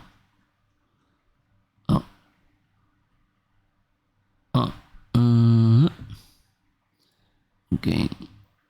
UFO. I'm here. Monkey.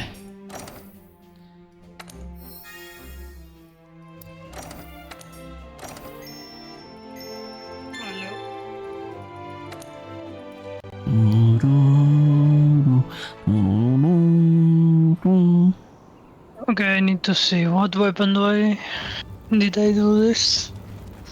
Can I see you in the gathering hall? If we are what? I see Liu! He has the Payday 2 thingy. Yep. I don't know how to change my... Oh wait. I don't remember how that work. ¿Qué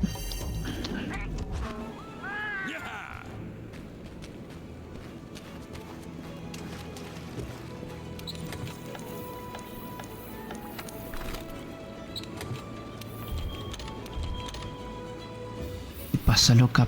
¿Venís por acá seguido, Smile? ¿Qué pasa, loquita?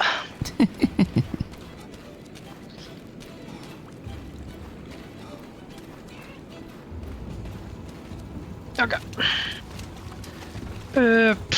I don't know how to even play this game any longer. Oh, you have...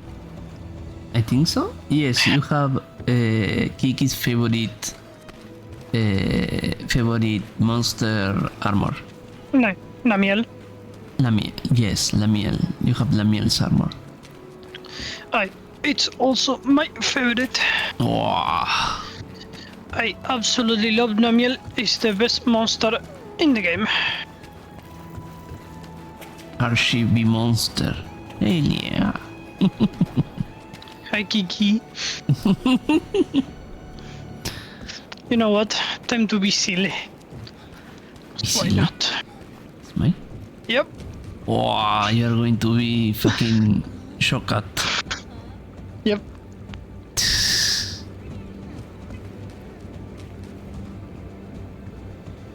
Are you going to explain me a brief guide to D&D? D&D? Nope. Okay.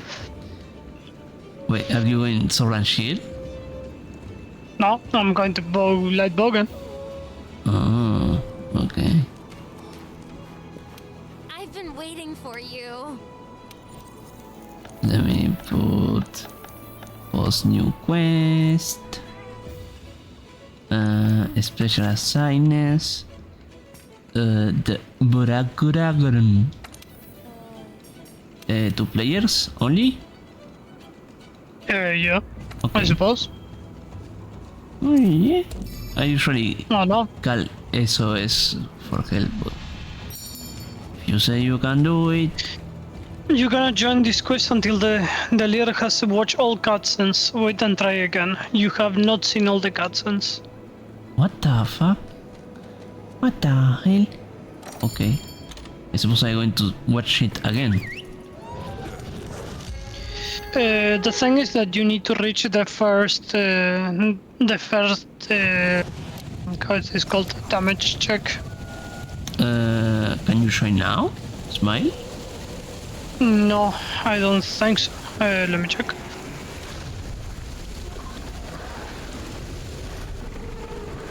El pelirrojo is waiting Yeah. me.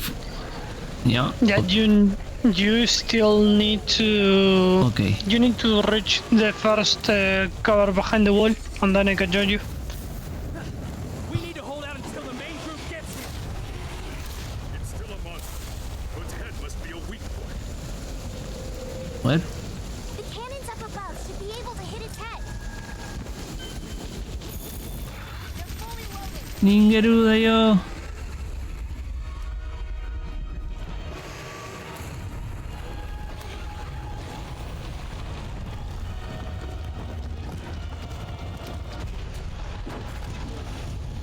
I miss. Wee!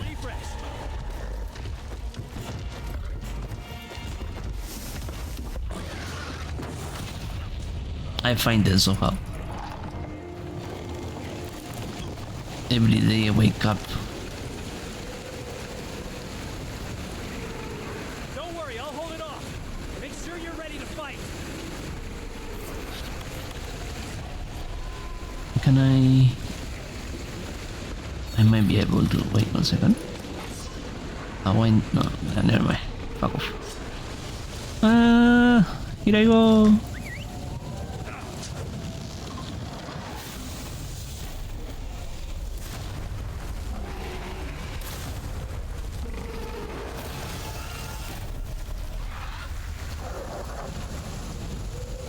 Go closer, go closer. You got this, you got it, Beer. Come on, Pigeon.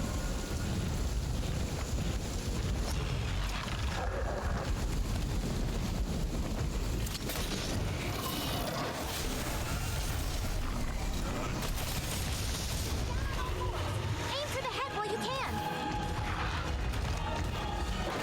Still good to go. Don't be so rough, okay?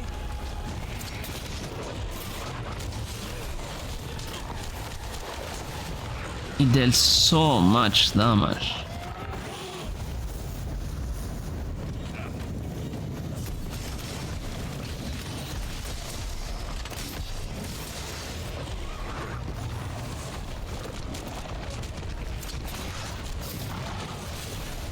Yep, that's for us. Fuck, fuck, fuck, fuck.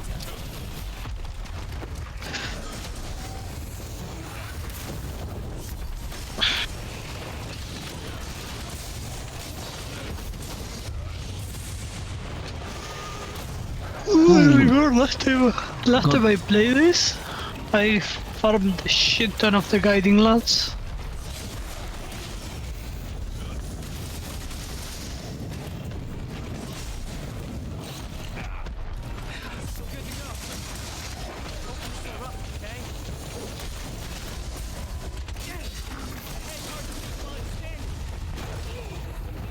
Aim for its midsection.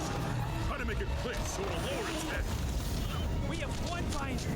Fuck off. Section.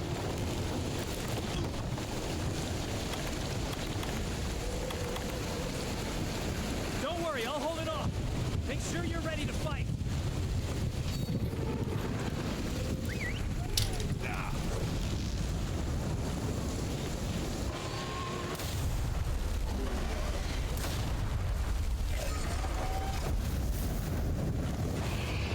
What a chump.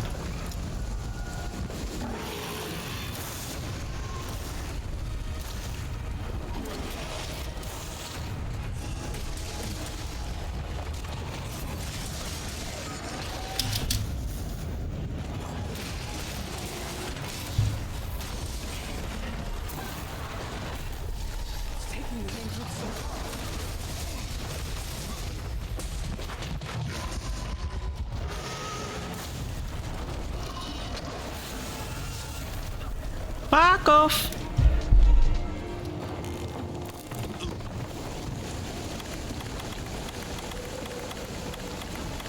Don't worry, I'll hold it off.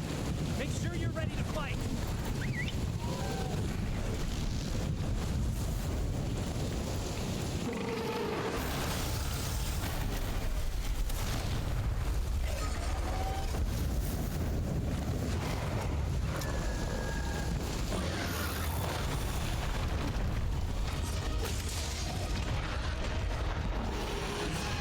No.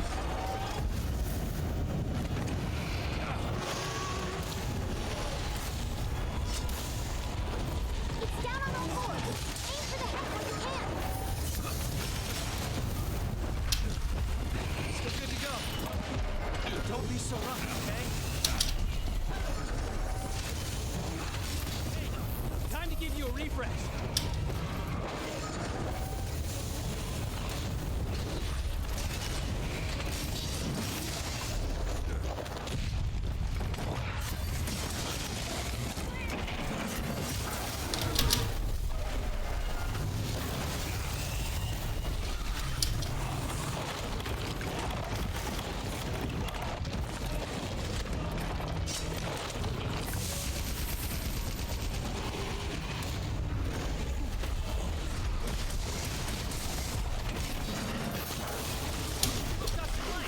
Keep at it.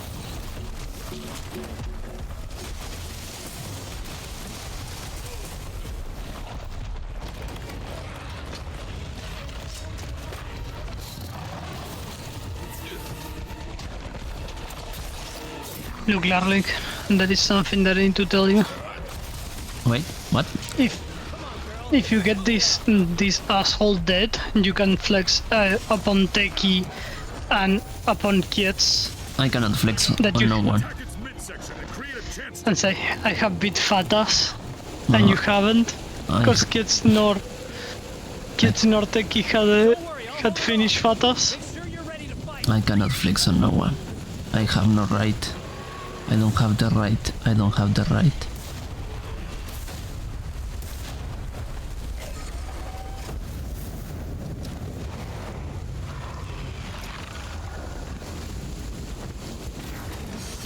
Wrong. You can't.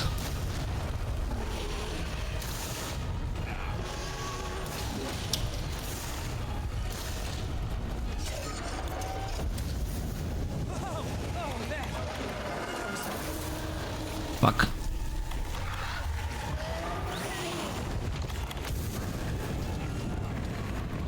Ah, me estoy quemando.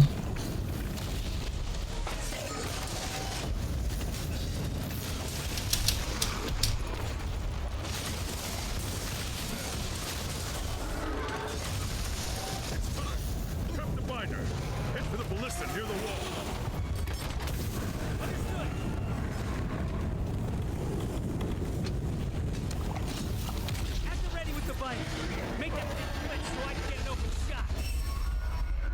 Once it flinches, I'll snare it with the binder. Espera sentado, pelirroja.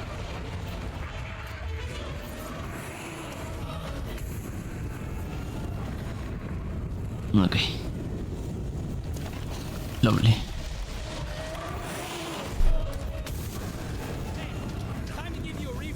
Oh no. I died it. You did.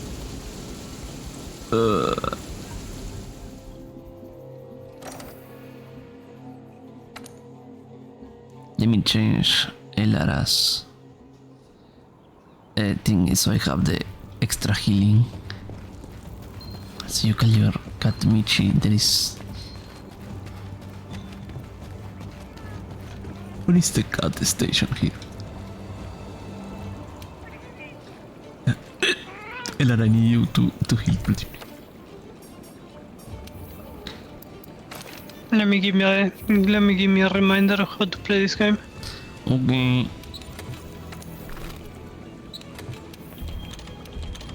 Events. Fatas. Can you watch my stream a moment? This is the reason of why I don't have the right. Why do you have Fatalis gear? Smile. Eh? Smile. Good to see you. Did you mod it? The Fatalis gear? Yes. Ah. Post a new quest, and I have to try to beat it. Oh my god, Black Dragon. Leave it in for. Yes, Kiki, I cheated, and I will do it again. Every time I SMH. Every time I eat. Remember, I have 960 something grand vouchers. So.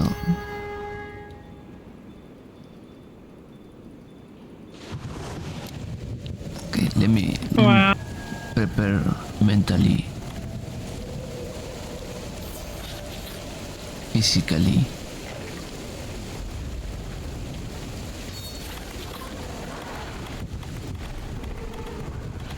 And let me start with this. Put it on. Smile.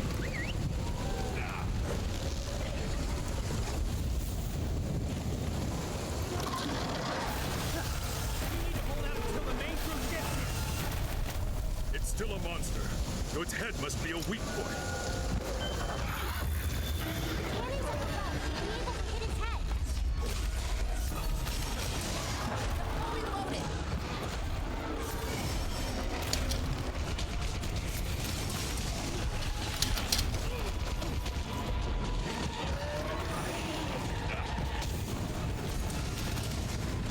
Just to give you an idea, Larlik, with the boys, we had this on farm in a daily basis.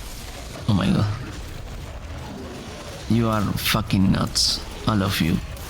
Everyone, each one.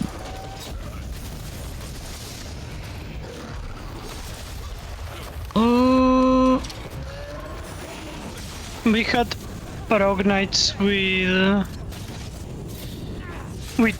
Peki, Kietz and Autumn for Alatrion. Just to give you an idea. You're fucking nuts. Ooh, ooh, ooh.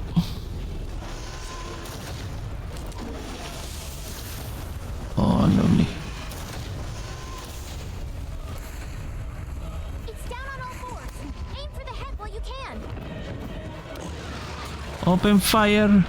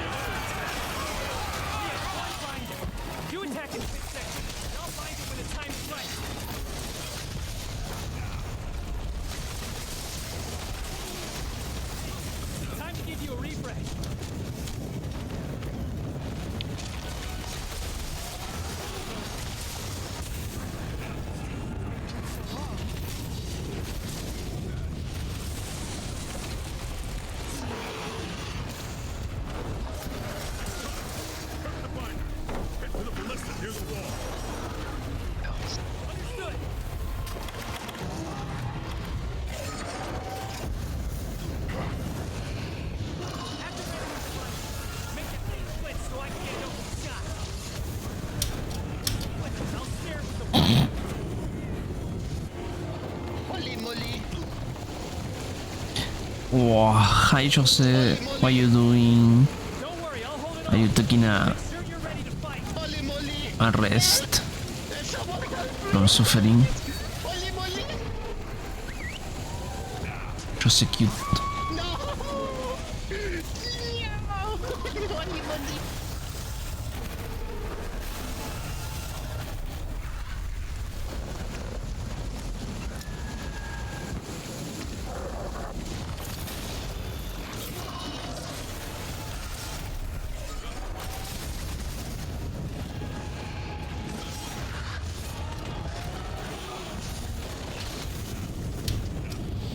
You got to be kidding me.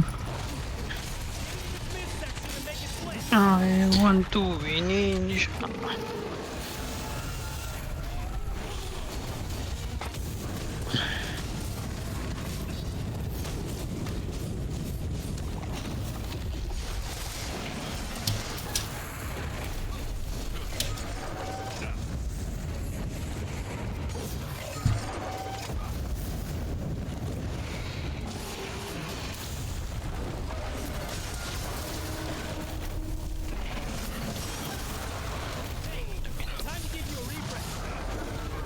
Can you inspect your gear?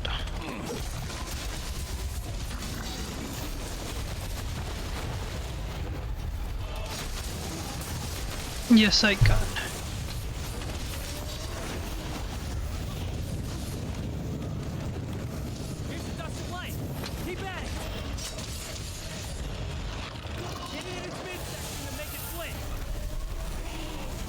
Oh, I see.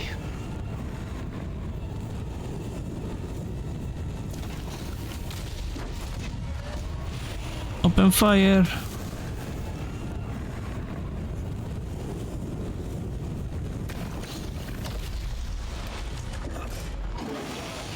Right.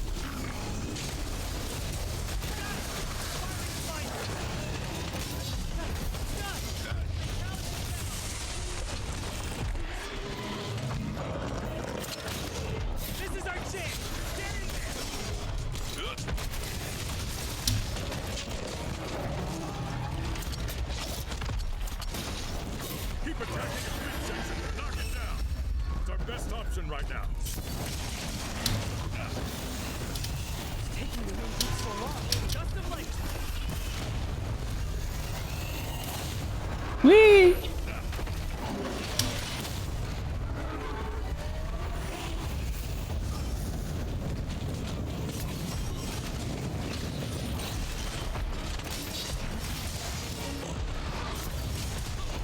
Here's a gust of light.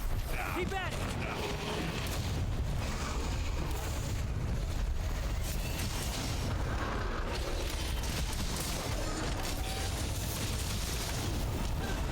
Off!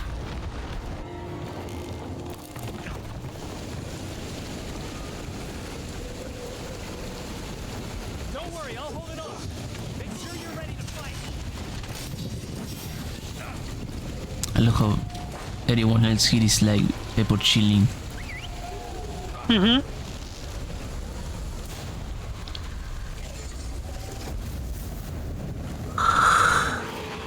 This is the hardest content in the game. At the end of the day. Also Behemoth, Smile. Yeah. And the I freaking would The say- Witcher. The Witcher is the clear winner by far.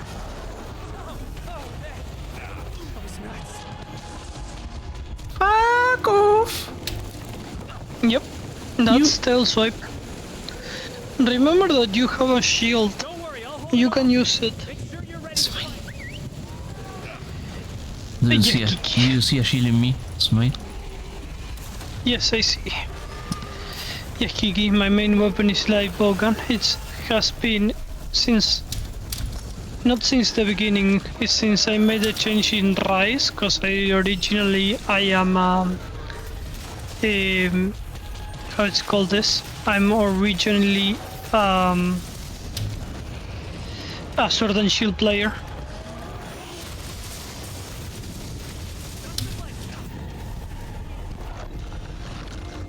I got roasted.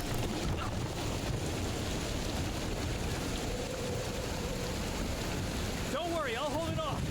Good night, Pengu. Sleep well. Good night.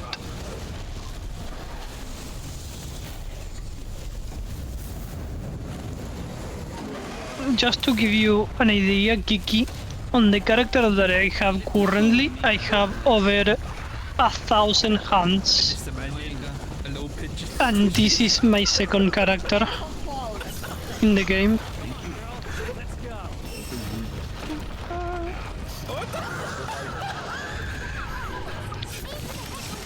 And I think with every single weapon in the game, I have killed Fatalis by myself, except with one, aka Switch Axe. Switch Axe is the only weapon that I cannot understand in this game.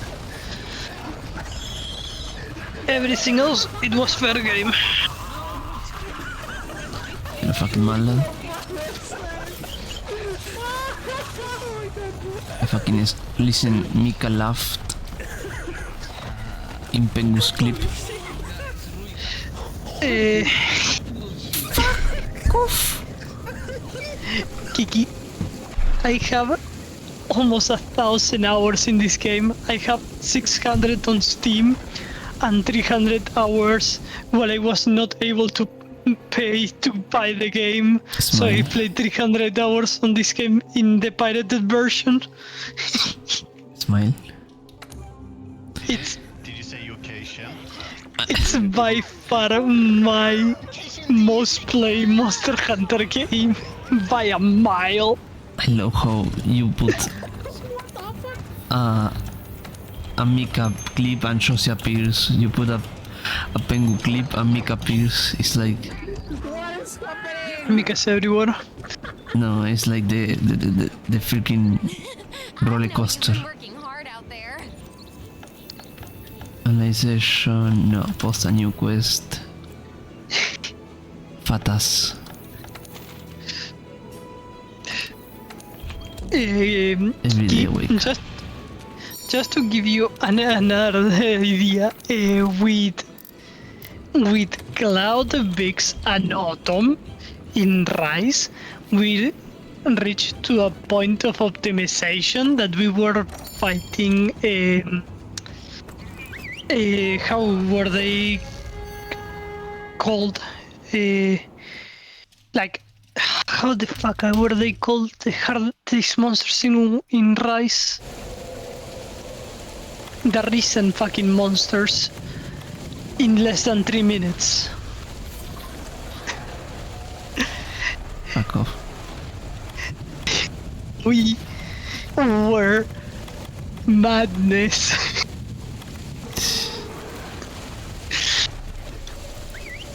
No tengo prueba ni tampoco dudas. I farmed day and night recent monsters to a point that I literally happened. It was like, okay, I'm farming so everyone else doesn't have to farm and to reach this fucking point in endgame. I hate it so fucking much. But I did it for a singular reason, so the boys didn't have to farm. I did it for the homies. Yep. I was because in that era I used to be unemployed and it was pandemic, so I could inject the games like they were drugs. Sin pala y sin cerveza, you pierde la cabeza. Nunca la tuve, boludo. La perdí hace milenios.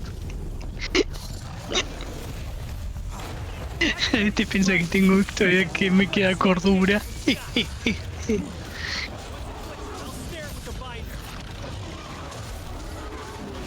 Leave me alone. Nope. Akira, I was hugging the wall. Oh, that attack cannot be hugged by a wall. You fucking like that one. God. Let me exist.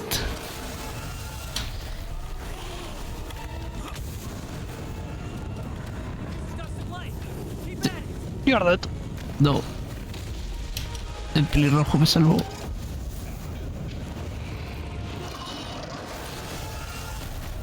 No, no, this.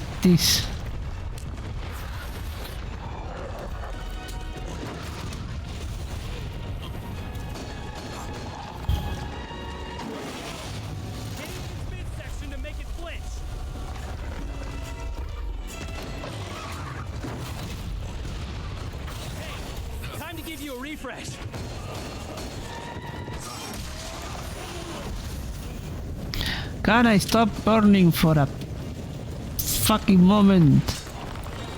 Nope. Oh, okay.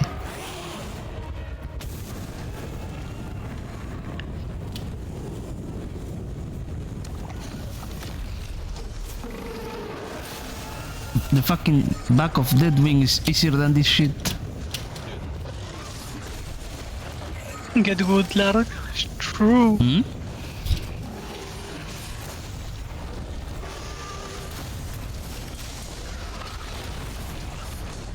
Fuck off! I'm trying, Kiki, I'm trying, but I'm not good. I'm average. It's average. I love how the Mega Armor Skin Potion does jack shit. I dodge a lot, but I cannot dodge. The thing, Kiki, is that Glarlik doesn't use half of his kit. It's not utilizing guard points either. And he doesn't know at all the movements of Fatalis. Every day I wake up and I see Fatalis in my nightmares. I just meet him every day I wake up. I achieve that the cow beat Fatalis, and he doesn't want to touch world ever fucking again. Listen. Stop. Stop. Nope. Llámelo.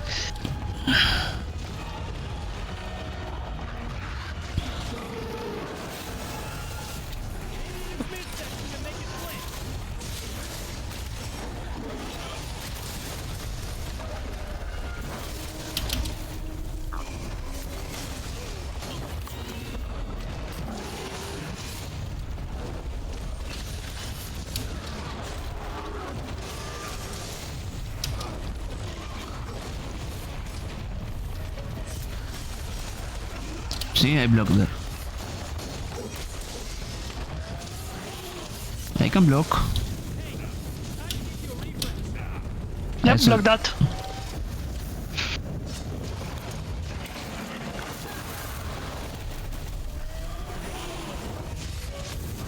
Woo!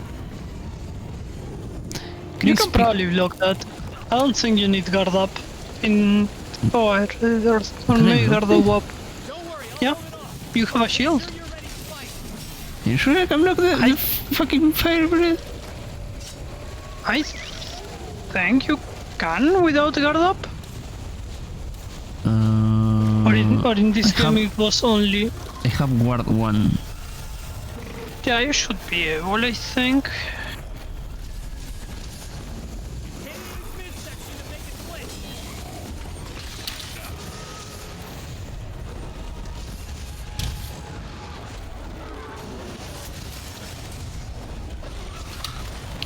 Whee!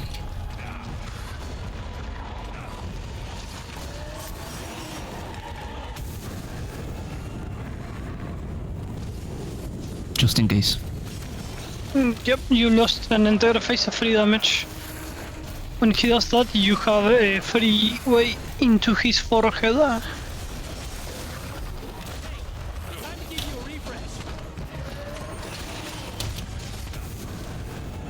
Ooh, hot. Thank you, Lara.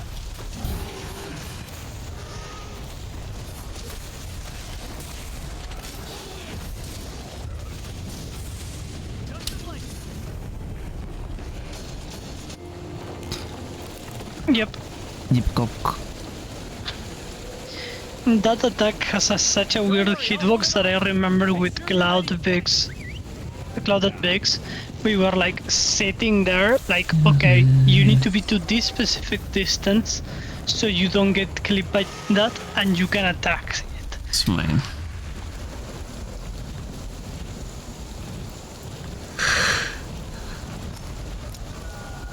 Okay, so let me see if I can. If you say I have to hit el marote, maybe I can trick it to show me the marote. I was behind a cover. No, that's AoE. And he does 3 in a row every now and then he resets it. Fuck off! And that's another 3 in a row.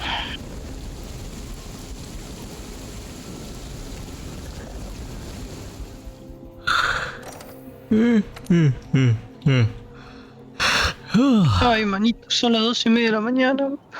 Smile. Es lo que me hace hacer. I told you, you could.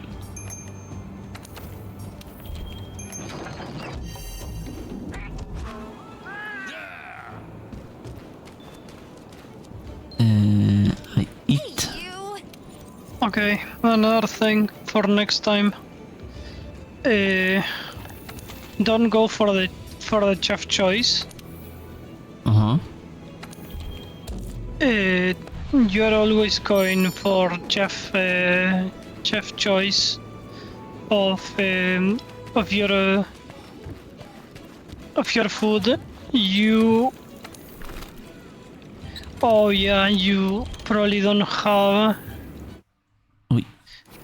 And there is a food thing that basically gives you a cheat death. It basically gives you 1 extra life. Oh.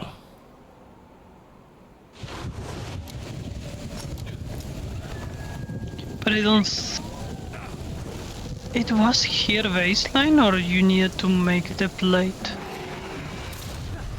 We need to hold out until the main group gets here. It's still a monster, so its head must be a weak point. His head must be a weapon. His head be a weapon. Hit your head, he said, if you're so chap. Yeah. Just hit the head, smile.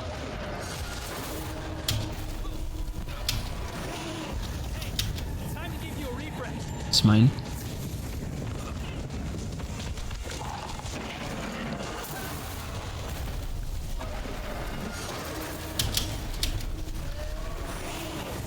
Ay, boy.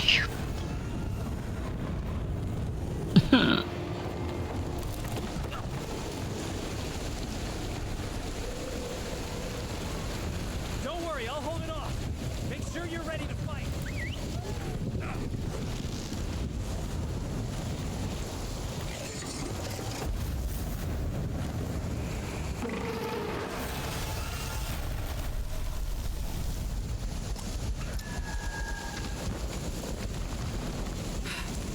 It's taking the main group so long. Eventually he will learn. I trust.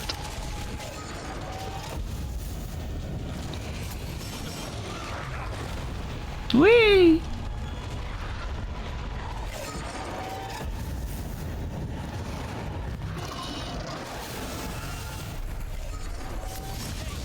Time to give you a refresh. What specialist? What mantles I used to use in this equipment? Fuck off! Sorry, what did you say? No, I'm just thinking out loud. Don't worry, I'll hold it off. Make sure you're ready to fight. Mantita protectora.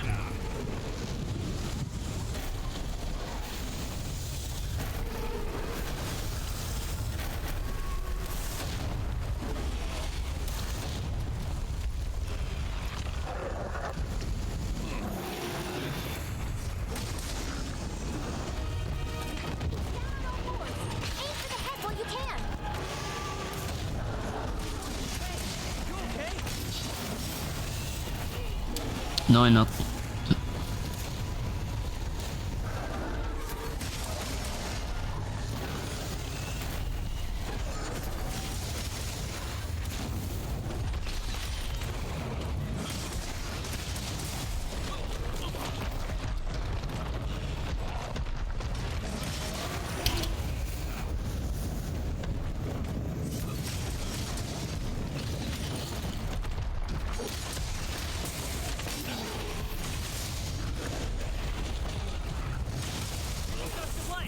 Keep at it.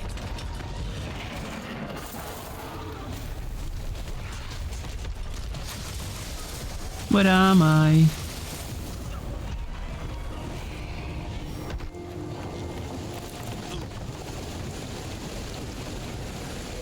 Do it, I know. Don't worry, I'll hold it off. Make sure you're ready to fight. Every day I wake up, I do it.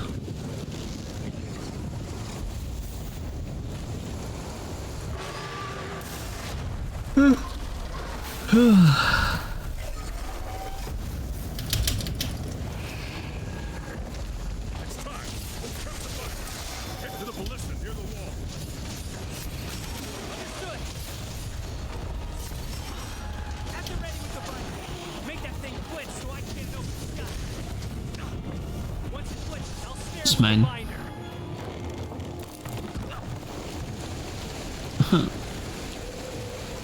No, he's playing Helldivers too.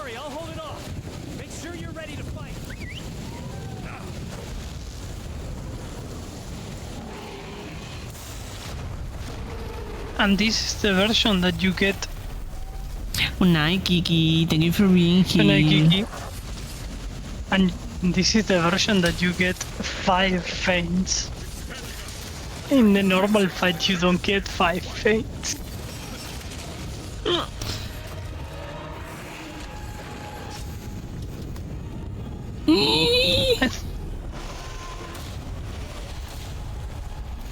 Maybe. Hold on, wait.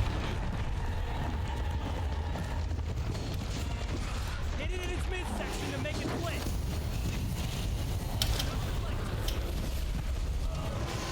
There was an attempt.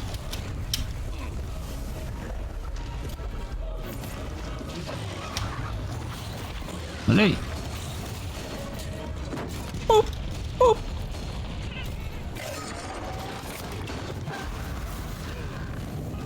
Here's the dust of light. Keep at it.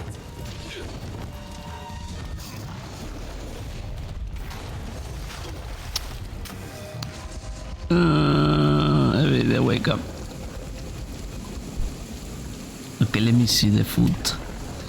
The foods you told me to. I can also change charge if you want me to, but I don't know. You can probably go and eat for your help. You can eat the healthy plater that gives you moxie. One healthy plater? Yeah, it gives you moxie. Feline moxie.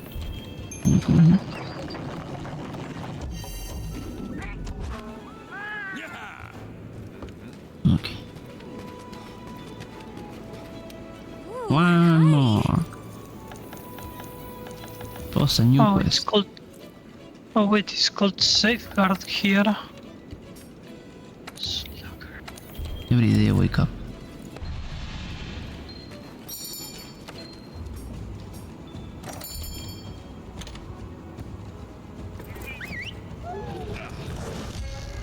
Because basically by going into Chef Choice, you basically are not getting full potential because you are not riding the monster. What do you mean? The buff that the food gives you are on the HP and the stamina. It's also a few passives, and you are not using the passives that you get. One of them it's called Rider, and Rider helps you mount up the monster, and you're not mounting the monster at all.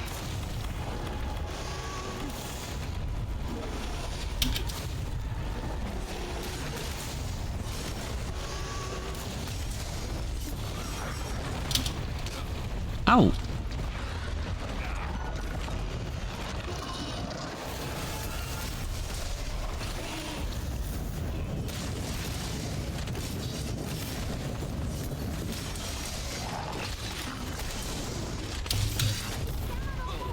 Aim for the head while you can.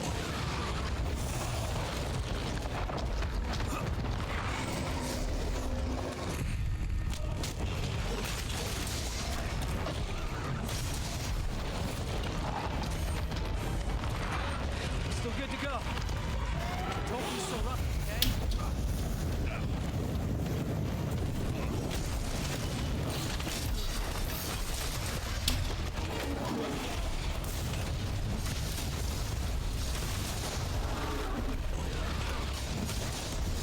Eat shit and die! Time to give you a refresh. I'm back in action.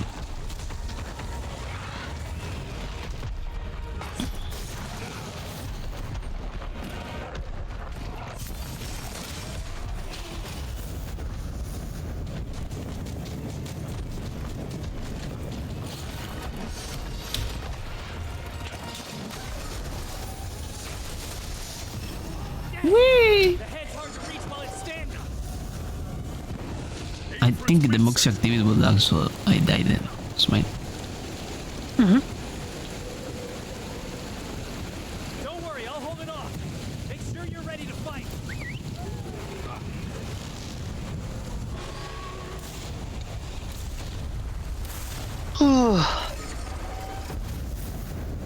You already is like this is going to be a long Smite. Brother in Crisis, almost 3 AM. It's 3 hours past my bedtime. Beep, beep, beep. Beep, beep, beep, beep.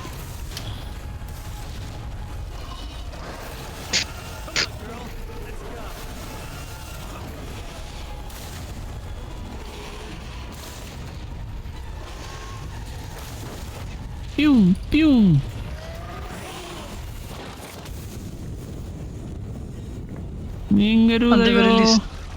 At the very least, I have to give you points for trying. What? Sorry? At the very least, I have to give you points for trying. No, they give me style points. There is only one way that you can use the cannons.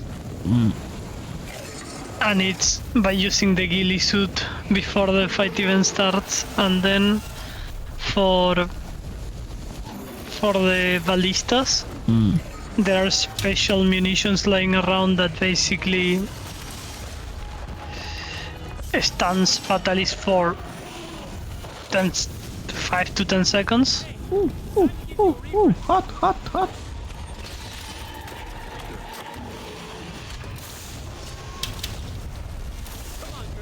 Let's go.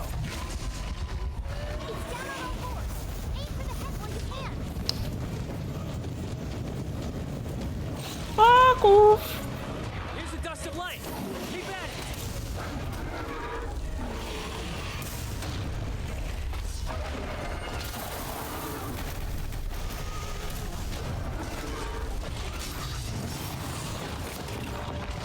Maybe if I wait here, he's going to shoot it far enough so I can continue.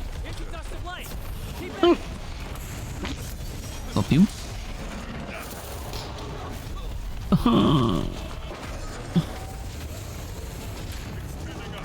Attack its midsection and create a chance to bind it.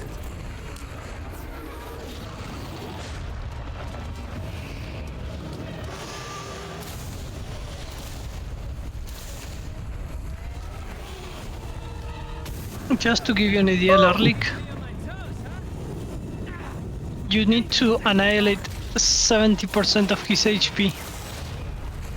30% of his HP for him to face.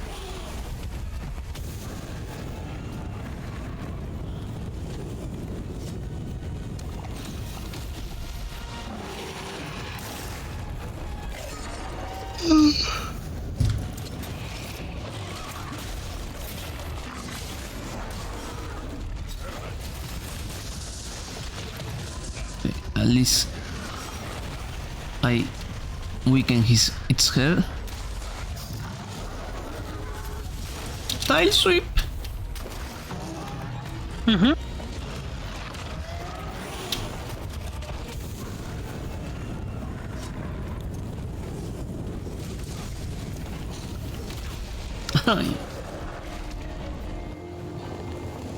Really wake up.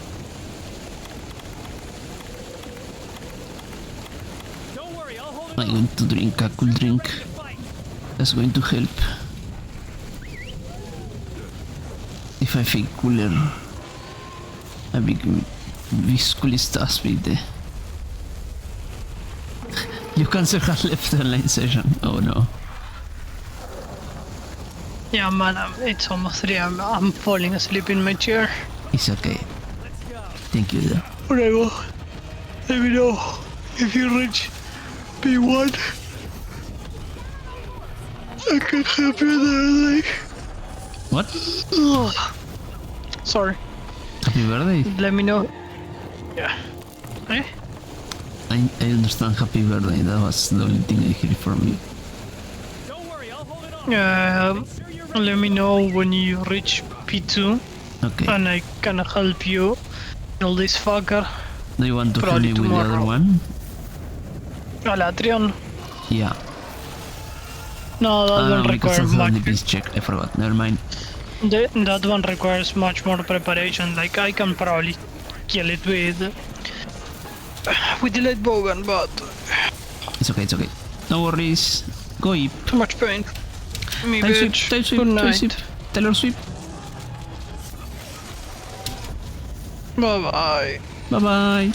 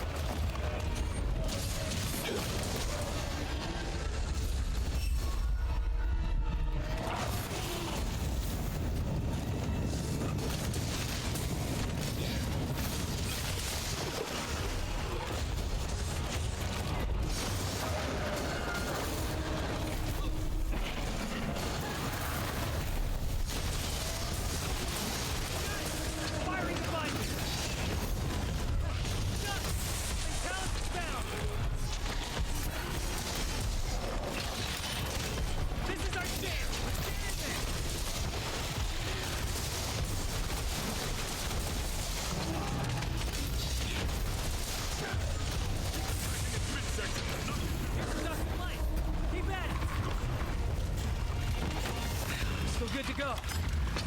Don't be so rough, okay? Come on, you fucking cunt. Okay, I'm going to try one more time, and if not, I'm going to call it for today.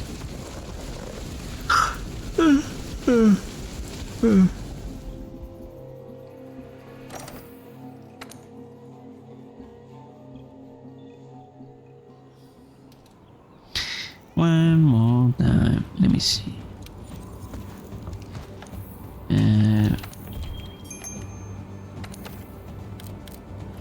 Comfort later. Maybe need defense. Attack. Unpredictable. Comfort break. I don't have the other one.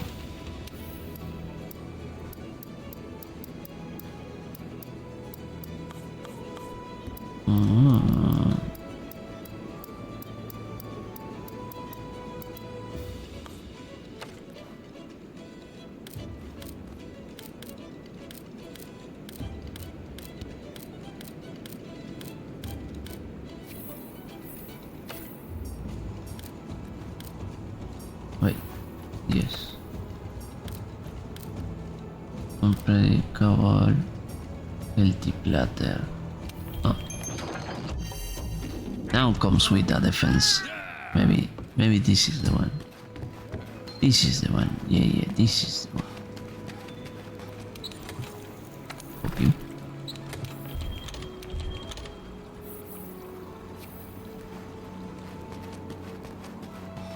Having a good evening? No.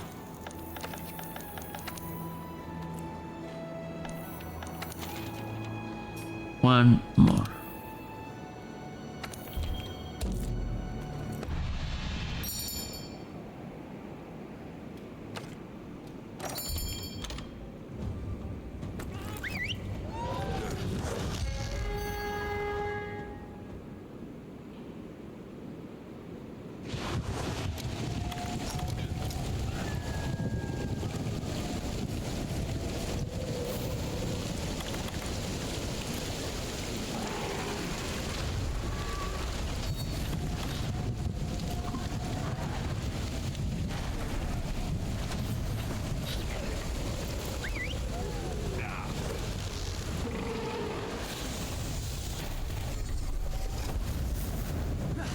We need to hold out until the main group gets here.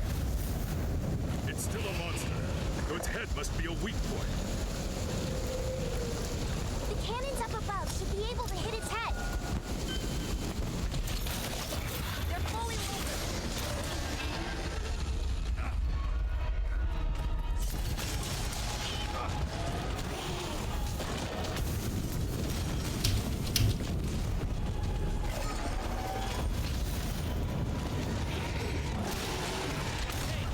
Time to give you a refresh.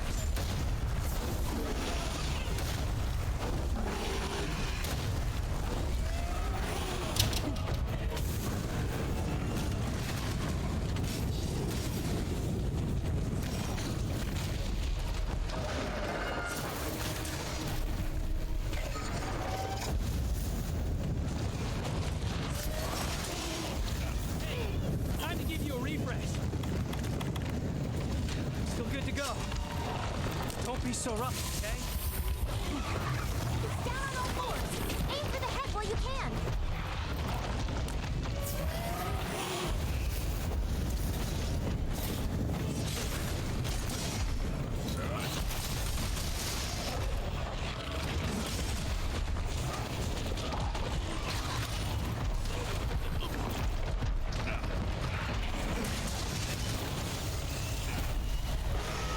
Jump the light.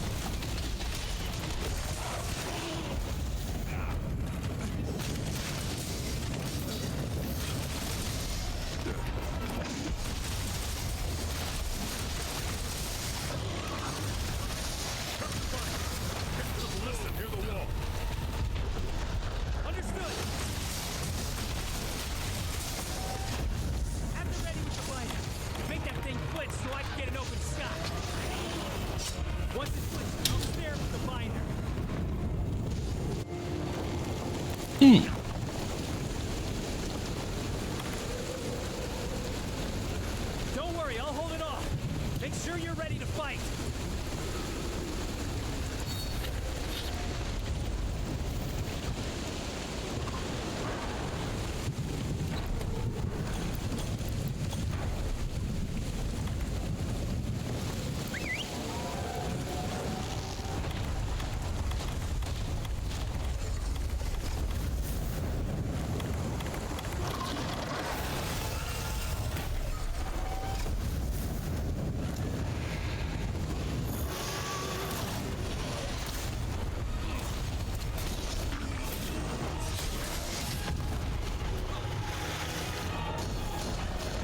Midsection to make it flinch.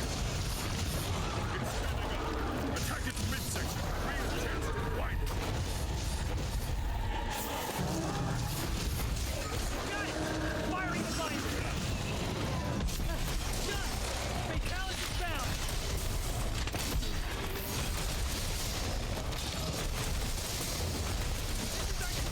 Get in there.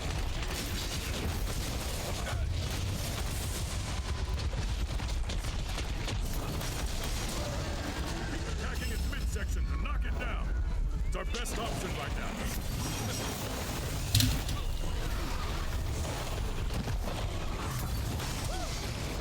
Keeping me on my toes, huh?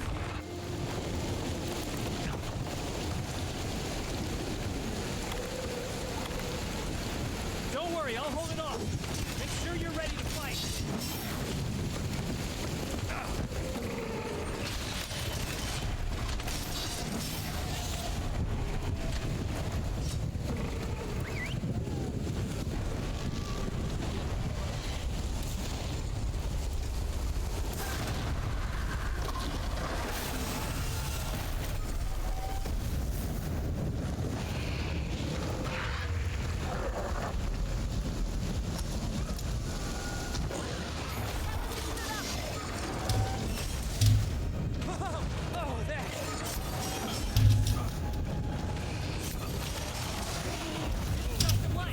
Keep at it!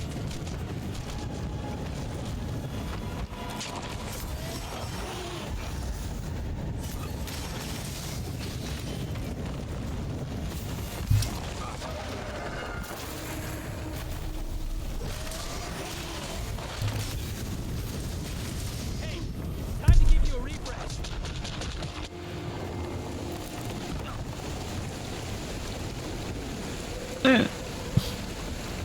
Don't worry, I'll hold it off. Make sure you're ready to...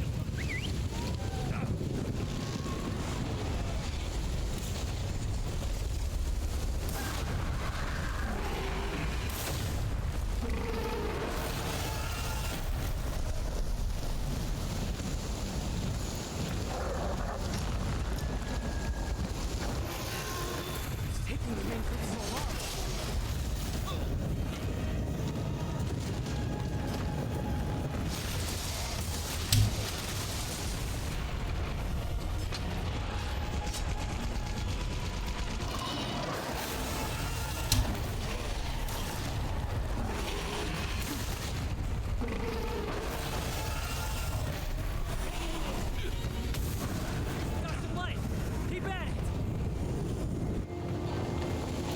I need a lust of immortality at this point. Don't worry, I'll hold it off. Make sure you're ready to fight.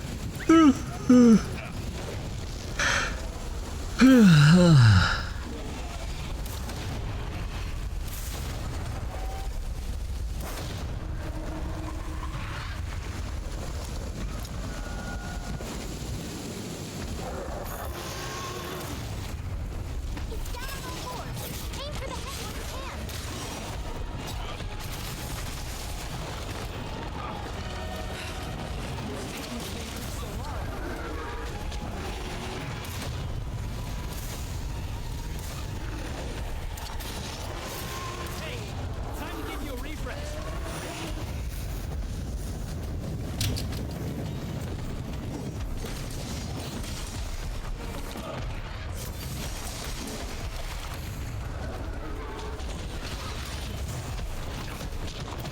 Alright, David.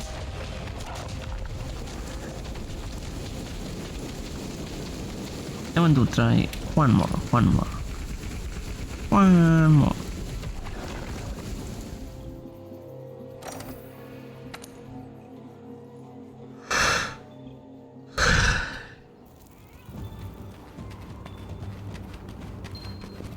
How are things?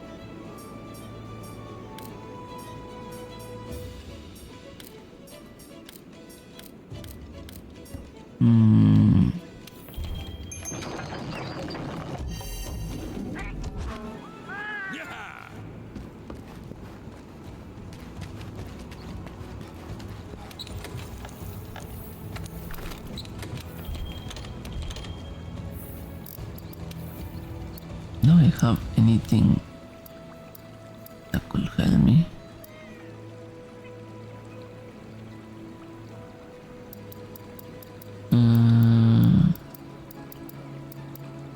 No, I doubt it.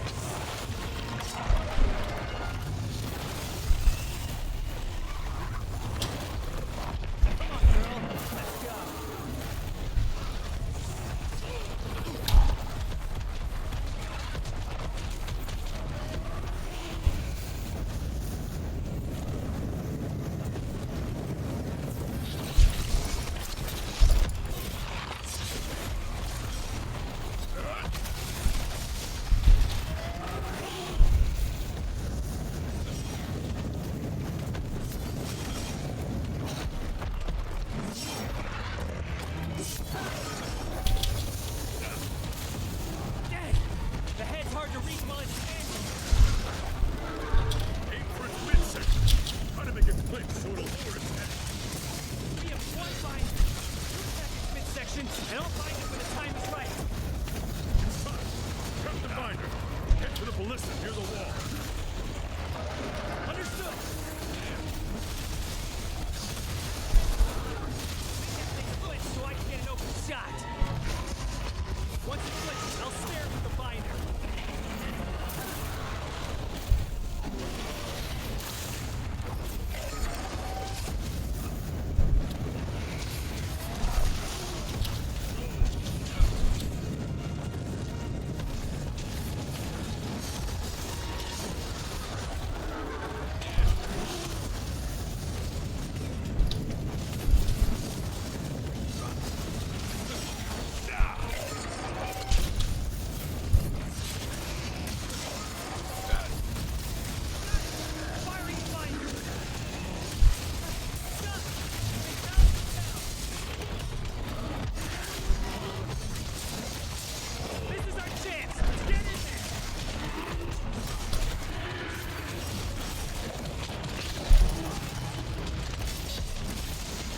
Keep attacking its midsection. Knock it down.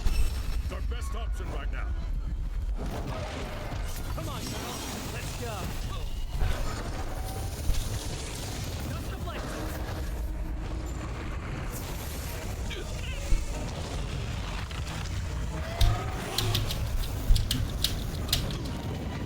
Fuck off.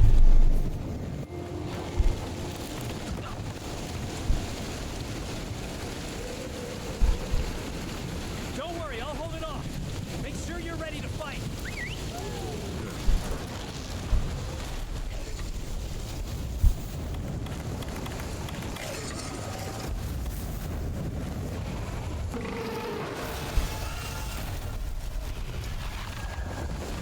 Vitalis has stood up!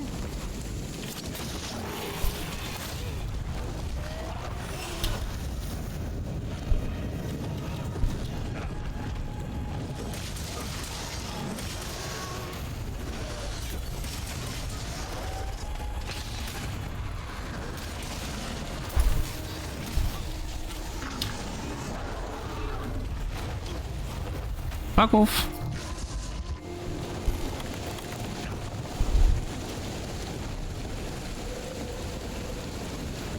Don't worry, I'll hold it off. Make sure you're ready to fight.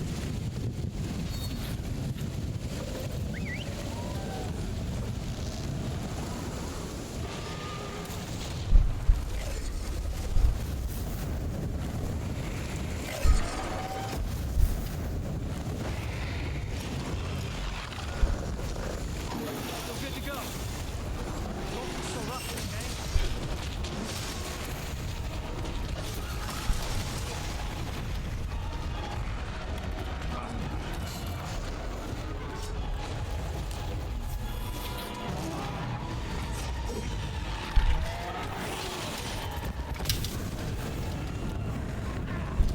Dang, this thing is hard.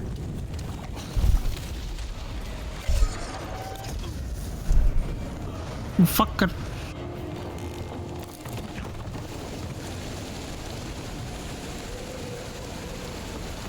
Don't worry, I'll hold it off. Make sure you're ready to fight.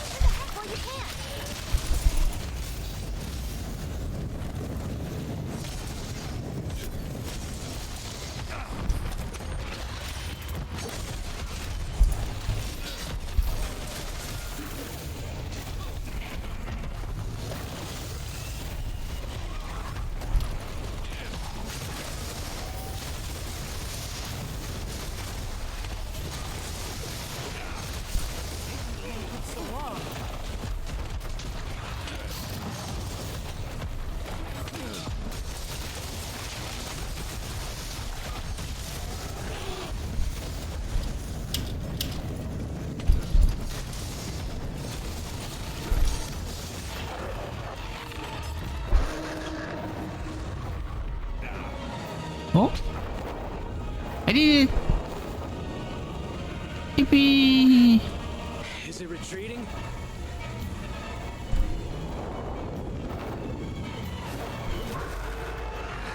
Nope, too early to celebrate. Oh man.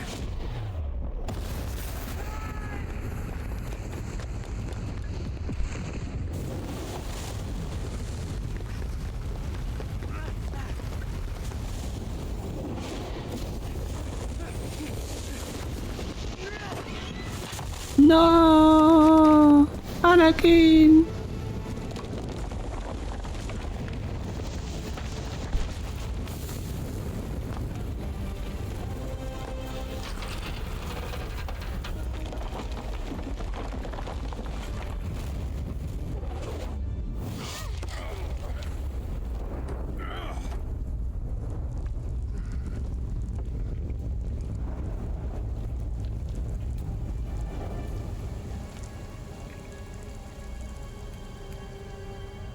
Report!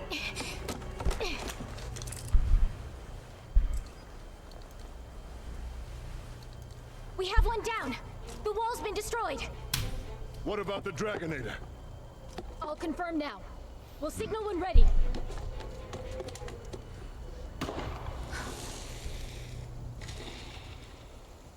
It's the Commission. They're finally here. Those two hunters managed to buy us enough time. Now we have a glimmer of hope. We can't let it die. No time to waste. Hurry! Yes, sir.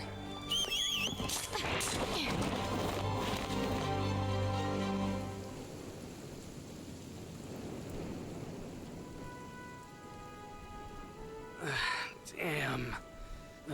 Looks like I'll never be like him. Hey, guys!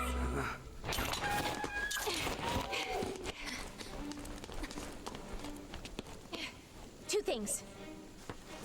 First, the roaming ballista in the barricade can now be used. The Dragonator's being prepped. When the time comes, make use of them. Second, the main group is here. We can now call for help.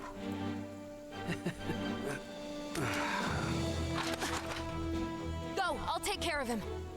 This thing is a reality, partner.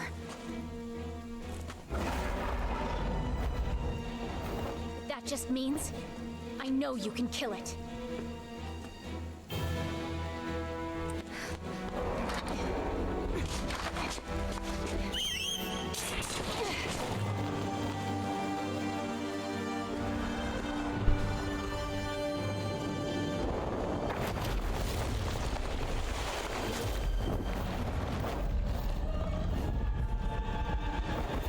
The fort's barricade is active.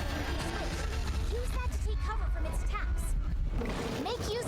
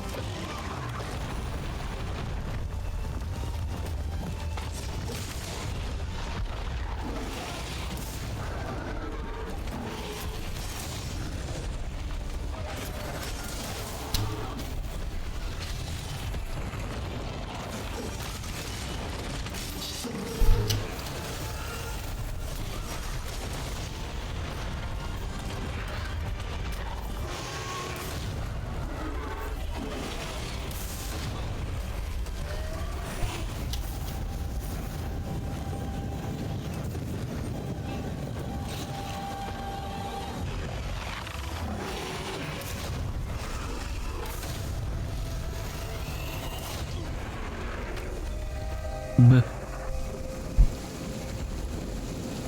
Okay, one more. Now that I can call SOS.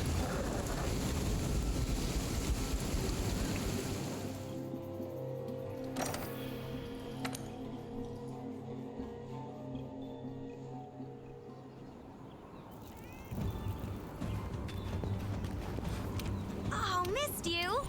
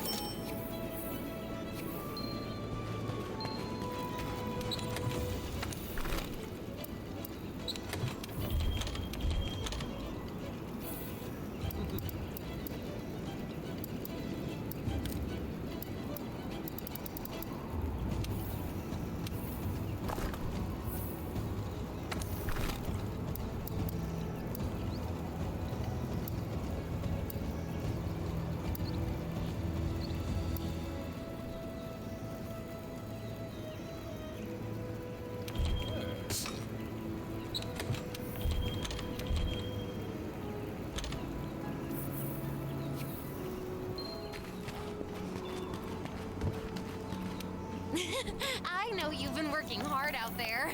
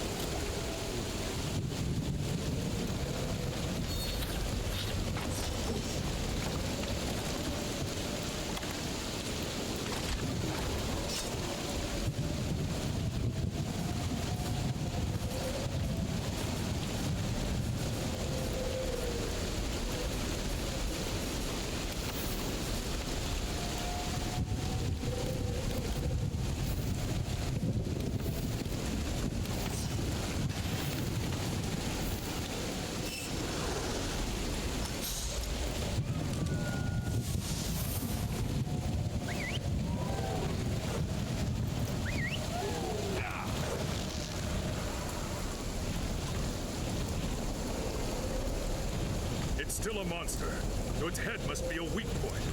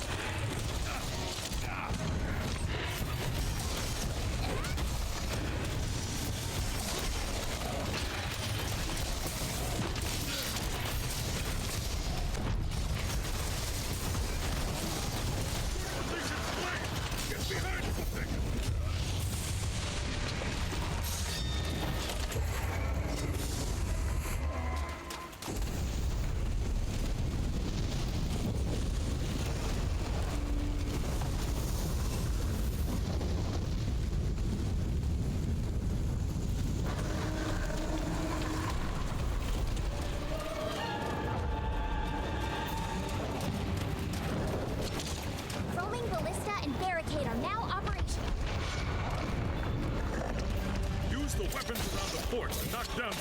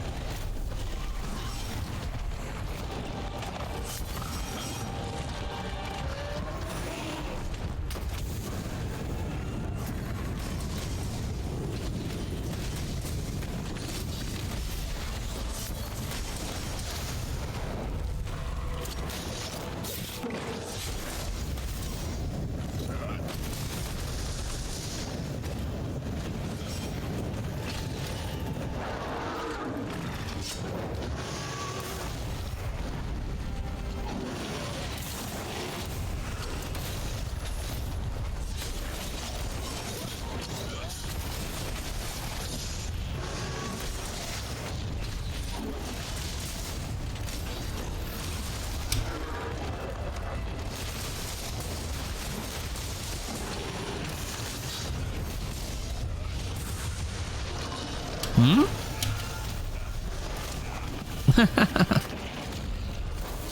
You mean Baba Meat? If it wasn't because I know you watch APEM, I would say that you don't know who Baba Meat is. Do I look like Baba Meat? Maybe. I know. I'm Papa Meat's, how you gonna call it? Unapproved child.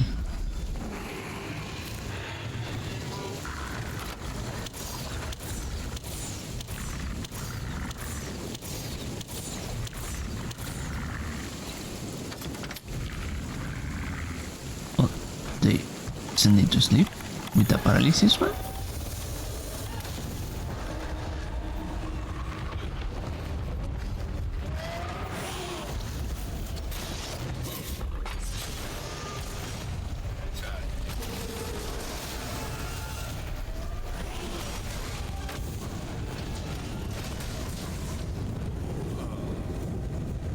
That makes so much sense. No, it doesn't. Why would I want to escape from Latin America if I was Papa Meat? Papa Meat is okay, Connor.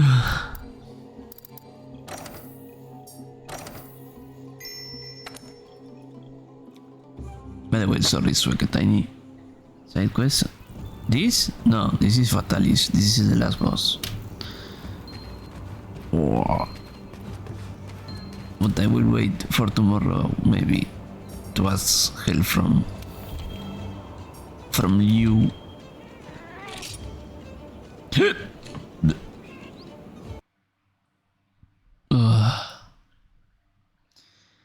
was a long stream.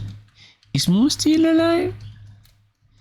I saw him playing Helldivers, so part of me believes the Moo is still alive. Channel.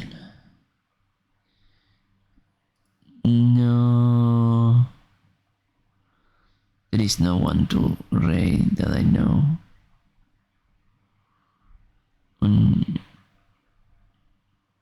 No.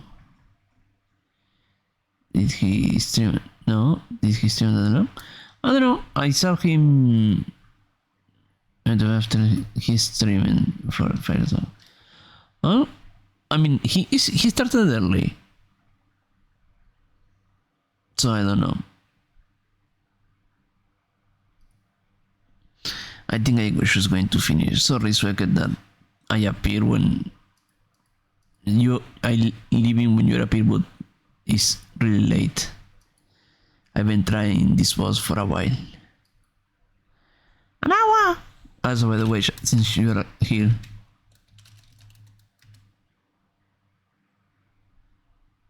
Let's see if triggers someone I like. Yeah, since you don't let me shout you out on mine. Yeah, it's because you have that. I hate my clips. They're old, they're trashy. I hate them. And they show. I just cringe so hard seeing myself when you shout me out and it plays like a 30 to 1 minute clip. Like, critical damage. It's the meta clip. It's the clip I made of you talking of you don't liking me to shout you out. Critical damage indeed. Emotional damage. Okay, that was one. Yeah, to be fair, I clip it for that reason. So, because it's probably the latest one, it's going to always pick that one. Smile. It's the meta clip. That's why I changed things so it doesn't pick from that long ago. Okay, so have a wonderful day. I'm going to pass out. Hope you had fun. See me suffering and everyone else. I think I had. Oh, just raided me. Why didn't I hear it? Okay, thank you to Penguin Josie. And take care, everyone. I'm going to.